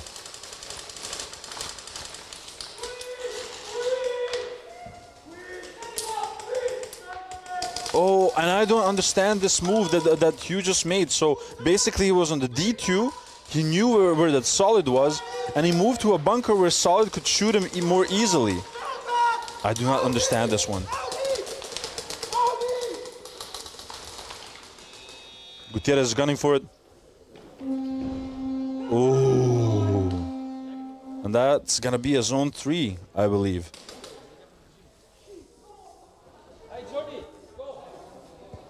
Valhalla Keepers, first try.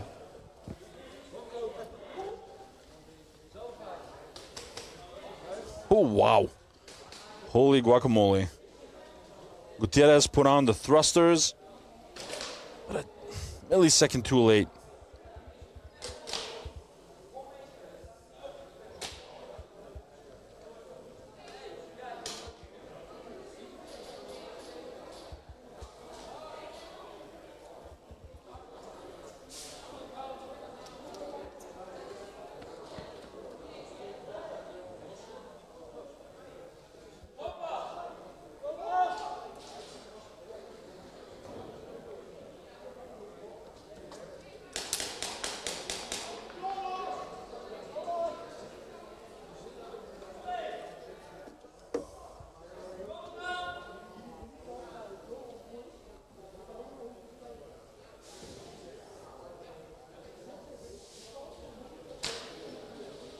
You can see that Valhalla's keepers are getting ready to attack. They still have a little less than 5 minutes left to score some points. Because honestly, all they need is a hang, and they got this one in the pocket.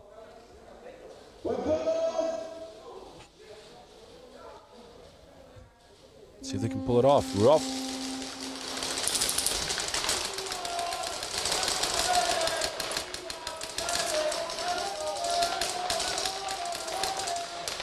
Cooper holding down the lane on the Plexi side.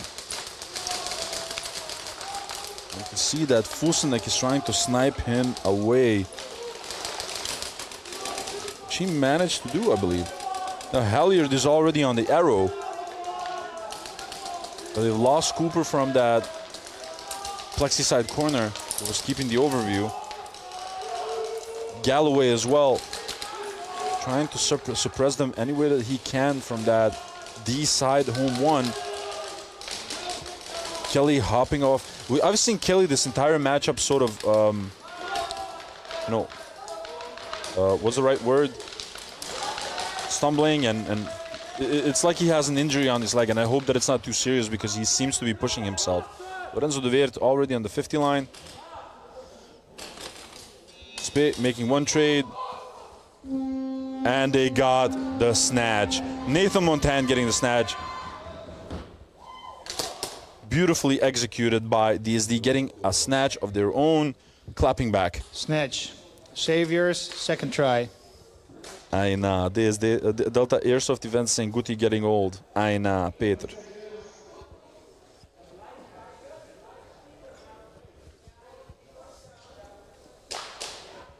Merlin Aurum asking how long roughly until next matches. I got my break at work. Well, in total with these matchups, there is still around 5 minutes playtime. Add another 5 minutes to that, maybe while they switch teams, constantly refill, stuff like that. So like max 10 minutes.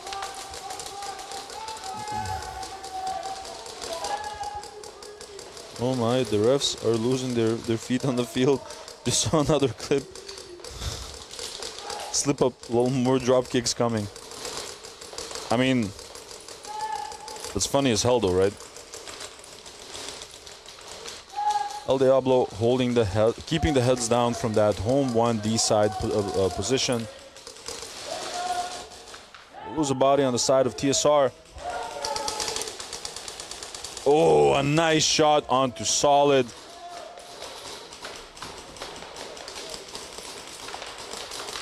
That's Shea. The lost Hughes. That's El Diablo and is that Van Hoof?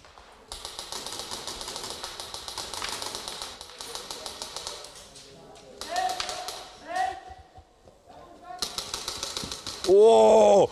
The flank to end all flanks. Shea, number 5 from Team Speed Reapers. Completely caught them off guard. That was absolutely nuts. Well played, Shea. Oh my days. Shea is George, right? That's Jordan. Oh my lord. Completely flanking both El Diablo and... Was that Van Hoof? That was absolutely nuts. 11 seconds still left on the board. But that was one hell of a play. Holy guacamole. Speed Reapers, player 11, second degree penalty, no call, hit during slide. Next teams, DSD, try 1. So number 11 from Speed Reapers does have a second degree penalty, but that was absolutely nuts.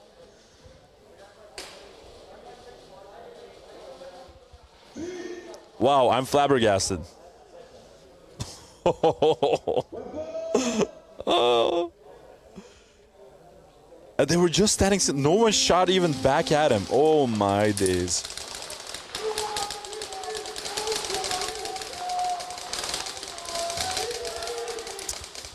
I'm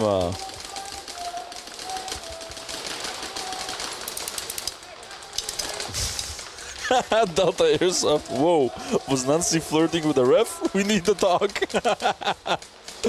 I will tell her. Like, Nancy, you're caught on stream. Good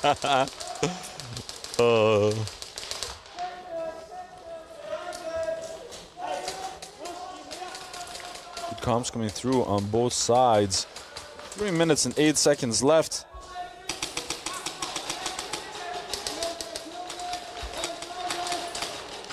Moosh getting pulled.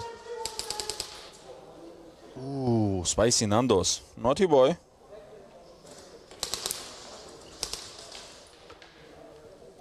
Now, game is quiet down. Fusna getting shot out as the last person running for it. They have not found the flag. Damn it to hell.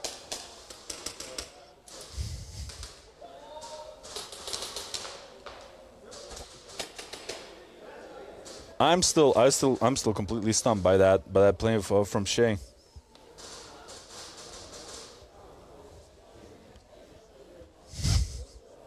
God damn. From time to time, someone makes a play that completely stumps everyone. That was like one of them, definitely. Naughty boy.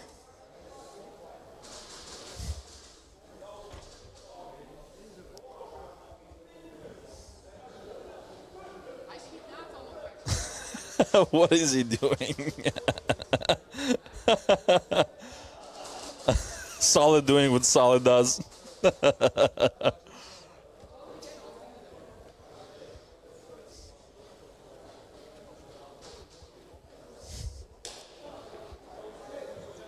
There seems to be some sort of discussion about it. Whether it was probably about that pull onto Moosh as he made the bump towards that plexi side bunker.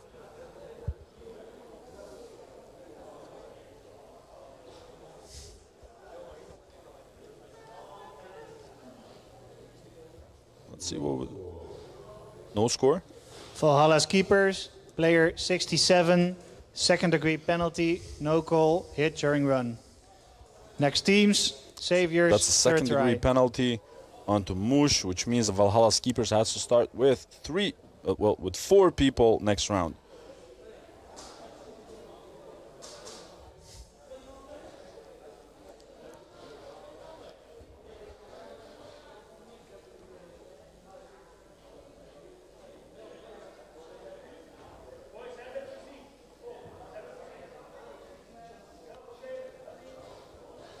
Still, there's some sort of discussion going on the field, which I do not understand, guys. I'll take my headset off for just 1 second.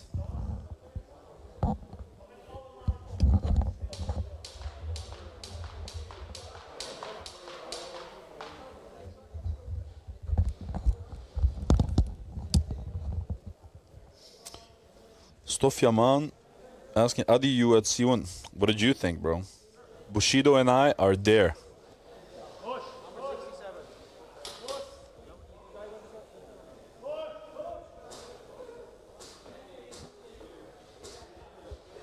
About to pepper this field. It's just nuts. Also, I'm just looking at the arena right now, and it's absolutely crazy how this morning when I just arrived, like, it was completely clean, and now there's like a bazillion BBs all around. It's like snow has fallen.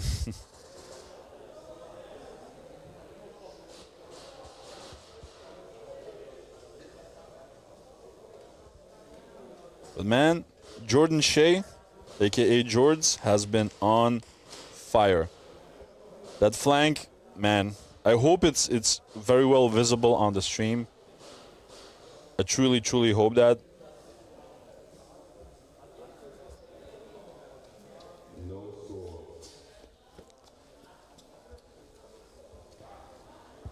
Valhalla's keepers, penalty has changed it to a first degree, 4 straight. Oh, a forced trade onto... Next teams, Saviors, third try. Onto Moosh. That is crazy. Dane Baker is saying who's going to do the commentary next weekend. No idea, guys. Truly, truly no idea.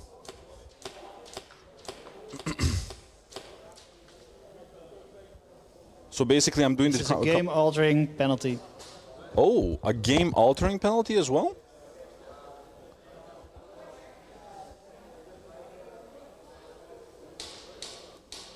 Keep saying Keen for C1, Obi gonna go ham. I think a lot of people are gonna go ham, bro. It's automatic flanking plus bonus points. Oh Lord! So listen, guys, let's unpack this for a second. Saviors, third try. So Moosh got a first-degree penalty onto a force trade because he probably made the force trade with the flag carrier. It made it into a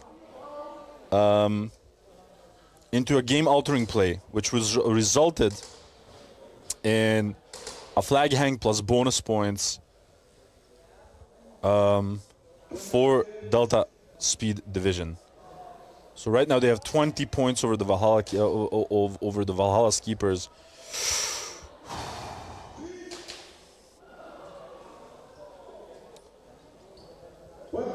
Now it's just solid all alone for the next 11 seconds that remain out of this matchup. And he's holding the flag as well. He doesn't give a crap. He's just waiting. 3 seconds. He left the flag. He got eliminated. And Hughes. Just running and gunning. But a wonderful, wonderful game by both parties. Teams. Valhalla's Keepers. Love being first given. Try.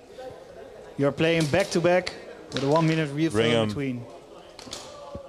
Robinson. Shea. Congratulations to Saviors for another victory. I gotta say, this was a hard-fought one. 11 points over the 0 from TSR, but they had to fight, you know, for every inch of those points.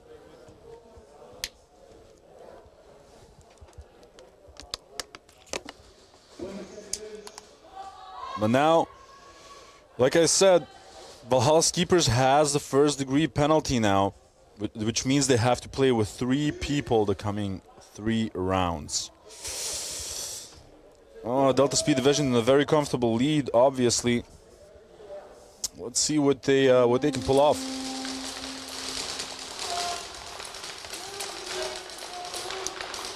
Doyle trying to hold them down. You know, is being pressured by Lorenzo de Weert from that D3. Fusnik already on the plexi side bunker. Oh, and now the entirety of DSD is just running, gunning, and got the snatch by touching the wall within the first 30 seconds. Well done, Spe. So, like I said, DSD completely punishing that first-degree penalty. 1 minute refill. So now 1 minute refill, and they're gonna play back-to-back. 2 minutes and 18 seconds left on the clock of this matchup of DSD versus Valhalla's Keepers. Let's see what happens.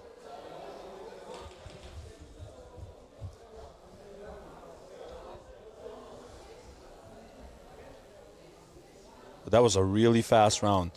DSD really, really unlocking that killer instinct.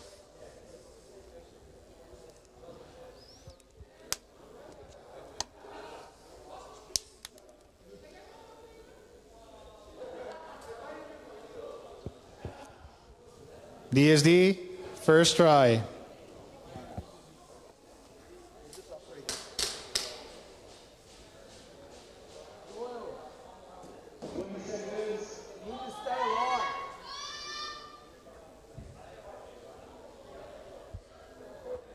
Once again, Valhalla's Keepers getting ready to hold off this DSD onslaught with only 3 people.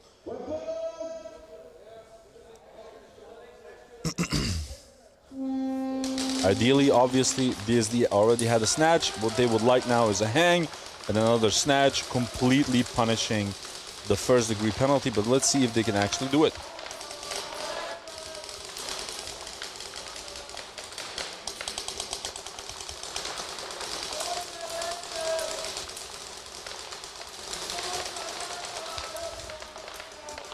Oh, as Lorenzo De Veer tried to move up to that D3, getting eliminated in a slide. Montan just communicating with the team.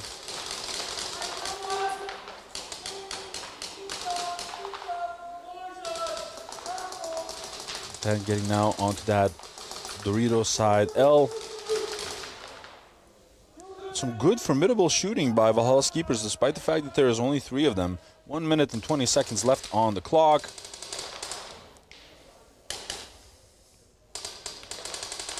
That also means that DSD is simply playing for time. They're not interested in extending their lead.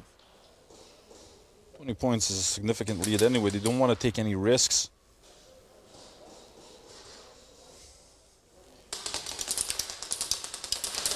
Big push being made by Valhalla Keepers onto the Plexi side.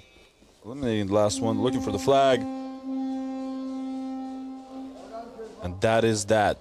1 minute refill. Good push by Cooper. How many teams playing in Challengers? 12 teams, Riker. Hey, what's up, Blossoms?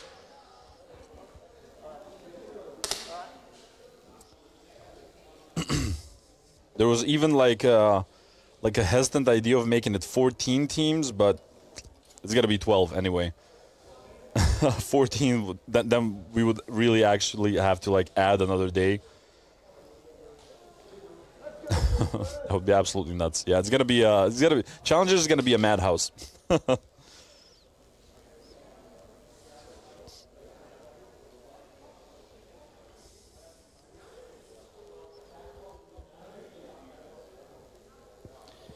DSD, second try.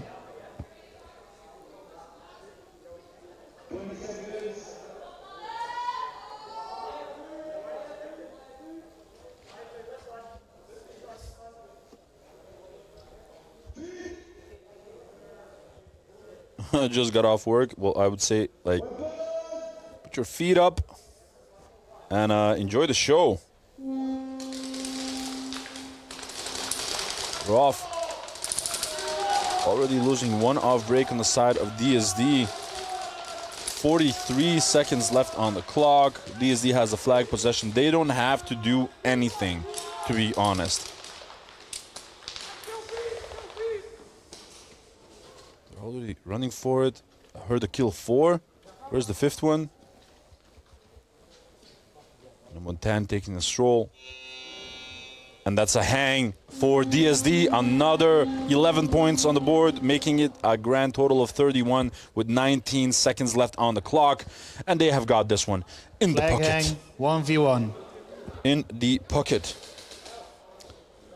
Who's the head ref of this weekend? It's Bas. I think you all already met him during one of the events of the previous year. You can see him on the field. He's the guy with the purple JT and also the headset.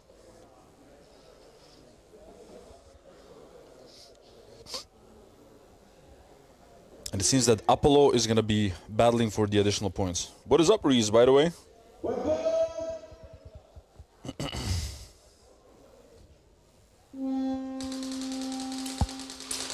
Bro, I got 2 blankets on one of those supersized, cozy PJ shirts, flannel pants on, so I'm about to fall asleep. Riker asking, is Hyper playing today? Oh my lord. Riker, haven't you seen the post? I would suggest for you to go and check out Hyper's socials. Hyper's actually stopped generally with the sport. And this has multiple reasons. No official reason that Hyper has given just yet. That's like his own thing, so to speak. But actually he has completely stopped. Yeah. 1 minute refill. Reese, bro, do you not have heating in your house?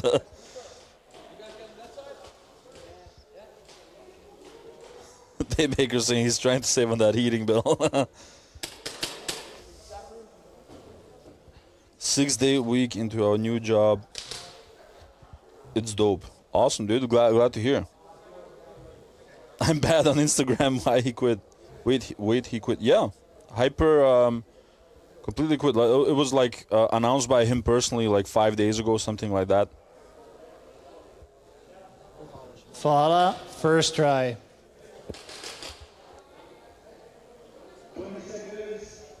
Oh yeah, Reese. Lovely, lovely.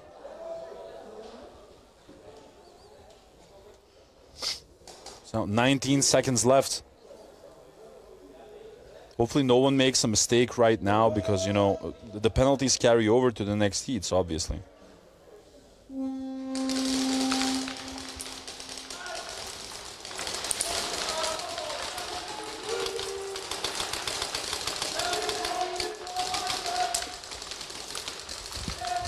Oh, a nice little hit on to Moosh as he came over to that castle. Fusna getting eliminated as he made that trade. And that is game. Congratulations to DSD for another victory in their portfolio. You have a 5-minute break. And now we have a 5-minute break, guys, and then we're back with the final heats of the day, which will be Apex versus Saviors and Valhalla Keepers versus Second to None. See you in 5 minutes, guys.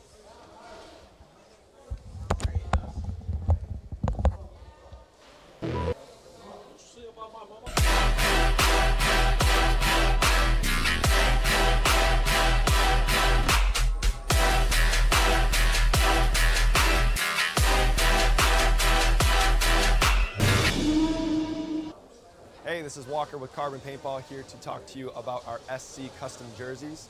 To start your team's design, head over to crbnpaintball.com, fill in some team information, including what colors, what template you want to base your jersey off of, upload your main team logo and any sponsors, enter your name and your number, and we're going to kick you back a 3D image of your jersey. The custom jersey is built on a 5-panel design that's all customizable. The jersey features a DWR coating all throughout the jersey, so it is water resistant. It also is stain proof, and it has side mesh venting.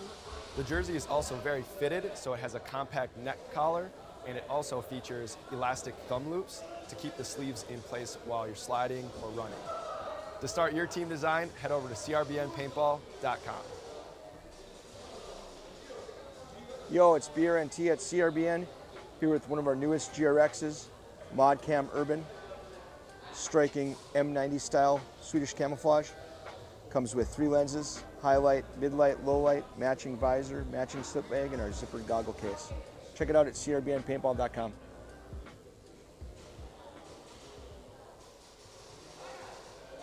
Yo, it's BRNT at CRBN, here with our new GRX Elemental Teal goggle, metallic finish. Comes with a highlight lens, mid-light, low-light, matching visor, slip bag, and our zippered goggle case. Check it out at crbnpaintball.com.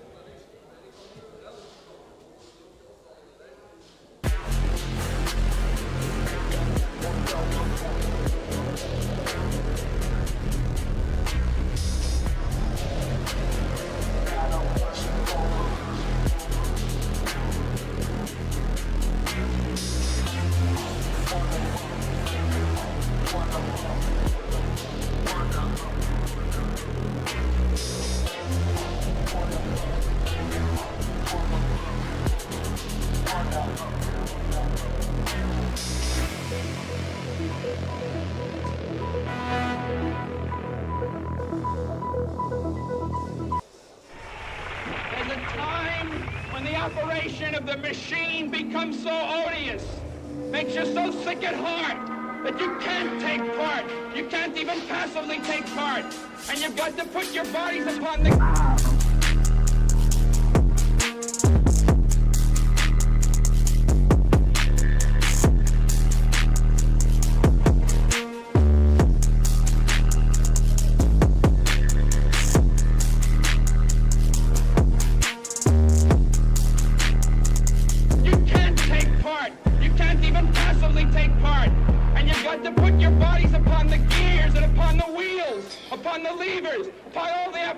And you've got to make it stop.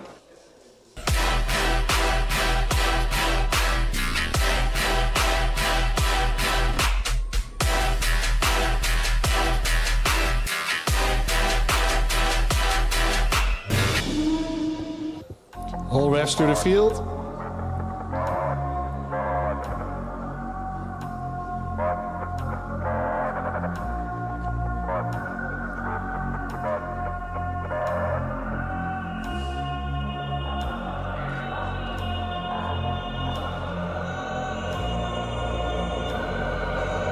badder than. Anyway we see them, we a bang pan another one. Bust up 4-5 Nanko 1 Remington. Any boy this ballot on them in a Kellington.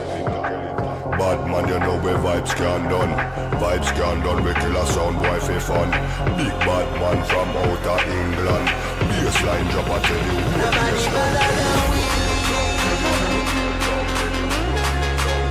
Nobody better than we. Nobody better than we. All reps to the field.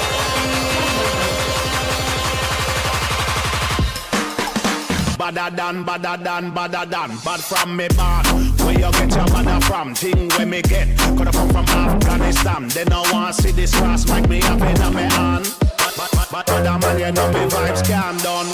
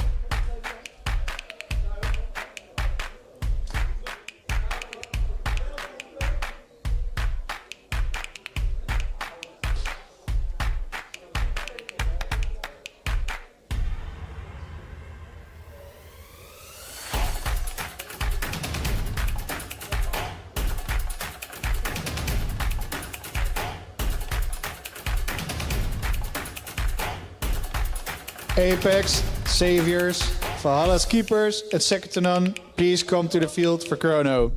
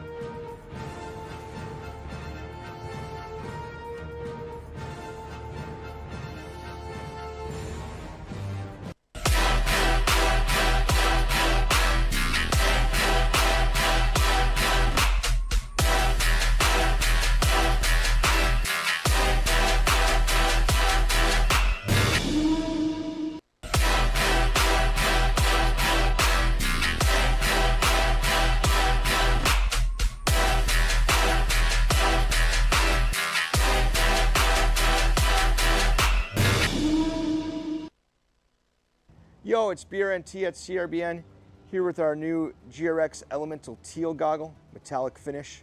Comes with a highlight lens, mid-light, low-light, matching visor, slip bag, and our zippered goggle case. Check it out at crbnpaintball.com.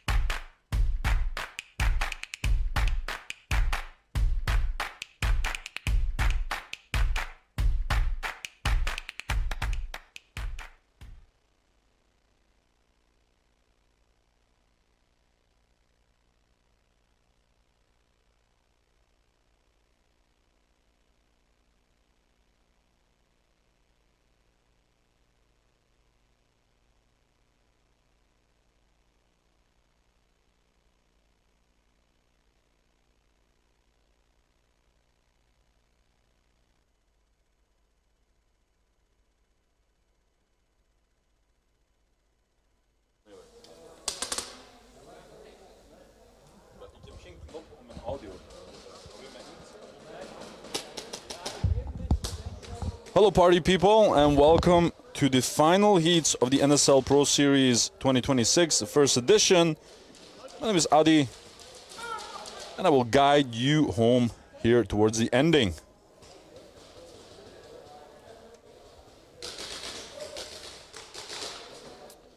All right, you guys have been active in the chat, obviously. Bro teaching skills, drills, and rizzles.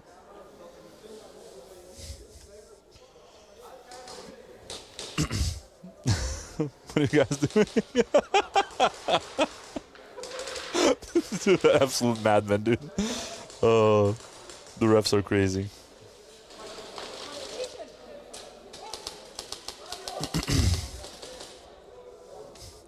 But Lance saying, good luck, may Apex win.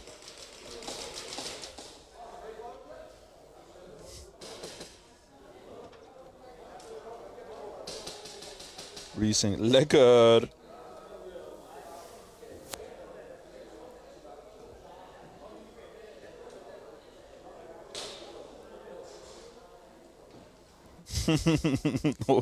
Reesing, I'm just teaching brain rot. Apex, first try. So Apex will be on the attacking side to begin with versus the Saviors.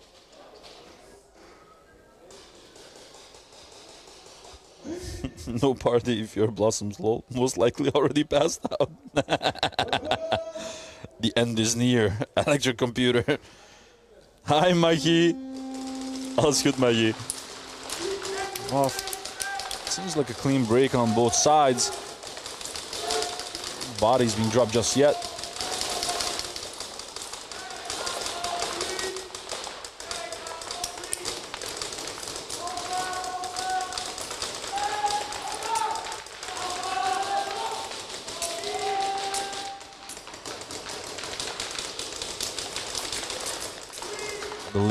The lanes are being held. Something immediately crazy happening. See that Vermeulen is trying to get an angle onto Solid. Solid's trying to do the same thing, being real patient with it. But Kevin Bokov with the pistol on the D2 creates some opportunities as well. Like I said, both teams are just sort of like holding their lanes. They're not doing anything crazy. They're sort of, you know, testing each other, checking out like what the situation is.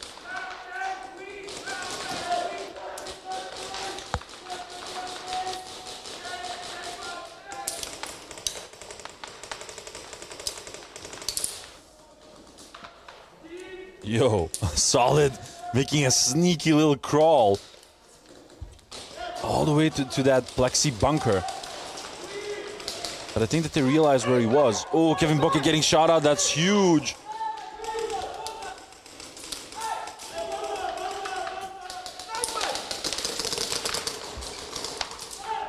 And a sacrificial run being made. Cringe looking for the flag, and he got it! A beautiful snatch by Cringe. And that pace was absolutely phenomenal. Now, all right, that's, I believe... Second to none, come to the head ref for the coin toss. Ari, who was on the Dorito corner, who made the push forward for the sacrificial run. Now, the bad thing about how he did the sacrificial run is that he went forward. So at the moment that he got shot, the guy at the buzzer could not see him because of all of the obstacles. So it would have been completely different if he just went wide or towards a breakout wall or something like that, got shot there. Then the buzzer would have been pressed way quicker, and that might not have been a snatch. So yeah. And now the second matchup of this heat will be, well, second heat of this matchup will be Valhalla Keepers versus second to none.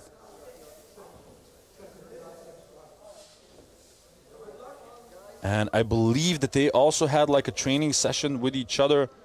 For the people that maybe do not know, Valhalla Keepers are here all the way from Australia. Second to none, first try. So big up for them. And they grabbed a couple of training sessions throughout the week to just sort of get into the Real Strike arena groove.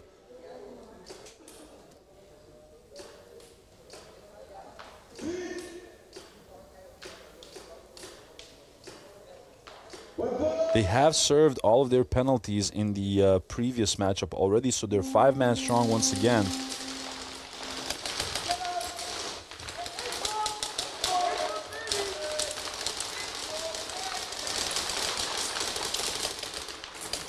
Again, we can see that both lanes are simply being held. They lose the quota on the side of S2N. Murasaki already on the Plexi Arrow.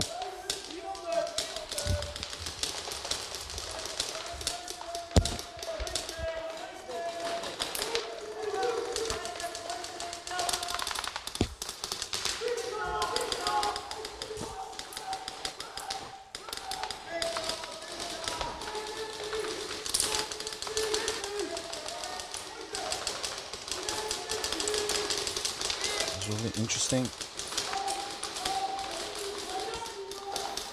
You know, Valhalla's keepers already have presence on the 50 line, showing a lot of aggression. The flag is with Ivar Augustin, I believe. Oh, who got Moosh as he tried to make that push forward. Wonderfully done.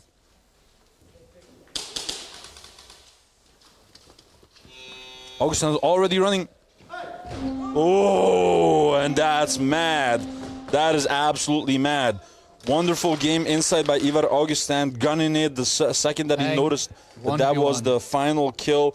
Not waiting for any sort of confirmation. He knew the moment that he started running that this was it. And he got the flag hang. Very well done by Ivar, the boneless Augustin. Second to none with a successful first try. 12 points on the board.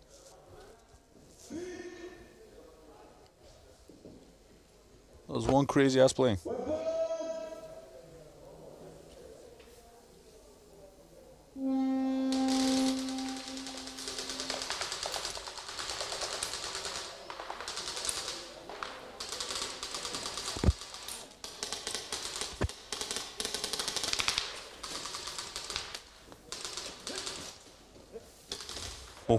Murasaki got clipped. Oh, and he also got pulled in a 1v1. Oh, that is not what you want.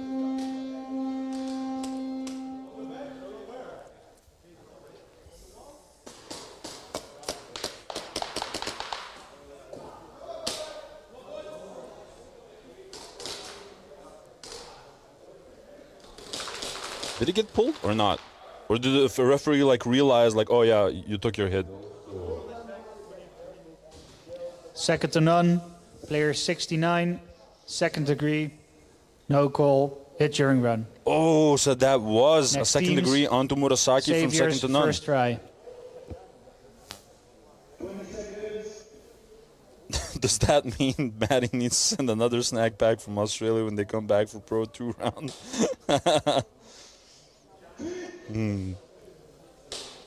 Well, actually, Maddie sent that package over the postal service.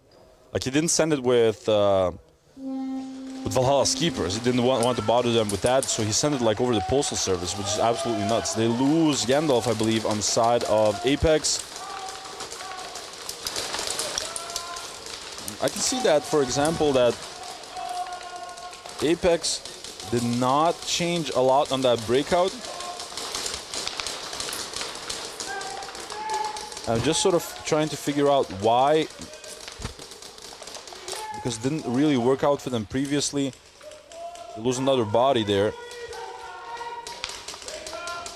on that plus.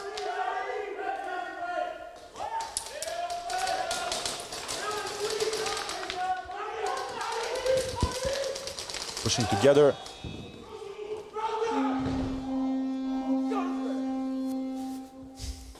A lot of frustration from Gray. Someone stood in his way. He did not like that at all. Valhalla, first try.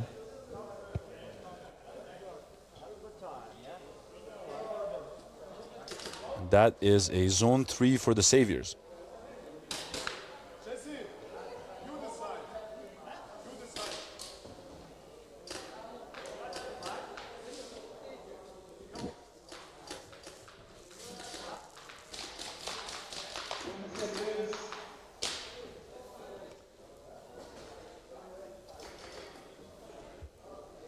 see that Dietrich Brunner, aka D-Rogue, aka Didi, is giving some instructions to his teammates on the side of second to none.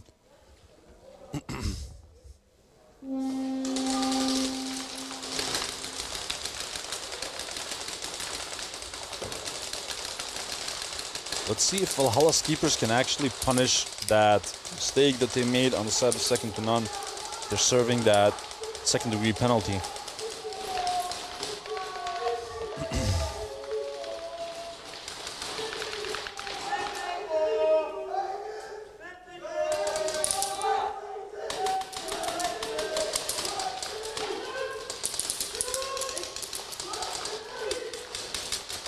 There's one body on the side of Valhalla's keepers. Augustin once again being an absolute menace around that plexi.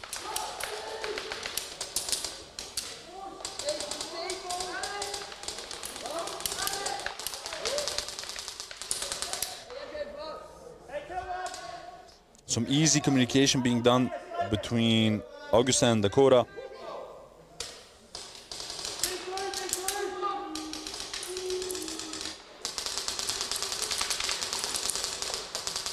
But it seems that Augustin is a little bit stuck. He trades it off at that plexi. Dakota does a sacrificial run. I think that Dakota had a gun failure. The way he was like handling around with the gun, it seems that he had like a weapon failure, or maybe like he was out of air. Second try. I'm not completely sure what that was, but it seemed like he had some pistol failure.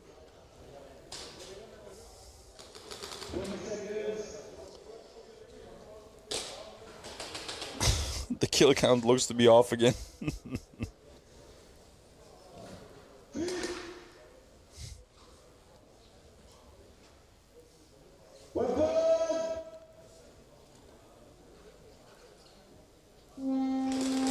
There we go. Game right now. Oh my lord, Gandalf is just watching over that Dorito corner. Crazy. Decides to step away from that and go to the Dorito side home one. The home positions are like almost fully booked by Apex. Well, Tom Wolfs has used that momentum to get onto the D side 50 because there's no one actually stopping him. They have no presence on the D side in a certain sense. Now Tom Wolfs can do what he has been doing the entire day, being an absolute pain in the buttocks for any team that he opposes.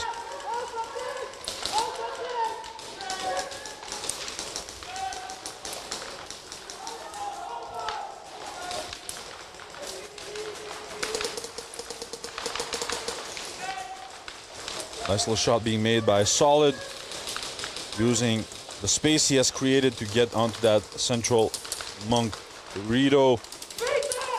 The bunker joined by Gray. Now they're sort of getting ready to run. Who's the second last body there? Yeah, Gray.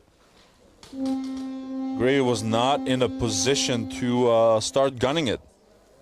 He really tried. He was in position actually to get towards the run, but he was not in a comfortable sort of physical position to start running. Valhalla, second try.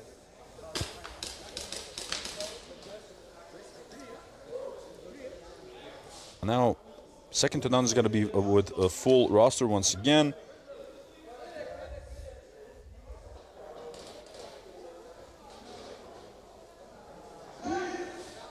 Because they served that second degree penalty onto Murasaki.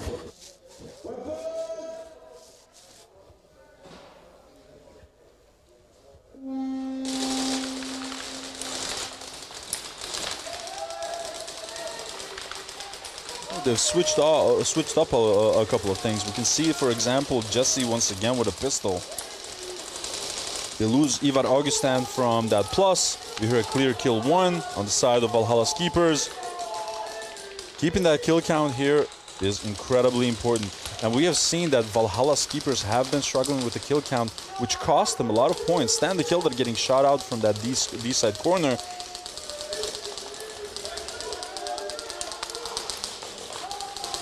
Is it only Dakota and Augustin now playing Kappa? Well, not specifically. They have some hybrids, like for example, Murasaki can play Kappa. Also, Jesse can play Kappa, which he's doing right now, by the way. They lose Jesse as well now. It's only Dakota and Murasaki, I think. They're gonna try and make it happen.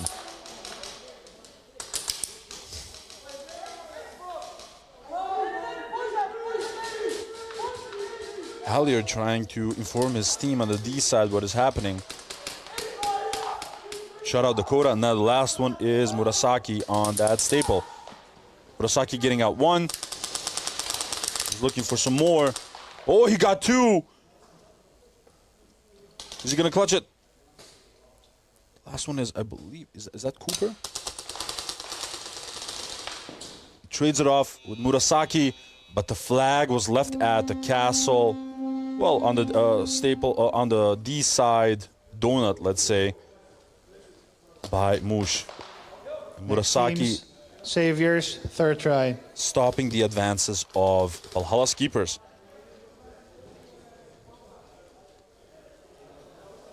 Whew. Boom diggity.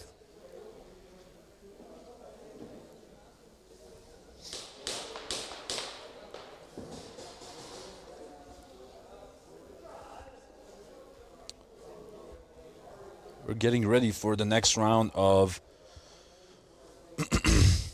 Apex vs Saviors. Still only 5 points on the board, yet 10 minutes and 56 seconds left.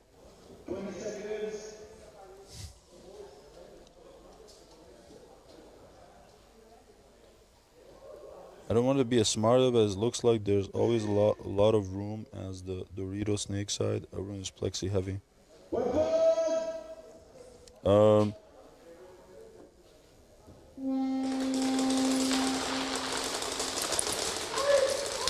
I know what you mean, but at the same time, there's a lot of angles on that side. It's very easy to get clipped. It depends on how the breakout is done by the enemy. Well, by the opponent. Oh, Tom Wolf's doing absolute work, getting onto the 50 line, onto the vertical. Monk Customs Dorito, getting out 2 eliminations. And that's a nice, easy hang by Lares Gutierrez. Call him DJ Khaled because that was another one. Flag hang, 1v1. Apex with Andre the Giant Turret. Hey man, leave him alone. What do you do?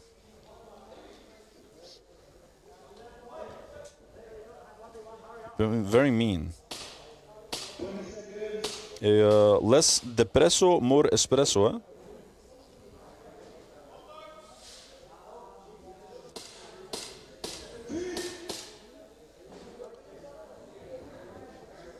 Who's going to be battling? Yeah, this is Lares Gutierrez battling for some additional points, of course.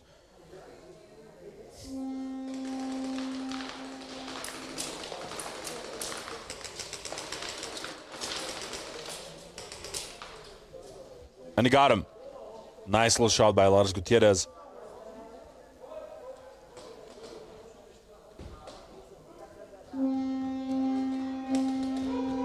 Extra points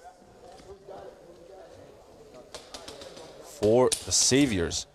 That was a very hard-fought hang, but 12 points on the board, giving them a little bit of breathing room because it seems that throughout today, Next teams, Valhalla, third try. That Apex has been finding their groove more and more. Obviously, with the team setup that it is right now, it's incredibly hard to develop that team synergy, so to speak, in such a short notice. But they have been, you know, incredibly motivated and trying to push it forward. And Savior was like, you know, I want none of that. I want some room.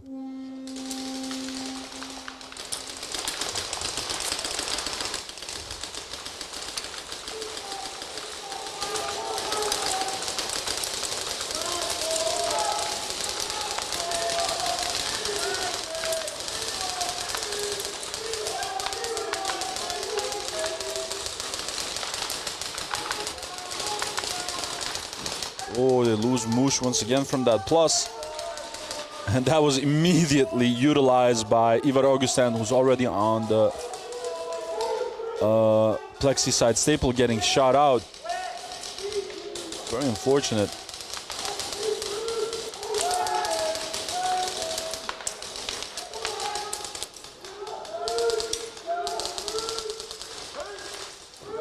See that just in Dakota on the D side. Jesse had already on the castle. They do have his number though. I think that's Halliard trying to get him out. Supported by Galloway.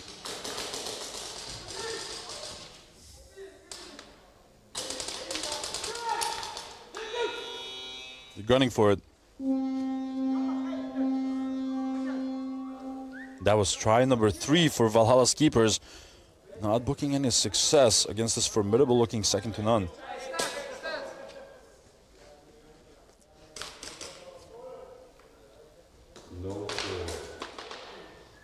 Apex, first try.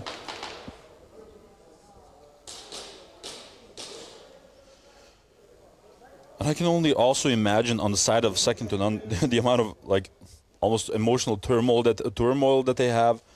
Like Didi is not yet ready to play because of the injury. Hyper suddenly stopped.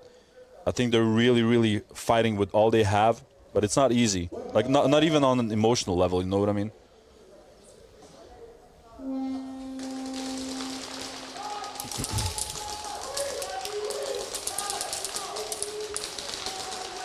Tom is a perfect example of what I mean. There's always one opponent. No, true.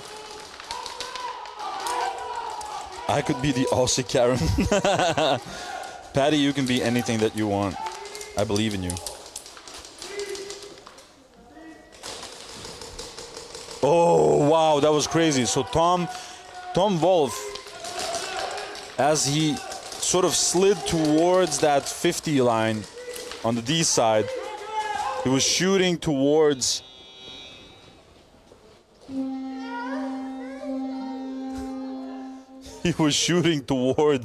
the D3 and got Kevin Booker that way. That was absolutely impressive. But Xavier's looking very scary this time around. Like he's saying, come on S2N. But with that said, I really want to be a turret. Then you need to shoot fast, Patty. You need to shoot fast as hell. I see a small little limp on Murasaki as well. I hope he's doing okay. Second to none, first try.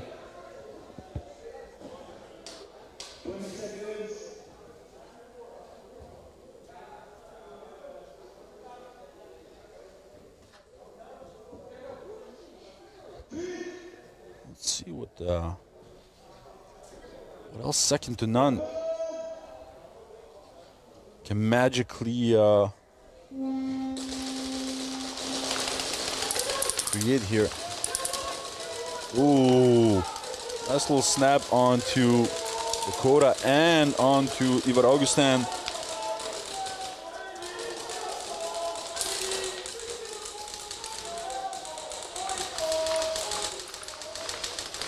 Some phenomenal communication on the side of Valhalla's keepers.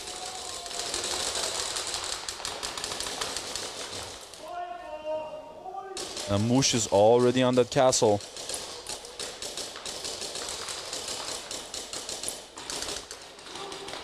Stand the Hilder getting shot out.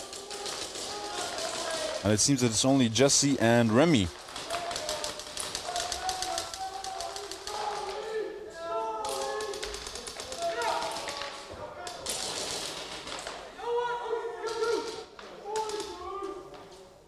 Jesse getting shot out, that's huge.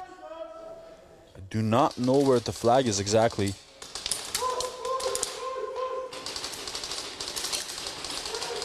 Shot out the last one, they're looking for the flag. But no snag just yet, as far as I can see. Hey Ryuga, how are you doing? Marek de Hussein, go BSD, go Bushido.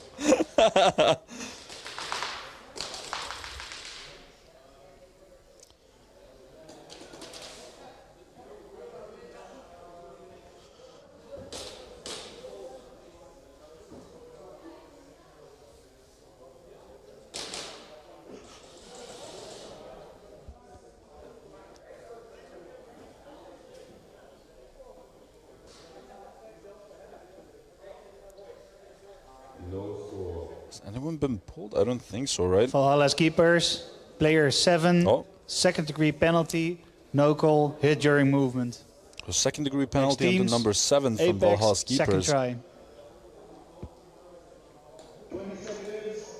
Very unfortunate indeed. Which means that Valhalla's keepers will have to start with 4 people the next round. But now first we get back to this Apex versus Saviors game. Saviors still very comfortable with 12 points, which is the equivalent of a first try hang. And Apex still, to make any points at all, they have 9 minutes and 40 seconds to do so. They lose Kevin Booker on the side of Apex.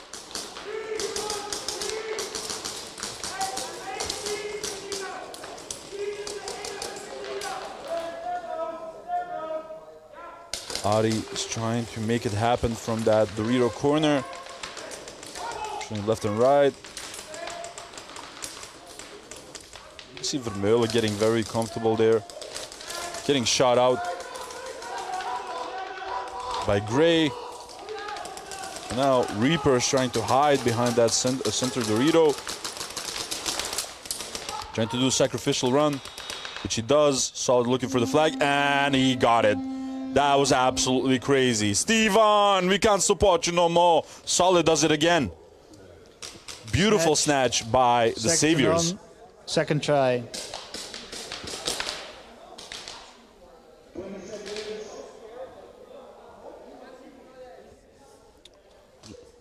Okay, just hanging in there because of my dad's stroke on Tuesday, brother. Oh, brother, I had no idea. I'm incredibly sorry, Ryoga. Hope your dad's okay, and you are as well. Doing fine. Trying to entertain you guys. Oh, that was some interesting off-break shooting by Stan the Hill that worked out apparently because they got that corner. They lose Dakota, I believe, on the side of S2N as well.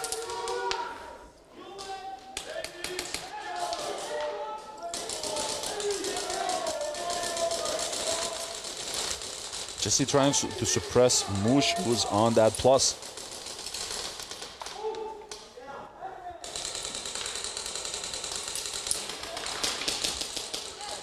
Oh, lost him. And a little hop that Augustin made. Kill count was a little bit off. But second to none seems in high spirit. 7 minutes, 23 seconds left. Both second to none and Saviors have this comfortable lead of around... Saviors, first try. 12 and 13 points. It's not a massive lead, but at the same time, it's a pretty comfortable lead.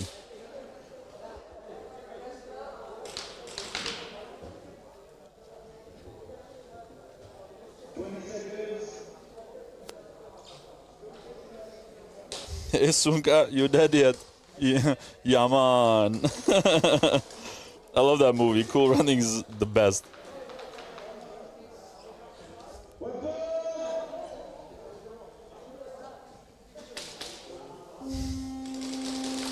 Hilke van Boven in the chat. What is up, Hilke? How are you doing, bro? They lose Ari from that Dorito corner. On the side of Apex.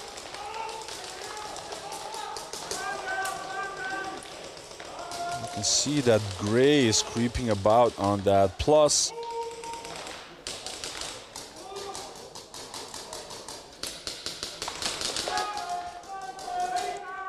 Trying to look for an angle.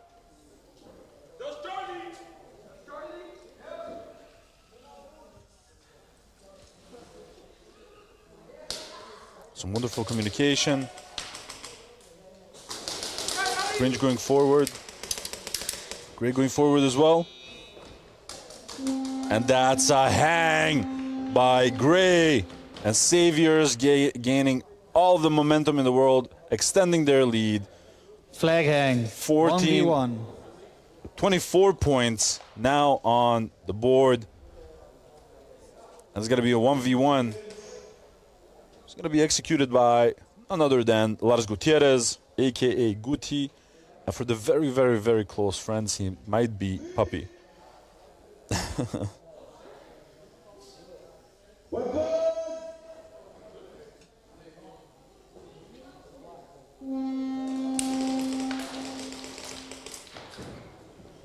And one of the most interesting things that I find about this layout is that it has various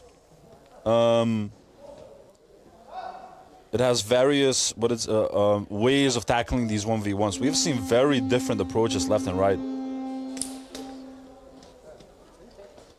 But you know what I mean? After a while, you sort of notice that people like try to find a success formula, and they're doing something specific. Makes it a little bit predictable. You know what I mean?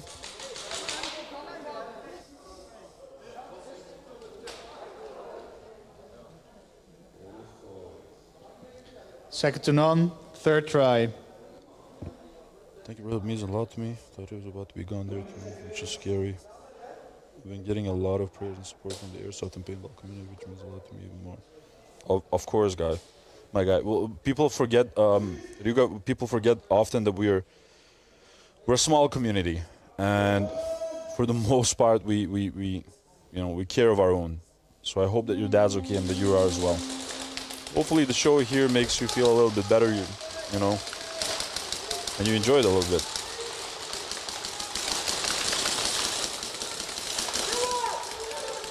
Little kill one on the side of S2N. We hear a kill two as they lose Jesse Hare. Dakota is already on that plexi side bunker. That's a kill three. Very well executed by Ivar Augustin. And that's a hang by Murasaki. Oh, that was good. Yeah, he did it. I heard it. Flag hang. 1v1. So, Murasaki and I had a deal. So, I told Murasaki during Pro Series, if you get a hang while saying Barungs gang, and it's like an inside joke, if you know, you know, then he would get like a 20-piece chicken nugget box from me. And he's going to get it. He just did it.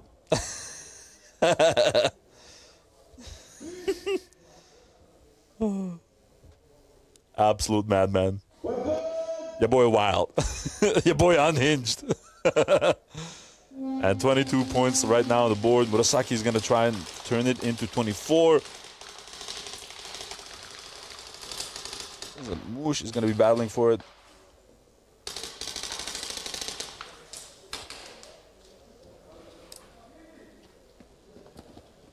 Ten seconds left.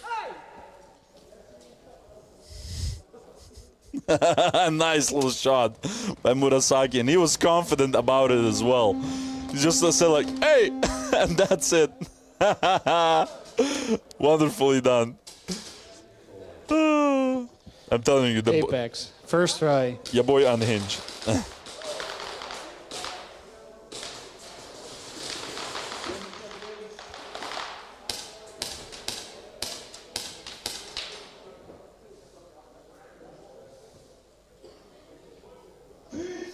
Let's see if Apex can actually try and move away from the potential mercy that they're risking at this moment. They need to get some points on the board. If they do not, and Saviors gets the snatch, then, you know, I remember one time Jaeger even saying to the team, like, hey, listen, just finish this off quickly so we can go to lunch. And I don't think that they'll have that comfort here with Apex, because Apex is fighting hard as hell. But they're getting into the danger zone. 26 points. That means that, you know, Saviors, any try hang that they complete, whether it's a first, second, or a third one, yeah, it's going to be a mercy rule. So they want to get out of that danger zone.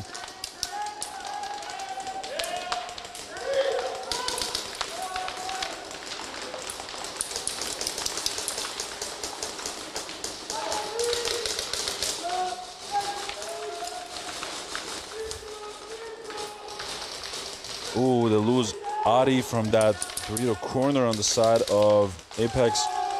Tom Wolfs once again looking for an entryway to the 50 line. If he doesn't, Kevin Bokke will shoot him out. Kevin Bokke is so focused on the D side that he got shot out by Gray on the Plexi side. Oh, that was absolutely crazy. Timing is everything, as they say.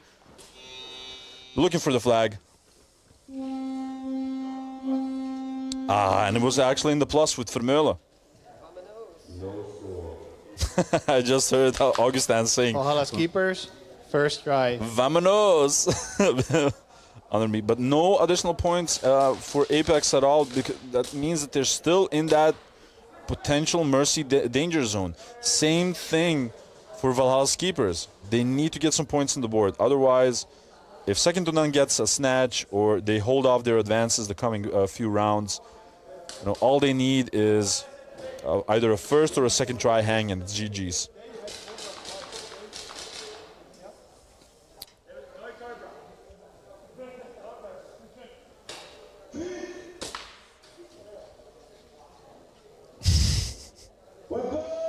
Adi, personally to you, man, I know we haven't talked in a while at all. I know you're a busy man, but thank you for being with your friend. Of course. And, you know, it's part of life, man. Like, sometimes you get out of touch with people, obviously, from time to time, but it doesn't mean that you stop caring. So, yeah, if you need to talk, obviously, dude, let me know. Is it just me, or is the stream a bit foggy, says M5 Creature. I'm not sure. Maybe the rest of the chat can maybe tell us. Sorry for being the chat in here. No, man, no. We need to get this type of thing out of our system, you know. Otherwise, it eats us from the inside. Oh, and a beautiful snapshot by Mush onto Ivar Augustin. That was absolutely incredible. Mush, that was one hell of a shot. He just popped up and shot him through the castle. Now, Stan the Kelder is already in the D3. Kora trying to find an angle on him. Oh, and he got the snipe on to Mush. I was trying to move up himself. Murasaki getting shot out. Dakota getting the last elimination. But no flag in sight.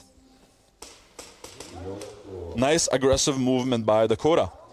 Apex, second try. Oh, Bano on the field, says Weeby. And Sugar Rush is like, boo, get him out.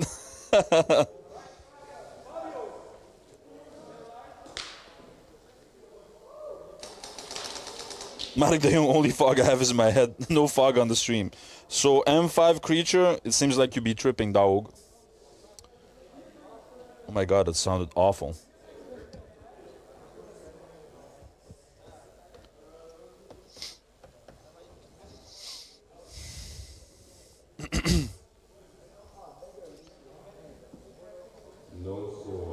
So, is Bono still on right now in the field?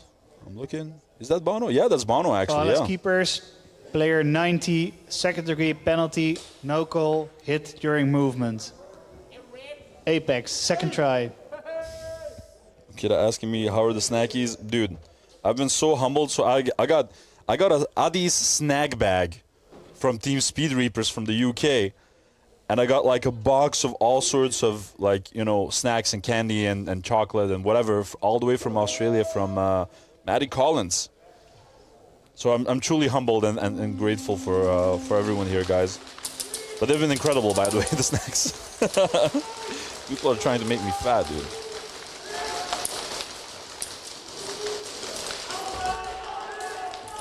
This time around, no success being booked by Bono. What am I saying? Bono, by Tom Wolfs on that D side. Kevin Booker once again keeping a strong eye on the D side as well. Van Hove getting shot out.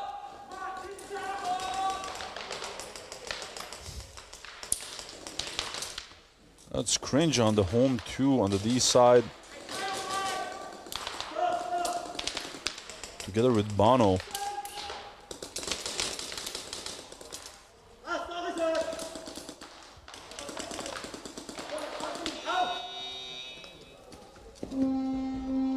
Oh, and beautiful. Now, I believe that was either a zone 1 or zone 2 by Apex, which is a step towards getting out of the danger zone for the hang, for the mercy. That's a zone 1, yeah. Valhalla's keepers, second try. Which means they're still actually in the danger zone right now.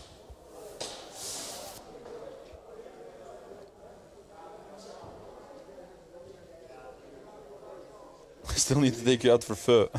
Dude, I would love it. Adi, stop eating. They're trying to sabotage us for next weekend. Ah, Mukira.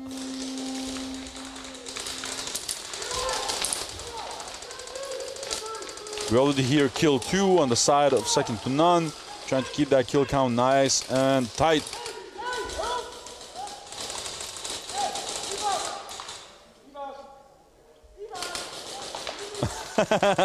We can hear how Murasaki is trying to talk with Ivar Augustin. I had to call him like a couple of times. Ivar.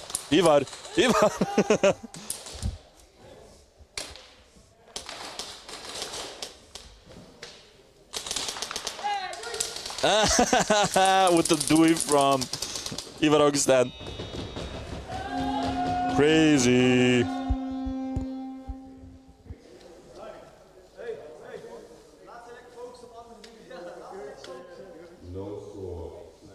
And that's a beautiful snatch by Apex, second to none. Third try. You're trying to sabotage us?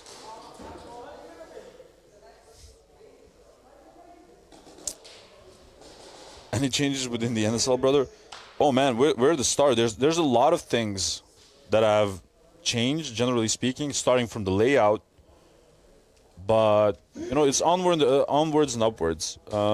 There are some changes also coming, which will be announced in the coming days. I've heard about it. It sounds absolutely incredible. You guys will love that. But generally speaking, you know, it's growing. Challenger scene is gonna be huge. There's a new format called Pulse, which is also like ridiculously incredible. Definitely take a look at that. I don't know where to start.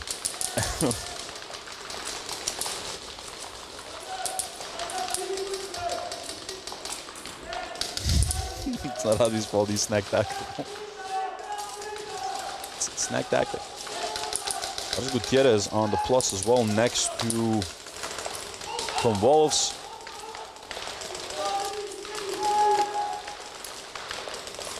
Wolves now trying to get a little bit closer to that mighty powerful D3 that's very close to that 50 line.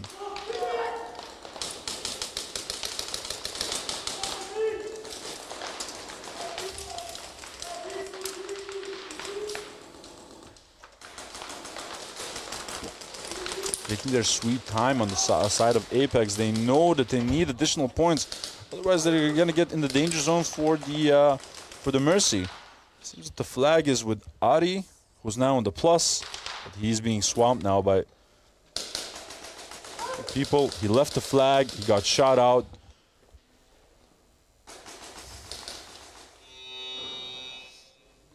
And that's the third try anyway. So now both Apex and Valhalla Keepers are in the danger zone for the potential Mercy. If they actually pull it off on the side of S2N, first try, of getting a first try hang, it'll be game. If they get a second try hang, it will also be game.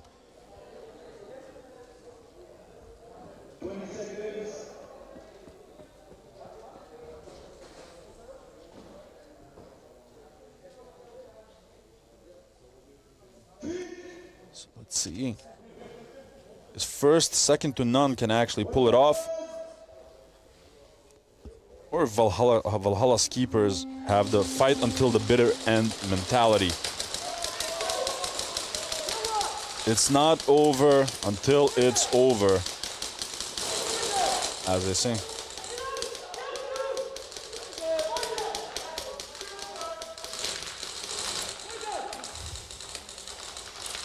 Jesse is already in the castle position, together with Ivar.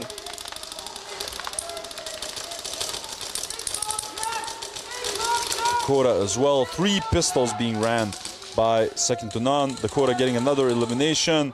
To Halyard, I believe. Which needs to be extra careful around that. Plus, I cannot see the flag from my position. Dakota getting closer. Getting the execution onto Moosh. Oh, and that's a zone 3. Dakota getting that final elimination a bit too soon. Ivar Augustin could not get in the run to get the flag hang.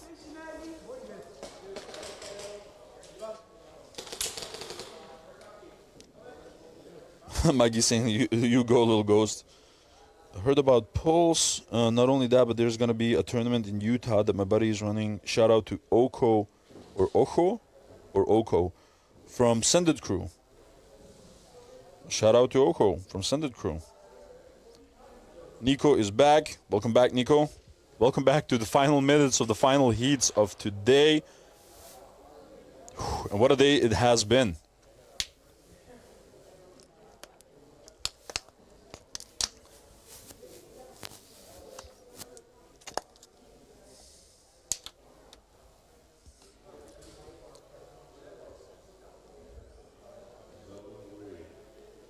It's a zone 3 for second to none. Again, even if second to none gets a second try hang, it'll also be game. Still 4 minutes and 11 seconds left.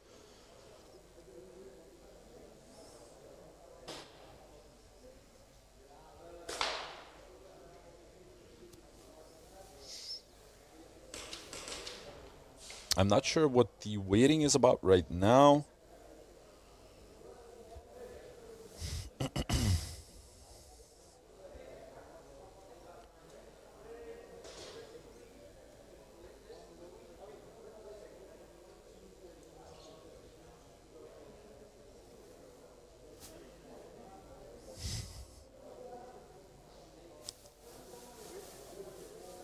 I'm not sure what the situation is right now, guys. I'm sort of waiting for any type of confirmation, but I did see that suddenly on the board the possession of the flag switched from Saviors to Apex, and I'm not sure why.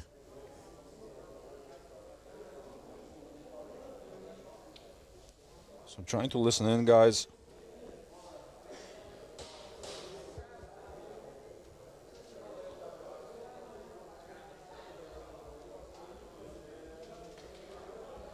Valhalla keepers. Player 12. Oh, yeah, player 13, sorry. Second degree penalty. Hit on the belt. So second Next degree teams. penalty for Valhalla's keepers. Apex, third try. Oh. Third try for Apex. No, Savior's first try. Yeah. I think there was a little bit of confusion, guys. So it's the first try for Saviors, and Valhalla's Keepers has a second degree penalty. So, right, yeah, the board, I don't understand. There's a little bit of switch off on the board, but the way that I followed it along, previously that was the third try. That's why Saviors now have flag possession, and they've also switched sides on Saviors, the field. first try. Correct. All right. So it has been corrected. Saviors first try. So Saviors right now has 26 points and Apex has 1 point, which means if Saviors gets any hang, it will be game.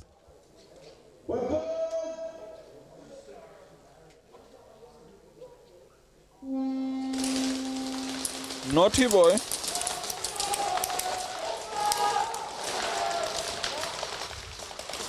Hey, cheers, Ryuga. I appreciate you coming in. It's only no homo if you're wearing socks.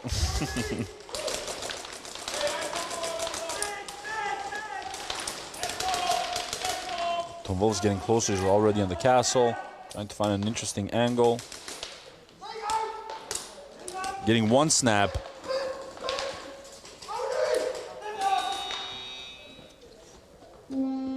Oh, and that was not very well coordinated.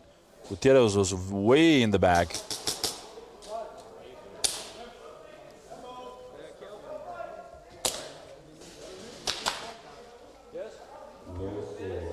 Now second to none.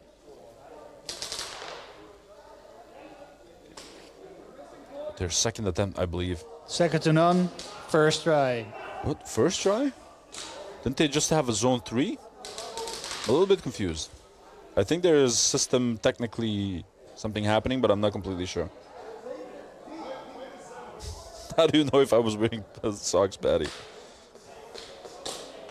Yeah, something like that.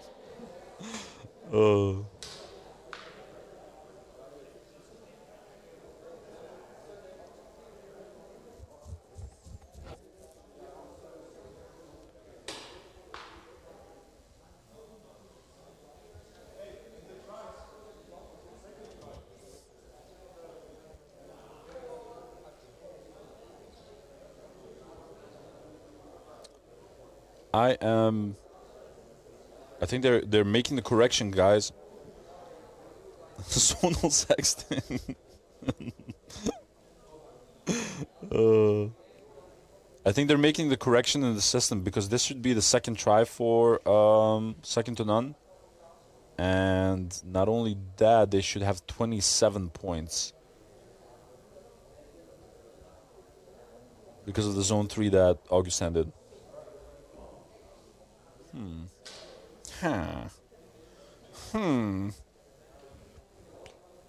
Don't start the next round, please.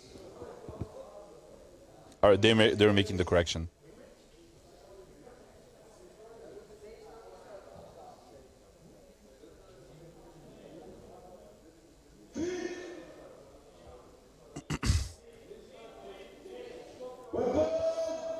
Don't start.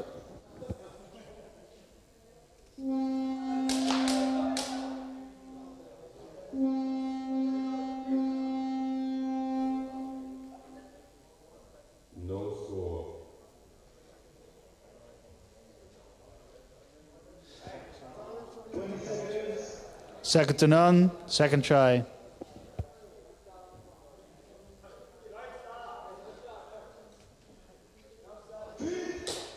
So yeah, second try for second to none. 27 points on the board. If they get a second try hang, it's still gonna be GG's. Oh, huge bump being made by Ivar Augustin all the way to the castle, but he got shot in the process. I had to drop the flag over there. It is in the perfect position to get some points, but someone needs to pick up the flag. Start that run. Oh, Moosh getting 2 BBs right in his mask. Now Dakota has picked up the flag. He's running for it. And gives the board a nice little wipe. And that's going to be GG's. Mercy rule applied. Congratulations to second to none for another victory.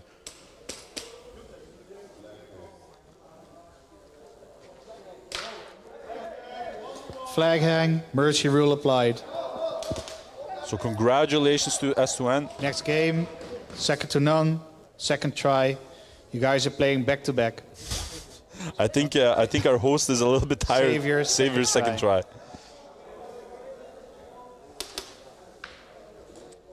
Can't wait for Nations chat to come on. Soccer drop dicks and snacks. Zaza saying, good to see Patty having a laugh in here. He's been amazing company all this time. Blossoms fell asleep like a brick. Someone said it before. Someone said, I don't think it's a party for Blossoms. I think he passed out. Maki saying she's proud. You should be. They're playing amazing. And now, it's up to the Saviors. Can they replicate what S2N did? Go for that Mercy? Or is Apex going to fight off this onslaught? Just make them fight until the end. Gray getting shot out. I cannot see where the flag is.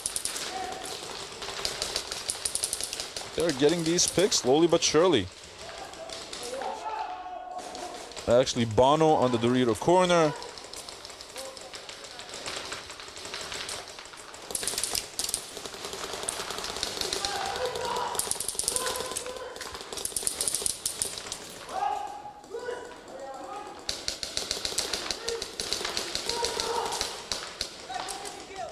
Lara Gutierrez still on the plexi corner. Vermeulen making a bump towards plexi bunker. Let's call it like that. Oh, a nice little snipe by Vermeulen. Getting one. Bono's being awfully careful with it. Going forward, getting eliminated. The buzzer went. That was the second try, so I think now 1 minute refill. The third try, it's still gonna be game. So even like if it's a third try hang, it will still be a mercy rule applied. Patties, I freaking knew it. I'll most likely pass out after this one. Oh my lord, it's 348 over there. My lord. Respect. Blossom saying, now you got this. I believe in you more than I believe in myself. McFly is still ongoing.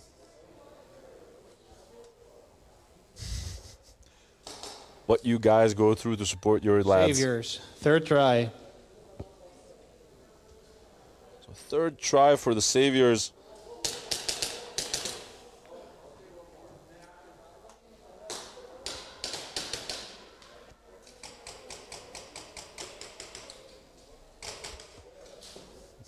Zaza saying it's early for us. Zaza already slept. Now he's like waking up with a bowl of cereal.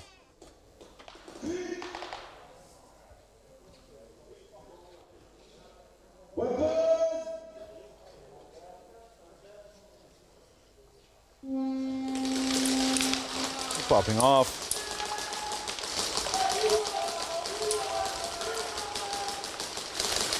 Range getting closer on the outside of that plus.